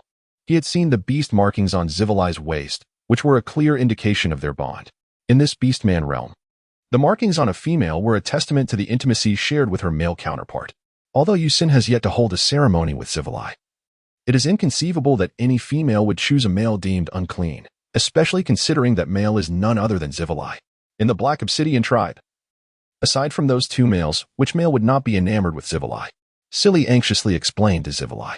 Previously, Silly had been Zivalai's male, yet at this moment, he found himself justifying her actions for the sake of the forthcoming senator in the realm of Orcish lands. The thoughts of males often remain tragically simplistic. Observing Silly's incessant chatter, Zivalai finally waved her hand in exasperation, interrupting him. "I understand. I merely spoke in jest. Spare me the unnecessary dialogue." Silly was taken aback, his head drooping in sorrow. "Spoke in jest?" He pondered. "Do you not realize that if your seemingly trivial words were to spread, regardless of whether Yuan has formally become your male, should he be rumored to be unfaithful, he would find it impossible to establish himself in these Orcish lands?" With his head bowed, his voice muffled, he replied, "There are certain things Zivalai cannot afford to speak lightly of." However, Zivalai dismissed his concerns, waving her hand as she turned to enter the cave. "Enough, enough. You go find him for me. I must prepare my appearance. Tonight, I shall overshadow Yuan, and let the entirety of Black Obsidian and Deming, along with that Hongbu, witness who truly reigns as the most beautiful female on this Orcish continent." Hongbu, was it? How dare he humiliate me so last time, claiming that Deming had no need for me? This evening, I shall make these orcs regret their contempt for me. At this moment, within Yuan's dwelling, Yuan gazed at the splendid bouquet of flowers before her. A vibrant assortment of red, yellow, white, and green. There knelt Jaliyah, one knee on the ground, and at a glance, it bore an uncanny resemblance to a marriage proposal scene. Oh, has Jaliyah finally awakened to romance? When did this archetype of a late-stage male chauvinist evolve into one capable of such gestures? This was their inaugural experience of both proposing and being proposed to. Although the setting was somewhat unconventional, she felt compelled to respond in some manner. Would a direct acceptance render her too eager? Yet, to dither and hesitate would be uncharacteristic of her. How vexing Jaliyah is. 3 months have yet to pass. Could this moment truly be premature? Why, all of a sudden? Is he proposing to her now? She is not prepared for this at all. Yuan felt her cheeks flush, awkwardly turning her face to the side as she prepared to accept the bouquet from Jaliyah. However, just as she was about to take it, Jaliyah suddenly stood up after crouching for a moment. With a slight tilt of his head, he looked at the stiff Yuan, his hands still hovering in the air, and asked, What is the matter, Yuan? Oh, you desire this flower, do you? Here, take it. When he had gone to gather the Bailian Rue for her, he had noticed a nearby grove, alive with blooming flowers, all in splendid display. Knowing that females generally have an affinity for flora, especially a Yuan who adored embellishing her home, he thought it fitting to bring some back for her. Originally, these blooms were intended as a gift for Yuan. Yuan, observing Yuan, who stood frozen in place, Jia Liya approached with reckless abandon. His handsome countenance, complemented by the flowers in his hands, appeared remarkably elegant. However, aside from his actions and the tale behind him, which swayed in an amusingly clumsy manner, the scene before us was undeniably captivating for any female. What do you mean by I want? Why was it given to me? Jia Liya blinked innocently. So, Yuan, do you not desire it anymore? Yuan, Jalia added. I thought you would like flowers, Yuan.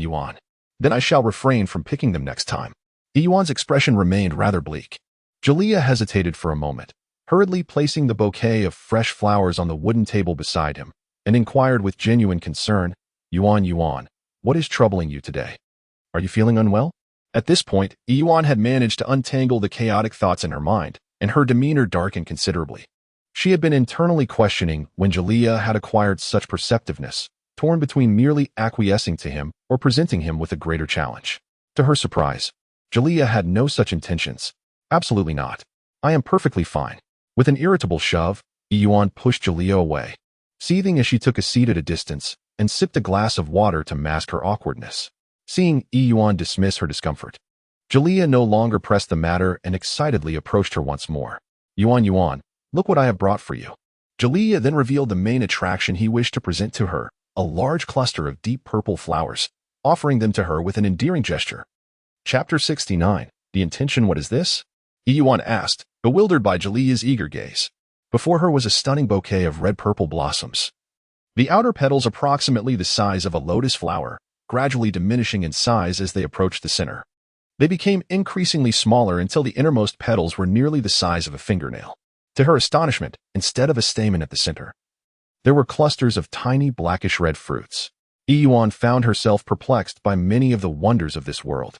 Jalia, however, was not surprised. She cautiously retrieved a fruit from the heart of a blossom and presented it to Yuan before crushing it. This was known as the 100 Refinements fruit, the most cherished delight among the females of our continent. They often used its juicy pulp to adorn their lips. Yuan, would you care to try it? Lipstick? Since her arrival in this world, Yuan had long embraced a natural visage. Fortunately, her inherent beauty shone through, having spent considerable time in this pristine, untainted realm. She had not experienced any blemishes or dryness from her simple cleansing routine with pure water.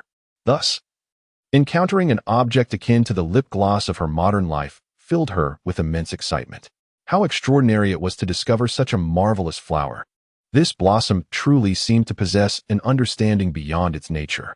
Yuan is only familiar with modern cosmetics such as lipsticks and lip glazes, which are predominantly composed of pigments. The more expensive, purely natural lip balms utilize a dye derived from cochineal insects that thrive on plants like cacti and aloe. However, while she is aware of this, Yuan harbors an aversion to insects, finding them repulsive. She keeps a respectful distance from the cochineal red, extracted from the bodily fluids of these creatures. Furthermore, her daily makeup routine is minimal. She seldom adorns herself unless the occasion is of utmost significance. In this beastly realm, the prospect of actively researching such matters is even more unlikely. Yet, there is no girl who does not cherish beauty, and she is no exception. Arian, intrigued, reached for the cluster of flowers and plucked a single fruit, gently crushing it between his fingertips. The crimson-purple juice burst forth, leaving an indelible mark upon his hand. A stain that could not be easily rubbed away. Its vibrant hue would linger for quite some time. Indeed, it proved to be more effective than cosmetics. Observing Arian's fascination, Jalia finally exhaled in relief. After all, he had suspected that no female could resist the allure of beauty, nor the charm of the refined petals. Jalia nodded. Yes, Arian. Do give it a try. If it proves insufficient, I shall venture out to gather more for you. Yuan glanced at the Bailian Rue that Jalia had brought back and placed on the table. The petals of the Bailian Rue were quite large. Yet it was only the central fruit that held any utility. Each by Lian Rue contained approximately 7 or 8 fruits at its core. Jialia had brought back a substantial cluster, consisting of at least 7 or 8 blossoms. Surely, with such an abundance, she could utilize them daily without exhausting their supply until spring of the following year. Yuan shook his head, expressing his contentment with the current provisions. Jialia did not insist, lamenting the unfortunate truth that once the precious by Lian Rue was harvested, its preservation became a daunting challenge. In the winter, it fared somewhat better. However, during the summer months, the harvested by Lian Rue would spoil within a mere day or two, its once vibrant essence turning a dark hue. Yuan smiled. Isn't it merely about storage? I happen to have watched some videos on ancient methods, acquiring knowledge about the production and preservation of traditional lip balms and similar concoctions. However, she pondered, why then do you gather so much? Is the 100 refinements flower truly so commonplace? If it is so prevalent, why have I not observed other females in the tribe employing it? Even the beauty-obsessed Zivalai is no exception. Jialia scratched his head. It cannot exactly be deemed common. Before Yuan stood these finely tempered blossoms, which could be said to encompass all within a 10-mile radius. Thus, it was no wonder that Silly expended so much effort in his search, ultimately managing to find only a single flower. Yuan cast him a glance and remarked, "Then why did you gather so much? If I cannot use it all, wouldn't that be wasteful?" Jialia smiled, revealing a set of sharp, even teeth. "When I was collecting, I only thought that more is better. It's all right. As long as Yuan is happy, it won't be a waste." This sentiment was indeed pleasing to hear. Yuan nodded in satisfaction. "Well, it seems that Jialia has not yet reached a point of no return. Rest assured. I have a method for preservation," Yuan remarked, gazing at the exquisite crimson petals of the Bai Lian Rue, unable to resist plucking a few to examine closely. Upon hearing Yuan's words, Jialia nodded happily, exclaiming, "That's wonderful. My Yuan is truly remarkable. Nothing can thwart you, and you excel at everything." As Yuan scrutinized the cluster of flowers in hand, he realized that the fruit of the Bai Lian Rue was, in fact, a concentrated essence of the increasingly diminutive petals at its core. The outermost layer of large petals was thin and withered, serving merely an aesthetic purpose and a supportive role, while the petals closer to the center became progressively smaller and thicker, resembling succulent leaves that grew ever more plump until they ultimately coalesced into the fruit. Yuan plucked a plump inner petal, gently squeezing it.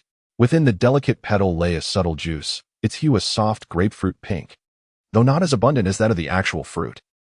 This could yield several shades of lip gloss. The petal need not be discarded after crafting lip glaze. It could be used to dye larger petals, then dried and reused, serving as charming lip color paper. Yuan, satisfied, experimented with colors until her lip gloss and lipstick were born. Aya and Betty Shaw would undoubtedly adore them. Knock, knock, knock. At that moment, 3 soft yet rhythmic knocks echoed at the door. Yuan cast a glance at Jialia, who was about to rise. "Yuan, priestess." "Yes, it is I. Fu Qingwu?"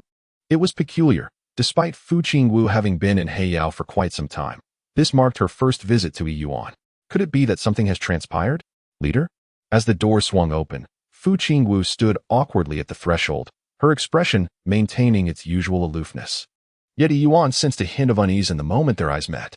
"What is it? Has something happened? Is there renewed conflict in the Dazhong region?" Fu Qingwu shook her head. However, as Fu Qingwu remained silent, Yuan chose not to press, patiently awaiting her to gather her thoughts while speculating on the potential events that might have unfolded. After a pause, it seemed Fu Qingwu had finally steeled herself.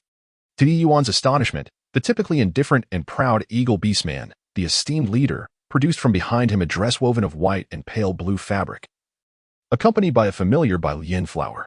"A few days ago, while hunting, I encountered a Yuan flying squirrel. Its fur is soft, reminiscent of the beast skin you wore when you first arrived in Heiyao, so I kept some for you." Fu Qingwu's voice trembled slightly, her throat constricting as she stammered, finding it remarkably difficult to articulate. "Would you like to wear this tonight?" As Yuan took the dress into her hands, she immediately noticed its weight was so imperceptibly light that it almost seemed to vanish. Yet its texture was exquisitely soft and remarkably smooth, suggesting that the material was exceedingly rare. The garment comprised 2 pieces, one designed to envelop the essential areas of the torso, and the other a short skirt. It was undeniably beautiful, even through a modern lens. Its craftsmanship was anything but crude, exceptionally refined, and evidently the result of considerable time and effort. However, it was somewhat short, although she had grown accustomed to the prevailing customs of this world, where males often bared their chests and females typically covered only their upper bodies while donning skirts of animal hide. That did not mean Yuan felt comfortable adopting such attire herself. What could the significance of Fu Qingwu be? Why on earth would someone suddenly think to present her with clothing? Yuan fell silent for a moment. She glanced at Jalea, who, with his head bowed and fist clenched tightly, did not meet her gaze. Perhaps it is best not to, she continued. I appreciate your kindness, esteemed leader, but I find myself lacking for nothing in the way of beast skirts. It would be more fitting for you to reserve such a splendid garment for a future female companion. Yuan, did you refuse? Fu Qingwu abruptly turned her head, looking at her in disbelief. However, Yuan wore an expression of calm indifference. Please accept it. Consider it a gesture of gratitude from the Black Radiance on behalf of Priest Yuan. Yuan furrowed her brow. The once composed leader now unable to articulate a complete thought since she opened the door, revealing her evident distress. It was clear to anyone that something was amiss. She had likely surmised Fu Qingwu's intentions, but regrettably was about to refuse when she found herself speaking. Do not refuse me. The people of the Great Ming tribe will be present tonight. As our priestess of the Black Radiance, you cannot bring shame upon us. With that declaration, as if fearing Yuan's rejection, Fu Qingwu turned and left. Hey. Chapter 70. The enchanting Sibylle. As dusk descended, Hongbu stood at a vantage point, flanked by dozens of Great Ming tribesmen, gazing intently at the Black Radiance. The clouds in the sky deepened to a somber gray, and the entire Orc continent seemed destined to transform into an expanse of stagnant black water. However, as night fell, the Black Radiance tribe did not succumb to the same fate as the Great Ming, where the sun's descent marked a gloomier atmosphere. Instead, every household ignited their lights, infusing the long, arduous night with a touch of warmth. Threads of light, reminiscent of the starry sky, adorned the Black Radiance, rendering it a veritable paradise. Yuan claimed that each member of the Black Radiance could harness their spirit, not an exaggeration at all. Yet, all of this was a consequence of Yuan's arrival. How fortunate the Black Radiance tribe was to have captured the attention of such an extraordinary female. Hongbu mused. He had not taken the morning's humiliation to heart. Upon reflection, it only validated that the more astonishing and formidable Yuan's creations were, the more the Great Ming should be devoted to her. Observing the thriving Black Radiance, a nearby orc felt tears welling in his eyes, wiping them away before turning to Hongbu. Indeed, had I not witnessed it with my own eyes, I could never have believed that someone could truly control spirits in this world. Lord Hong, do you not think it would be wonderful if the priestess were here? Surely, she would unravel the secrets of the Black Radiance. Hongbu nodded, his expression a tapestry of complex emotions, as if burdened by a weighty responsibility. Yes, but Yuan has promised to reveal the secrets of the spirits to us. Moner, have the orcs we sent to relay the message returned? The orc shook his head. Not yet. Upon hearing this, Hongbu remained unperturbed. His gaze gradually hardened with resolve. Regardless, as long as Yuan is here, the future of the Black Radiance tribe cannot be underestimated. We must never offend the Black Radiance tribe. After a prolonged silence, the orc beside Hongbu remarked, Lord Hong, the time is drawing near. We should make our move. As darkness enveloped the sky, a towering blaze illuminated the heart of the Black Yo tribe, where all its members had gathered. The mountain flood had already surged forth, nearly 100 miles from the tribe. The evening's banquet convened by the Black Yo was, in truth, a preparation for the impending flood that might arrive at any moment. Hongbu nodded and said, let us proceed. In the center of the Black Yo tribe, a grand circular bonfire had been constructed from massive logs, encircled by several unknown beasts roasting over the flames. Surrounding the fire were wooden bowls and cups, filled with an array of vibrant red and green fruits and vegetables. The idea of gathering all the tribe members together was initially proposed by Yuan. Originally, according to the intentions of Fu Qingwu, it was planned for all tribe members to remain vigilant at the entrance, awaiting the imminent flood. However, Yuan believed that merely waiting idly was futile. Instead, hosting a bonfire banquet would rally the tribe members, fostering camaraderie and strengthening bonds, thus leading to this festive gathering. As Hongbu and the entourage from the Deming tribe approached from a distance, they noticed a group of individuals encircling someone at the heart of the bonfire, a female figure surrounded by several males, their words brimming with admiration and flattery. With hints of green subtly visible, Hongbu raised an eyebrow, pondering the identity of this enigmatic female. Yuan, indeed, within the Black Obsidian tribe, none other than Yuan is held in such high esteem by the orc populace. as Hongbo beamed a radiant smile and made his way toward the heart of the gathering. He soon realized that the adored female surrounded by admirers was not Yuan, but rather Shiwei. Shiwei, you look stunning today. Truly. You are the most beautiful female of our Black Obsidian tribe. It has been a while since we last met, and you have grown even more lovely. Shiwei, do you have a male companion now? If not, what do you think of me? Unlike her usual demeanor, where a mocking smile perpetually graced her lips and her expression was one of haughty disdain for the males of the tribe. Shiwei today wore a smile that was devoid of previous sarcasm. Her delicate visage, akin to a fragile blossom, was adorned with a flowing green velvet garment, while her raven locks cascaded gracefully behind her.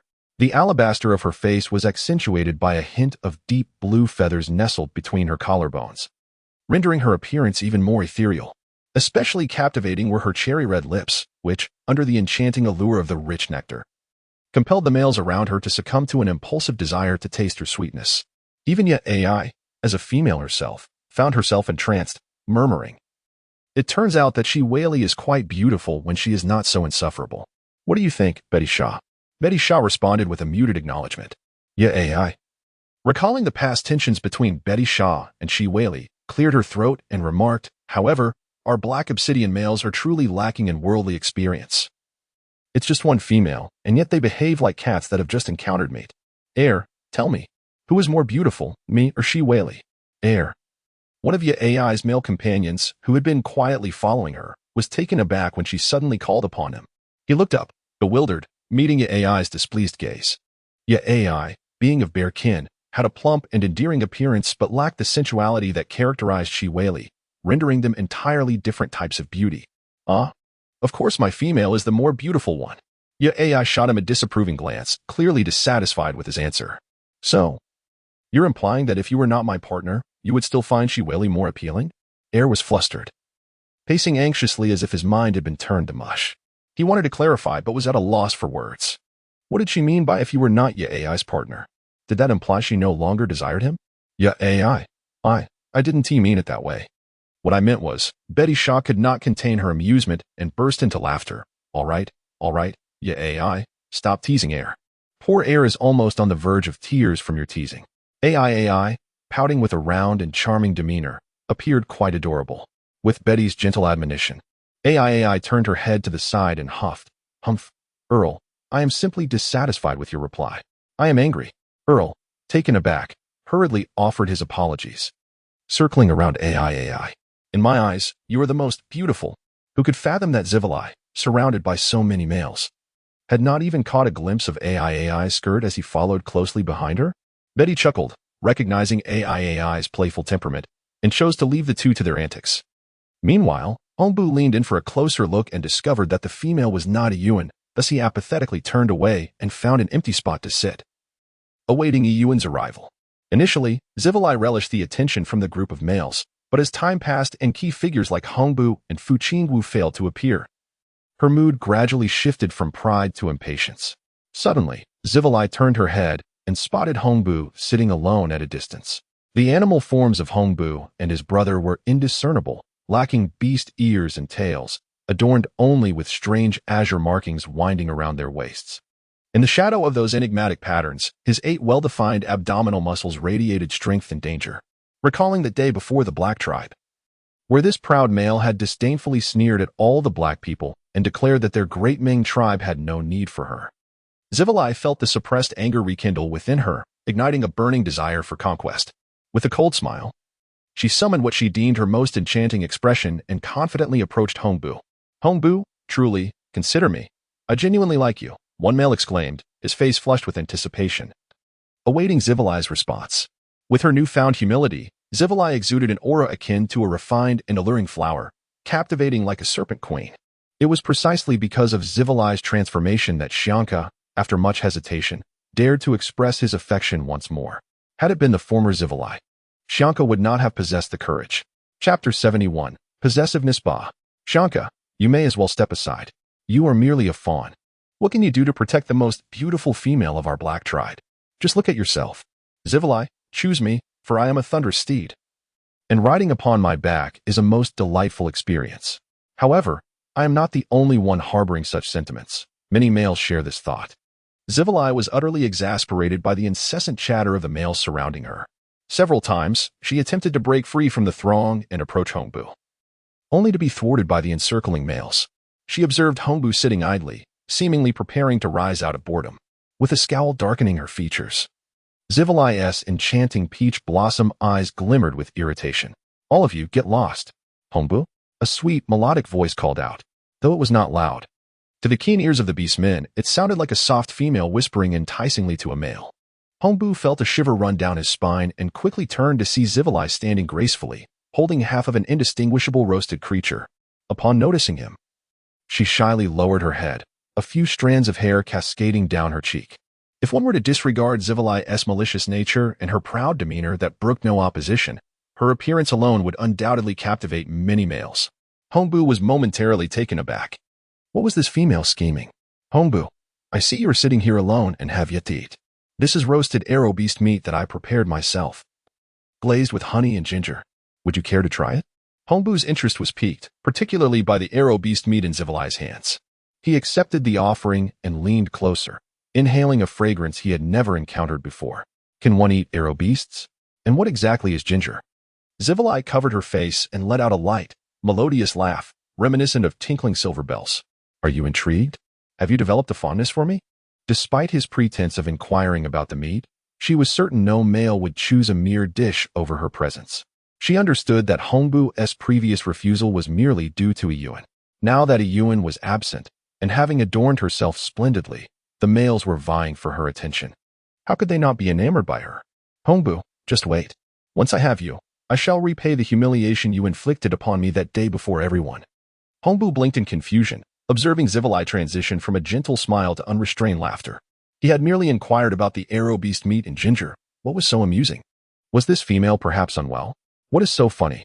Is it shameful not to know that arrow beasts are edible, or what ginger is? Hongbu's voice grew cold and hard. Si Weili came to her senses, hurriedly waving her hand, anxiously explaining, "No, no, no, Lord Hong, I merely, well, I was momentarily distracted by other thoughts. I certainly did not mean to mock you. This arrow beast, despite its exterior bristling with poisonous spines, actually possesses delectable flesh. And the ginger sauce. Oh, that ginger sauce is a seasoning I discovered, which, when brushed on a roasted meat, enhances the flavors of any dish, be it soup or grilled meat." Noticing that no one was around, Si Weili shamelessly claimed the discovery of the arrow beast and ginger sauce as her own. Her demeanor was calm and collected, devoid of any guilt. Why not give it a try? Hongbo swallowed hard. Although he had previously tasted Yuan's roasted meat, it was merely a fleeting bite. He was on a mission and could not indulge in mere culinary pleasures. His mind was occupied with thoughts of what conditions he could offer to acquire the method of spirit control. Now, with some free time, Si Weili appeared eager to please, and he decided to abandon his reservations. He was genuinely curious to savor the flavor of the arrow beast meat, cooked over the fire that all the members of the Black Obsidian tribe could control, enhanced with honey and ginger sauce. Yuan, you finally arrived," Ye Ai exclaimed, her eyes lighting up as she approached the figure clad in white. Indeed, if you had delayed any longer, both Ye Ai and I would have set out to find you." "Wow, Yuan, you look absolutely stunning today. Heavens. The color on your lips, could that be 100 refinement blossom? Yet, it seems the hue is not quite right. It's simply beautiful. Your beast skirt is so unique. Is it made from a magnolia glider? My goodness, magnolia gliders are exceedingly rare. Typically, 1 or 2 feathers are used for decoration. Yet you have lavishly fashioned an entire beast skin skirt from them. Priest Yuan." At last, Yuan's voice echoed from afar, though it was somewhat faint amidst the surrounding clamor, making it difficult for Hongbo to hear clearly. Looking up towards the sound, the beastmen seemed to have spotted a rare treasure, flocking in droves, both male and female, towards a singular point, encircling Yuan in a manner that rendered her inaccessible. Hongbo could see nothing, entirely obscured by the throng of beastmen surrounding Yuan. Frowning, he prepared to rise. Si Weili noticed this. Despite Hongbo being on the verge of bringing the meat to his lips, he was now captivated by Yuan. Anxiously, she stood before him, blocking his path. "Lord Hong, aren't you eager to taste this arrow beast meat? I roasted it myself." Hongbo, without a glance in her direction, returned the grilled meat he had yet to taste. "Si Weili, I appreciate your kindness, but perhaps another time. I shall have the opportunity to try it later. For now." I must seek out priest Yuan. Ah. Having spoken, without allowing Zivalai to utter another word, Hong Bu nimbly darted aside, evading her presence. Observing the eager silhouette of Hong Bu as he made his way towards the throng at the heart of the gathering, it struck one as somewhat ludicrous, just moments prior. Those male figures had been entirely captivated by her, yet now they had all transformed into Yuan. The roasted meat that Zivalai had been holding had somehow slipped from her grasp and fallen to the ground. Standing alone at the periphery of that vibrant epicenter, she felt as though she had been forsaken by the entire world. Had this been the Zivalai of yore, she would undoubtedly have been incensed. However, on this occasion, she remained unperturbed. She stood there quietly, her expression void of emotion, coldly fixated on the nucleus of the world. Yuan. Yuan. Yuan. To prevent being lost in the crowd, Jaliyah tightly grasped Yuan's hand. The orc was tall, and Jaliyah's palm was significantly larger than Yuan's, with long, powerful fingers that held Yuan's warm little hand, the slightly cool touch sending a shiver through her. Upon noticing this, Yuan merely glanced at him before turning her fingers and intertwining them with his. Captivated by the enchanting female before him, Jaliyah found himself lost in her beauty. No matter how many times he beheld her, he was always as awestruck as when they first met. Though Yuan's beauty was not as striking or aggressive as the tribe's most renowned beauty, Ziwali, she possessed a unique aura that no other female in this world could match. Just like the first time he laid eyes on her, she exuded an air of sacredness that rendered her untouchable, accentuating the sinful and dirty desires hidden deep within him. He yearned to claim her entirely, wishing for Yuan's world to encompass only him, her body and soul wholly devoted to him alone. Chapter 72. Mutual Understanding. All right. Let go of me, Yuan urged, pushing against the orc that clung to her, her cheeks flushed. We're going to be late. However, the orc pressed against her felt like an immovable mountain. Despite exerting considerable effort, she could not budge Jaliyah in the slightest. Jaliyah buried his head in the crook of her neck, his muffled voice resonating with a breathy urgency, as if he and she had become one.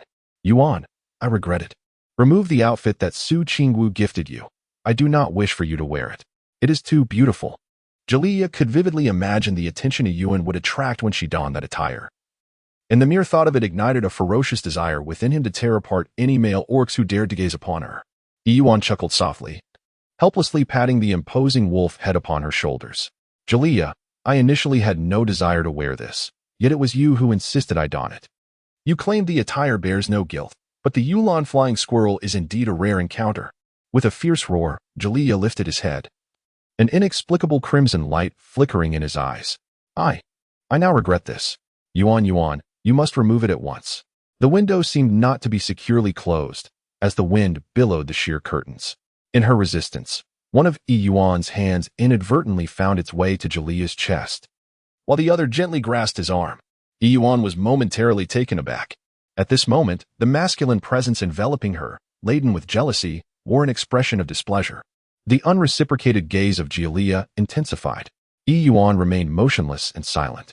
Instead, as he spoke, he gazed at him with a dazed expression, lost in thoughts that were unknown to him. A wave of panic surged within Jaliyah's chest. Was he perhaps overstepping his bounds? Which male would dare to make such demands of a female? Even the most pampered of males had never been known to set such a precedent. Will Yuan feel a sense of aversion? Will he perceive him as a source of regret? It is my fault. I should not have said such things. As Jaliyah was about to rise, Yuan grasped his arm firmly, causing Jaliyah to be unexpectedly pulled back down, although the grip on his arm had loosened. At that moment, those delicate little hands turned to cradle his face. Subsequently, Jaliyah softened for Yuan is kissing him, considering the duration of their relationship. It has not been long. They have shared tender touches, yet this is the first time their lips have intertwined. Yuan felt a twinge of anxiety.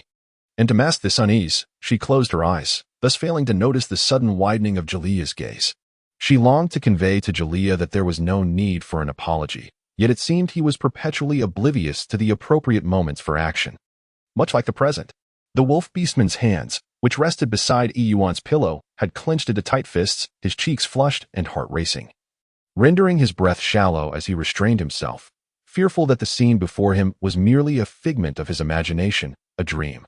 After what felt like an eternity, a sensation of weightlessness enveloped them, and Jaliyah and Yuan found their positions dramatically reversed. Yuan slowly rose, finally opening her eyes. Jaliyah was pinned beneath her. Momentarily stunned, gazing vacantly at the silver glimmer on her lips. Why apologize again? Is she so fond of saying sorry? Just as Jalea opened his mouth to explain, unexpectedly, Yuan burst into laughter. What are you laughing at? Jalea turned his head away, his face burning with embarrassment. Yuan laughed enough, gazing at the awkward yet bashful male beneath her, feeling as though her heart was filled to the brim with delight. She wiped the moisture from his lips, her eyes curving into a gentle smile. I am amused. My fears he has finally learned to feel jealousy. This male, at last, expresses his desires due to his discontent. He now experiences jealousy over another male, no longer pushing her away. He has finally grasped the essence of possessiveness. I am indeed your female. If you have thoughts, or if I have inadvertently caused you distress, you must boldly voice it, express it. Yeah, just now, you performed splendidly. Yet, you felt a tinge of embarrassment, as if to conceal something, and with a firm motion, their positions reverted. However, after this shift, the timid male beastman did nothing but utilize his physical advantage to firmly pin Yuan beneath him, burying his face in the nape of her neck. Akin to a camel in the desert, hiding its head in the sand to evade danger. Yuan tilted his head, catching only a glimpse of the crimson ears of Jalea. All right, Jalea, it's time to get up. We must go now. Yet, Jalea remained unresponsive. At that moment, after receiving Yuan's praise, his heart raced like a drum, and a buzzing filled his ears, rendering him oblivious to everything around him. It was not until quite some time had passed that he reflected on the nature of their world, where males were not entitled to feel jealousy over females. In this realm characterized by one female and multiple males, he pondered whether, had he known how much Yuan relished in his jealousy, he might have dared to be bolder. Yuan, you belong only to me. I do not wish for you to gaze upon Fu Qin Wu or converse with you, Sin. No Fu Qin Wu, no you, Sin. None shall lay a finger on my Yuan, he declared possessively, only to feel a pang of regret immediately after uttering those words. At that moment, due to his position, Jalea dared not raise his head, thus failing to discern Yuan's expression. Yuan encouraged him to be bolder. Yet he wondered if such boldness would provoke Yuan's ire. A pair of gentle, delicate hands rested upon his head, exuding no anger, no fury, soothing his beastly ears and alleviating all his anxieties. I belong solely to you. With Yuan's affirmation, Jalea suddenly lifted his gaze. Beneath him lay the enchanting female he cherished, exhibiting no signs of annoyance, her eyes sparkling with allure, her cheeks flushed, reclining beneath him, surrendering to desire. Yuan. Jalea was so moved that he nearly shed tears. However, in that perfect moment, as passion surged, he transformed the swell of his emotions into desire. Unable to resist leaning down once more. Ouch. Yuan, you're tugging at my ears again. With cheeks tinged in crimson, Yuan exasperatedly grasped Jalea's ears and pulled them back, managing to bring the male back to his senses. Jalea, feeling wronged, covered his ears and retreated. Recalling the last time Yuan had bitten his sensitive ears until they bled, leaving him gripped with a fear that rendered him helpless to resist. Yuan placed her hand to her lips and cleared her throat, attempting to mask the awkwardness that nearly overwhelmed her. Ahem, everyone is still waiting for us. It is rather late, which is quite unfortunate. We should be on our way. That was a close call. She had almost succumbed to the indescribable. Was he entirely prepared for this moment yet? After all, it was only appropriate to wait until they were formally bonded as partners, wasn't he it? With that thought, Yuan shyly turned her head away, her chest rising and falling gently as she caught her breath. Before her stood this bashful female, whose very presence had captured his heart entirely.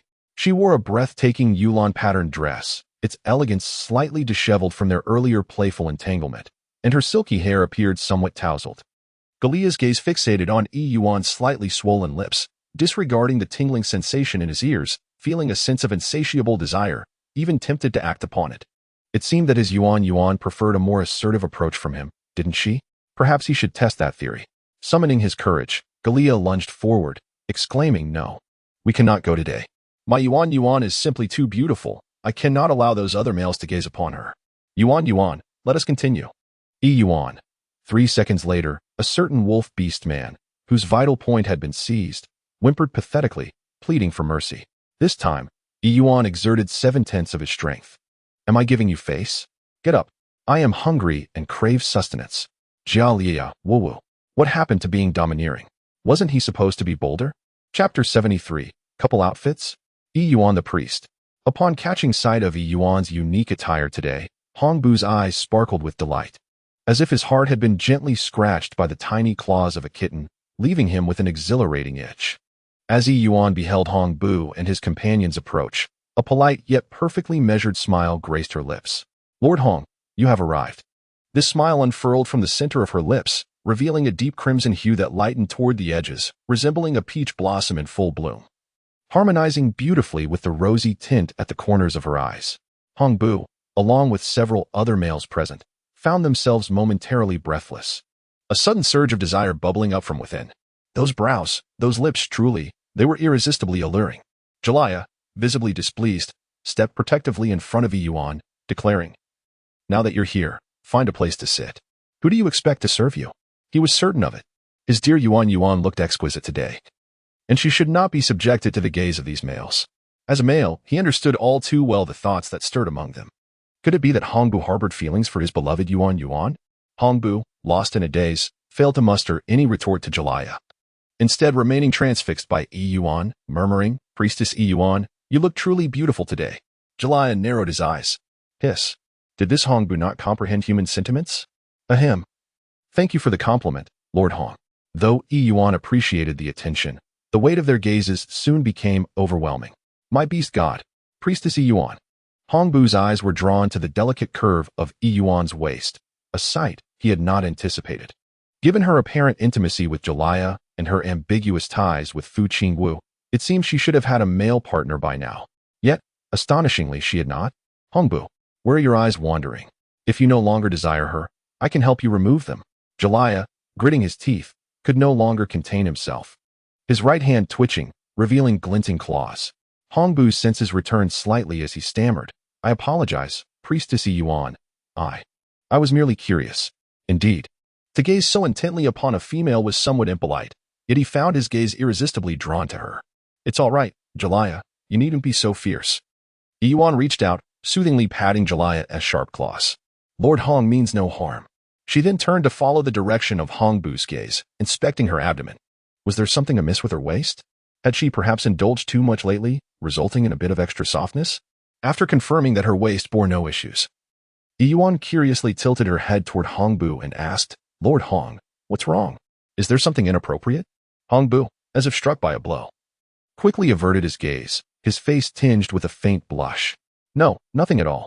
He could never directly inquire of Yuan why she had yet to engage with any male, could he? Although such a situation was indeed exceedingly rare on the Orc continent. This female is utterly adorable. Why can't she be brought back to Deming? Yuan felt a twinge of confusion as she absent-mindedly pinched the flesh at her waist. Could it be that she truly ought to shed a few pounds? Observing the tribe leader of Deming, Hongbu, utterly captivated by Yuan, yet Ai couldn't help but stifle a giggle and whispered with her companion, Betty Shaw. Our Yuan is already stunning without any adornments, not to mention today she dons a beast skirt crafted from magnolia squirrels. I wonder where Jalaya procured so many magnolia squirrels. Betty Shaw gazed enviously at the exquisite blue and white gown draping Yuan. And I truly wish to know what that floral nectar on her eyes and lips is. It surpasses by Lien Rue in beauty. Yuan is indeed fortunate to have such a valiant male like Jalaya by her side. What was meant as praise for both Jalaya and Yuan, however, did not seem to please Jalaya, who awkwardly turned his head away, silently resolving that upon returning, he would insist that Yuan immediately remove that accursed magnolia squirrel skirt. Yuan the priestess. Although Hongbu no longer gazed at Yuan with the fixation of a lovesick fool, the image of her radiant form lingered in his mind. The delicate, adorable navel, unmarred by any male's beastly mark, stirred the primal instincts within the males present, igniting a fervor they could scarcely contain. Clearing his throat, he prepared to introduce himself. In truth, our Deming is home to many exceptional males, should you not mind. Such a beautiful, kind, and intelligent being as Yuan, who is likely a messenger of the beast god, deserves more than just a handful of males to safeguard her. Thank you for Deming's kind offer. But she does mind. Suddenly, a cold voice, which had been absent until now, interrupted Hongbu before he could finish his statement. The crowd turned towards the source of the voice and beheld Fu Qingwu, contrary to their belief that he had yet to arrive. He had actually been perched atop the eaves from the beginning, looking down upon them with an air of superiority. In the darkness, Fu Qingwu resembled a solitary pine atop a black mountain, seamlessly blending with the night. Yet, once the crowd recognized his presence, they could not ignore the chilling gaze of his hawk-like eyes, which radiated an undeniable authority that enveloped the entire area. Yuan also turned to look at the source of the sound, and as he raised his head, he unexpectedly found himself captivated by the profound gaze of Fu Qingwu. To speak candidly, Yuan had always been particularly fond of Fu Qingwu's eyes, for their shape was exquisitely beautiful, despite possessing a pair of alluring peach blossom eyes. With the upward tilt of their corners exuding an enchanting allure that could easily ensnare one's heart, he remained blissfully unaware, often regarding others with a cool detachment. His expression as impassive as if the entire world owed him a debt. "Leader, so you have been here all along," Campbell exclaimed with enthusiasm, raising his voice in awe. Fu Qingwu nodded slightly, diverting his gaze from the blue and white attire adorning Yuan. And a faint smile graced his lips as he elegantly leaped down from beneath the eaves. Just as he had anticipated, the dress suited her perfectly. As Fu Qingwu gracefully landed, Betty Shaw suddenly gasped in astonishment, covering her mouth and pointing at Fu Qingwu. "Leader, so it turns out you." Upon hearing Betty Shaw's exclamation, the crowd followed her gaze, only to discover that tonight, Fu Qingwu had eschewed her usual monochrome black feathered skirt, instead donning a striking garment that added a touch of white brilliance to her lithe figure, while the lower part of her attire remained largely unchanged. The previously bare upper body was now adorned with a feathered wrap remarkably similar to the material of Yuan's own beast skirt, modestly covering her ample bosom. At first glance, one might think they were a perfect match if they stood side by side. Instantly, the surrounding beastmen cast their glances between Yuan and Fu Qingwu, their expressions revealing a shared understanding, accompanied by an odd tone of realization. "Oh, so the beast skirt on Yuan was a gift from the leader? I had thought it was given by Jailia," Aya exclaimed excitedly, tugging at Betty Shaw as if a mother had finally witnessed her child getting married. "It's been a long time coming. Yuan has finally caught the attention of our esteemed leader. I thought it would take much longer for the leader to make a move." Fu Qingwu cleared his throat, a faint blush coloring his cheeks. Indeed, his decision to keep some magnolia gliders as accessories was motivated by personal sentiment, wishing to share something in common with Yuan. However, it was precisely the fear of the current scrutiny from the beastmen causing Yuan distress that had delayed his appearance. At this moment, the whispers among the beastmen were glaringly evident, far beyond what could be described as mere whispers. Did Yuan definitely hear it? Would she mind? Chapter 74, The Main Play. The gentle smile upon Yuan's visage had vanished without a trace. She maintained an expression of calm as she fixed her gaze upon Fu Qingwu, who, in turn, dared not meet her eyes. For a moment, despite the fervent excitement of the onlooking beastmen, the absence of affirmation from both protagonists gradually quelled their enthusiasm. As silence enveloped the surroundings, an air of awkwardness lingered. Yet AI glanced between Yuan and Fu Qingwu, her palms damp with anxiety, and nervously prodded Betty Shaw. "Pray tell, what do you suppose Yuan's intentions are?" The leader remained reticent. Betty Shaw shook her head. "I am at a loss as well. Could it be that we have misinterpreted the situation? How could that be?" Yuan even accepted the beast-skin skirt bestowed by the leader. Betty Shaw pondered for a moment and nodded thoughtfully. "Indeed. Speaking of which, Yuan's third moon is fast approaching, isn't it? Aside from Jailia and the leader, it is indeed rare for any other male to capture Yuan's attention. With the leader and Jailia in the picture, one might assume that a third suitor could be sought at a more leisurely pace. From a distance, Yuan faintly overheard the indistinct conversation between AI and Betty Shaw, and in that moment, his expression darkened further. So, Fu Qingwu had this planned all along? What had Fu Qingwu said initially? This Yulan Wuxian dress was meant to symbolize his gratitude on behalf of Hiyao. With the people from the Demeng tribe present in the evening, as the priest of Hiyao, she could not afford to bring disgrace upon them. After some contemplation, she found herself unable to refuse. Yet now, he seemed resolute in declaring their relationship in front of all the beastmen. Yuan was well aware of the fragility of the males in this world. If she were to deny the whispers of the beastmen now, it would undoubtedly be a tremendous blow to Fu Qingwu, the leader of their clan, and he would surely become the subject of ridicule, making it impossible for him to lead the tribe. However, if she chose not to refuse or clarify, Yuan's smile vanished entirely, replaced by a gaze directed at Fu Qingwu that was imbued with frigid disdain. She loathed being coerced, particularly in front of an audience, manipulated and threatened with cunning. Fu Qingwu found himself frozen under Yuan's cold stare, as if the very air around him had solidified. His complexion drained of color, rendering him incapable of even the simplest gesture. Why did Yuan regard him with such a chilling expression? Had his audacity to draw closer to her without her consent truly provoked her ire? Hongbu surveyed the surroundings and sensed the tension in the air, a wave of delight washing over him. The dynamic between Yuan and Fu Qingwu appeared to deviate from his initial assumptions. In this scenario, it seemed more akin to Fu Qingwu's unreciprocated affection. A smirk graced Hongbu's lips as he seized the opportunity to probe Fu Qingwu, esteemed leader.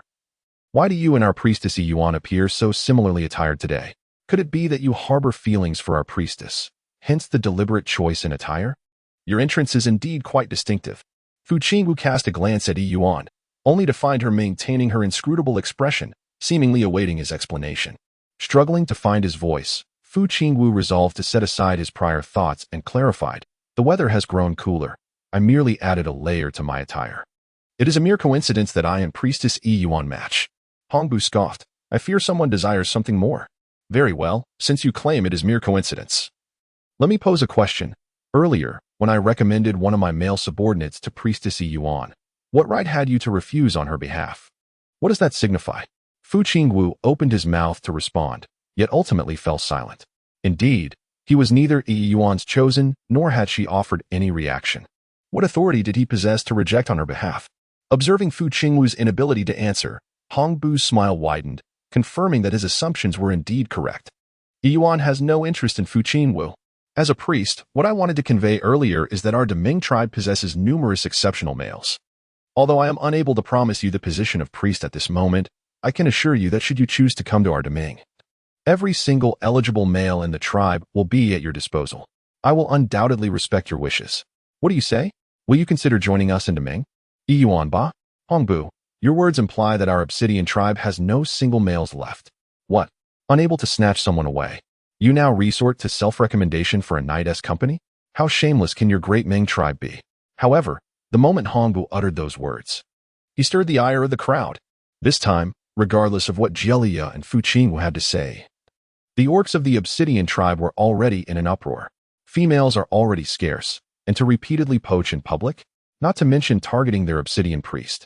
Did they truly believe that the obsidian tribe was a soft persimmon, easily squeezed and flattened? The confident smile on Hongbu's face had yet to fade when he was met with pointed fingers and scornful shouts, causing his expression to darken. What did you say? The males of the obsidian tribe were unwilling to back down, each taking turns to hurl insults as if to avenge Fu Qingwu, showing no mercy. We are talking about you. What a bold move by the great Ming tribe. Willing to do anything to steal our females. Indeed, how shameless. I had no idea the great Ming tribe lacked its own females, always coveting those of the obsidian tribe. Hongbu's expression grew grim, anger bubbling within him at the relentless taunts from the obsidian orcs, his face turning a shade darker. He raised a hand to silence his subordinates who wished to retort and looked at those mocking him from the obsidian tribe, as if committing their faces to memory. Brewing an impending storm. This world is one where the strong hold sway. For the sake of keeping Yuan priest, your obsidian tribe is even willing to sacrifice its leader. What right do you have to criticize us? Even more laughable is he. Hongbu suddenly pointed at Fu Qingwu. It was evident that Yuan had no interest in him, yet Fu Qingwu, as the tribe leader, publicly staged this farce. Was it not to create misunderstandings, making everyone believe he was already Yuan's chosen, thus placing her in a difficult position, ultimately forcing her to accept him? Yuan's disinterest was apparent to anyone with eyes. How could the obsidian tribe claim to respect Yuan's wishes with such conduct? Once again, as Hongbu dug into the wound, sprinkling salt upon it, Fu Qingwu's face turned ashen, his lips trembling slightly, feeling an overwhelming chill as if his heart had temporarily ceased to beat. However, what no one anticipated was that at this moment, Ai clenched her fists tightly, her petite figure stepping forward, pushing her palm towards Hongbu. Hongbu's words not only provoked Fu Qingwu, but also ignited the fury of all the obsidian tribe members. Hongbu, your great Ming tribe has gone too far. Chapter 75. If you wish to quarrel, then depart. The instant Ai made her move, Hongbu took notice, sneering coldly, finding the individual's speed remarkably slow, ready to retaliate. Upon realizing it was a female, this forcibly halted the momentum, allowing a hand to free itself to shield the nearby male guard. Hongbu, having been shoved back 2 steps by Ai, furrowed his brow and questioned, "Am I being excessive?" Is it not you who have gone too far? Yuan suddenly slammed the table, producing a resounding crash. Both the AI and Deming's group were startled, and a hush fell over the room. You are making too much noise. Fu Qingwu lowered his head, lost in thought. Yuan gazed coldly at Hongbu, her expression capable of blooming like the peach blossoms of March or embodying the frigid chill of winter, reminiscent of the harshest frost. Hongbu, the affairs of our obsidian tribe are our own concern. Do not forget the purpose of your presence among us. You profess to respect my wishes. Yet I recall having conveyed my stance to you from the very outset, did I not? Hongbu was taken aback by Yuan's icy demeanor, his anxiety palpable. Their relationship had only just begun to show signs of thawing. How could it be jeopardized now? Priestess Yuan, I do not intend to coerce you. Please do not dismiss my words so hastily. Consider it once more. Our great Ming. Yuan raised his hand, interrupting Hongbu with gritted teeth. This is my final warning to you. If Deming comes in peace, Heiyao welcomes you. However, if you are here to poach our people, I kindly ask you not to return. Yuan was utterly exasperated by the quarrel resembling a clash between elderly dancers in a public square, instigated by Deming and Heiyao. She longed to interject. Yet as the protagonist, she found herself unable to utter a single word for an extended period. The situation was escalating, and if she did not take action soon, she feared that Ye Ai and the others might indeed come to blows with Deming's group. Furthermore, there was Hongbu, who claimed that upon arriving at Deming's, the males could choose freely. Was this not akin to what Fu Qingwu had said to her when she first arrived in Heiyao? One fiery confrontation was already overwhelming. She had yet to untangle the issues within her own tribe, and now she was expected to handle matters with Deming as well? Was there no respite for her? Ah, what a wearisome ordeal. Suddenly, she realized she had dozed off. A male, still groggy, approached, rubbing his eyes and yawning, disrupting the standoff. Yuan, priest, chief. Lord Hong, you are all here. Why are you still standing? Please, take a seat. Kaji, with a look of grievance, turned to Fu Qingwu, saying, Chief, how could you send a mere beast to gather so much firewood and provisions? I barely managed to bring all my household supplies. He then addressed Yuan. Priest Yuan, I have gathered the sour fruits, lemongrass, and honey you requested. You see, while stealing honey, I was stung multiple times by those pesky bees. The assembly, tense and on edge, questioned the sudden appearance of this lively character. After a brief, peculiar silence, it was Hongbu who broke the ice. He forced a smile, though it was insincere and easily discernible. Bowing to the people of Heiyao, he said, I apologize for my earlier indiscretion. It was merely a jest. I hope you all will not take it to heart. Humph, a jest? Is that how you joke? Ye Ai scoffed, clearly displeased. Enough. Fu Qingwu's voice was hoarse and unusually somber. At that moment, he seemed to taste blood in his throat. Deming comes as guests. Moreover, while Hongbu's words were rather distasteful, they held a kernel of truth. He is indeed insufferable. He knows Yuan harbors no affection for him, that her heart belongs solely to Jiaoyaya, yet he brazenly attempts to entice the people of Heiyao, causing misunderstandings and placing Yuan in an awkward predicament. Had Kaji not interrupted this uncomfortable atmosphere in his dazed state, Fu Qingwu pondered how this farce might have concluded. Very well, let us all forget tonight's events. Let us replenish our strength and rest, for tomorrow we face a formidable challenge. Do not stray too far. Upon hearing the words of the obsidian orc, and with Hongbu having offered his apologies, they cast a resentful glance in his direction before settling around the grandest bonfire at the center. Yet, this magnificent gathering, which was meant to be filled with laughter and joy, a celebration to strengthen bonds, ultimately left one wondering what topics would find their way into the conversations over tea and meals. Yuan glanced at Fu Qingwu, opting for silence as he turned and walked away, seeking a secluded spot to sit. Fu Qingwu tightened his fists, turning away with a heart full of bitterness, ultimately leaping into the night sky, vanishing without a trace. Priest Yuan, I apologize, but I truly never intended to pressure you. As soon as Yuan settled down, Hongbu approached once more, though this time he was alone. The other orcs of the Deming tribe were huddled nearby. Hongbu sighed, expressing his resignation. If you truly do not wish to come to Deming, then do not come. However, should you ever desire to change tribes, Deming is always open to you. With a gentle demeanor, Yuan's expression softened slightly as he nodded and uttered a simple acknowledgement. Very well, then I shall not intrude any further. Hongbu had merely intended to offer an apology, and after speaking, he nodded to Yuan and turned to leave. Lord Hong, Yuan called after him. Have you eaten yet? At this moment, the Deming tribe, as outsiders, felt particularly ostracized at the bonfire gathering hosted by the Obsidian tribe. A group of imposing, robust males, they found themselves relegated to a corner, evoking a rather pitiable image. Hongbu paused, shaking his head in response. Yuan revealed a gentle smile and said, "Don't stand on ceremony. Please enjoy some meat. Beneath the ash, there are sweet potatoes and potatoes buried. Over there at the bar, no? I mean at the wooden table, there are drinks available as well. Help yourselves. Otherwise, if word gets out, the people from other tribes might think our Obsidian tribe is rather stingy."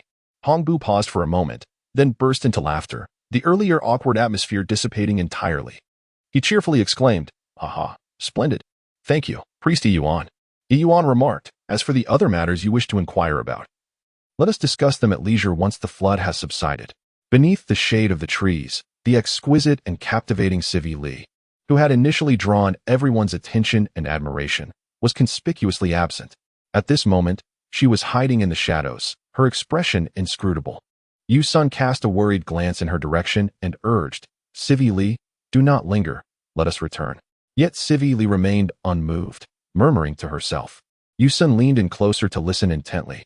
"You must be feeling quite pleased, are you not? Everyone is vying for your attention, Yuan. Deep down, you should be overjoyed, shouldn't you?" A complex expression crossed Yuan's face as he pondered how he had become entangled with Sivi Li in the first place. "Sivi Li, do not overthink it. In truth, Yuan never intended to compete with you." Silence. Sivi Li could scarcely endure hearing Yuan's name from another's lips, and she swiftly turned, delivering a resounding slap. The force of the blow sent Yuan's head spinning, a trickle of blood escaping the corner of his mouth. It was the first time Yuan had been struck by Sivi Li, and he stared at her in disbelief, clutching his face. "Sivi Li struck me? For merely that remark?" Her countenance was no longer serene. It had transformed into a fearful visage akin to the most terrifying beast of the forest, rendering her once beautiful features grotesque. "Yuan, you ineffectual fool. I instructed you to approach Yuan, to lure her from the forest. How long has it been? Have you accomplished anything?" Yuan furrowed his brow and retorted, "I am not her mate. Yuan is not foolish enough to follow a male into the forest without reason. Sivi Li, you must grant me some time too. I am pregnant," Sivi Li interjected, her expression devoid of emotion. "What? I have not been with Silly for quite some time. This child is yours. After this flood, if you cannot ensure that Yuan is no longer in my sight, then you shall vanish as well."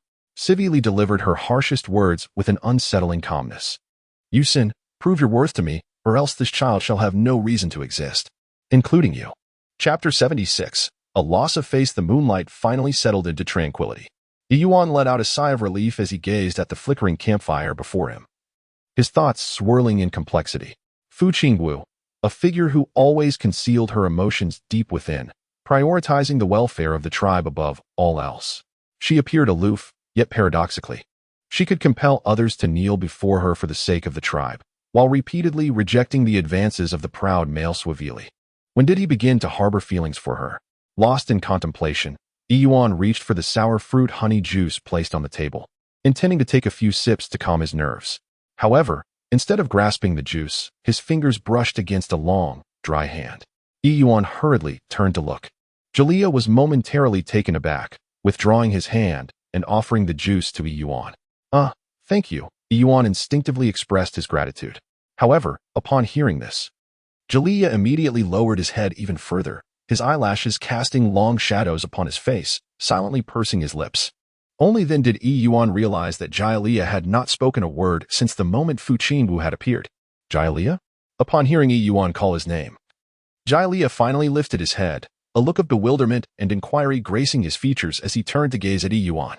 They sat side by side, their proximity already intimate. In that moment, illuminated by the soft blue glow of the moonlight and the warm, orange radiance of the campfire, Jalea's enchanting white eyes shimmered with clarity, resembling a pool of pure moonlight, far surpassing the handsome protagonists of films. Yuan's heart suddenly skipped a beat. "What is the matter? Do you want to try some of this?" Yuan stammered, betraying his nerves. "It's quite good." Galilei fell silent for a moment, then shook his head. This was unlike him. Yuan pressed her lips together and set down her juice. "Jiao, you promised me that whenever you feel unhappy, you would certainly share it with me and not hide it anymore." After a moment of hesitation, Jiao gradually revealed the thoughts swirling in his mind. Yuan, Yuan. I am merely contemplating whether it is truly right for me to monopolize you. Jiaoye had to admit that unrequited love is the most excruciating of all. Once, he believed that losing Yuan was unbearable. He spent those days watching her interact with Yuan and Fu Qingwu, feeling as if his heart was being torn apart. Now, that person had transformed into Fu Qingwu. Although Yuan had previously claimed she desired only him, he questioned, "Do you think I was too harsh on Fu Qingwu today? Even if I hold no romantic feelings for him, should I not allow him to be humiliated by those from the external factions, like Hong Bo?" Yuan spoke calmly. Jiaoye remained silent. But Jiaoye, have you considered that if I harbor no feelings for Fu Qingwu, I should have made that clear to him early on? It is unfair to give him hope only to let him sink into despair. It would be better for him to come to terms with reality sooner. That way, it would be fairer to you. Jiaoye abruptly lifted his gaze to meet Yuan's eyes. Yuan wore a serene expression. The gentle priestess was indeed her. It was she who had nearly wept in desperation when Betty was almost pierced by a fish's spine. She treated every member of the tribe with kindness, rarely losing her temper, radiating warmth like jade. Yet now, she could maintain an air of indifference, resolutely informing him that she would not offer any male a glimmer of hope, decisively severing the strands of affection with her cold-hearted demeanor. What merit did Jialaya possess to capture the heart of such a formidable female?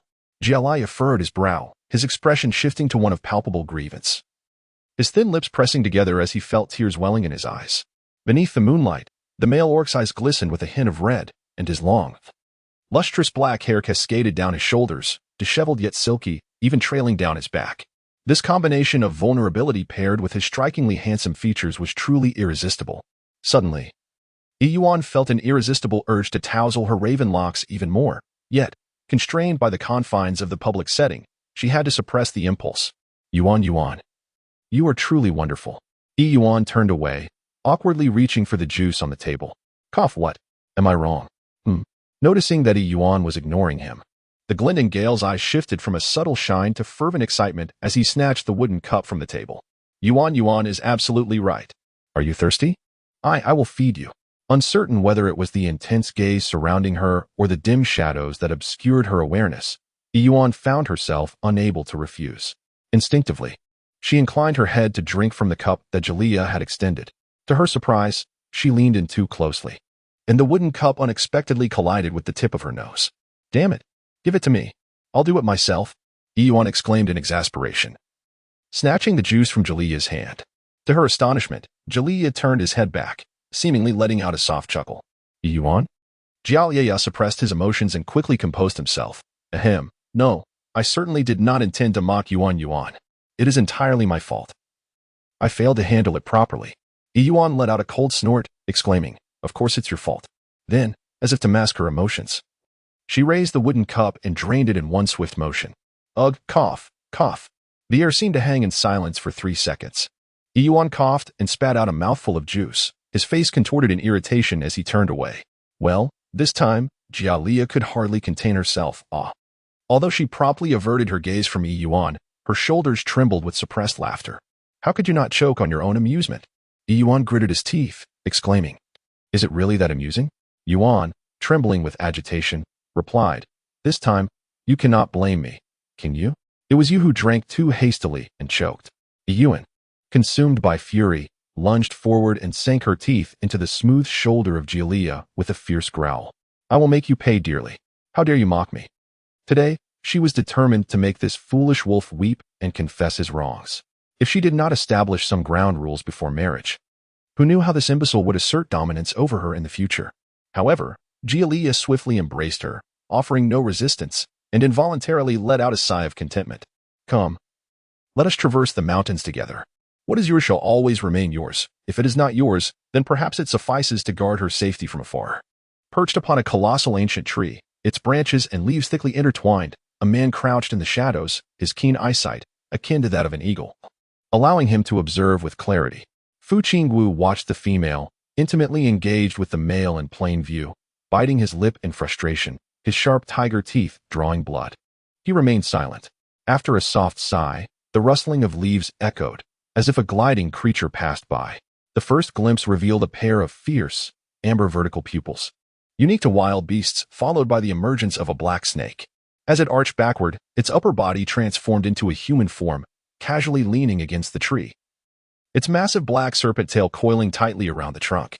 If one could overlook those somewhat menacing eyes in the bizarre serpentine form, the black serpent man could indeed be deemed extraordinarily handsome. With sharp brows and bright eyes, a high nose sculpted to perfection, combined with a robust physique, he could easily captivate countless females.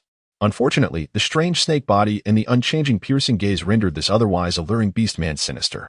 Not only did females find him unsettling, but even males felt a disquieting sense of discomfort at a mere glance, let alone engaging in eye contact or conversation.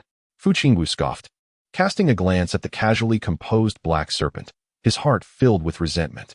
How could he maintain such calmness in their discourse? Misa, are you truly content? He taunted. You were the one who discovered her first, yet allowed a later arriving pup to seize the opportunity. How can you be so certain that if you had encountered her first, she would not have accepted you? As soon as Fu Qingwu finished speaking, the relaxed expression on the black serpent's face vanished, replaced by a shadow of gloom. How could such a possibility exist? You know me well, Fu Qingwu. The black serpent's expression shifted. His unspoken words caught in his throat as he lowered his head in resignation. What is the point in quarreling over mere words now? We are but two pitiful souls. One is a male who is clearly enamored with a female, yet she spurns his affections. The other is a male who has the opportunity to possess the female exclusively, yet succumbs to his insecurities and willingly relinquishes his chance. Fu Qingwu lowered his brows, his gaze gradually transforming into one of determination. A pitiful creature? Not at all. The only truly pitiful being is you. I shall not concede. You are a timid and cowardly male, but I am not. Hey. What are you doing? What are you doing? Suddenly, a discordant feminine voice pierced the air, rousing the two who were lost in their tumultuous dynamic of domestic strife and willing submission.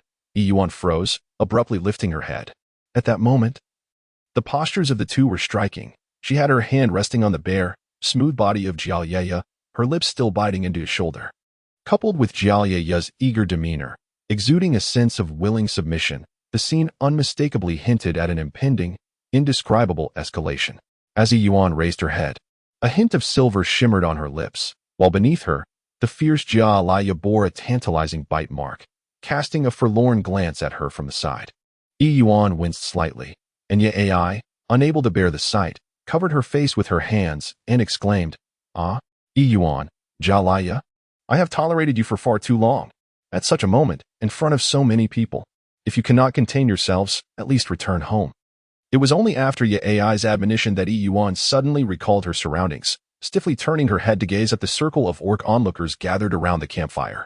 In the Black Yu tribe, the majority of the males had bashfully averted their eyes. The females, however, displayed a range of emotions, some excited and others bashful. Yet they could not resist stealing glances at her.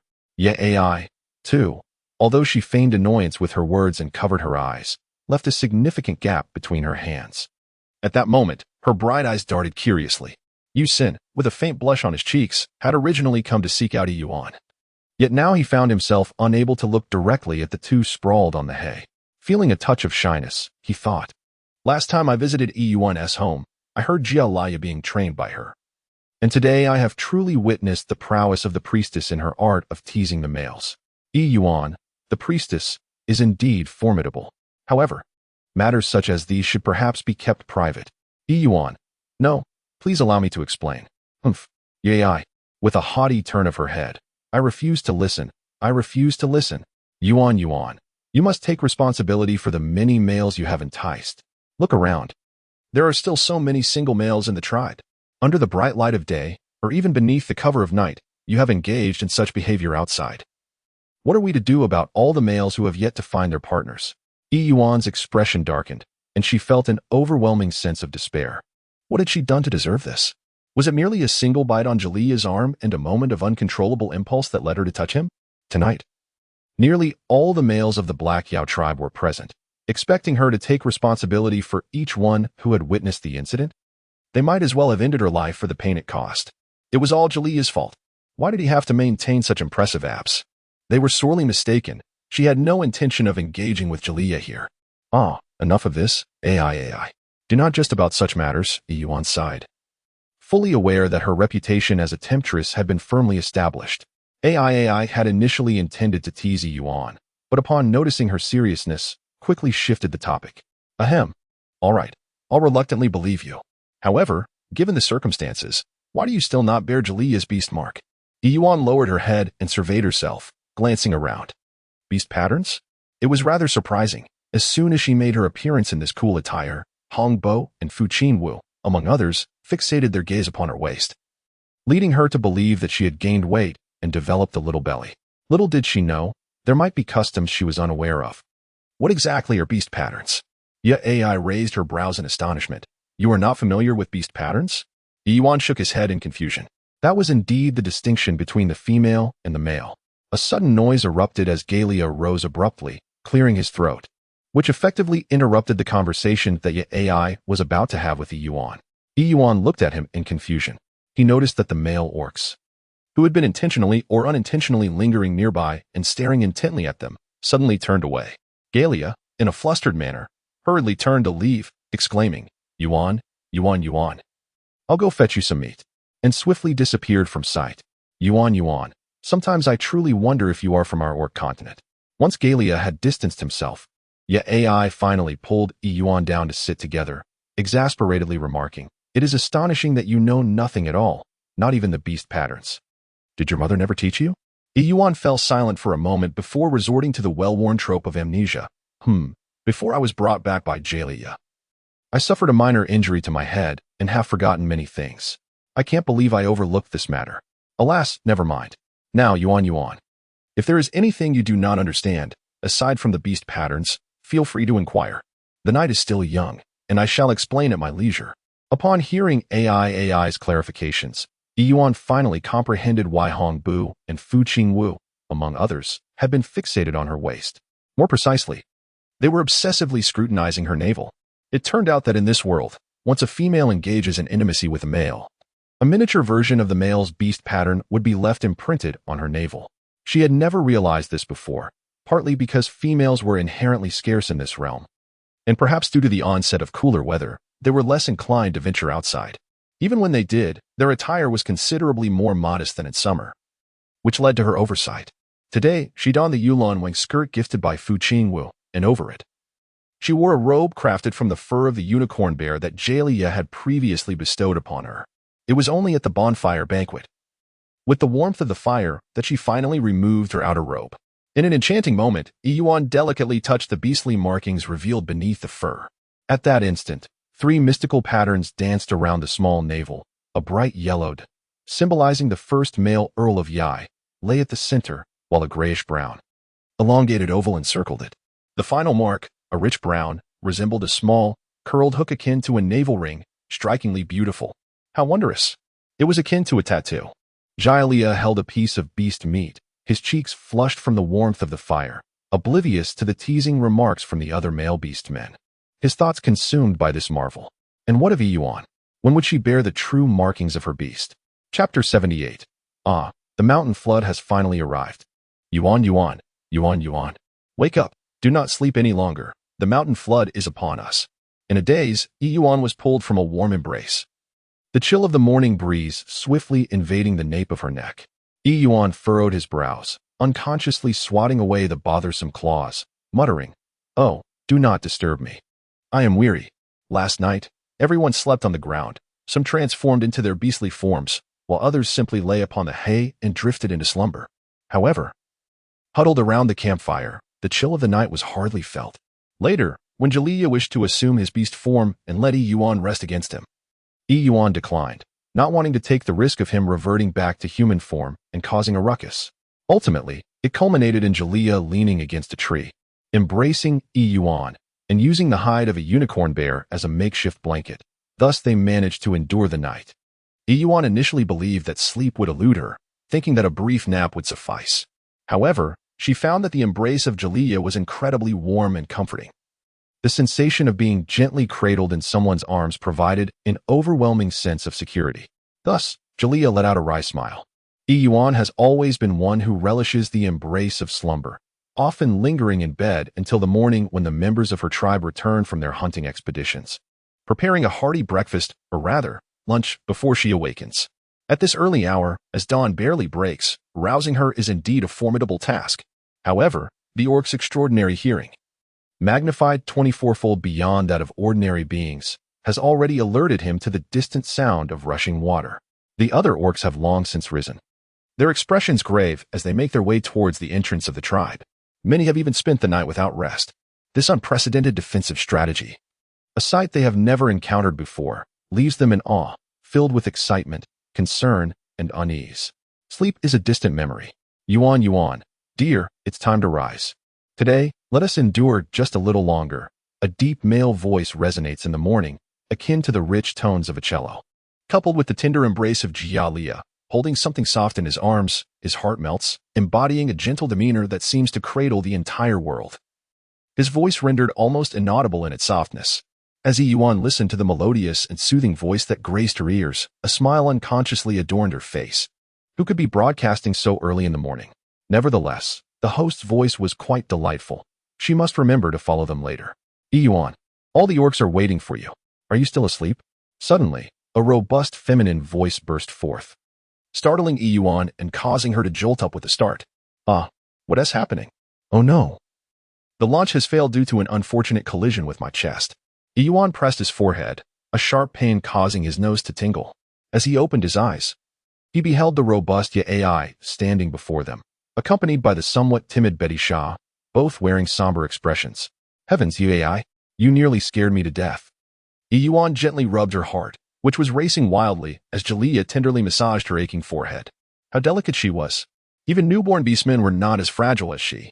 AI shot Jalea an exasperated glance, remarking, "See, she has awakened, hasn't she? With your incessant fussing, it's a wonder she could rise at all." Jalea gazed at Yuan with concern, expressing earnestly, "How could I bear to see her in distress?" AI interjected, "Enough of your affection. If you wish to indulge in such sweetness, do so at home. The mountain flood is nearly upon our doorstep, and yet you continue to linger." After this exchange, as AI mentioned the impending flood, Yuan finally began to regain her senses. Yuan stood up, casting a disdainful glance at AI. I understand. The shelter has been constructed. If it proves effective, there is no need for concern, and if it fails, worrying is futile. Truly, you embody the essence of a bear, both in demeanor and temperament. Whatever happened to that timid little female who once expressed a desire to learn from me? AI, visibly agitated, retorted. How can you say such a thing? Yuan, could you perhaps take this matter more seriously?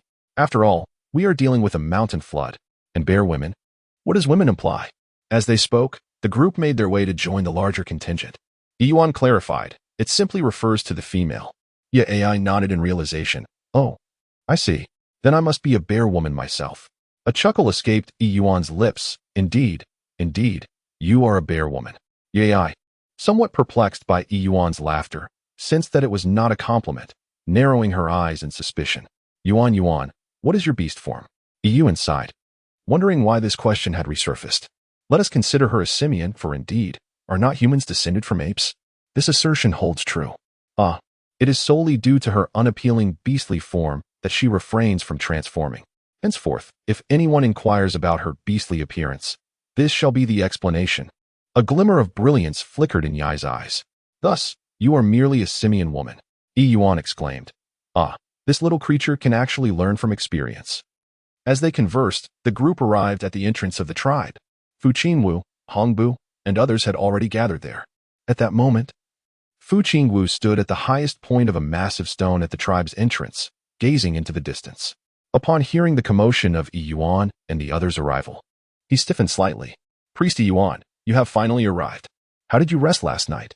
Hongbu inquired with a cheerful smile. Yuan felt that there were unspoken words within Hongbu's remarks. However, as the last person to arrive, he found himself in a rather awkward position. He simply touched his nose and nodded, inquiring, what shall we do next? Are we to withstand the mountain flood? How can I assist? Yuan surveyed the refuge, its grand expanse stretching before her. After a moment's contemplation, she furrowed her brow and declared, no need. I understand that your great Ming has a multitude of people, but we of Heiyao are different. If we cannot withstand even this sanctuary, then the orc's presence would be of no avail. Moreover, although the scale of the impending flood remains uncertain, the ancients have known since the times of Diyu that it is wiser to divert rather than to block water. With the wisdom gleaned from the modernized engineering of the Great Wall and its drainage techniques, I am resolutely confident in this refuge. A confident smile graced Yuan's face. Hongbu nodded in silence.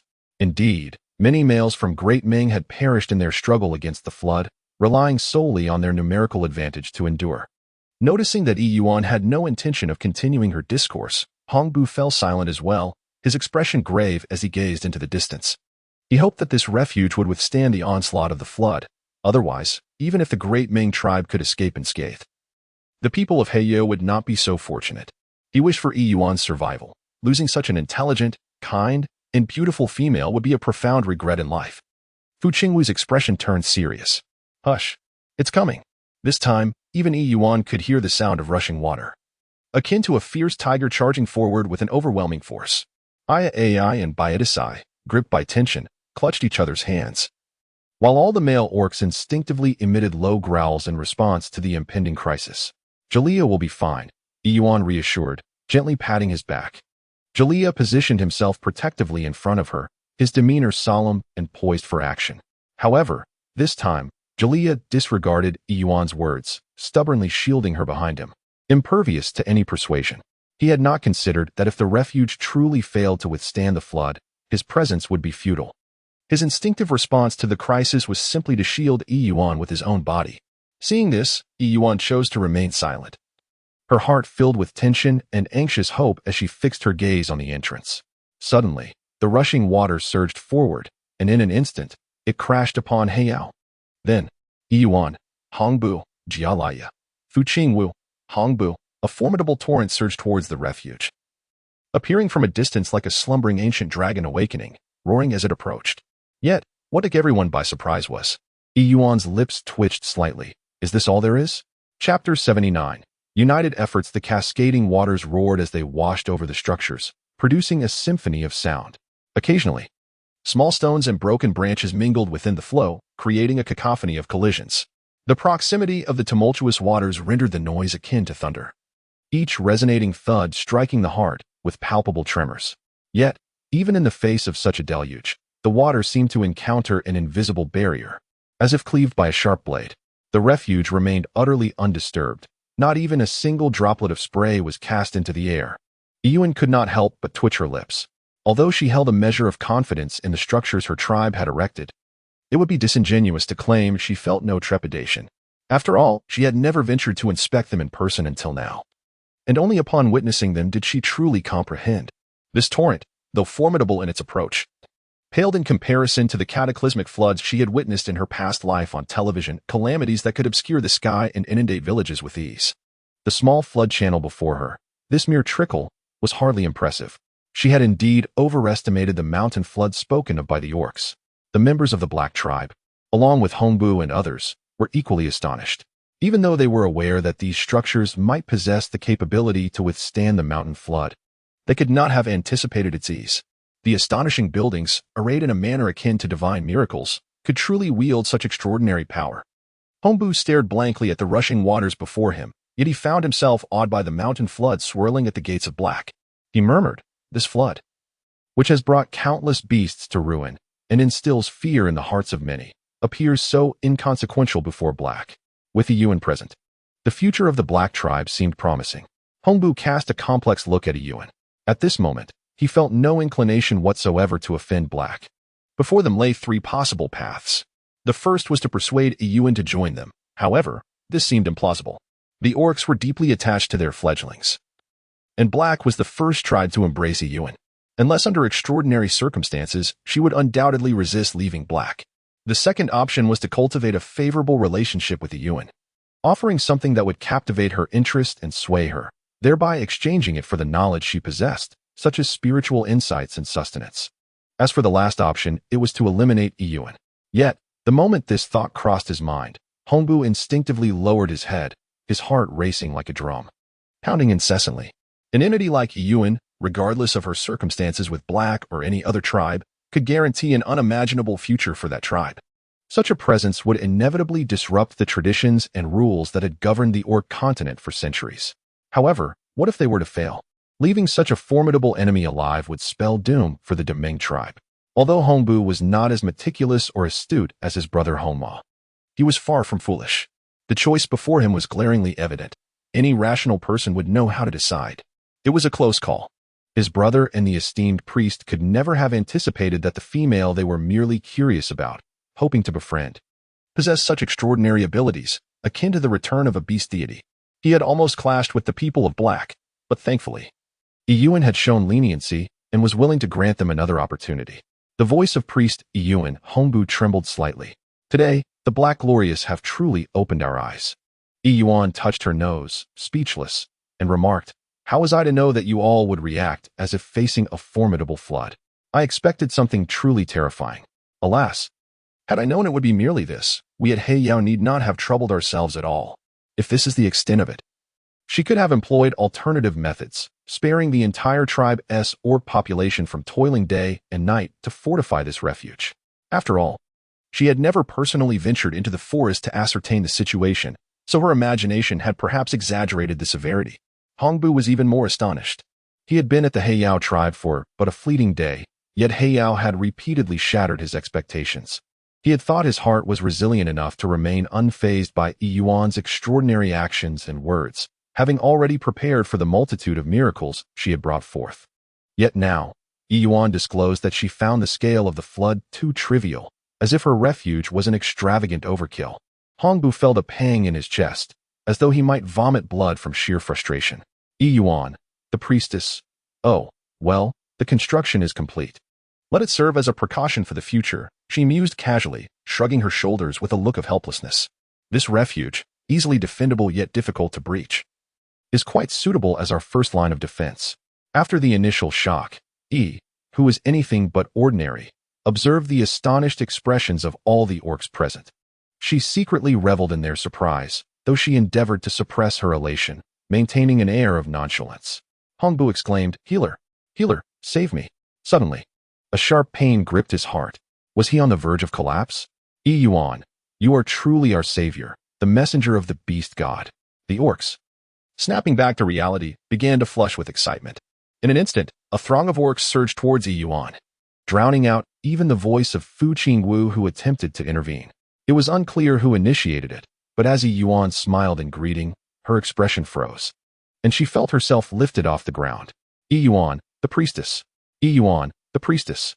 Yuan, the priestess. The orcs spontaneously hoisted her high into the air, tossing her up and catching her again, their cheers echoing with fervor. Today, Heiyao had emerged unscathed, effortlessly withstanding the wrath of the heavens, the flood. At this moment, Yuan's status in the hearts of these orcs rivaled that of the ethereal beast god. Realizing that these well-meaning orcs were merely expressing their excitement and gratitude, Yuan relaxed. This unprecedented experience made her shyly chuckle. "Ha! All right. As long as the tribe is safe, that is all that matters. Put me down at once." However, the orcs, caught up in their fervor, were too loud and raucous to heed Yuan's words. "Stop this instant. Did you not hear Priest Yuan is coming down?" Suddenly, a resounding roar erupted from Hongbu, his voice booming like thunder. In an instant, the dark-hued orcs were taken aback, their movements to catch Yuan halted as they froze in shock. As Yuan descended from the air, she glanced around and saw that no orc had extended a hand to catch her. Her expression stiffened, darkening in an instant. What a bunch of unreliable fools. Are you truly going to let me fall? It was all over. She was about to land unceremoniously. Yuan reluctantly closed her eyes, gritting her teeth in anticipation of the impending pain. However, to her surprise, the anticipated scene of her bottom blossoming did not unfold, and the expected agony failed to materialize. Instead, she found herself cradled securely in the arms of an individual who held her with such formidable confidence that even her weight, exceeding 100 pounds, could not stir a single ripple. Yuan cautiously opened her eyes, and what met her gaze was a slender neck, pale as the crescent moon, adorned with mesmerizing beast patterns that intricately traced a stunning silver-black design around its base. Following the trajectory of the silver patterns upward, they curled gracefully, extending up to the visage of the beastman. Chapter 80. Throwing a tantrum seeking refuge. Yuan. Are you all right? The smile on Galia's face froze as he rushed forward to check on her. I'm so sorry. It's all my fault for not reacting sooner. The beastmen who had just thrown Yuan into the air also came to their senses, hurriedly offering their apologies. Hey, Hongbu, why did you suddenly shout? Yes, you nearly caused our priest Yuan to be harmed. Yuan, the priestess of the beast god, is an envoy of great significance. If she were truly injured, I wonder how your great Ming tribe would account for it. The black glimmering beastmen collectively reproached Hongbu, loudly voicing their concerns. Her hand, resting against Fu Qingwu's chest, felt somewhat cool, a result of her unconscious reflex during her descent. Yuan dared not lift her gaze, merely catching sight of the familiar beast pattern. She already discerned the identity of the one who had caught her. Just yesterday, she had met this male's cold, unyielding stare with equal disdain, yet today, he had rescued her in front of a multitude, and in a manner most gallant, cradled her like a princess. At this moment, Yuan felt so embarrassed that she could almost dig her toes into a 3-bedroom apartment. Ahem, my esteemed leader, might I suggest you set me down now? How much longer do you intend to hold me? Fu Qingwu paused for a second, and only then did Yuan feel the weight upon her diminish. With a gentle touch, Fu Qingwu placed her down. Hey, Hongbu, the orcs of the Great Ming Black Yu tribe observed Hongbu with bowed heads, silent, believing him to be filled with guilt and remorse. They seized the moment to continue their verbal assault on him, shifting blame. Oh, esteemed priest Yuan, it was my blindness that led to this misunderstanding. Please do not hold it against me. I implore you to accept my sincerest apologies. However, to everyone's astonishment, Hongbu suddenly lunged forward, causing Fu Qingwu and Jailia to instinctively flinch, fearing he intended harm towards Yuan. But unexpectedly, he pivoted dramatically, discarding his previously haughty demeanor and abruptly squatted down, clinging to Yuan's thigh with a desperate grip, refusing to let go. Jailia was utterly taken aback. Even the refuge that effortlessly withstood a torrent could not compare to his shock. After all, he had believed in his Yuan from the very beginning until now. Hongbu, Jailia growled, teeth gritted. Have you no shame? Let go of her at once.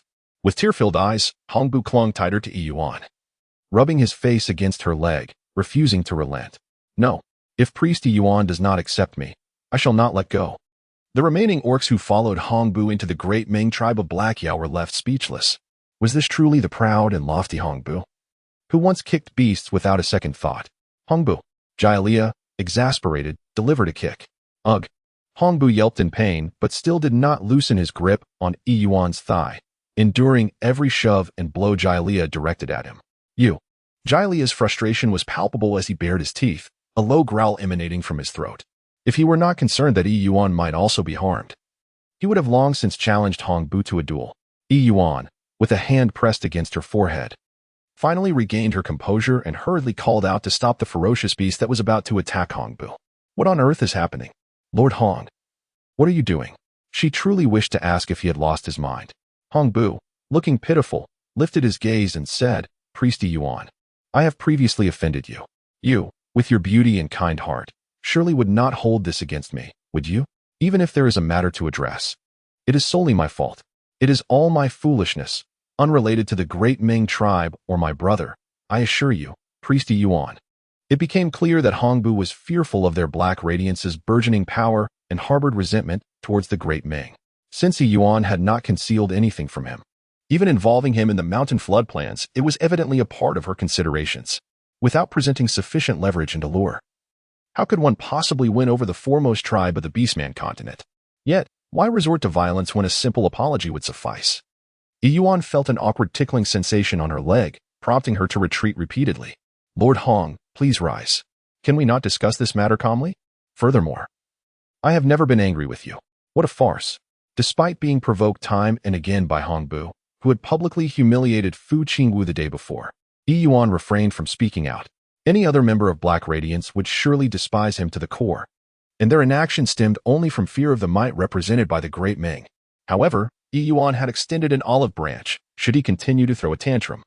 She might indeed grow upset. Hongbu feigned wiping away tears before cautiously rising to his feet, ignoring the fierce expression of the beast that was nearly upon him. Hongbu looked at Yuan with hopeful eyes and inquired, Priest Yuan, you previously mentioned that you would share with us the information we seek. After this grand spectacle, it turns out this is what I have been yearning to know. Yuan chuckled softly, though the mirth did not reach her eyes. With a profound expression, she remarked, very well.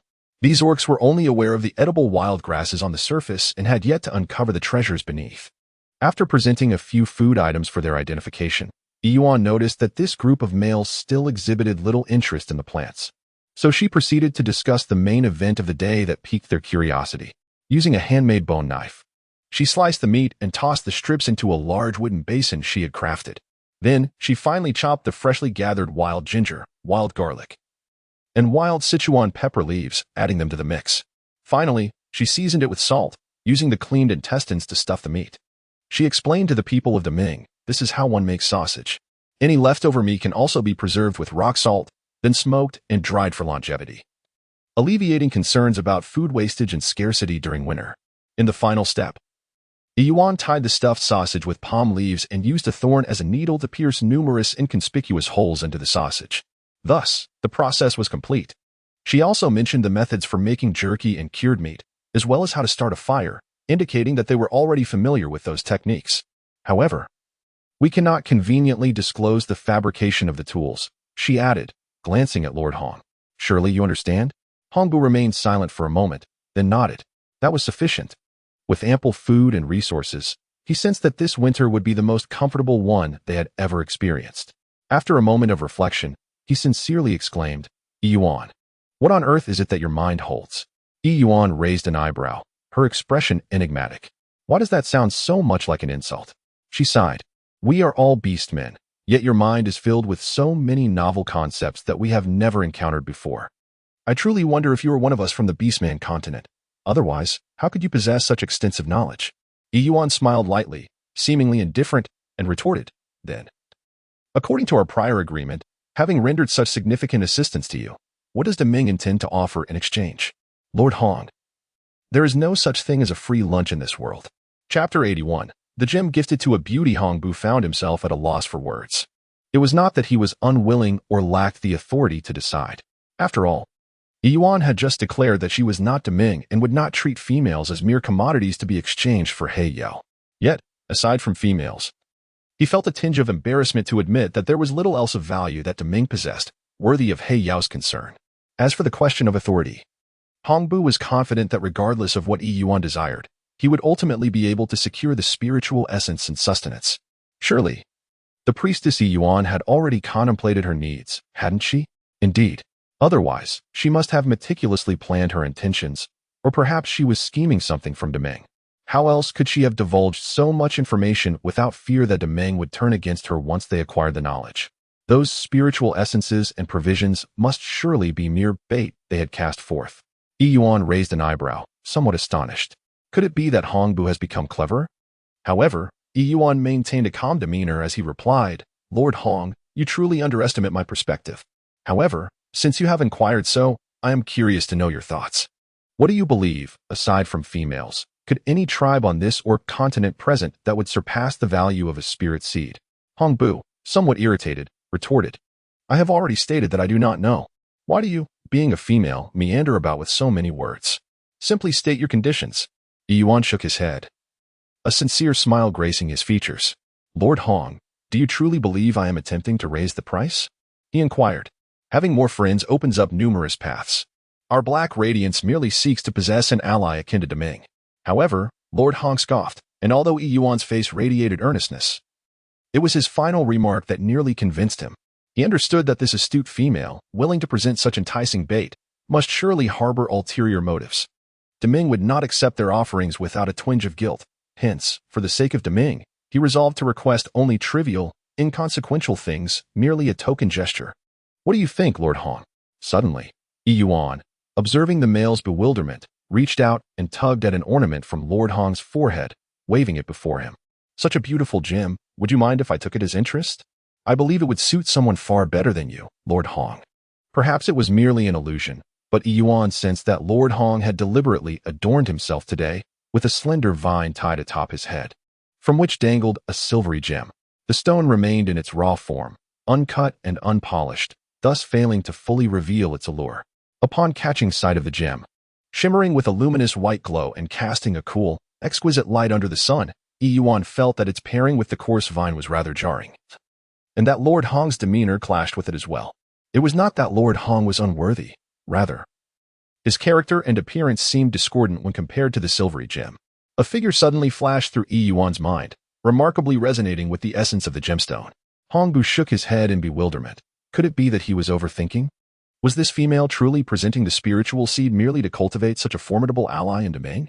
Otherwise, why would she desire those forsaken trinkets left unattended by the roadside? Moreover, did Yuan genuinely have an affinity for these sparkling stones? If so, he could bestow upon her a multitude. Yet, for now, this sufficed. Yuan, filled with contentment, accepted the gemstone and smiled at Hongbu, saying, "So, does Lord Hong agree to the conditions I just mentioned?" Hongbu, shaken from his momentary daze, hastily nodded in affirmation, fearing that Yuan might have a change of heart. Of course, how could the great Ming refuse such a splendid opportunity? Yuan raised an eyebrow. "Lord Hong, I mean no offense, yet I must inquire. Are you certain you can represent the great Ming?" Hongbu nodded firmly. "Absolutely. My brother and the esteemed priest have entrusted me with this mission to the great Ming, and I certainly possess this authority. Moreover, Pei Yao is earnestly sincere. As for the so-called exchange day, it was indeed a fortunate advantage for our great Ming. Even if my brother and the esteemed priest were present today, they would undoubtedly express their profound gratitude to Priest Yuan." At last, Yuan felt reassured and turned her gaze towards Fu Qingwu. Though Fu Qingwu did not comprehend Yuan's desire for the unique pink salt and certain clay from the Deming tribe, as well as a peculiar gray mineral that she had previously searched for in vain, one that generates heat upon contact with water, she was nonetheless quite pleased with Yuan's proposal regarding the exchange of days. The remote location of Heiyao, when compared to the advantageous position of the Deming tribe at the heart of the forest, had previously been of little concern. However, it now seemed rather inconvenient, as many resources had lost their precedence. Yuan proposed that the last day of each month be designated as the day of exchange between the two tribes. On this day, the orcs from both Heiyao and Deming could bring their belongings, whether it be furs, food, or fruits, to the Deming tribe for barter. Should any males and females find mutual attraction, they would be free to choose to remain in Deming or return to Heiyao, should they wish. Such a transformation is undoubtedly novel for a secluded and primitive continent, yet it is truly captivating. I have no objections. The sentiments of Priest Yuan resonate with my own. Upon hearing Fu Qingwu echo this sentiment, Hongbu cast a profound gaze upon Yuan, placing his hand over his left chest in a gesture of reverence, bowing slightly and lowering his head in acknowledgement. Mirrored by the males of the Deming tribe behind him, we express our gratitude to Priest Yuan. On behalf of Deming, we shall forever cherish the kindness of Heiyao. Should Heiyao ever require assistance, Deming will undoubtedly fulfill it. Even now, Hongbu does not believe that their seemingly trivial items are worthy of exchange for Heiyao's spirits and fresh provisions. It must be that Heiyao desires amicable relations with Deming, hence the request for some inconsequential items. Yuan hurriedly stepped forward to assist him. For her, this was merely an exchange of mutual benefit between two tribal clans. Moreover, the fact that Deming possessed limestone and clay was astonishing. Had it not been for Galia obtaining a piece of limestone from Hongbu, which she merely used as a hand warmer, she would have remained oblivious to the proximity of the Deming tribe to the mining site. Thus, this revelation was indeed the most compelling incentive that stirred her heart. However, she had no intention of disclosing the utility of these resources to Hongbu at this moment. "Then, let us return," she stated. Hongbu gazed at Yuan with a complex expression. This remarkably beautiful and intelligent female was truly a rare find. He could not deny that he was somewhat captivated. What a pity that she had not been discovered by the Deming tribe at the first opportunity. Otherwise, would not the glory of the black brilliance today rightfully belong to Deming? In Yuan's heart lingered thoughts of the ore, clay, and rose fine salt left by Hongbu. She was indeed in a state of eager anticipation, yet she could not reveal a hint of her urgency. Instead, she feigned disinterest as she idly toyed with the lustrous white gem she had obtained from Hongbu, dismissively gesturing, "Go on, go on. Enjoy your meal and return." Previously, she had administered a small quantity of toxic mushrooms to the people of the Deming tribe, intending to convey that they should refrain from seeking food on their own for the time being. The wild plants of the forest could be perilous, indeed. Hongbu nodded at Yuan, preparing to depart. However, just as he was about to leave, he suddenly turned back to glance at Jiaoye.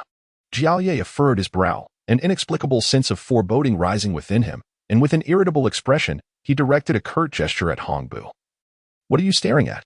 Hongbu ignored him, taking a deep breath before straightening up and proclaiming, "The beastman of Deming. We shall depart. Yuan. What purpose do you have for this stone? It is neither edible nor wearable." Jiaoye expressed his disdain for the exquisite white gem that Yuan cherished as if it were a treasure. While it was indeed beautiful, it seemed rather superfluous in the context of the beastman continent. Yuan cast a glance at him, exclaiming, "What do you understand? This signifies that even if life torments me, we must still savor each day beautifully. Moreover, this stone is not yet at its most exquisite. Once I refine and polish it, you shall see. But Yuan, you previously mentioned that this stone was destined as a gift. To whom will you bestow it? Is it meant for me?" Galia's ice-gray eyes widened with eager anticipation. Yuan blinked, reluctant to dampen his spirits. I believe there may be others more deserving of it." Suddenly, Fu Qing's dark eyes glimmered with a hint of light. Upon seeing this, Yuan could only sigh in exasperation. "Weren't you all just looking down on this worthless stone?" Chapter 82. The Choice of Yuan Lord Hong. Why have you stopped? What occupies your thoughts? An orc inquired, noticing Hong Bu's sudden halt. Hong Bu rubbed his chest, a spot that had been kicked by a male. As the younger brother of Hong Imo, the chief of the foremost tribe on the orc continent, he had always been the one to deliver kicks, never having received one from Hong Imo himself. Yet today, he had been unceremoniously struck by a male. Hong Bu harbored a deep resentment. Had it not been for the need to conceal his strength, and had he not sought something from Yuan, he would never have tolerated such an affront from Jiao Ye. Mark my words, I shall repay this kick in due time. Concealing the malice in his eyes, Hong Bu turned to the perplexed male beside him and broke into a broad smile. It's nothing at all. Our greatest gain today is the spirit.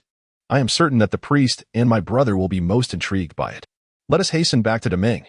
I can hardly contain my excitement." The orcs could not help but display expressions of satisfaction. Indeed, once we return with the spirit and the methods for storing food, the priest and the chief will surely be elated. Meanwhile, on another side, knock, knock, knock. "Yuan, are you there?"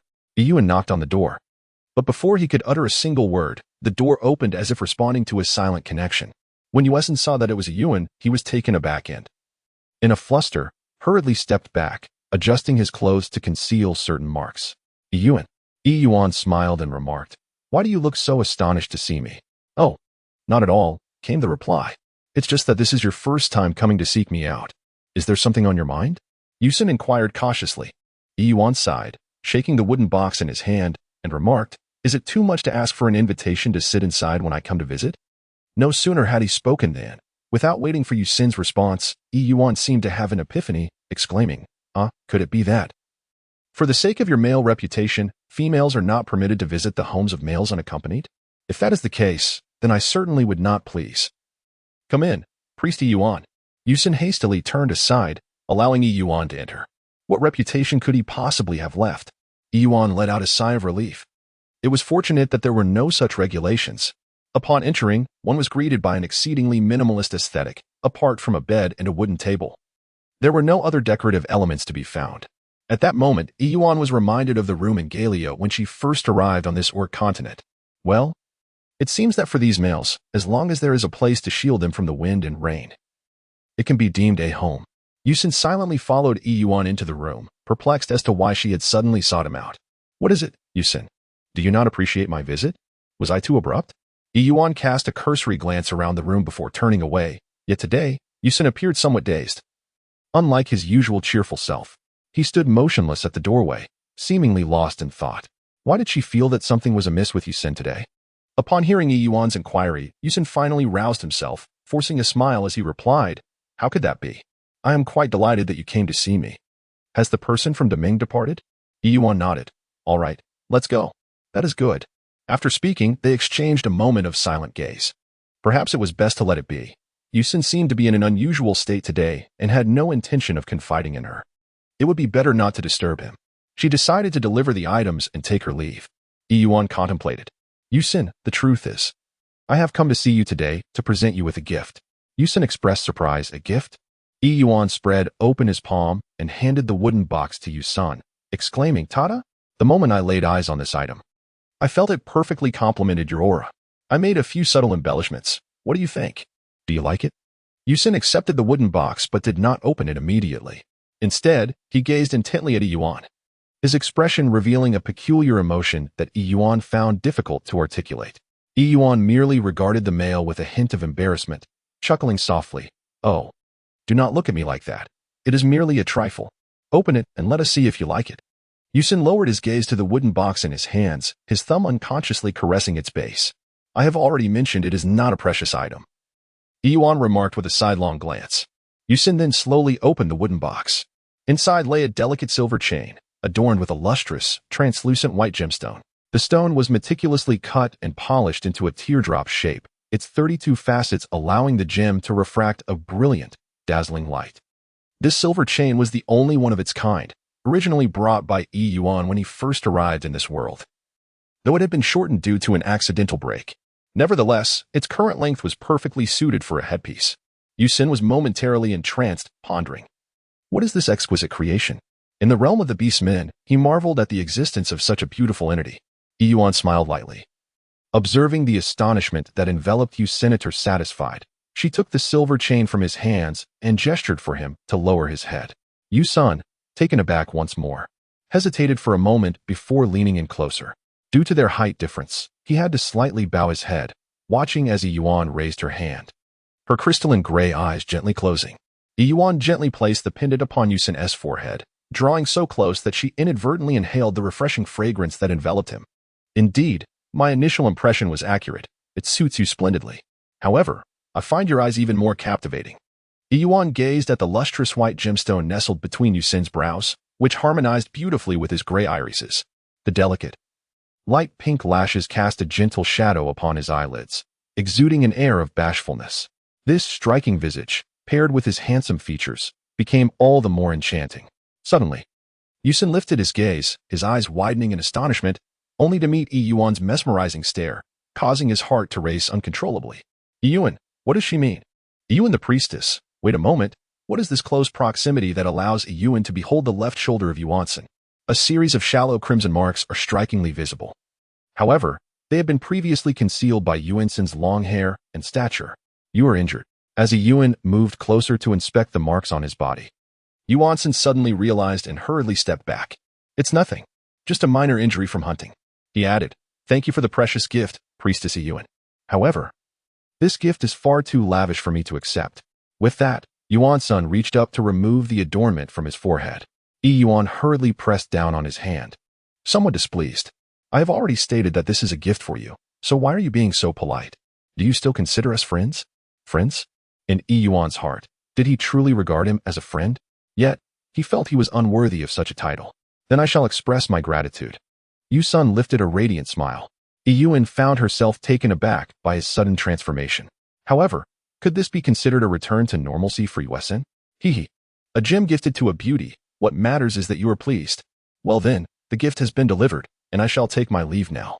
Yuan suddenly called out. As Yuan reached the door, she turned back in confusion. What is it? Yuan, head bowed, felt his heart pounding like a drum. At that moment, he could almost hear the frantic beats of his heart, as if it were about to burst from his chest, constraining his breath. I'm sorry, Yuan. You are truly wonderful. But for the sake of my beast cub and female, I sincerely apologize. Yuan, I discovered an orchard in the mountains. Would you care to accompany me? Chapter 83. What once was merely a performance. Yuan was momentarily taken aback. Although she found Yuan somewhat peculiar today, she had not entertained any other thoughts and immediately nodded without hesitation. Great. During this period, I have been cooped up at home, tirelessly occupied with matters concerning the shelter. Galii has not permitted me to go outside, and I feel as though I am suffocating. You agreed? Yuan was momentarily stunned. Did Yuan so readily agree? To venture into the perilous forest alone with a stranger of the male gender? Had I known. Had I realized that Yuan could be so unguarded, why then, under the duress of Zivali, did he even entertain the notion of seduction? What does it matter? After all, Yuan, you would not harm me. Alas, you cannot fathom. I have not stepped outside the tribe for ages. I have long yearned to explore. Yuan, when shall we embark on this adventure? Observing the innocent female before him, who placed such unwavering trust in him, Yuan felt his hardened heart, which he had forced into resilience, twist painfully under the weight of her unreserved faith, nearly suffocating him with guilt. Why was it not Yuan he encountered first? Yet now, faced with the choice between betraying his own female and Yuan, he found himself with no options. Suppressing the guilt within, Yuan maintained a stoic expression and inquired, do you need to inform Jaliyah and the others? Yuan touched his nose, feeling somewhat guilty. Ahem. I must not inform Jaliyah. Ever since his encounter with the blood-fang beast, he has forbidden me from venturing into the forest. Yuan let out a sigh of relief. Very well, let us proceed now. Yuan nodded. Indeed, let us meander about leisurely and return early. Subsequently, Yuan took the initiative to step outside, transforming into his beast form before a relatively spacious entrance. Yuan gazed in astonishment at the immense white crane that had suddenly appeared before her, unable to resist taking a couple of steps back. It was not until the crane spoke, its familiar voice resonating, that she regained her composure. If we were to venture out like this, we would undoubtedly attract the attention of the other members of the tribe. Today's circumstances are exceptional, so rest assured, I do not mind. Come, mount me. The white crane lowered its body in invitation to ride upon the crane. This magnificent creature before her boasted sleek, lustrous wings, its stature surpassing any crane she had encountered in her earthly existence, towering even above an ostrich. Adorning its slender, pointed head was the luminous stone she had gifted him, and as it turned to look at her, its eyes glimmered with allure, exuding an irresistible charm that captivated her entirely. Yuan has ridden wolves and faced tigers, yet he has yet to experience riding a flying beast. Surely, this must be far more exhilarating and direct than flying in an airplane or parachuting, wouldn't it? Yuan, filled with excitement, rubbed his hands together eagerly. Cautiously, he climbed onto the back of Yuan, whose feathers were remarkably soft.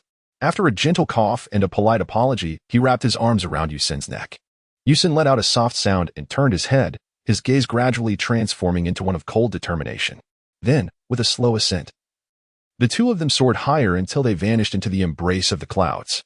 At first, Yuan felt a tinge of trepidation, concerned about the possibility of plummeting. However, Yuan's broad back provided ample reassurance. Even a slight roll would be feasible. Coupled with Yuan's steady flight and moderate pace, Yuan soon found herself exhilarated, surveying the diminutive onyx tribe below. With a gentle flap of his wings, Yuan guided her through the clouds, dispersing the mist around them. From this lofty vantage point, the pristine world beneath, untainted by industrial structures or pollution, revealed itself. Below the clouds lay a tapestry of verdant mountains and crystal-clear waters. The once invisible forests and thickets, which had seemed so vast from the ground, now appeared minuscule, all encompassed within her sight. Enchanted by the breathtaking scenery, Yuan instinctively released one hand, reaching out to grasp the clouds and the wind. Wow, this is amazing. Incredible. Yuan, this is my first time flying. Yuan's melodious voice resonated, laced with a hint of mirth. Hold on tight. You wouldn't want to fall. As the vigorous wind rushed past her ears, Yuan instinctively raised her voice in response. Oh, all right. So, this is how beautiful the beastman continent is. Regrettably, this thrilling experience was abruptly curtailed. No sooner had they distanced themselves from the tribe and entered the forest than Yuan ceased to fly at such a height, gradually descending. Yuan, there are numerous perilous creatures in the forest. Flying high makes us vulnerable to detection by flying carnivores like the blood-fang beasts. I apologize for not allowing you to revel longer in the experience. With Yuan leading the way, Yuan followed closely behind, her excitement unabated. Yuan waved his hand dismissively, expressing indifference. It's quite all right. I am already very content. Who knew that soaring through the skies could be such a joyous affair? Thank you. Senator, this feeling is one I shall cherish for a lifetime. He mused, if only I were a flying beast man, I would undoubtedly venture out every day for a grand escapade. Yuan chuckled softly, shaking his head. You, my friend, are simply enamored by novelty. But Yuan, he continued, why does it seem we are straying further from our path? Did you not mention that the fruit grove lies not far ahead? Just beyond the edge of the forest? Yuan paused, the smile on his face fading as he halted in his tracks. Why have we stopped? Yuan gazed at his back in bewilderment. I apologize, Priest Yuan. I can no longer accompany you in this charade. Yuan slowly turned around. The once bright smile completely vanished, replaced by an expressionless demeanor. The coldness in his gaze was something Yuan had never witnessed before. Yuan was momentarily taken aback. Unbeknownst to them, they had wandered into a secluded clearing within the forest, enveloped in an eerie silence, broken only by the occasional gentle breeze that caressed the air. What do you mean? What does it signify that you can no longer pretend with her? Enough, Yuan, stop jesting. Such humor is utterly devoid of amusement. How much farther is that fruit grove? Yet, this time, Yuan chose to disregard Yuan's inquiries, instead casting his gaze upon the palm of his hand. Yuan? What is happening? I'm quite timid. Please don't frighten me. Yuan furrowed her brows and tentatively approached Senator suddenly. Yuan waved his hand towards Yuan, and in the wake of that gesture, a flash of white light illuminated the surroundings. Yuan was taken aback and hurriedly dodged, Yet his movement was a fraction too slow, resulting in his arm being grazed by an unknown, sharp white light, leaving a long, deep gash. Yuan. Yuan was truly terrified, her heart racing with shock and fear. What are you doing? She exclaimed. Just moments ago. Everything had seemed fine. What on earth had transpired? What am I doing? I am, of course, here to kill you.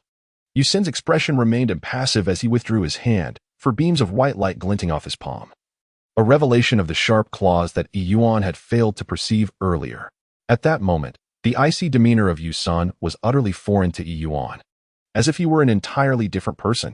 Ironically, this male figure who had declared his intent to take her life was still adorned with the decorative piece she had gifted him.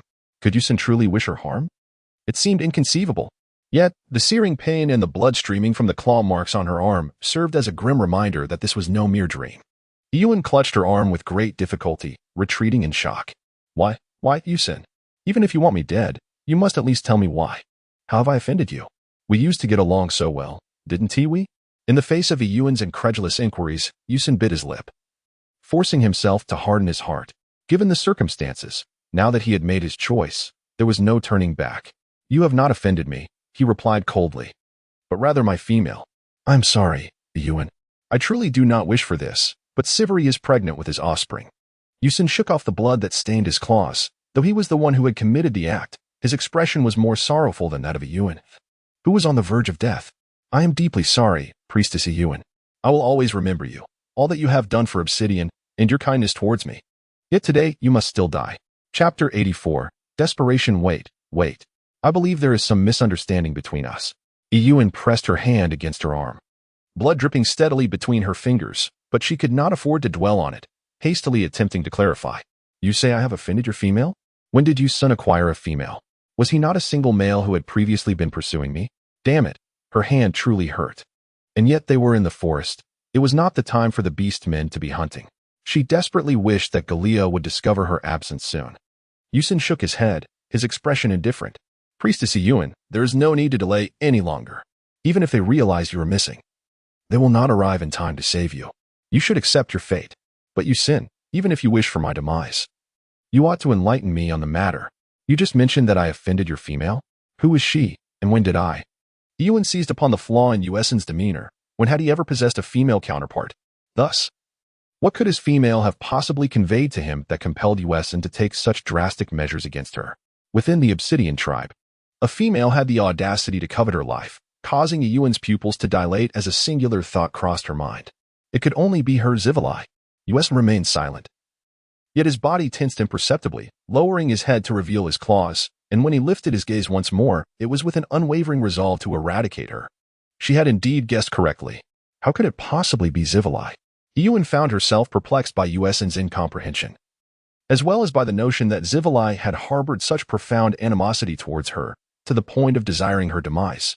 Yuan, the priestess, I must concede. You are the most astute female I have encountered thus far, Yuan remarked with a tone of indifference. Yuan would not indulge in complacency merely because someone who wished her harm offered her a compliment. The pressing concern at hand was to stabilize Yuan. Yuan was, to her knowledge, the cleanest and most benevolent orc she had encountered on the orc continent. His original form was that of a relatively harmless white crane. If it were Yuan, she believed she still had a chance to struggle and reason with him. Yuan, have you given this careful thought? I am a female, and moreover, a priestess of Obsidian. Should word get out that you have laid a hand on a female, it is uncertain whether Obsidian would spare your life. But rest assured, no other tribe would ever accept you again. As for what Siveli had said to you, I am unaware. However, I am confident that I have done nothing to wrong her. If you cease your actions now, I can pretend as if nothing has transpired. I will claim that the wounds on my hands were merely an accident. What do you say? Yuan approached, letting out a soft sigh. Priestess Yuan. It has come to this. There is no need for further discussion. Accept the reality. Yuan, unwilling to accept his fate, shouted. Do you truly believe that by killing me, you will escape unscathed? Yuan, I informed Galea of my intentions before seeking you out. Do not be foolish. If you take my life, yours shall be forfeit as well. Is it truly worth it? All for Zawali. Yuan clenched his fists tightly. As long as Yuan perished, Zawali would consent to relinquish the beast cub. Perhaps, in a moment of goodwill, she might even show him some kindness. For the sake of his beast cub, it was worth it. I'm sorry. Damn it. Yuan was nearly driven to despair by him. At that moment, she finally comprehended that the obstinate male before her would not heed her counsel. She ceased to speak further and coldly regarded Yuan, ultimately delivering a scathing remark. Ha! I once thought you were a soft-hearted fool, but it turns out you are a venomous widow with a blackened heart. I was truly blind to have believed in you. Yuan, you are unworthy. With that, Yuan released her grip on her injury and, having identified her escape route, took off running. During her earlier exchanges with Yuan, she had already mapped out her path. The remote area he had brought her to was unfamiliar. And even if she knew the way back to the Obsidian Realm, the likelihood of encountering any beastmen was minimal. Therefore, Yuan's objective was the heart of the forest. Yuan was momentarily taken aback. He had not anticipated that Yuan, faced with a male far superior in strength and intent on murder, would still cling to the hope of survival. Yuan, the priestess, do not flee. This is the forest. Even if I do not kill you, as a female, you stand no chance of surviving here. He pursued her, but the dense foliage made it challenging for him to shift into his beast form. His semi-beast state only afforded him a slight advantage in speed over his fully human form. Yet Yuan darted and twisted her way through the trees, shouting all the while, causing him to feel increasingly flustered. Bah! Yuan, you heartless wretch, I curse you. You will pay dearly for this, she raged. How can you expect me to just stand by and wait for death? Survive in this forest? I once hunted an arrow beast and thrived after feasting on its flesh. Yuan, Zivalai, just wait until I return. I shall make you both pay dearly for your treachery. Yuan's gaze was resolute as she sprinted forward, the speed and intensity causing her arms to ache and blood to drip incessantly. Yet, she dared not pause, nor glance back. If her memory served her correctly, the encampment of the great Meng tribe lay at the heart of the forest, though she could not be certain if she had strayed off course. Ha ha ha ha. Yuan gradually came to a halt, observing Yuan's silhouette with a sorrowful laugh. In truth, he had already caught up with her. But upon witnessing the female's desperate struggle for survival, racing through the woods, he found himself unable to continue at the same pace. What fault did Yuan possess in this scenario? He had no desire to harm her. It was merely that Zivalai had persistently used his beast offspring as leverage against him. He was foolish enough to understand that he held little value in Zivalai's eyes. In the beginning, he had even gone so far as to seduce Yuan with the intention of eliminating her, all for the day he might become her male, when Zivalai would reveal the beast mark at her waist, thus subjecting Yuan to humiliation. Regrettably, he had failed to become Yuan's male, and now it had come to this. He was compelled to slay her. However, there was no alternative. The primal instincts embedded in the male gene of the beastman continent rendered him incapable of defying Zivalai, especially since she bore his offspring. Zivalai was merciless. Anyone who displeased her would face vengeance, no matter the cost. A gentle soul like Yuan stood no chance against her. Tears streamed down Yuan's face as he beheld Yuan's frantic flight, her struggle for life, leaving a trail of blood. His heart felt as though it were being torn asunder. Therefore, run, Yuan. If you can survive in the beastman forest, then this will be my life spared. I shall accept all consequences. Though he understood that a delicate female could hardly survive in such a perilous forest, Yuan still clung to a glimmer of hope. At the very least, he had granted Yuan a flicker of possibility. Chapter 85. Return what belongs to her. No, I cannot continue. I can no longer run. Yuan finally came to a gradual halt, leaning against a tree as he panted heavily, his breath escaping in labored gasps. His throat felt as if it were engulfed in flames, throbbing with pain, and a faint metallic scent filled his nostrils. Why was there not a single sound to be heard? Yuan merely took a brief respite. Having just caught his breath, he cautiously turned to glance behind him. There was no one pursuing him. Looking up, he found that the sky was entirely obscured by the leaves of the trees, rendering it invisible. He recalled that Yuan once mentioned how the forest teemed with perilous creatures, and that if one flew at great heights, they would easily be detected by aerial carnivores such as the blooded beast. Has he truly given up? Yuan gritted her teeth, suppressing the pain as a cold laugh escaped her lips. Indeed, she must have feared that pursuing further would attract the attention of formidable creatures or be discovered by the people of Deming, who would deem her, drenched in blood, incapable of survival. It seems, Yuan, you have truly underestimated her. As Yuan lowered her gaze, she noticed the 4 claw marks left by Yuan on her arms still oozing blood, though not with the ferocity it had before. It seemed as if the blood had nearly run dry, seeping only faintly in crimson. Hastily, she fumbled to retrieve 2 pills and swallowed them. Feeling her ghostly pale complexion improve slightly, and her strength returning a measure. Subsequently, she took out the Yuan squirrel skirt that Fu Qingwu had given her from her storage, hesitating for a moment before tearing it into strips to bandage her wounds. Remarkably, she felt fortunate that despite the strong scent of blood emanating from her, no carnivorous beasts had been drawn to her presence. Perhaps it was due to the recent mountain flood? After taking the medicine and dressing her wounds, Yuan stood up, forcing her weary body to continue stumbling deeper into the forest, not daring to linger even for a moment. She was uncertain if her sense of direction was askew, as she had been running for quite some time without catching a glimpse of the Demeng tribe. Meanwhile, within the Heiyao tribe, Jialia's eyes blazed with fury as he seized Yusin by the throat, slamming him down, his scarlet gaze terrifying. Yusin, where is my Yuan? What have you done with her? Speak. Yusin's face flushed as he attempted to respond, but the iron grip on his neck held him firmly in place, rendering him powerless to resist. Yusin was merely a gentle and harmless white crane beastman. How could he possibly contend with the battle-hardened wolves? Fu Qingwu's expression was equally grim, yet her reason prevailed as she grasped Jialia's hand, urging, Jialia, calm yourself. You are nearly choking him to death. How can he speak? With Fu Qingwu's intervention, Jialia reluctantly released his hold, stepping back in confusion, his swollen red eyes betraying any doubt of his recent tears. His Yuan was missing. How could he remain calm? Yusan, as if reborn, coughed violently. Lu Sun, if you're still alive, speak up quickly, or 10 of you wouldn't be worth even 1 yuan. Fu Qingwu stood coldly before Yusan, exuding an overwhelming pressure. With a bitter smile, Yusan removed his hands from his neck, revealing the glaring crimson fingerprints left behind. He shook his head. How many times must I reiterate? Priest Yuan visited to deliver something and then departed. I truly do not know her whereabouts. But you were the last to see her.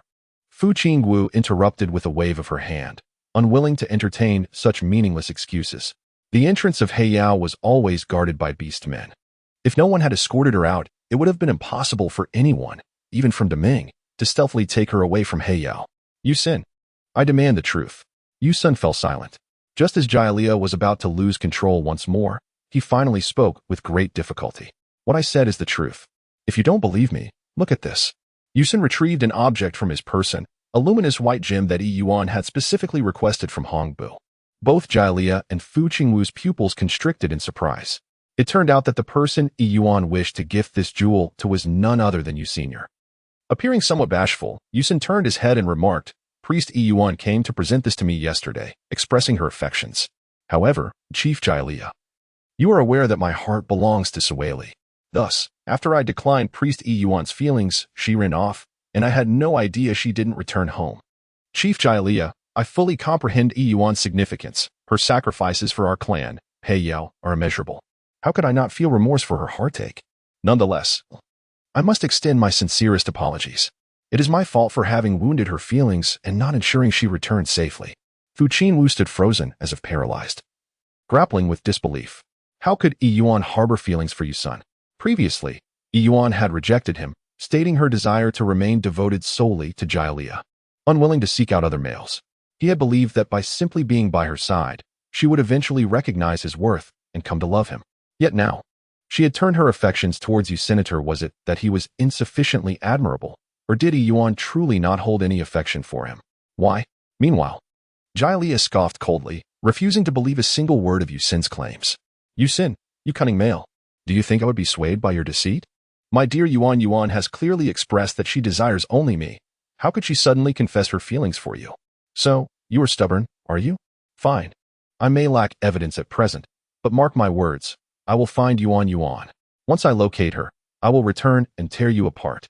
After uttering this, Jialia cast a quick glance at Fu Qingwu and added, Humph, Fu Qingwu, do you truly not understand what kind of person Yuan is? She is not one to be disheartened and retreat just because a male has rejected her. I shall not concern myself with you any longer, nor should you with me. Since we have thoroughly searched Heiyao, I will venture out to find her. I shall not return until I have located Yuan. With that, Jialia transformed into a wolf and leaped away.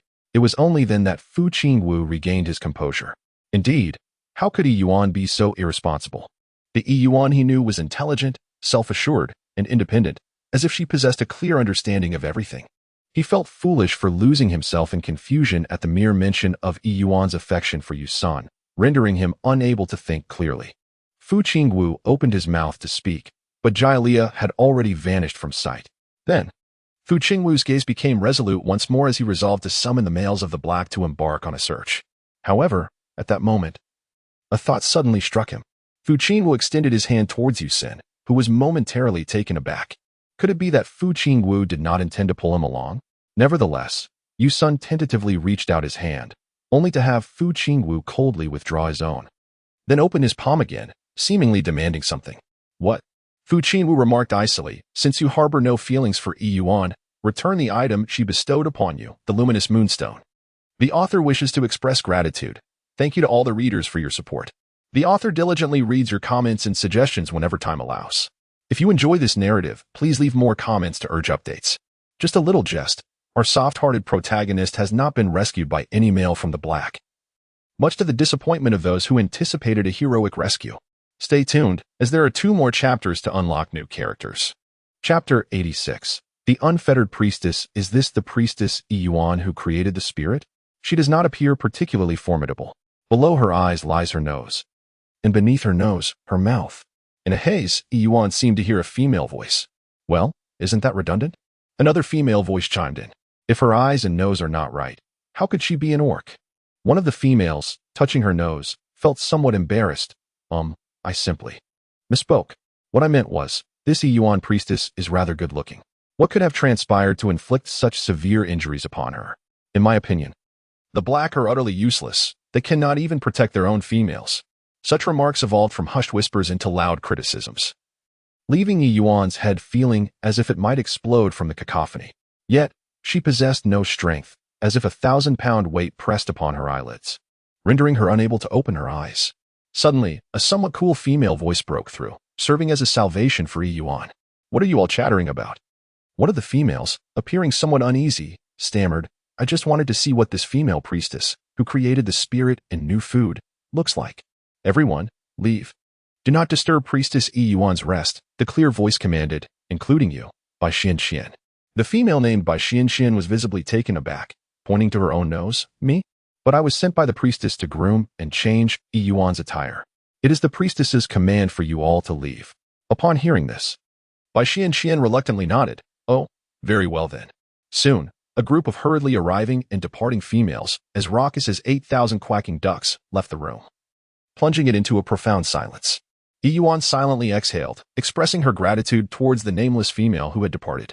In this tranquil space, free from disturbances, she finally found the opportunity to reflect upon the myriad events that had transpired. After wandering through the forest for over 2 hours, her pace slowed considerably, and her mind grew increasingly muddled.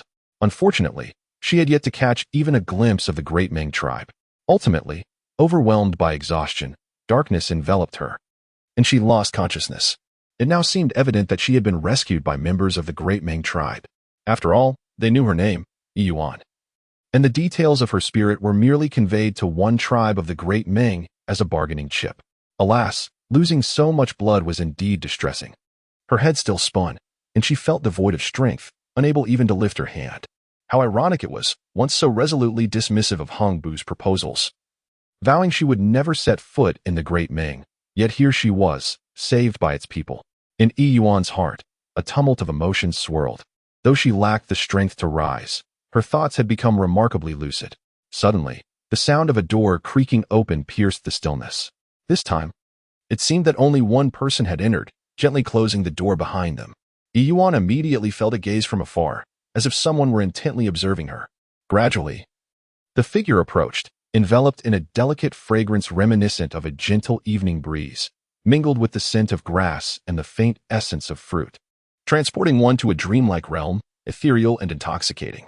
The individual silently took a seat beside her bed, seemingly aware of her current state of unconsciousness. Fixated on her with rapt attention. Is she Yuan? The visitor mused, resting their chin on their hand as they stared at the slumbering figure before them.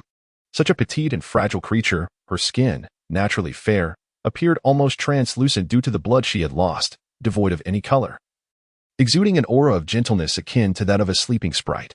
Yet, this seemingly delicate female, who appeared as if she could be crushed with a mere hand, had devised a method to confront the raging flood, even bestowing upon the beastmen of the beastman continent a newfound source of sustenance. It was astonishing to encounter the envoy of the legendary beast god, who embodied such unexpected fragility. Yuan felt a profound discomfort under the weight of that gaze, struggling to open her eyes against an almost adhesive sensation clinging to her eyelids. Why was this female staring at her so intently? Could it be an infatuation? Suddenly, their eyes met, a moment of unexpected intensity. The dim light shimmered, creating a dreamlike, ethereal atmosphere. Yuan stared blankly at the androgynous figure before him. An orc whose gender traits were so ambiguous that, were it not for the pronounced Adam's apple on its long, fair neck, one might struggle to discern its sex. The male was breathtakingly beautiful. Indeed, it was beauty itself. Yuan had never encountered such a sight in the realm of reality, akin to that which could only be depicted in animated illustrations, an embodiment of fragility and illness, exuding an inadvertent allure of destruction. He was a strikingly handsome man whose beauty could never be mistaken for femininity. How truly captivating! Just as Yuan was startled by this masculine presence. Their eyes met unexpectedly, causing him to instinctively attempt to shield his face in a flurry of embarrassment. However, the female voice interjected with a surprised, "Wow?" Yuan regained her composure, raising her hand to her mouth as she feigned a cough. Ahem, no, it's nothing. How foolish. To be rendered speechless in the presence of beauty is utterly disgraceful. The male remained silent for a moment before rising abruptly, preparing to depart. No, she had seen my face. Damn it. I had assumed she would take longer to awaken. After all, females are delicate, and Yuan had sustained such severe injuries. Who would have thought she would rouse so suddenly after merely half a day? Hey, Yuan, she called out as the beauty made to leave, hastily speaking up. The tall figure draped in a black cloak, obscuring the fabric's nature, paused but did not turn, seemingly awaiting her next words. Could you please fetch me a glass of water? My throat feels like it's on fire. However, the male offered no reply. Silently exiting the room and closing the door behind him. Yuan, this beauty possesses quite an arrogant demeanor, does she not? Not even a glass of water to offer? Yet, a mere minute later, the door swung open once more, revealing a masculine figure who entered, carrying not just a glass, but a basin of water. Yuan's lips twitched slightly as she reached out to take it. The basin, crafted from gored wood, brimmed with water, its weight akin to that of a heavy scale. In her current feeble state, Yuan could hardly support it, and instead of quenching her thirst, she nearly spilled the entire contents. With a resigned sigh, the man seemed to relent. He gently propped her up with one hand and brought the wooden ladle to her lips. Yuan eagerly drank nearly half a bowl, feeling a refreshing chill spread within his belly.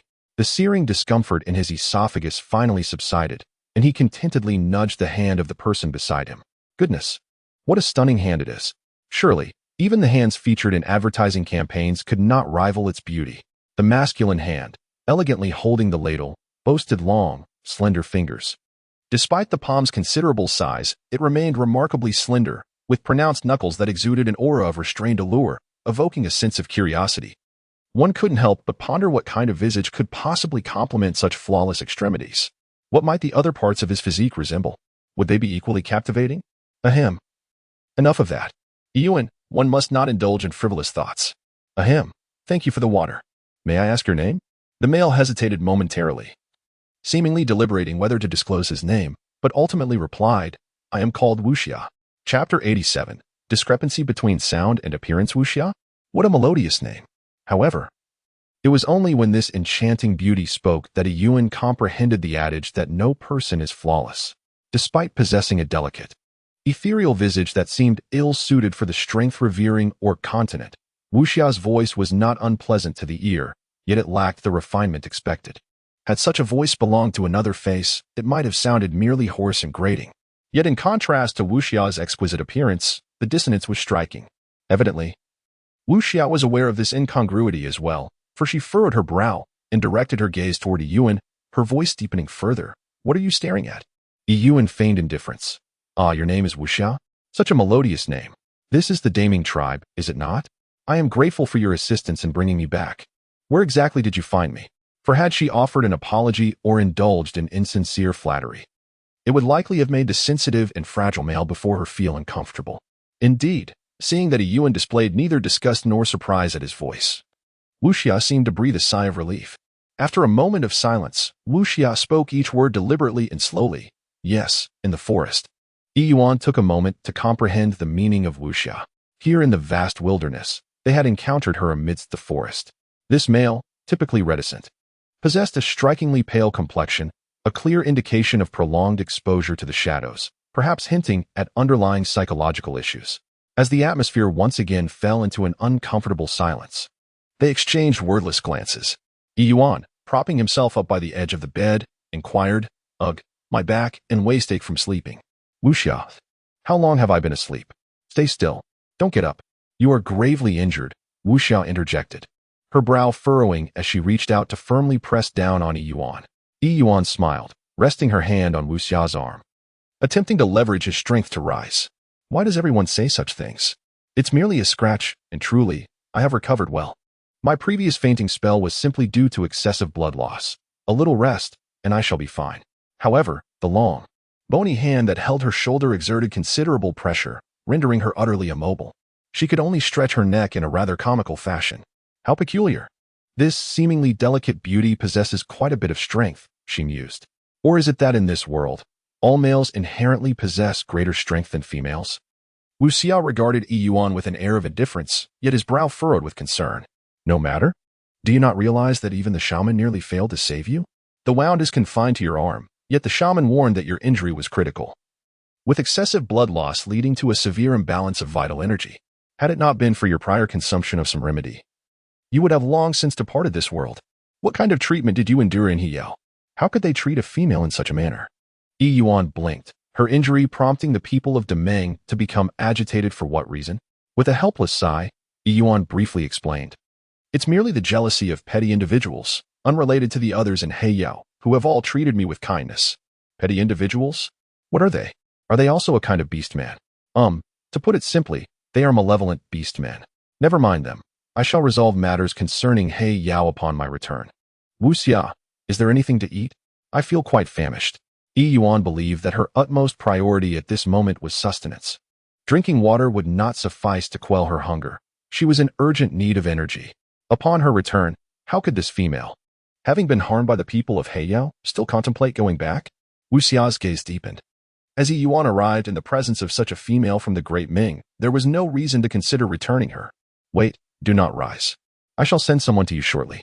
Upon hearing this, Yuan nodded, and only then did the hands that had restrained her shoulders finally release their grip.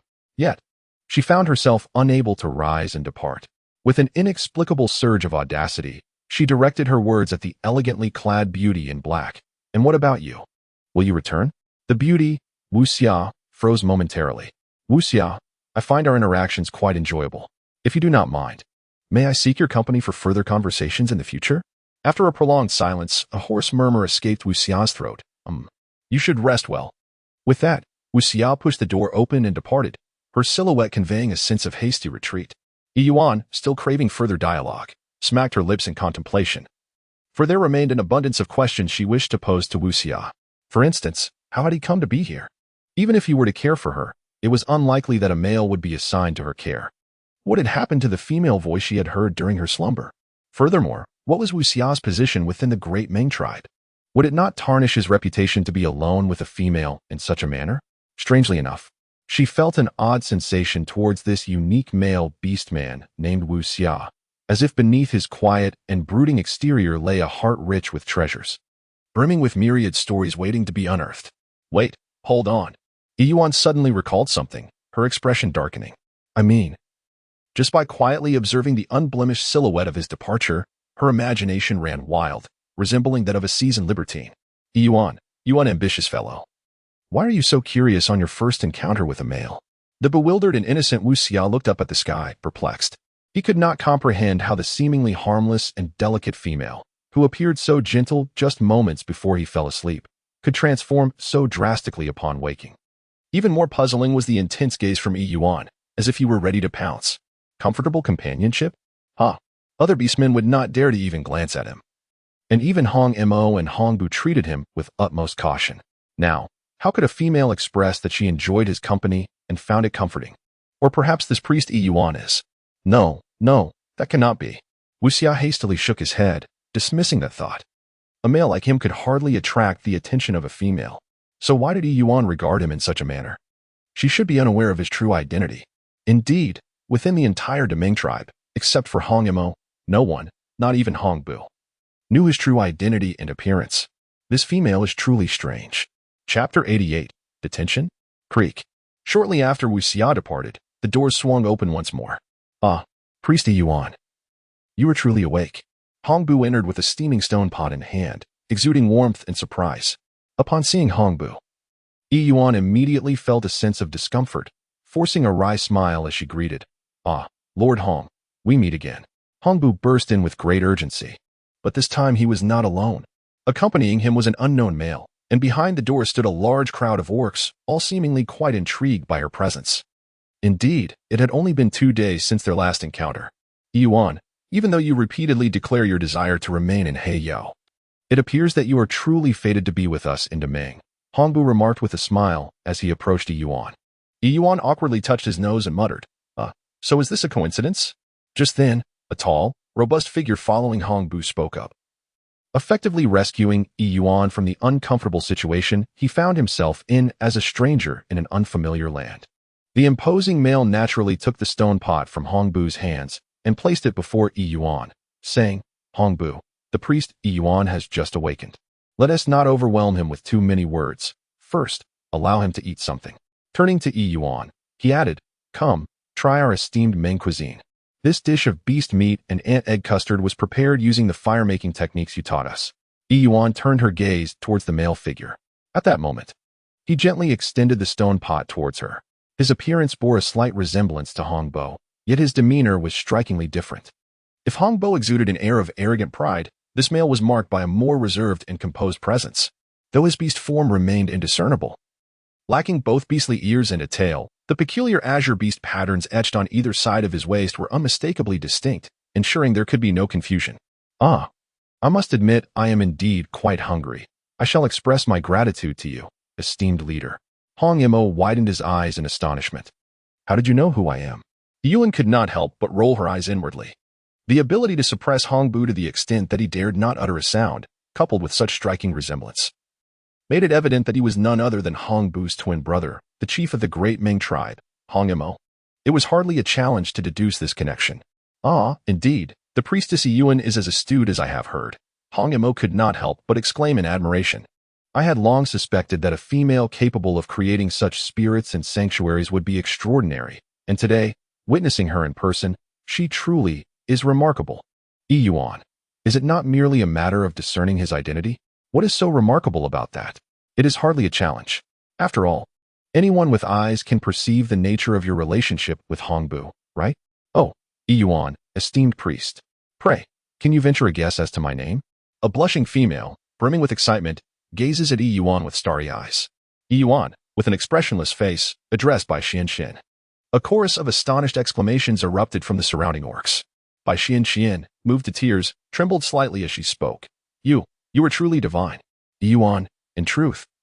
It was during her previous interactions with the female that she recalled the sound of her voice. By chance, she overheard other beastmen calling her name. Priestess Yuan, you are truly the most unparalleled female I have ever encountered. Hong Yimou was equally exhilarated, displaying none of the imposing aura expected of a clan leader. If you cannot offer genuine compliments, I implore you to refrain from flattery. Your incessant chatter is rendering me quite embarrassed on behalf of you beastmen. So, the question remains, is she truly astute, or are you primitive beastmen merely lacking in intelligence? At this moment, Yuan gazed at the exuberant orcs before her. Her heart a tumult of emotions that defied description. It felt akin to a seasoned veteran returning to a novice village, where a level 1 character marvels at her ability to defeat a mere level 1 butterfly, evoking a complex sense of admiration and disbelief. Alas, Xiaobu had informed me upon his return, yet I never anticipated that you would devise such a clever strategy to navigate this deluge crisis with so few orcs, generously sharing with us the creation of the Great Mingling and additional winter sustenance, not to mention the concept of exchange days. It is indeed a pity that an exceptional female like you did not join the Great Ming back in the day. Hong Bu's eyes sparkled with enthusiasm as he eagerly added, Oh, brother, don't say that. It's not too late for Priest Yuan to join the Great Ming now. Despite Yuan's previous discontent during her time in Heiyao, which led her to repeatedly decline joining the Great Ming, one can only surmise that this experience has left her thoroughly disillusioned with Heiyao. It's not too late for her to come to our Great Ming. What do you think, Priest Yuan? Ah, So this was the reason for their waiting. Initially, their flattery left her dazed, but as she became buoyed by their praise, their true intentions began to surface. Who conceived this idea? Hong Imo? Nevertheless, Yuan's heart had already found tranquility. She quietly observed the duo's performance, occasionally stirring the beast meat soup in her bowl, as if she had absorbed none of their words. Priest Yuan? The amiable smile on Hong Mo's face faltered in the absence of a response, prompting the others to cast expectant glances in her direction. They had spoken at length. Yet Yuan remained unresponsive. Suddenly, a radiant smile graced her face as she waved her stone bowl at Hong Imo, exclaiming, "Leader, I must say, this beast meat and egg soup you've prepared is indeed delightful. Ah yes, the beast meat and egg soup is truly exquisite." The realization dawned on Hong Bu and Hong Imo. It seemed that Yuan had not absorbed their earlier discourse at all. "Yuan, my dear Xiaobu, let us hold our questions for now. I understand you have many inquiries, such as why Priest Yuan sustained such grave injuries and was abandoned in the forest. However, given her current state and the fact that she has not eaten for so long, it would be prudent to allow her to eat and recuperate before we delve into our concerns," Hong Imo advised, his smile fading as he gestured to Hong Bu. As astute as Yuan was, being able to discern his identity in a situation where she had never encountered him before, how could she not perceive their veiled insinuations? Yet, Yuan chose not to descend the staircase of conversation, indicating her understanding without a desire to respond or engage. However, Yuan, do you truly believe that feigning ignorance will absolve you from the implications? Hong Machine let out a cold laugh within his heart. His thoughts mirrored those of the esteemed priest. Since the object of their desire, Yuan, had fortuitously arrived at their tribe, regardless of Yuan's words or willingness, it was only fitting that he must remain with them. Yuan narrowed her eyes, finally dropping the pretense. "Ah, then I must thank you, esteemed leader." Hong Imo nodded in acknowledgement, bowing to Yuan before turning to the curious onlookers among the orcs gathered at the entrance. "All right, you all should disperse and allow Priest Yuan some peace to recuperate. Once she is healed, we of the Demeng tribe shall host a grand bonfire feast to honor Priest Yuan. At that time, she will graciously address all your inquiries and curiosities." "Isn't that so, Priest Yuan?" Little did she expect to escape one peril, only to stumble into another, while being pursued by Yuan. Her sole focus had been survival, and at that moment, the Demeng tribe had represented her only hope. Yet now, it seemed that although they had saved her, they had no intention of letting her go. Was it a case of failing to recruit her, leading them to seek to detain her forcibly within Demeng? As Hong Imo continued speaking and turned back to her, Yuan hastily regained her artificial smile, nodding with feigned enthusiasm. "Of course. After all, Demeng is my savior, and I must express my profound gratitude." The last two words of thanks were pronounced with considerable weight. Hong Mo's expression shifted subtly, while the other orcs, including his foolish younger brother, may have misconstrued Yuan's words as genuine gratitude. He clearly discerned the underlying meaning concealed beneath her distant yet polite facade. Yuan is distancing herself from the great Meng tribe. "Yuan, priestess, your leader." Just as Hong Imo was about to converse further with Yuan in the vast desert, a deep male voice of an orc suddenly interrupted his words. Hong Imo, abruptly interrupted in his dialogue with Yuan, displayed a hint of displeasure on his face. "The esteemed priest has instructed me to inform you that once Priestess Yuan has rested sufficiently, you are to escort her to the priest's cave to meet him." Hong Imo was taken aback, and Yuan, who was in the midst of sipping her porridge, momentarily froze in her posture. The great Meng priest, the one revered even by the likes of Hong Imo, the leader of the Orc continent's foremost tribe, had withstood the mountain floods alongside only the Black Glimmer. He was regarded as the one most likely to become the emissary of the beast god. Chapter 89. I wish to be with you. The throng of orcs, who had gathered eagerly the moment they heard she had awakened, finally dispersed. Yuan struggled to swallow the last mouthful of porridge. It seemed that this group of individuals, known as the Demeng, were unlikely to consent to escort her back to Heiyao. She couldn't help but wonder about Jaylee. Whether he was losing sleep over her absence, perhaps turning the world upside down in search of her. Additionally, in Yuan's mind flashed a pair of cold yet sorrowful black eyes. In that person, what fate had befallen Fu Qinwu? As the leader of the Black Yu tribe, he must surely be anxiously searching for a lost female. Hiss. At that moment, a rustling sound emanated from beneath, prompting Yuan to glance down, where a glossy black shadow darted past. My goodness. Startled, the male orc outside instinctively reached to push the door open, but hesitated for a moment. Considering Yuan's identity as a female, he anxiously called out from the threshold, "What's wrong, Priest Yuan? Are you all right?" A brief silence enveloped the room before Yuan's calm voice resounded, effectively halting the male's impulsive advance. "I'm fine, just accidentally dropped a bowl. Please don't come in. I'm feeling a bit tired and wish to rest a while longer." The male, scratching his head in confusion, noted that he hadn't heard anything fall. Nevertheless, since Yuan had said so, and realizing there was no point in pursuing the matter, he dismissed his concerns. "Very well, Priest Yuan. Please rest. No one will disturb you. Call for me whenever you're ready. I'm here to assist with anything you may require." From within, a single sound responded, "MHM." Having reassured the orc at the door, Yuan finally exhaled. Lowering her hand from her mouth, her eyes widening in astonishment at the black snake that had appeared before her. Misa, how did you find your way here? And your form?" The black king snake Misa had always appeared to her as a tall, half-snake, half-human entity, towering beneath its magnificent, glossy black tail. Yet now, the creature before her was merely about a meter long, a diminutive and utterly adorable little black snake claiming to be Misa. The little black snake glanced toward the door, ensuring that no one would intrude in the immediate future, before nodding and emitting a peculiar yet melodious voice. "This is a secret technique of my kin. In full beast form, I can freely adjust my size." The black snake gazed steadily at her, its pointed head adorned with fierce yellow slit pupils that should have seemed menacing, yet in this moment, devoid of hostility, appeared remarkably endearing. "Yuan, I finally found you." The black king snake possesses two forms. One is the semi-beast transformation, as Yuan had previously witnessed, while the other is the full beast form, as exemplified now. As for the full human form, Yuan expressed that she had yet to encounter him, although she was in a foreign land. And despite the kind attentions of the well-meaning locals who were ever ready to assist her, nothing could quite compare to the familiarity of her old tribe and its people. It wasn't until she heard the familiar voice of Misa that she finally felt at ease. "How did you find me?" she inquired. A little black snake slithered to her feet, exuding an endearing charm. Unable to resist, Yuan extended her hand, gently placing him on the table. Fortunately, this black serpent was a familiar beastman, and Yuan did not harbor much fear of such creatures. Otherwise, she would have hesitated. After all, Misa appeared quite diminutive at the moment, and since he was there to rescue her, it felt inappropriate for her to converse with him from a position of superiority or to crouch down. Yuan had contemplated that either Jayli or Fu Qingwu might one day cast their suspicions upon Deming, or perhaps she was merely biding her time, waiting for the arrival of the first exchange day at the end of this month, when He Yao would send someone to seek an opportunity to relay information to Fu Qingwu.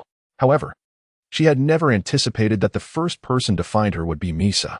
Misa appeared to be in a rather poor state. His voice was somewhat subdued, and even the exquisite, shimmering scales resembling obsidian had lost some of their luster. Nevertheless, it was evident that he was genuinely pleased to have successfully located Yuan. "I discovered your blood traces in the forest and followed them until they abruptly ceased. At that moment, the location was not far from Deming, which led me to speculate whether you had been rescued by someone from Deming. Moreover, upon entering Deming, Misa acutely sensed that the tribe's vigilance had intensified compared to before. Most of the robust young orc warriors seemed scattered, yet they were, in reality, congregating in a specific area, subtly forming a protective encirclement. Misa surmised that Yuan was trapped within that very location, prompting him to employ a secret technique to temporarily reduce his size and stealthily infiltrate the area. Yuan beamed with delight, her eyes curving into a joyful smile as she praised, "Misa, you were truly clever. Well done." However, to her surprise, upon hearing Yuan's commendation, Misa fell silent, turning his proud little head away, seemingly displeased.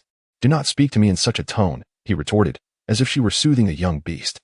If it weren't for the urgency of the situation, he would certainly not present himself in this manner, particularly in the presence of a female. Yuan was taken aback, then unable to contain a soft chuckle, exclaiming, "Ah, Lord Misa, in your current state, you possess little intimidating power, do you not?" After all, it was evident that Misa would never inflict harm upon her. This knowledge was sufficient.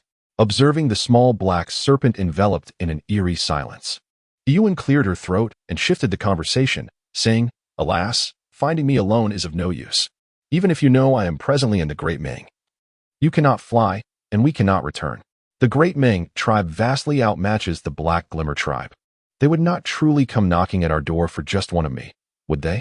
Moreover, even if a conflict arose, how could the Black Glimmer ever contend with the Great Ming? She inquired, where do you intend to place me? However, Misa paid no heed to Yuan's concerns. At this moment, he lacked the emotional bandwidth and energy to dwell on such matters. Rescuing Yuan had already contradicted his very nature. His sole focus now was to ensure Yuan's survival and her safety within the Great Ming. The rest he would entrust to the leader, Fu Qingwu. Yuan blinked her eyes. Was it merely an illusion? Why did she feel that today's mass seemed somewhat impatient, or perhaps weary? Although the previous hurried mass had not offered her a welcoming demeanor, the subtle nuances of attitude were something that women inherently discern. Had she caused trouble for Hiyao? Upon reflection, it was not mere narcissism. If she were to suddenly vanish, Hiyao would likely be in utter disarray by now. After a moment of contemplation, Yuan cautiously suggested, why don't you wait for me here? No way. Misa interrupted sharply. You must remain by my side at all times. Chapter 90. Intimacy. Well, it is not merely an illusion. Misa indeed appears to be somewhat upset with her. Yuan felt somewhat aggrieved, lowering her head to poke at her fingers. I mean, coming to Dameng wasn't my choice. It nearly cost me my life. Why must you be so fierce? Misa replied, fierce? How could I be fierce? But the way you spoke just now is indeed quite fierce. Yuan felt increasingly aggrieved, perhaps because her mindset shifted when confronted with different individuals.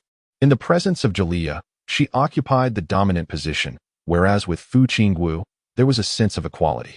Yet, when faced with Misa, the stern and formidable male exuding an air of rigidity, the innate sense of reliance akin to that of a young girl surged within her, momentarily overwhelming her composure.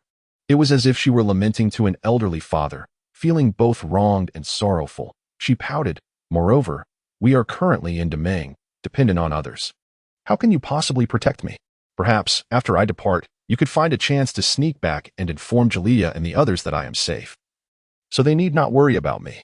However, Misa interrupted her, though this time, his tone was considerably gentler. He gazed at her with unwavering intensity, asserting in a manner that brooked no contradiction, I must remain by your side. Yuan, I will not allow you to leave my side again.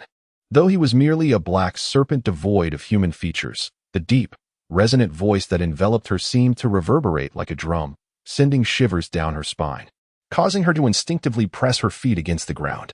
His words, while comforting and imbued with a profound sense of security, brought forth a flicker of uncertainty. Yuan dispelled the tingling sensation enveloping her and endeavored to maintain her composure, responding with a calm inquiry, how do you intend to accompany me? Although the fully transformed little black serpent before her was indeed trivial in comparison to the half-beast form she had encountered prior to the mass, its substantial length and girth rendered it rather cumbersome to carry around. It would be utterly inappropriate to have it in plain sight. Yet, if she were to conceal it from view, there was no conceivable way that Messiah would follow her openly and safeguard her. Having resided in the beastman continent for quite some time, Yuan had come to understand that the males in this world were astonishingly rigid and feudal in their perspectives. When she first met Galea, merely touching his beast ears and being carried by him had led to a significant misunderstanding. The current situation was certainly no different. While she herself was unperturbed, perceiving their brief physical closeness in a moment of urgency as merely a special circumstance requiring special handling, she pondered whether Messiah, as a male, would share the same sentiment. Indeed, Messiah remained silent. Yuan sighed and said, let us proceed as I suggest. First, return to Heiyao, and then extend your legs. Yuan, what does it mean? Is it the interpretation she had in mind? Considering the size of Misa, if it were simply wrapped around the hand, it would undoubtedly create a noticeable bulge. However, if concealed between the legs, it would be inconspicuous under the guise of the beast skirt, especially since it is winter. Nonetheless, even if it were just around the calf or the wrist, does it not seem excessively intimate? Extending my leg, I find myself entwined around your ankle. Misa can only be grateful that he is currently in beast form. Had he been in his half-beast state, the mere thought of such an image ignites a fervent heat within him, as if engulfed in flames. If he were in his half-beast form at this moment, his face would likely be so flushed that it could emit smoke. Fear not, I have entered my hibernation phase. As long as I remain wrapped around your ankle, I shall not harbor any consciousness. This is solely to ensure your safety. It must be this way. Misa stammered through his words, and in conclusion, he added, given the peculiar circumstances, please do not take offense. Yuan, you have articulated everything that could be said. What more could she express? All she can utter is her gratitude for her aversion to the cold and her choice to wear a pair of self-made leggings beneath. Very well, I am unfazed. As long as you are indifferent to it. However, hibernation? Yuan noticed Misa's words and curiously inquired, are you serpent beastmen already preparing for hibernation this early? Misa dared not meet her gaze, a small snake melancholically gazing out the window. How could it be said that he was defying his nature? Forcing himself to maintain consciousness to rescue Yuan? After observing the situation, Yuan ceased her inquiries. Then come here. The female extended her left foot, her cheeks tinged with a rosy hue, gently lifting her skirt. Misa did not appear to be the type of brazen male. Surely his eyes would not wander indiscriminately? She hoped he would not notice her self-made white beast-skin leggings. Gliding from the edge of the table to Yuan's feet, a distance of scarcely half a meter. The black serpent moved with an astonishing slowness, its path meandering awkwardly, even inadvertently brushing against the stone bowl that Yuan had previously left unfinished. Gazing at the delicate, fair foot before him, after a moment's hesitation, Misa finally began to entwine around it. The icy sensation of the foreign touch caused Yuan to involuntarily shiver. Although Misa's scales appeared beautiful and seemingly rigid, as he coiled around her ankle, Yuan discovered that the black scales were, in fact, remarkably soft, devoid of any discomfort against her skin.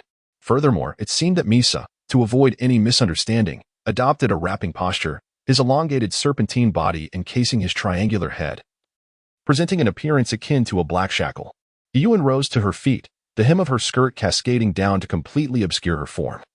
As she gently swayed her legs, the intricate fabric of the dress was tightly entwined.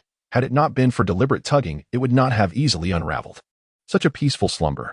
The black serpent remained silent. Yuan composed herself before stepping outside. Avoidance was not a solution, and her curiosity was piqued regarding the reason the grand priest of the monks sought her. Yuan priest? What brings you out? Aren't you going to rest a little longer? The two orcs waiting at the door hurriedly approached her upon seeing her exit. A biting chill swept through the air, prompting Yuan to shake her head. It was only when she pushed the door open that she noticed the scene outside was already shrouded in a delicate layer of pale white. Fine snowflakes danced through the air, and it seemed that soon the entire continent would be enveloped in a pristine blanket of white. Yuan could not help but extend her hand to catch a delicate snowflake, but her palm, still imbued with the warmth of the indoors, melted it into water almost instantly. During her 2 days of slumber, had winter quietly arrived without her notice? No wonder Misa had mentioned his intention to hibernate. She had been curious about the early timing, pondering whether it was merely an excuse to avoid any awkwardness between them. The icy sensation around her ankle had already adapted, merging with her body heat. Unless she focused on it intentionally, it bore little impact. No, please take me to see the esteemed leader, the priest of the great Ming tribe, she expressed eagerly, anticipating what it would be like to meet the true priest of this world, capable of restraining the formidable brothers Hongma and Hongbu. Chapter 91. A shocking revelation. Yuan, even though you have created the spirit and breathed new life into the orc continent, what proof do you possess to claim you are the messenger of the beast god? The voice of Wuxiao remained as hoarse as ever. Yuan was taken aback to discover that the priest of the great Ming tribe was none other than Wuxiao himself. However, unlike before, Wuxiao did not retreat into the shadows but revealed his true visage openly. Hongma felt a stir within him. Wuxiao, the priest, had never allowed anyone to glimpse his appearance. Not even Hongbu had seen Wuxiao's true form. Yet, now he stood before Yuan, unmasked and unreserved. Yuan was unaware of Hong Mo's thoughts as a confident smile graced her lips. Proof? If even Ling is insufficient, worry not. For I possess a method to demonstrate it. The orcs of this world revere the beast god as a deity, do they not? The identity of the beast god's messenger would serve well. I shall borrow it. Oh? A hint of curiosity appeared on the exquisite face of Wuxia. And how do you intend to provide this proof? Yuan turned away with an air of indifference, waving her hand. Follow me. She recalled that one of the scripts from the otherworldly mod she had brought along allowed for the manipulation of the 4 seasons weather. Initially, she had only employed this mod in Heiyao, where she cultivated a garden, setting the ideal weather conditions to hasten the growth of various crops. Now, outside the cave, delicate flakes of snow continued to fall, blanketing the earth in a pristine white, creating a scene that was quite poetic at first glance. Yuan tightened her fists, her heart filled with a sense of trepidation.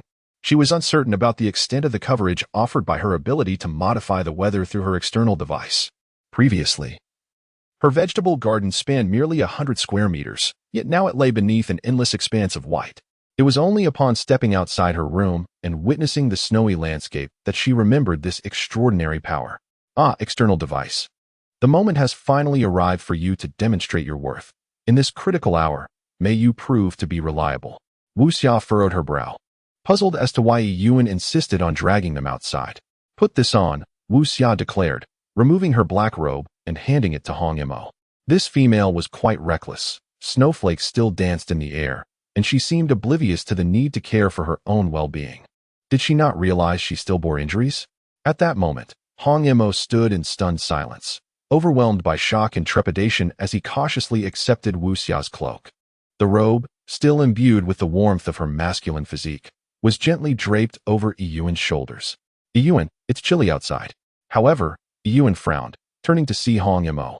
She shrugged, the freshly donned black cloak falling indifferently to the ground. No need for that.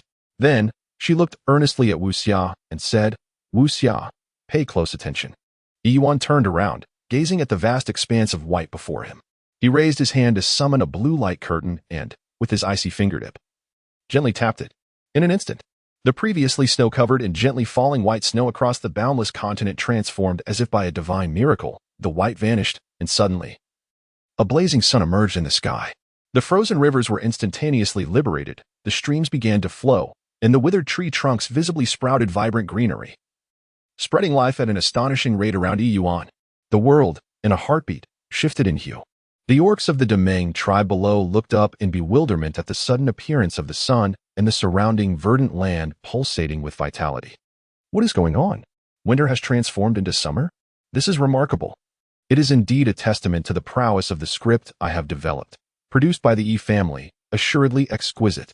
Observing the successful alteration of the seasons across dozens of miles, at least visibly, Yuan let out a sigh of relief. After executing this transformation, Yuan maintained an air of nonchalance, yet secretly cast glances at Wu Xia and Hong Imo. How is it, Priest Wu Xia? Can you now affirm that I am indeed the messenger of the beast god? At that moment, Wu Xia had lost her usual demeanor of unwavering calm and confidence. Her beautiful peach blossom eyes widened like brass bells. Hearing Yuan's words, she opened her mouth, attempting to speak, but no sound emerged. Brother, priest, are you there? Suddenly, Hong Bu's voice echoed from afar. Hong Imo swallowed hard, struggling to respond. Xiaobu, do not come over. Just speak your mind. With Wu Xia exposed, she must not be seen by Hong Bu. Naturally, Hong Bu understood Wu Xia's rules, which was why he had inquired first. Hong Bu's voice trembled, as if he had suffered a grievous wound, quivering as he exclaimed, The outside has turned to summer. Brother, priest, please come out and see. Thus, the scene before them was not an illusion. Wu Xia remained in a daze, staring at the astonishing spectacle unfolding before her. Yuan curled the corner of her lips, nearly satisfied. Then she raised her hand to cancel the modifications, and in an instant, the scene that had once radiated with the brilliance of a summer sun transformed back into the pristine white of its original state. Was I imagining things? A distant tremor of disbelief emanated from Hong Bu. It was done. She had no time to pinch her palm and bit her tongue instead. Only when the sharp pain coursed through her tongue, accompanied by the metallic tang of blood, did she reluctantly accept that all of this was not a mere dream. Hong Bu, you may go and reassure the people of Demeng, the Black Radiance tribe. Are you certain? Do you truly wish to venture to that place? If something were to befall you, Yuan would be heartbroken, Su Qinwu remarked, her displeasure evident, a faint layer of ash and blue shadowing her features, clearly indicating her lack of rest. Meanwhile, the condition of Jialia was even more dire. It had been but a short while since he last saw Yuan. Yet the once handsome and ethereal countenance of Jialia had become a portrait of exhaustion. Throughout the time, his accumulated hours of sleep barely exceeded 3. Were it not for Su Qinwu's final message confirming that Misa had successfully located Yuan, he feared he might have succumbed to madness. He could not bear the thought of losing her after having briefly possessed her. He was on the brink of insanity. What shall we take to Demeng to reclaim her? Su Qinwu, please cease your counsel. I have made my decision. Su Qinwu furrowed her brow. But you are already formidable. There is no need to venture to such a perilous place. No, it is not enough. Only by becoming stronger, strong enough to stand alongside Misa, can the Black Radiance instill any fear in Demeng and safeguard her. Su Qinwu fell silent. In truth, he too had contemplated the notion of a direct assault countless times. No one knew the intensity of Su Qingwu's desire to rescue Yuan, which was no less fervent than Jialia's. Yet the harsh reality was that their numbers in the Black Radiance tribe were severely limited compared to Deming. Even with the recent addition of several nearby small tribes and scattered beastmen due to the mountain floods, they barely numbered over 300. Yuan was abducted by the people of Deming, and though he was engulfed in sorrow, he could not afford to dwell solely in grief. He was, after all, the leader of the Black Radiance tribe. Heaven knows how much anguish it caused him to realize that all he could do was wait, despite the torment it brought him. Yet, while he could speak for himself, he could not represent all the people of Black Radiance.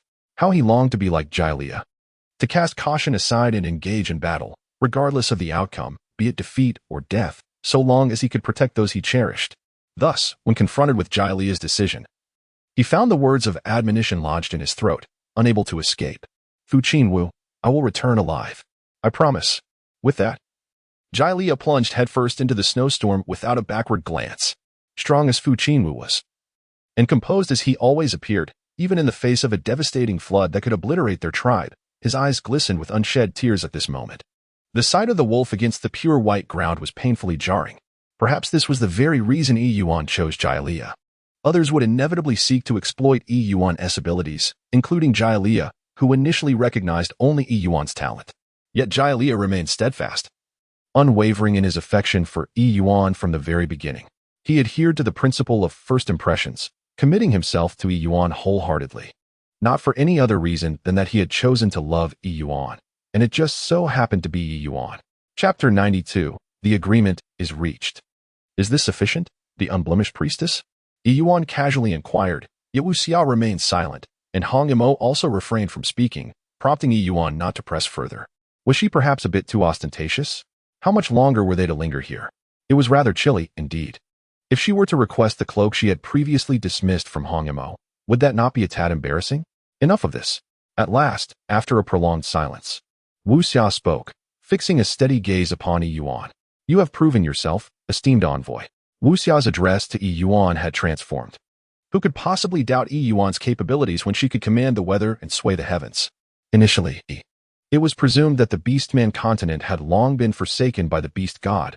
Unexpectedly, a messenger of the beast god had indeed emerged. Wu Xiao could now ascertain that Yuan represented the turning point for their beastman continent. Yuan felt a spark of joy, if that were the case. Could she not demand something from the Deming tribe and hasten her return to Heiyao? However, esteemed envoy, you have so early on proven your identity as the beast goddess messenger. What reason do you have to believe that our Deming tribe would allow you to return to Heiyao? Such honor, why should it not belong to us? The Deming? Wu Xiao's words momentarily stunned Hong Ma, waves of thought surging within. Indeed, the desire for Yuan was not born solely from her feminine identity, though femininity is highly valued. When compared to the development and future of a tribe, a spiritually gifted female, along with one who is seemingly the beast goddess envoy, becomes infinitely more precious. That is a rarity that cannot be exchanged. How could she be so certain that after proving her identity, Deming would still let her go? Unexpectedly, Wu Xiao had anticipated that Yuan would panic or become enraged, yet Yuan remained calm upon hearing Wu Xiao's subtly sharp words, as if she had foreseen this moment. If the Deming tribe were indeed so untrustworthy, then everything I can offer you can naturally be retracted. The wrath of the beast god is something no tribe can endure. Wu Xia, you are astute. I trust you would not be foolish enough to gamble the future of the tribe on this matter. Yuan shamelessly declared that when it was time to speak boldly, one must do so, and when it was necessary to invoke the name of that beast god to instill fear, it must also be done. After all, on the beastman continent, she alone possessed a golden opportunity. Was it not true that what she said would be the final word? Indeed. The once piercing gaze of Wu Xia softened, a bitter smile gracing his lips as he shook his head. Such a threat, dear envoy Yuan. To let us know of your existence only to send you back personally. How cruel that would be. How could they bear it? Envoy Yuan, is there truly no room for negotiation? Previously, Xiaobu mentioned that you sought the position of priest within Deming. I can now assure you, I am willing to relinquish the priesthood. Hong Ma, in a fit of urgency, exclaimed, Priest. Wu Xiao raised a hand, dismissing Hong Ma's interruption. His unwavering gaze fixed upon Yuan. As long as you are willing to stay in Deming, we can meet all your conditions. Everything that Heiyao can offer you, we in Deming can provide, and perhaps even surpass. As long as you are willing to remain, What would it take for you to do so? Wuxia's voice took on a note of pleading. Hong Ma's eyes reddened as he gazed at Wuxia's profile, his heart swelling with compassion. Although Wuxia often appeared indifferent, rarely showing himself in Demeng, he had indeed sacrificed much for the tribe. Only he, as their leader, knew the bittersweet journey he had endured. Yet, since this was Wuxia's decision, Hong Ma wiped the corners of his eyes. Yes, Envoy Yuan, given your injuries, it seems you would not receive the best care in Heiyao. Stay with us in Demeng. We shall bestow upon you the highest honor. Yuan felt a stirring within her heart as she gazed upon the fair-skinned priest and the towering figure of the man before her, both beseeching her with such fervor. It would be a challenge for any woman, or indeed, any female, to resist such earnest entreaties. However, I must express my sincerest apologies, O radiant priest and Lord Hongma. For I must reiterate my unwavering stance. I shall not depart from the realm of Heiyao. Yuan sincerely bowed his head to the two of them, prompting Hong Imo to take a step back, while Wuxia hurriedly placed his hand on his chest in a gesture of reverence. In the eyes of Wuxia and Hong Imo, the present Yuan embodied the representative of the beast god, the true envoy of the divine. I am profoundly grateful for the favor bestowed by Demeng. However, there are those I hold dear in Heiyao, and a little wolf awaits my return at home. Although I cannot remain in Demeng, it remains my benefactor. Regardless of circumstances, as long as Demeng is willing, the bond between Demeng and Heiyao shall forever be one of the closest and most unbreakable alliances. Yuan straightened up and smiled. Moreover, the Orc continent is the very home upon which all orcs depend for survival. As the envoy of the beast god, how could I possibly harbor selfish intentions? Solely focusing on the development of Heiyao? If that were the case, I would not have previously taught the orcs of Demeng how to make fire and provided you with sustenance. It seems that Envoy Yuan has made up his mind. Nothing we say now will change that. Wuxia could only manage a bitter smile. Yuan nodded. Indeed. Black Yao is the first home that has embraced me in this world. The people of Black Yao have not wronged me in any way, and as for my wounds, they are my own affairs. Those who have hurt me, I shall naturally address. Wuxia also nodded, recognizing that there was no turning back. Their only option now was to maintain a good relationship with Black Yao. With Yuan present, it was unlikely that Black Yao would harbor any thoughts of revenge. Then, as you wish, Wuxia bowed his head to Yuan. Finally receiving Wuxia's response, the tension that had weighed heavily on Yuan's heart dissipated, and he beamed a bright smile at Wuxia. I always knew that the Wuxia priest was a reasonable male. However, before Yuan could finish his thought, Wuxia added, but the word sent a jolt of anxiety through Yuan once more. Wuxia paused, quickly grasping Yuan's concern. His smile turning more bitter. There is no need for worry, Priest Yuan. Demeng has no intention of backing down. How could the mere Demeng tribe dare to challenge the majesty of the beast god? Yuan finally felt completely at ease. Hadn't we agreed that the exchange day would be at the end of each month? Now, with only a few days remaining until the first exchange between Demeng and Heiyao, I sincerely hope you can stay as a guest in Demeng for a while. I will ensure that news reaches Heiyao. What do you think? Of course, if you are unwilling, we will not insist on your stay in Demeng. Yuan waved his hand, acknowledging that the relationship between the two tribes had undergone a fundamental transformation.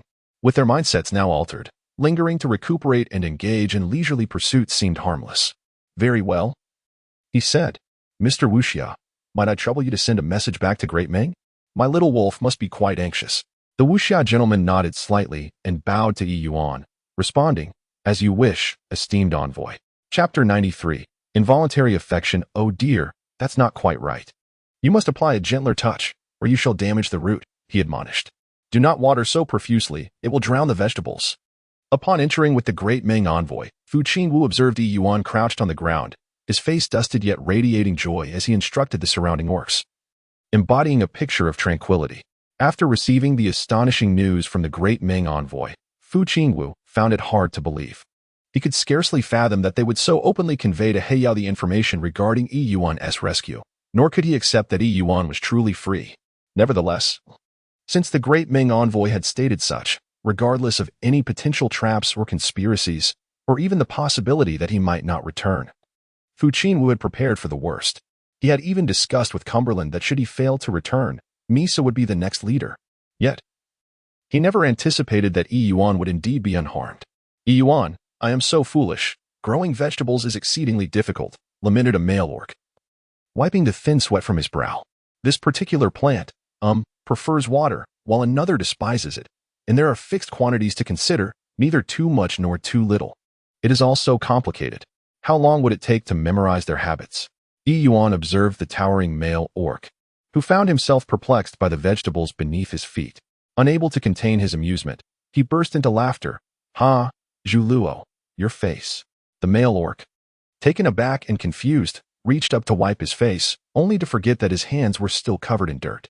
Instead of cleaning himself, he only succeeded in smudging his visage further. Yuan laughed joyfully, yet unbeknownst to her, her own visage was scarcely cleaner than that of the masculine figure beside her. Zhuluo, you truly resemble a little kitten now. It's utterly delightful. Fu Qingwu stared blankly at Yuan, whose smile radiated like a blossoming flower. Although they had been apart for merely 6 days, it felt to him as if he had endured a torment spanning 60 years, each day stretching on interminably. Yuan finally noticed the newcomer and casually turned to glance. Fang Qingwu, what brings you here? Yuan's eyes widened in astonishment as she sprang up, bouncing joyfully towards Fu Qingwu. Where's Jialiya? Why have you come alone? Fu Qingwu remained silent, gazing intently at the person before her, fearful that this moment might merely be a figment of her imagination. Heaven knows how anxious and unsettled she felt upon receiving the news from the mass that Yuan's blood had been discovered in the forest. Thank goodness, you are truly unharmed. Fu Qingwu's eyes glistened with tears as she instinctively reached out to caress Yuan's cheek. The two stood somewhat close, with Yuan's attention wholly absorbed by Fu Qingwu's face, captivated by the striking changes in the masculine features before her. At that moment, Fu Qingwu appeared somewhat haggard, the faint dark circles under her eyes and her dry, pale lips momentarily distracted Yuan from noticing Fu Qingwu's hand, which had unconsciously wrapped around her waist. As the warm palm rested gently on her waist, Fu Qingwu gazed dreamily at Yuan's face, unable to resist drawing nearer. Ultimately, she softly pressed her lips against Yuan's cheek. The sensation of the slightly peeling, dry lips on Yuan's tender skin was magnified in clarity, leaving Yuan in shock, her eyes wide, while Fu Qingwu devoutly closed hers. Yuan was uncertain as to why she did not immediately push Fu Qingwu away. Perhaps it was due to her apprehension that if she were to do so, this formidable yet intrinsically fragile and sensitive male might, at any moment, succumb to tears. Enough, Fu Qingwu. It was only when the number of onlooking beastmen around them began to swell that Yuan could no longer suppress her furrowed brow. She reached out to steady Fu Qingwu's chest, creating a modicum of distance between them. Why? Why are you? Yet, Fu Qingwu continued to gaze at her with an almost foolish intensity, as if each glance was a precious commodity, utterly disregarding her words. Yuan felt utterly uncomfortable under that piercing gaze, unable to restrain her wandering eyes, which ultimately landed upon the delicate lips that Fu Qingwu had just kissed. However, it was only upon pushing away that Yuan noticed the once pristine complexion of Fu Qingwu marred by a considerable amount of mud. Is this truly her current appearance? The onlookers drew Yuan back to reality, and she couldn't help but feel like a groundhog in distress. Yet, gazing at Fu Qingwu's exquisitely shaped lips now tainted with dirt, her thoughts began to meander once again. Wasn't Fu Qingwu known for her obsessive cleanliness? Truth be told, Fu Qingwu was among the most fastidious and cleanliness-obsessed males Yuan had encountered among all the beastmen in Heiyao. Whenever she saw him, he always presented himself with a composed demeanor, exuding a cool and proud air. Never had he displayed such a loss of composure as he did now. Nor did he seem at all repulsed by her soiled cheeks. This must be the male of the esteemed envoy, right? The male who had just been conversing with Yuan couldn't help but inch closer. Was it Jialiya? Fu Qingwu's expression darkened. The people of Demo were well aware that Yuan's only male was Jialiya. Zhuluo refrained from speaking recklessly. This is our leader from Heiyao, Yuan stammered in explanation. Undeniably, her heart raced at this moment. The male beastman named Zhuluo wore an expression of understanding. Oh, I see. No wonder the esteemed envoy is reluctant to remain with us in Demo. It is clear that even the leader of Heiyao is your male. It's understandable, as we certainly wouldn't want the leader of the Heiyao tribe to join us in Demo, right? Zhuluo. Yuan was about to clarify, but soon recalled something crucial. This was dire. These males were not merely stubborn in their adherence to chastity. A mere touch of the ear or a ride upon a beast's back was a clear demonstration of their bond. Moreover, Fu Qingwu had just kissed her in front of so many witnesses. If she were to deny Zhuluo's assertion that Fu Qingwu was her male, it would surely lead to Fu Qingwu facing embarrassment on a grand scale. Yuan contemplated this notion, thus momentarily refraining from articulating a complete rebuttal. Meanwhile, Juluo, convinced of her ascertained insight, playfully remarked with a grin, "This esteemed leader possesses remarkable charm. Surely the foremost warrior of the Black Yu tribe, Jielia, is equally formidable. The envoy truly has an eye for masculinity." Yuan, filled with irritation, grasped Fu Qingwu's hand and declared, "I can't be bothered to converse with you. Let's return first. You can study the remaining seeds on your own. If you have any questions, consult K. He is far more intelligent than you." With that, Yuan led him towards her abode. What a foolish cat he is. Yet, if Juluo were truly astute, would she not recognize the awkward atmosphere that enveloped them? Suddenly confronted, Juluo pointed accusingly at her opponent and glanced towards Kay, who stood not far behind. "Am I truly that foolish?" Kay affectionately wiped the dirt from Juluo's face, responding, "No, not at all. You simply take a bit longer to remember." "Oh, that's a relief. I thought I was genuinely foolish." Kay and the other beastmen present exchanged glances. Chapter 94.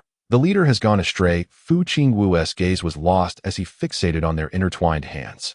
Yuan, in front of him, was still fuming and had forgotten to release her grip. His hand was so large that it felt as though he enveloped Yuan rather than she pulling him. At that moment, the focal point of pressure was at their fingers, tightly clasped together by Yuan. "Fu Qingwu, you haven't explained why you came to damning alone. As the leader of the Black Flame, can you truly leave without any repercussions?" However, before the latter half of her inquiry could escape her lips, Yuan turned, only to find Fu Qingwu staring blankly at their clasped hands. She felt as if she had been scalded and immediately released her hold. Fu Qingwu snapped back to reality, tucking the hand that Yuan had grasped behind him, his expression shifting to one of uncertainty. "I came simply because I wished to. But you are the cornerstone of Black Flame." Yuan frowned. With her absence and Fu Qingwu's arrival, who now leads Black Flame? Fu Qingwu shook his head, understanding that Yuan was merely disheartened by the absence of Jialai. "Indeed, I am the cornerstone of Black Flame, but you are my cornerstone." "Yuan, what on earth is happening? Could it be that Fu Qingwu has been possessed by someone?" Yuan stared in astonishment, as if a multitude of chaos were raging within him. In just a few short days, the previously stoic and composed Lord of the Black Yao had transformed into someone whose playful banter flowed as effortlessly as water. Had Fu Qingwu undergone a change in temperament? Realizing Yuan's shock, Fu Qingwu rubbed his brow and reassured him, "Do not fret, I have arranged everything. The Black Yao will remain untroubled for the time being." He did not intend to provoke Yuan. It was merely a reflection of his inner thoughts that escaped his lips.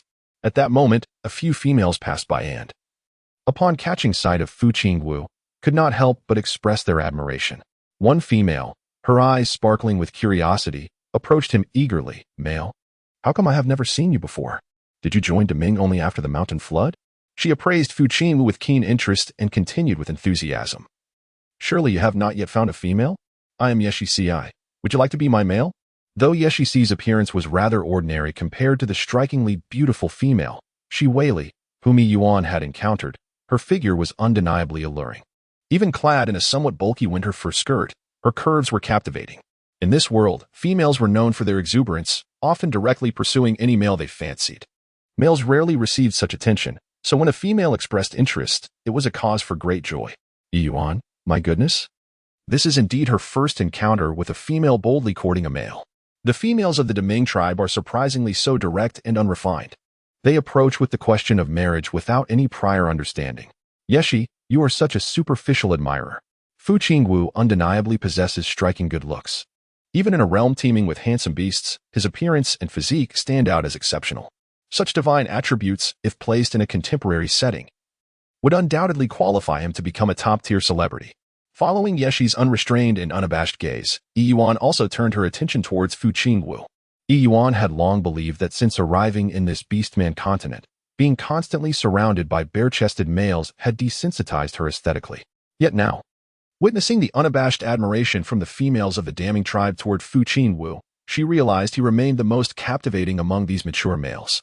For Yuan especially, the mere sight of Fu Qingwu triggered an involuntary recollection of mere minutes prior. His handsome face, breathless and infatuated. Hovering so close she could discern the delicate sheen of sweat upon his brow and the tantalizing bob of his throat, quivering with nervous exhilaration. Upon hearing the female's courtship, Fu Qingwu instinctively sought Yuan's reaction, only to find her momentarily lost in thought. A quiet thrill flickered within him, his lips curling subtly. Perhaps this was the perfect opportunity to test her limits. How long could Yuan endure for his sake? Noticing Fu Qingwu's silence, Yushitsi blinked in realization. Ah, was I too forward? But if I'm not quite to your taste, we have plenty of other females here. What about Luopu? She grinned impishly, her playful demeanor undeterred. It's been ages since we've seen such a striking stranger. We can't possibly let you slip away. In contrast to Yushitsi's boldness, Luopu carried herself with a gentler grace, her pointed beast ears lending her an almost elfin charm. Though mildly exasperated by Yushitsi's antics, she couldn't deny that this male's appearance was undeniably to her liking. Male, my name is Luopu. I currently have only 2 mates, she introduced, gesturing toward a quiet female nearby. This is Ming and I, and you've already met Yushitsi. Tell us, who among us catches your eye? Fu Qingwu parted his lips to respond, but Yushitsi interjected once more, her eyes gleaming with mischief. See how generous our damning tribe is. With so many females vying for you, no other tribe could possibly offer such abundance. Amidst the fervent chatter of the eager females, Fu Qingwu's brow furrowed. Time and again, he attempted to decline, yet their relentless enthusiasm drowned out his every effort to speak. Apologies. I already have. Joining damning will be the most fortunate decision of your life. From the sidelines, Yuan's expression darkened like scorched coal. And he claims to like me? At this moment, Yuan felt as though her chest had been pierced by a dagger.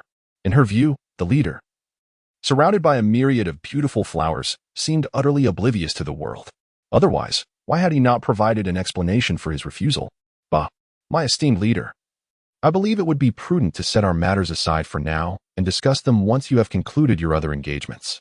Yuan stated expressionlessly. After all, there are so many lovely females awaiting your selection. Nothing could be more significant than your lifelong happiness, dear leader.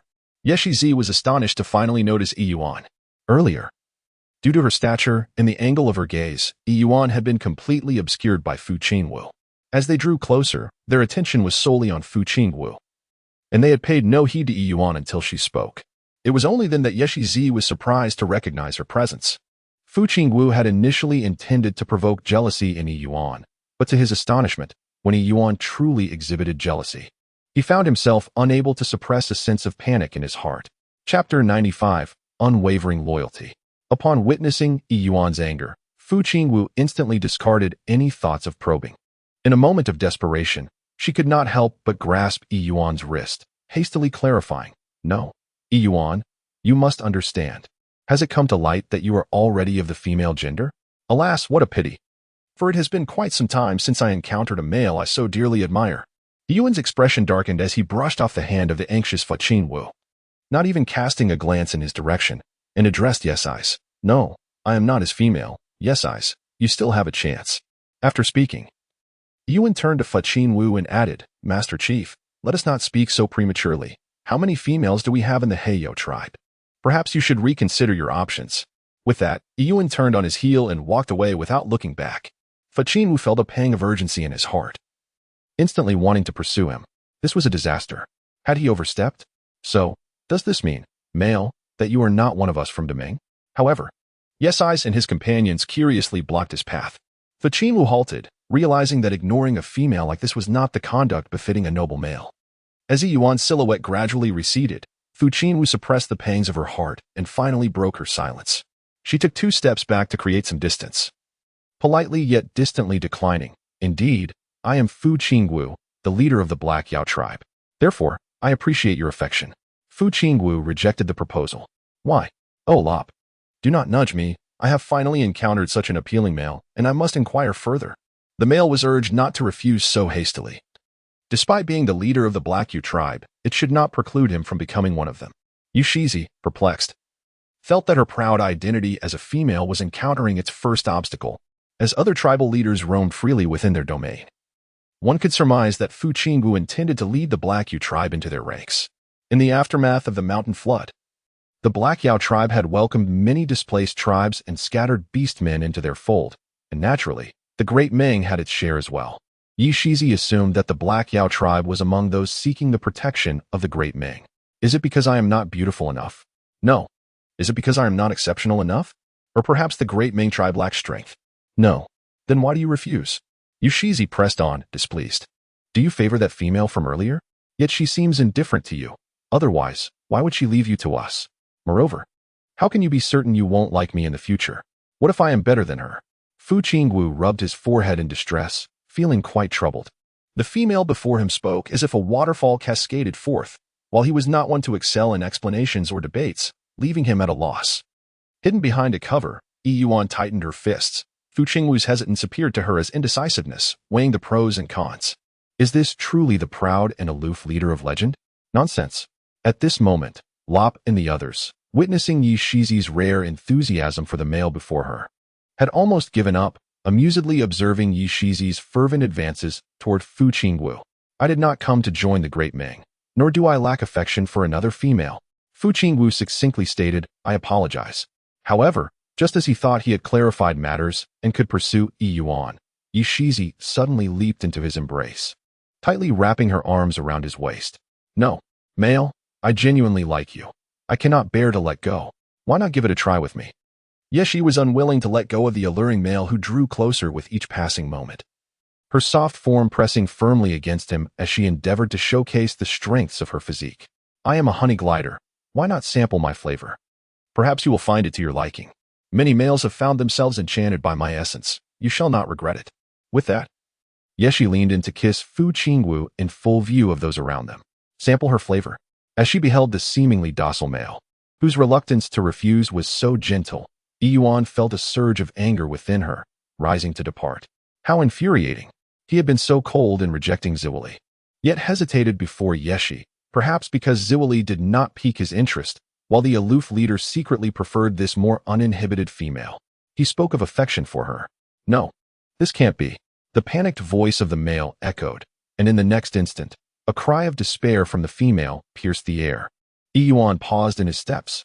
Fu Qingwu's complexion turned ashen, and at the moment Yi Shizi approached, she forcefully pushed him away. The sheer strength of the male sent Yi Shizi tumbling backward for several meters, landing heavily. Yi Shizi, the surrounding females, initially spectators, were suddenly alarmed and rushed to assist Yi Shizi in standing up. Lop's gaze shifted from admiration to disapproval.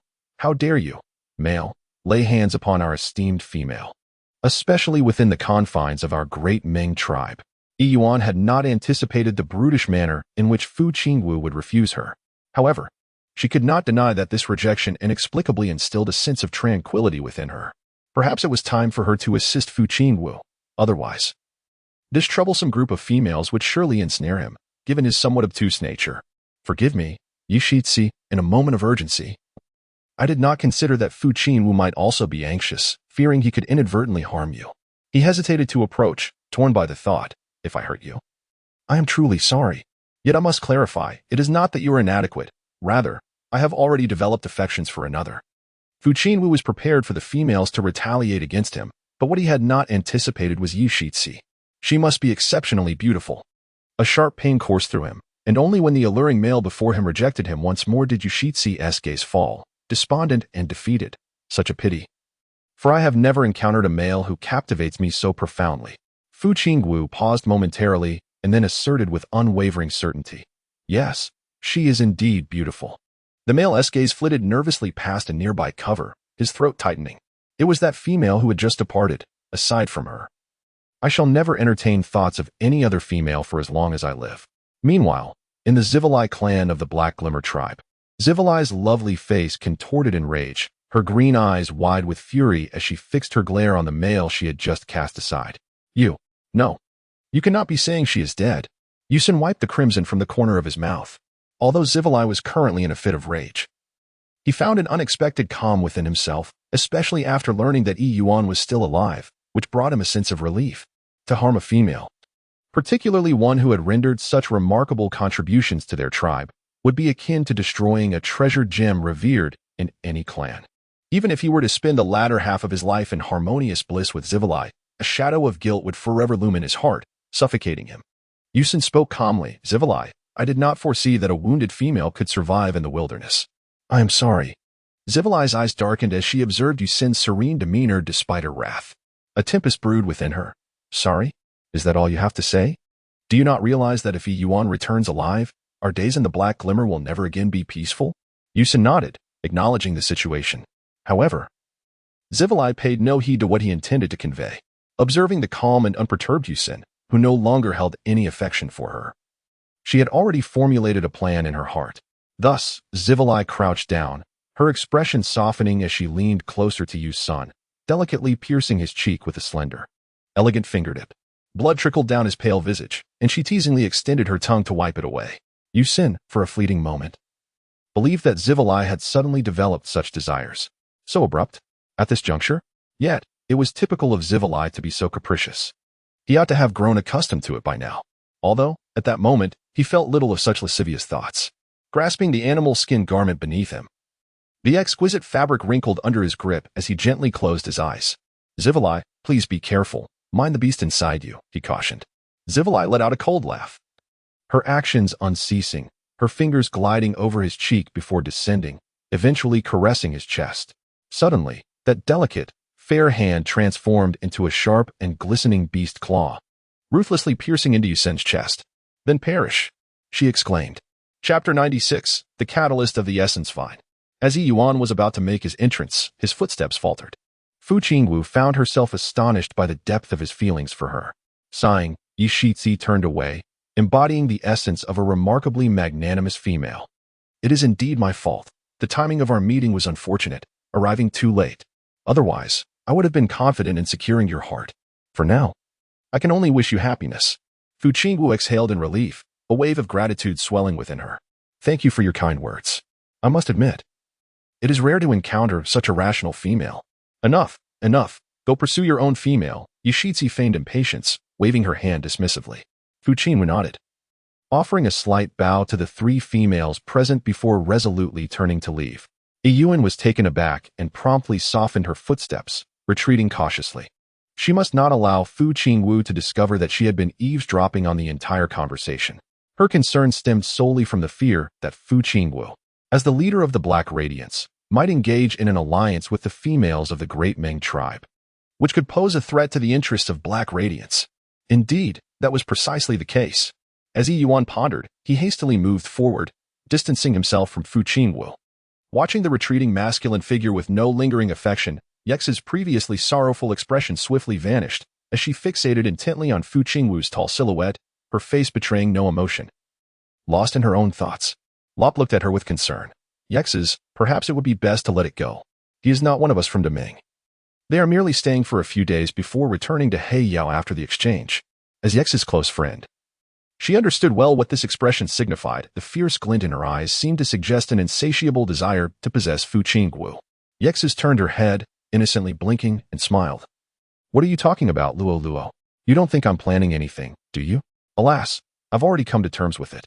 Although I quite like Fu Qingwu, he is still from Heiyao and has his own favored female. After all, he's just a male. There are plenty of them, right? His indifference is his loss. I can always find another. Lop finally felt relieved. That's good to hear.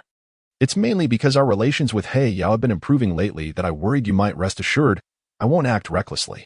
The female named Lop nodded. All right. Then let's head back. Yexes shook her head. No, you all go ahead. I want to find Sandy to unwind for a bit. However, after seeing Lop and Minnie off, Yexes did not abandon her thoughts of Fu Qingwu as she had claimed. A more audacious and reckless smile erupted on her face. Fu Qingwu, should I call this your fortune or misfortune? Just the other day, I fortuitously acquired the essence vine. Since you have yet to bond with that female, once you become mine, no matter how you feel for her, it will be impossible for you to be with her in the future. The orc I desire, I shall not be denied. The essence vine is an extraordinarily rare and magical plant on the orc continent, growing solely on steep cliffs, its tendrils entwined with numerous tiny, fragile spots reminiscent of measles, which shatter upon contact, exuding an exceedingly viscous sap. If a male orc consumes this sap beyond a certain amount, it can induce an early and intensified mating season, relentless and unyielding. Ah, how delightful! Yexes beamed, clasping her hands behind her back, skipping joyfully as she muttered, indeed, what comes too easily is not as fragrant as what is pursued. Fu Qingwu, I can hardly wait for you to beg me. Fu Qingwu feigned a tardy pursuit. But in truth, from the moment Yuan departed, he had already discerned the direction of Yuan's movements. Yuan feigned ignorance, turning in surprise to inquire. Why has the leader returned so swiftly? Is there not more to discuss with the females? Observing the evident jealousy radiating from the female before him, Fu Qingwu felt a quiet delight within, though he concealed it well. There was little to be said. Yes, Eyes was from the great Ming tribe, and a connection between them was eternally impossible. However, Yuan found this response somewhat unsatisfactory. Are you suggesting that if she were not from the great Ming tribe, there would be a possibility for you two? Even an orc could perceive Yuan's deliberate provocation. Thus, Fu Qingwu merely regarded her with a profound gaze. Choosing not to retort, Yuan felt a sense of discontent. In the past, such behavior would have been no different from tacit acceptance. However, Yuan had already overheard the conversation between Fu Qingwu and Yushiji clearly, and she understood that the male before her harbored no affection for Yushiji. In fact, she was even aware of whom Fu Qingwu truly adored. Well, it is what it is. Regardless, whom you choose to love is your prerogative, esteemed leader. I have no right to interfere. Yuan turned her head away in embarrassment and annoyance. Fu Qingwu sighed softly, feeling somewhat helpless. Yes. Clearly, Yuan had comprehended his exchange with Yushiji in its entirety, so why was there still a need for this petty quarrel? Is it truly so difficult to admit her feelings for him? By the way, what of Jiaoyaya? Why did he not accompany you? Yuan finally remembered Jiaoyaya once more. Fu Qingwu paused, uncertain if he should inform Yuan that Jiaoyaya had ventured to the Beast God Hall in the far north. Yuan turned around and saw Fu Qingwu frowning and halting in her steps.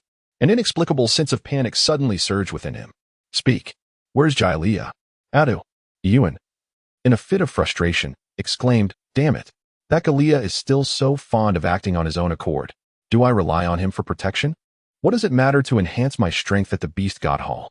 After all, she is merely the envoy of the Beast God. Who has ever laid eyes upon that elusive Beast God? Fu Qingwu remained silent for a moment before responding. I have advised him, but he is resolute in his decision. Where is the so-called Beast God Hall? Fu Qingwu shook his head. I do not know. All I am aware of is that to seek the Beast God Hall, one must travel northward. It will manifest on a lofty mountain in the far north for those who possess a sincere heart. Utter nonsense. What absurdity is this about the Beast God and the Beast God Hall? It is all nothing but folly. Yuan felt an overwhelming surge of indignation after hearing Fu Qingwu's derision towards the Beast God Hall, almost to the point of spitting blood. Initially, she believed the Beast God Hall was merely a place of worship, a site where the orc people could pay their respects. However, now, not only was the specific location of this elusive Beast God Hall unknown, but there was also this nebulous notion that it would manifest for those who were sincere. In this modern era, where humanity has already unraveled the mysteries of the moon, there remain so many obstinate individuals who cling to the belief in deities. Who among them has truly encountered the likes of Guanyin Bodhisattva or the Buddha? Such concepts still garner belief? Fu Qingwu frowned, dissatisfied with Yuan's attitude towards the Beast God. Yet, at that moment, Yuan was engulfed in her anger and dared not voice her thoughts. Yuan? Where are you going? Fu Qingwu exclaimed, startled as he noticed Yuan, after a brief moment of silence to collect herself, heading outside. You cannot catch up. Given the speed of the males, and considering that Jialia has set off long ago, you are but a female. Yuan, I will not allow you to seek out Jialia. This time, no matter what you say, I will not permit it. Who said I was going to find him? Yuan turned away coldly, casting a disdainful glance at Fu Qingwu. I am well aware that I cannot compete with you males whose strides cover 1,000 miles daily. I am not foolish.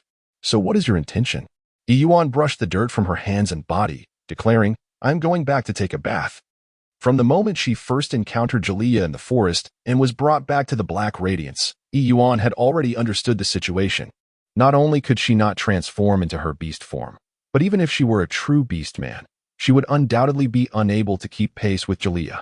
Even if Fu Qingwu or the people from the Great Ming tribe were to search for him, according to Fu Qingwu, the precise location of the Beast God Hall remained a mystery to all.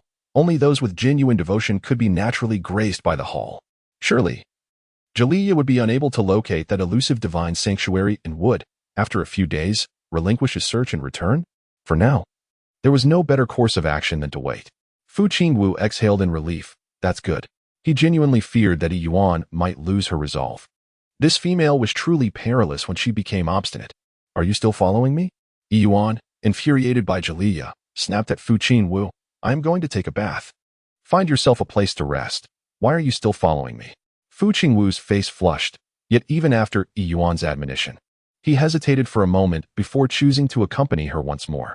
He faltered, No, we are currently in the Great Ming, and everything is inconvenient. Just to be on the safe side, I think I should stay by your side. Chapter 97. A mix-up. The members of the Great Ming tribe could not comprehend why a beastman required spiritual flames to heat water for a bath. Was it not sufficient to simply soak in the stream and scrub a bit? Thus, Fu Qingwu, the chief of the Black Radiance tribe, personally attended to the needs of the female, chopping wood and preparing a bathing tub. Bustling about as the news of Yuan's desire for a bath spread throughout the Great Ming tribe, Yuan's expression darkened, incredulous that they expected her to bathe in cold water on such a frigid day. Surely, they must wish her to endure an unreasonably long life. Perhaps they deemed the use of warm water a luxury too extravagant for their tastes. However, one ought not to concern oneself with the opinions of the ignorant. Fu Qingwu offered her solace, stating, "Your constitution is frail. Unlike ours, it is only fitting that you bathe in warm water." Yuan pressed his forehead, murmuring with a hint of discomfort. In the past, these were all done by Galetooth. I had no idea that you even bathe in icy water during winter. Upon hearing this, Fu Qingwu silently added a generous amount of hot water, adjusting the temperature to what he deemed to be quite scalding. In the past, he truly was unaware, thinking that Yuan would also go to the stream to bathe, which made him feel shy yet determined to stay close, lest she be taken advantage of by other males. However, he has come to know better now. Well, you, go ahead and bathe. I shall step out for a moment. Yuan nodded slightly, and, once Fu Qingwu had exited and ensured the door was securely closed, she began to slowly disrobe. Outside, the orc leaned weakly against the door, listening to the rustling sounds emanating from within, and gently gazed up at the sky. He found himself particularly fond of Yuan, the delicate female. In the past, Fu Qingwu had considered himself a competent, even exceptional male. However, had it not been for Jialia's departure and his pursuit of Damong, he might have never come to know Yuan's little habits throughout his lifetime. In a moment of selfishness, Fu Qingwu found himself wishing that Jialia would not return so soon, allowing the exchange day to be postponed a bit longer. As Fu Qingwu lost himself in thought, a feminine voice broke the silence. Turning his head, he saw Yesai's.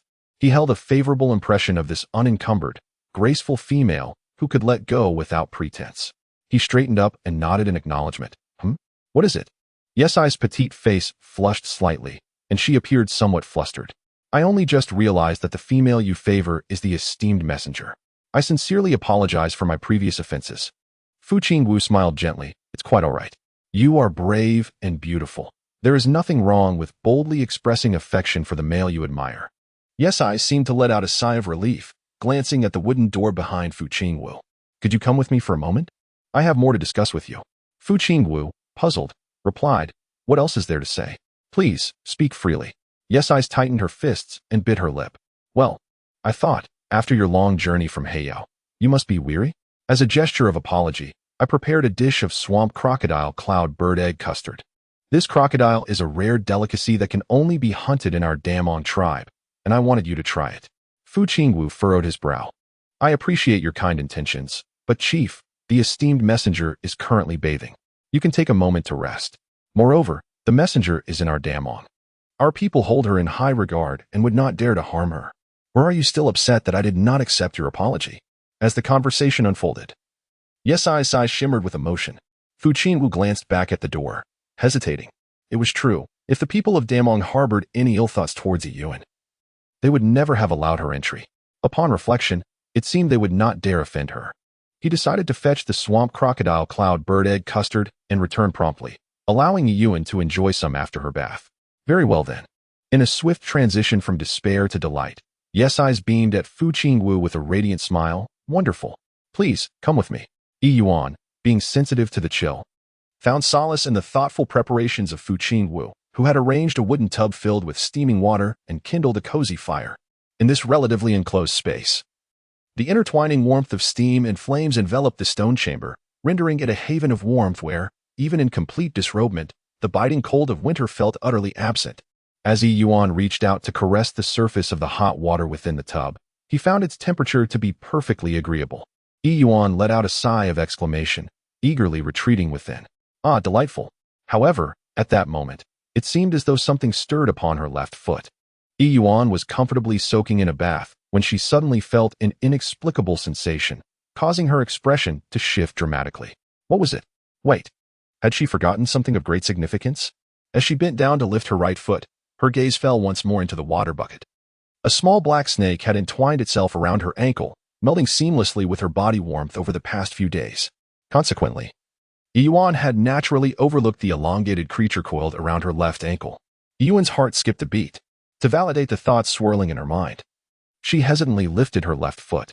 The grip of the black serpent had slackened somewhat compared to before. Although it still coiled around her ankle, her eyes remained tightly shut. Yet, the delicate tip of its tail had loosened, occasionally quivering involuntarily as if caught in a dance of resistance and allure, laying bare its intentions. Ah, Mass. Are you still pretending to be asleep? Yuan's face instantly flushed crimson as she reached out to grasp the black serpent, intent on pulling it down. The grip of Misa had already loosened, and with a mere tug, Yuan effortlessly dislodged him from her delicate ankle, sending him tumbling into the water below. Beneath the tub, Misa distinctly observed the unmistakable marks left on the fair ankle that had been entwined for days, along with other pale remnants. Yuan was blushing furiously, and she noticed a few small bubbles rising to the surface of the water. It was a predicament. She was completely unclothed, submerged beneath the water, which only made her exposure more pronounced. Happy New Year. Alas, her rating had plummeted to 8.9. To clarify, it was initially intended to be a polyandrous narrative, but the platform's guidelines now prohibit such descriptions. As for the protagonist's abrupt confrontations, she is a modern individual, and I did not wish to craft a mindless romance story from the outset. Everything evolves in a gradual and natural manner.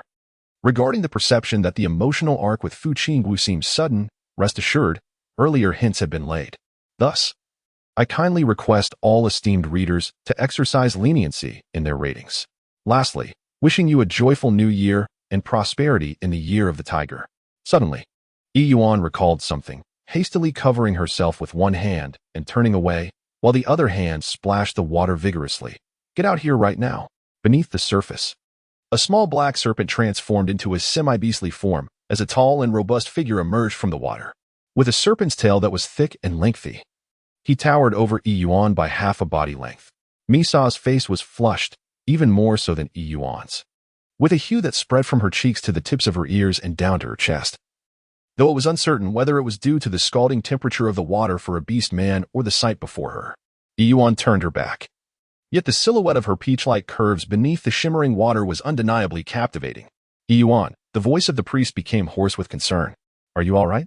Fu Qingwu's anxious voice echoed from outside, as if ready to burst through the door at any moment. From a distance, the sudden splashing of water could be heard as he hurried over. No, don't come in. I just accidentally bumped my foot. Fu Qingwu breathed a sigh of relief. That's good. Just don't stay in too long. The water will get cold, and you'll catch a chill. I brought you something to eat. I'll bring it in once you're done. Got it.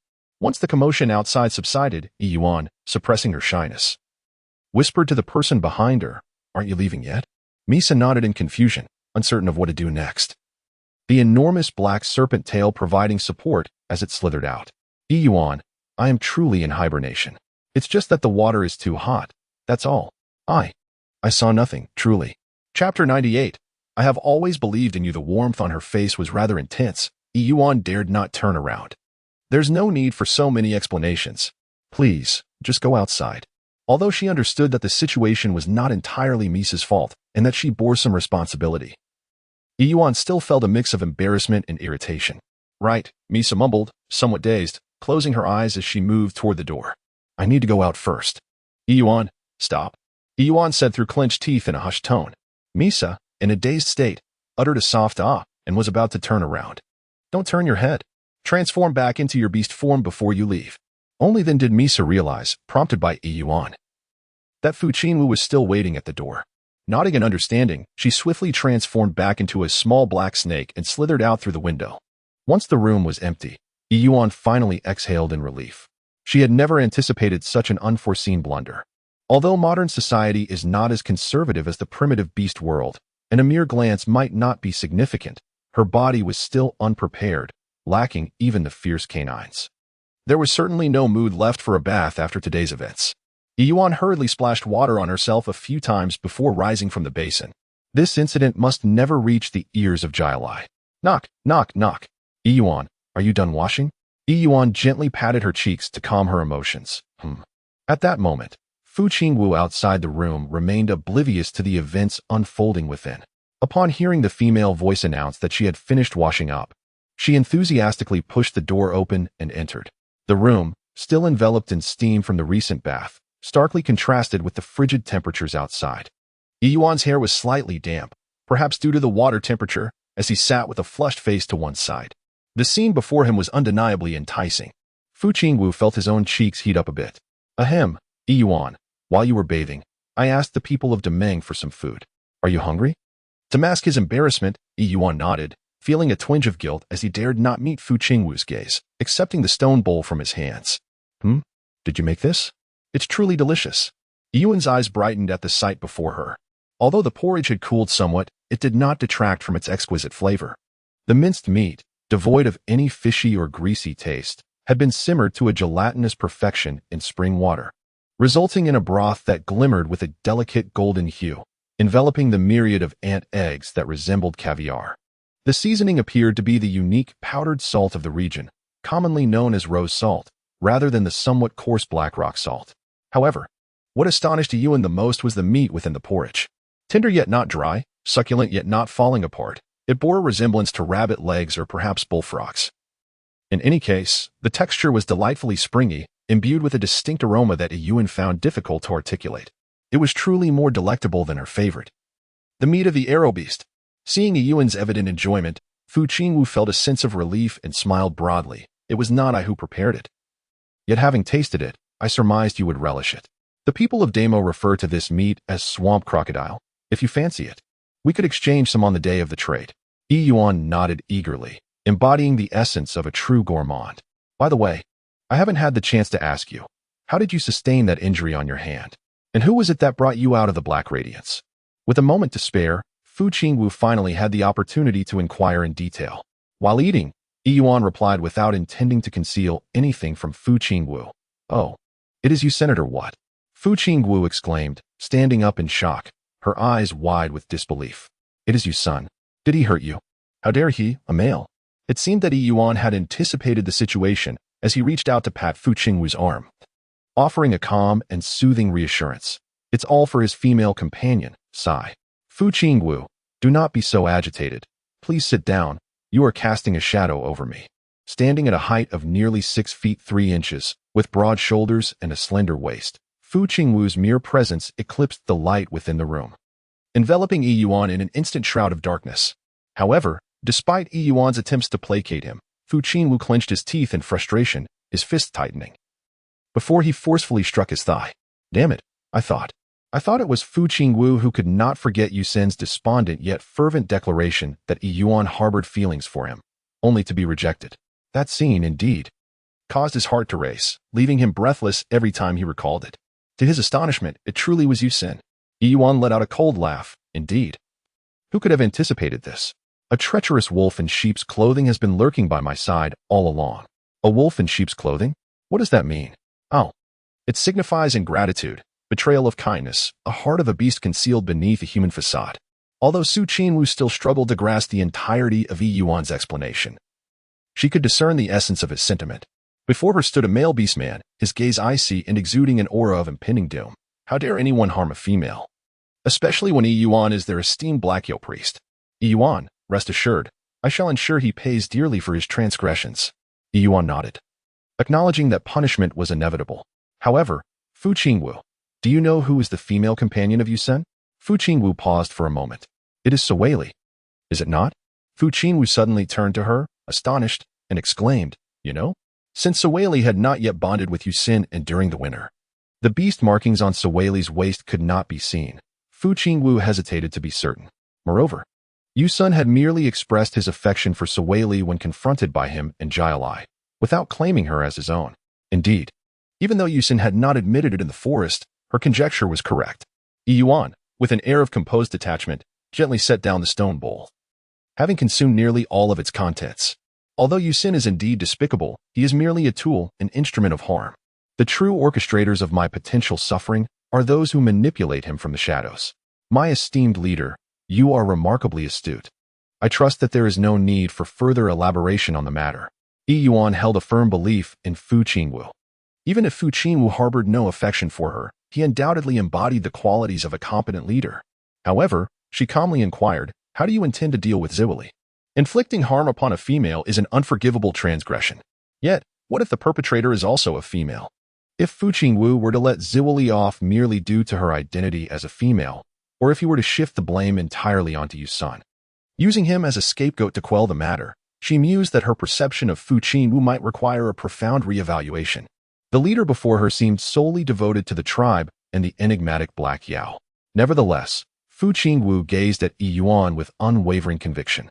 As long as it is established that Yuan is Ziwili's male counterpart, all of his actions will be deemed orders from Ziwili. Consequently, the Black Yu tribe will no longer tolerate their presence. Yuan was taken aback by this response. Are you truly intending to expel Ziwili from Black Yao?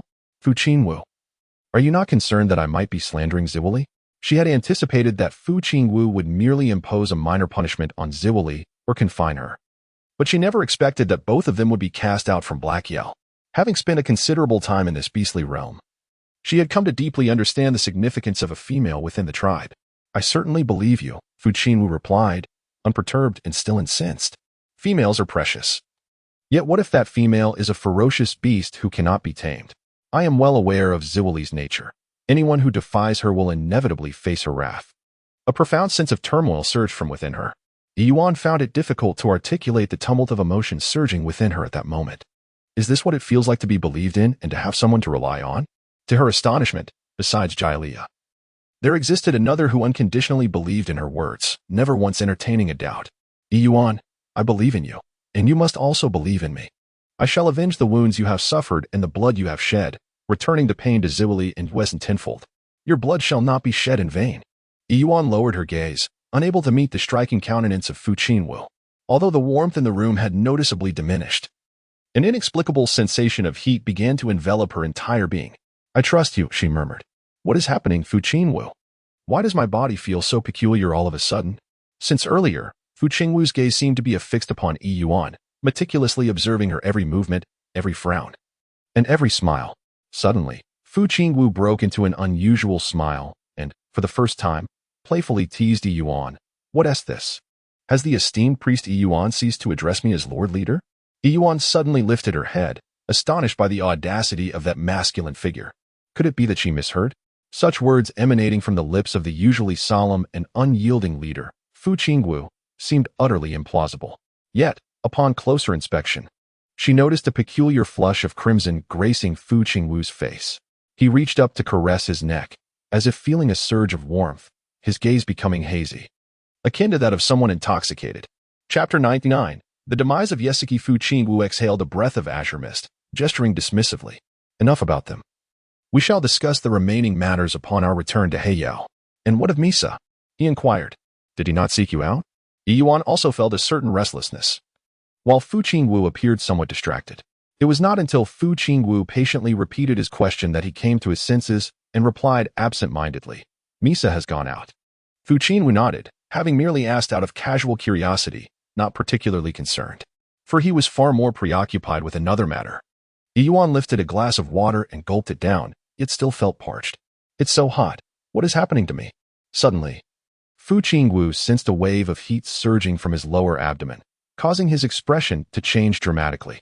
This unsettling sensation was akin to the onset of a heat cycle.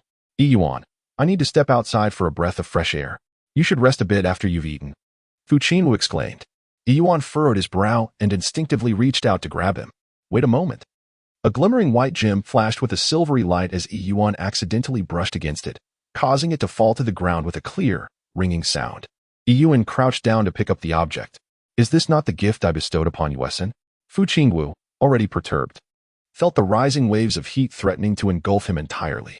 Yet, in this tumultuous moment of inner turmoil, he heard another male's name escape the lips of the female he cherished. Fu Qingwu's expression darkened, and he abruptly turned, his face devoid of emotion as he strode purposefully towards Yuan. The black-haired beastman's countenance, already marked by an air of aloofness, appeared almost menacing when he furrowed his brow.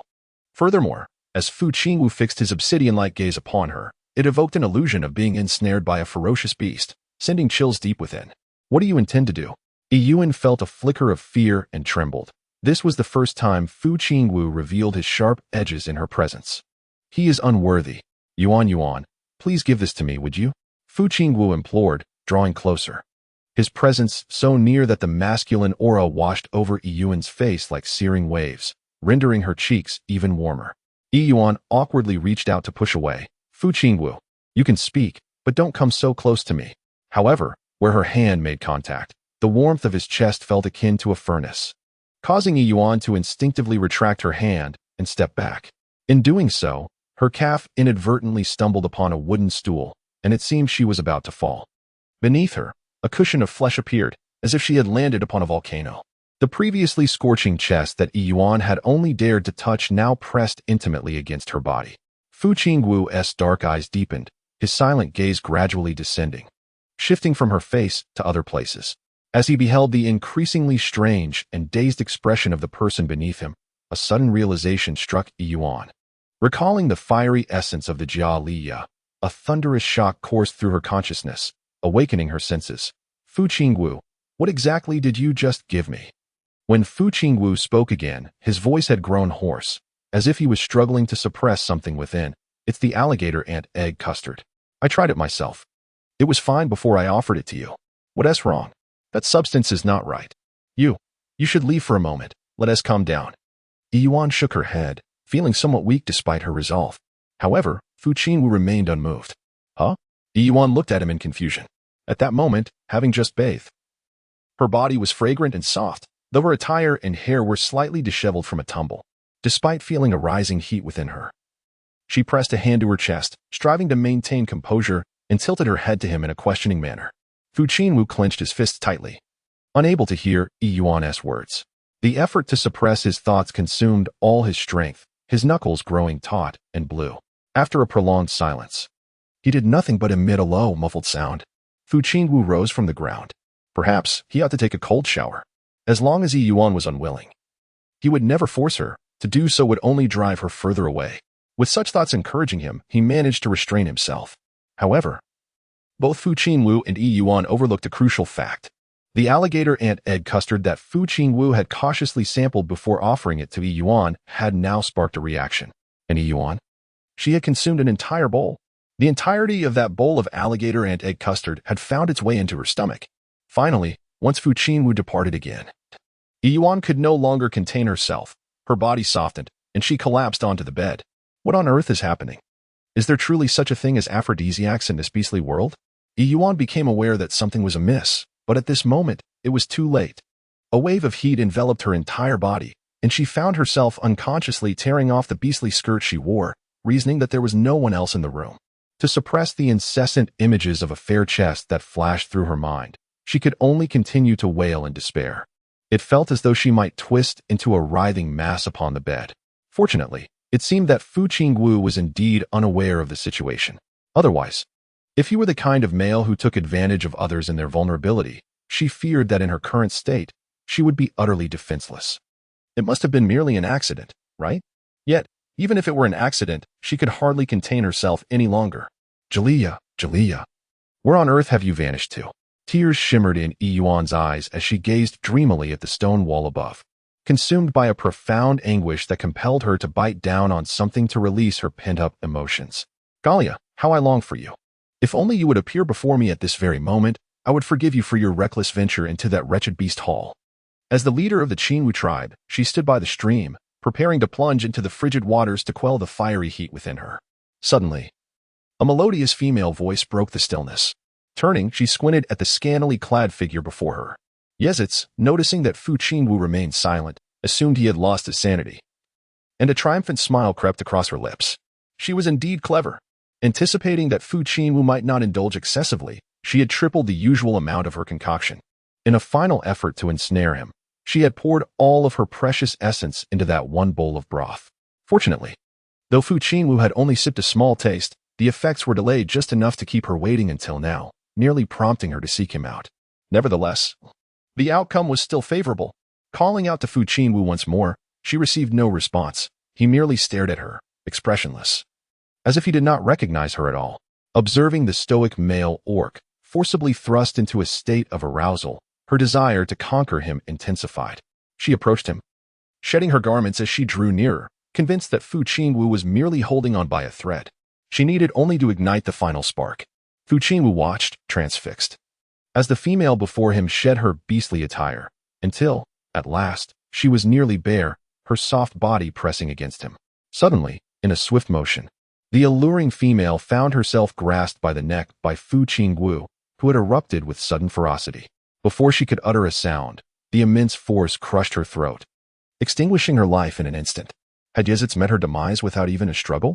The icy waters of the stream lay just ahead, yet, spurred by the provocation of Yezitz, Fu Qingwu's eyes blazed with fury. He could not afford to jump into the water to cool down or tend to Yezitz's lifeless form. His handsome face contorted in a near snarl as he raced towards the dwelling where Yuan awaited. Yes, it was Yezitz. He had only sampled the essence so briefly. But what of Yuan? Chapter 100. Aftermath. When Fu Qingwu, with reddened eyes, forcefully pushed the door open, she beheld Yuan, who was half in a daze, truly writhing on the bed in a state of despair. The entire room was suffused with an irresistible, cloying sweetness that Fu Qingwu could not refuse. Hearing the commotion, Yuan squinted towards the door like a parched traveler in the desert.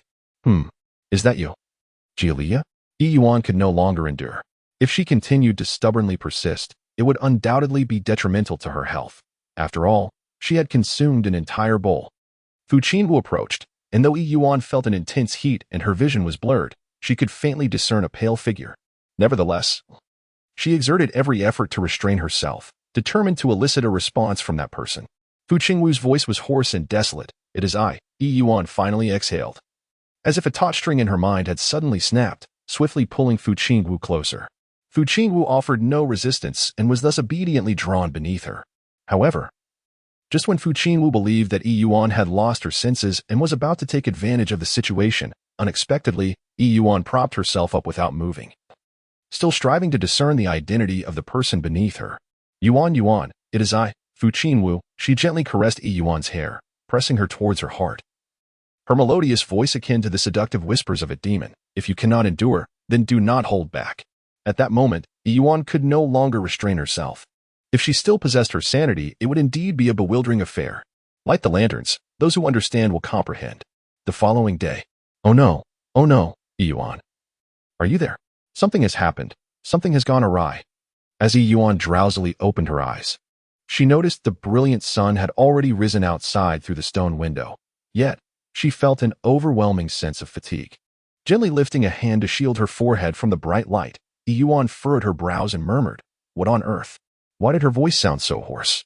Moreover, the mere movement of her hand triggered a sudden and intense sensation of fullness throughout her entire body. Sensing a warmth emanating from behind her, Yuan stiffly turned her neck to glance back. Fu Qingwu remained in a deep slumber, despite the commotion at the door that had roused Yuan.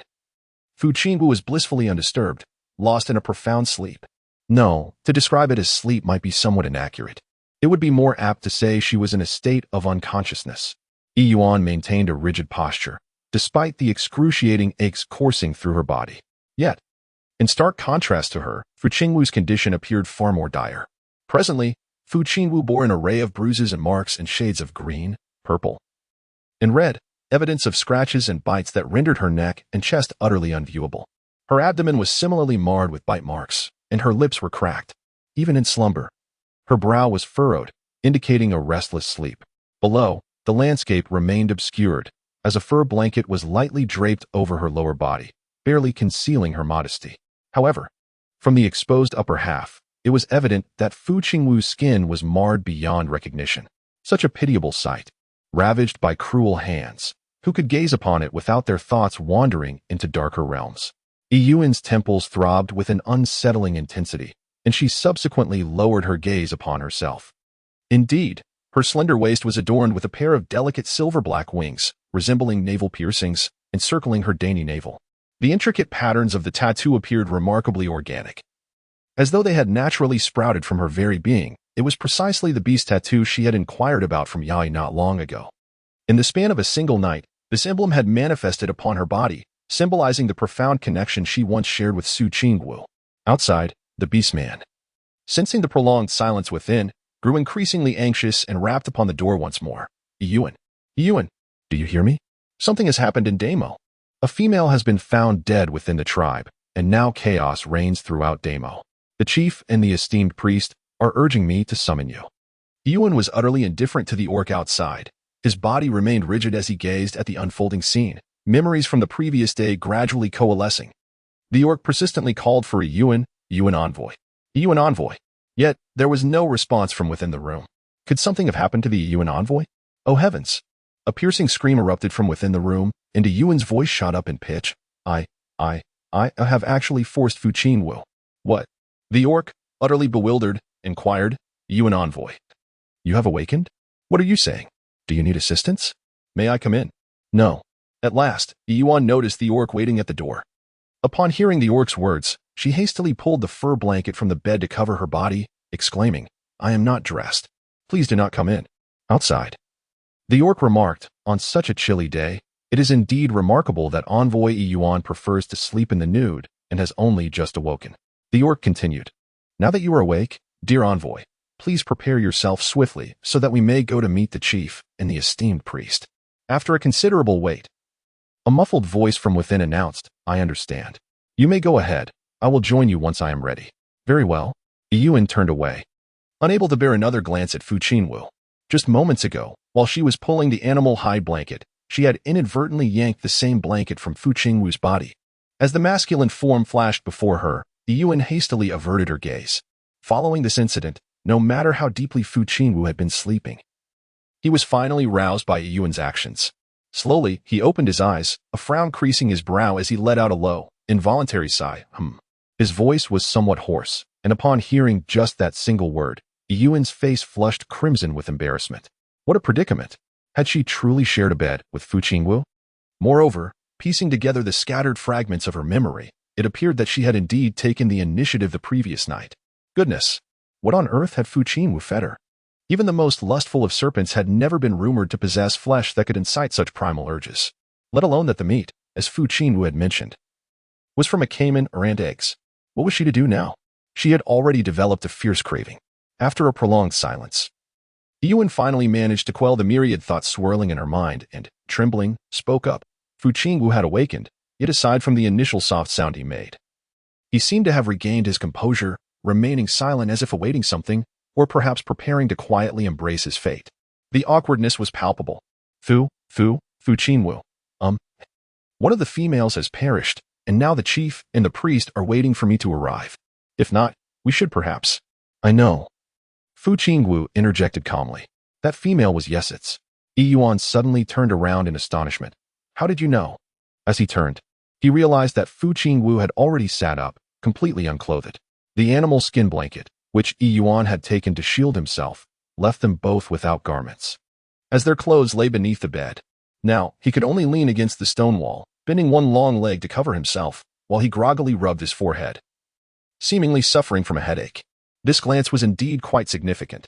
A buzzing sensation enveloped Yuan's mind as she hurriedly picked up the garments of Fu Qingwu from the ground, trembling as she handed them to him. Previously obscured, she now caught sight of Fu Qingwu's chiseled abs and the ambiguous red marks adorning his thighs. Beastly, she truly was a creature of instinct. Moreover, was she truly that ferocious during their intimate encounters? Chapter 101. Protectiveness. Hong Mo's voice was as frigid as the depths of winter. To force a female and then to slay her, how could such a heinous act transpire in our great Ming? The male beastmen of the Ming tribe trembled in fear, casting furtive glances about, terrified of drawing the chief's suspicion upon themselves. No one dares to admit it. Bold in action yet cowardly in acknowledgement, Hong Mo stamped his foot, stirring a tempest of yellow sand. His fierce demeanor suggesting that should the perpetrator dare to show their face, he would swiftly sever their neck. Wuxia, cloaked in black robes that concealed their visage, revealed only a pair of piercing eyes that surveyed the assembly. Very well, Hong Mo acknowledged the unspoken communication from Wuxia, his expression dark and menacing as he gazed upon those present. If so, then it shall all fall upon me. Yet, at that critical moment, Yuan's voice echoed from afar. Yes, you see, I wronged me, and in self-defense, I inadvertently took her life. What say you, people of the Ming?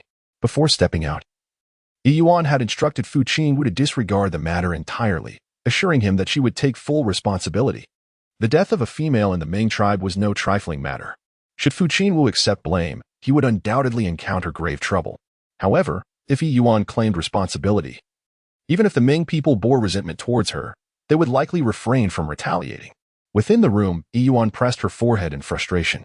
Fu Qingwu had already been a source of considerable distress, and now he had taken Yeshixi's life.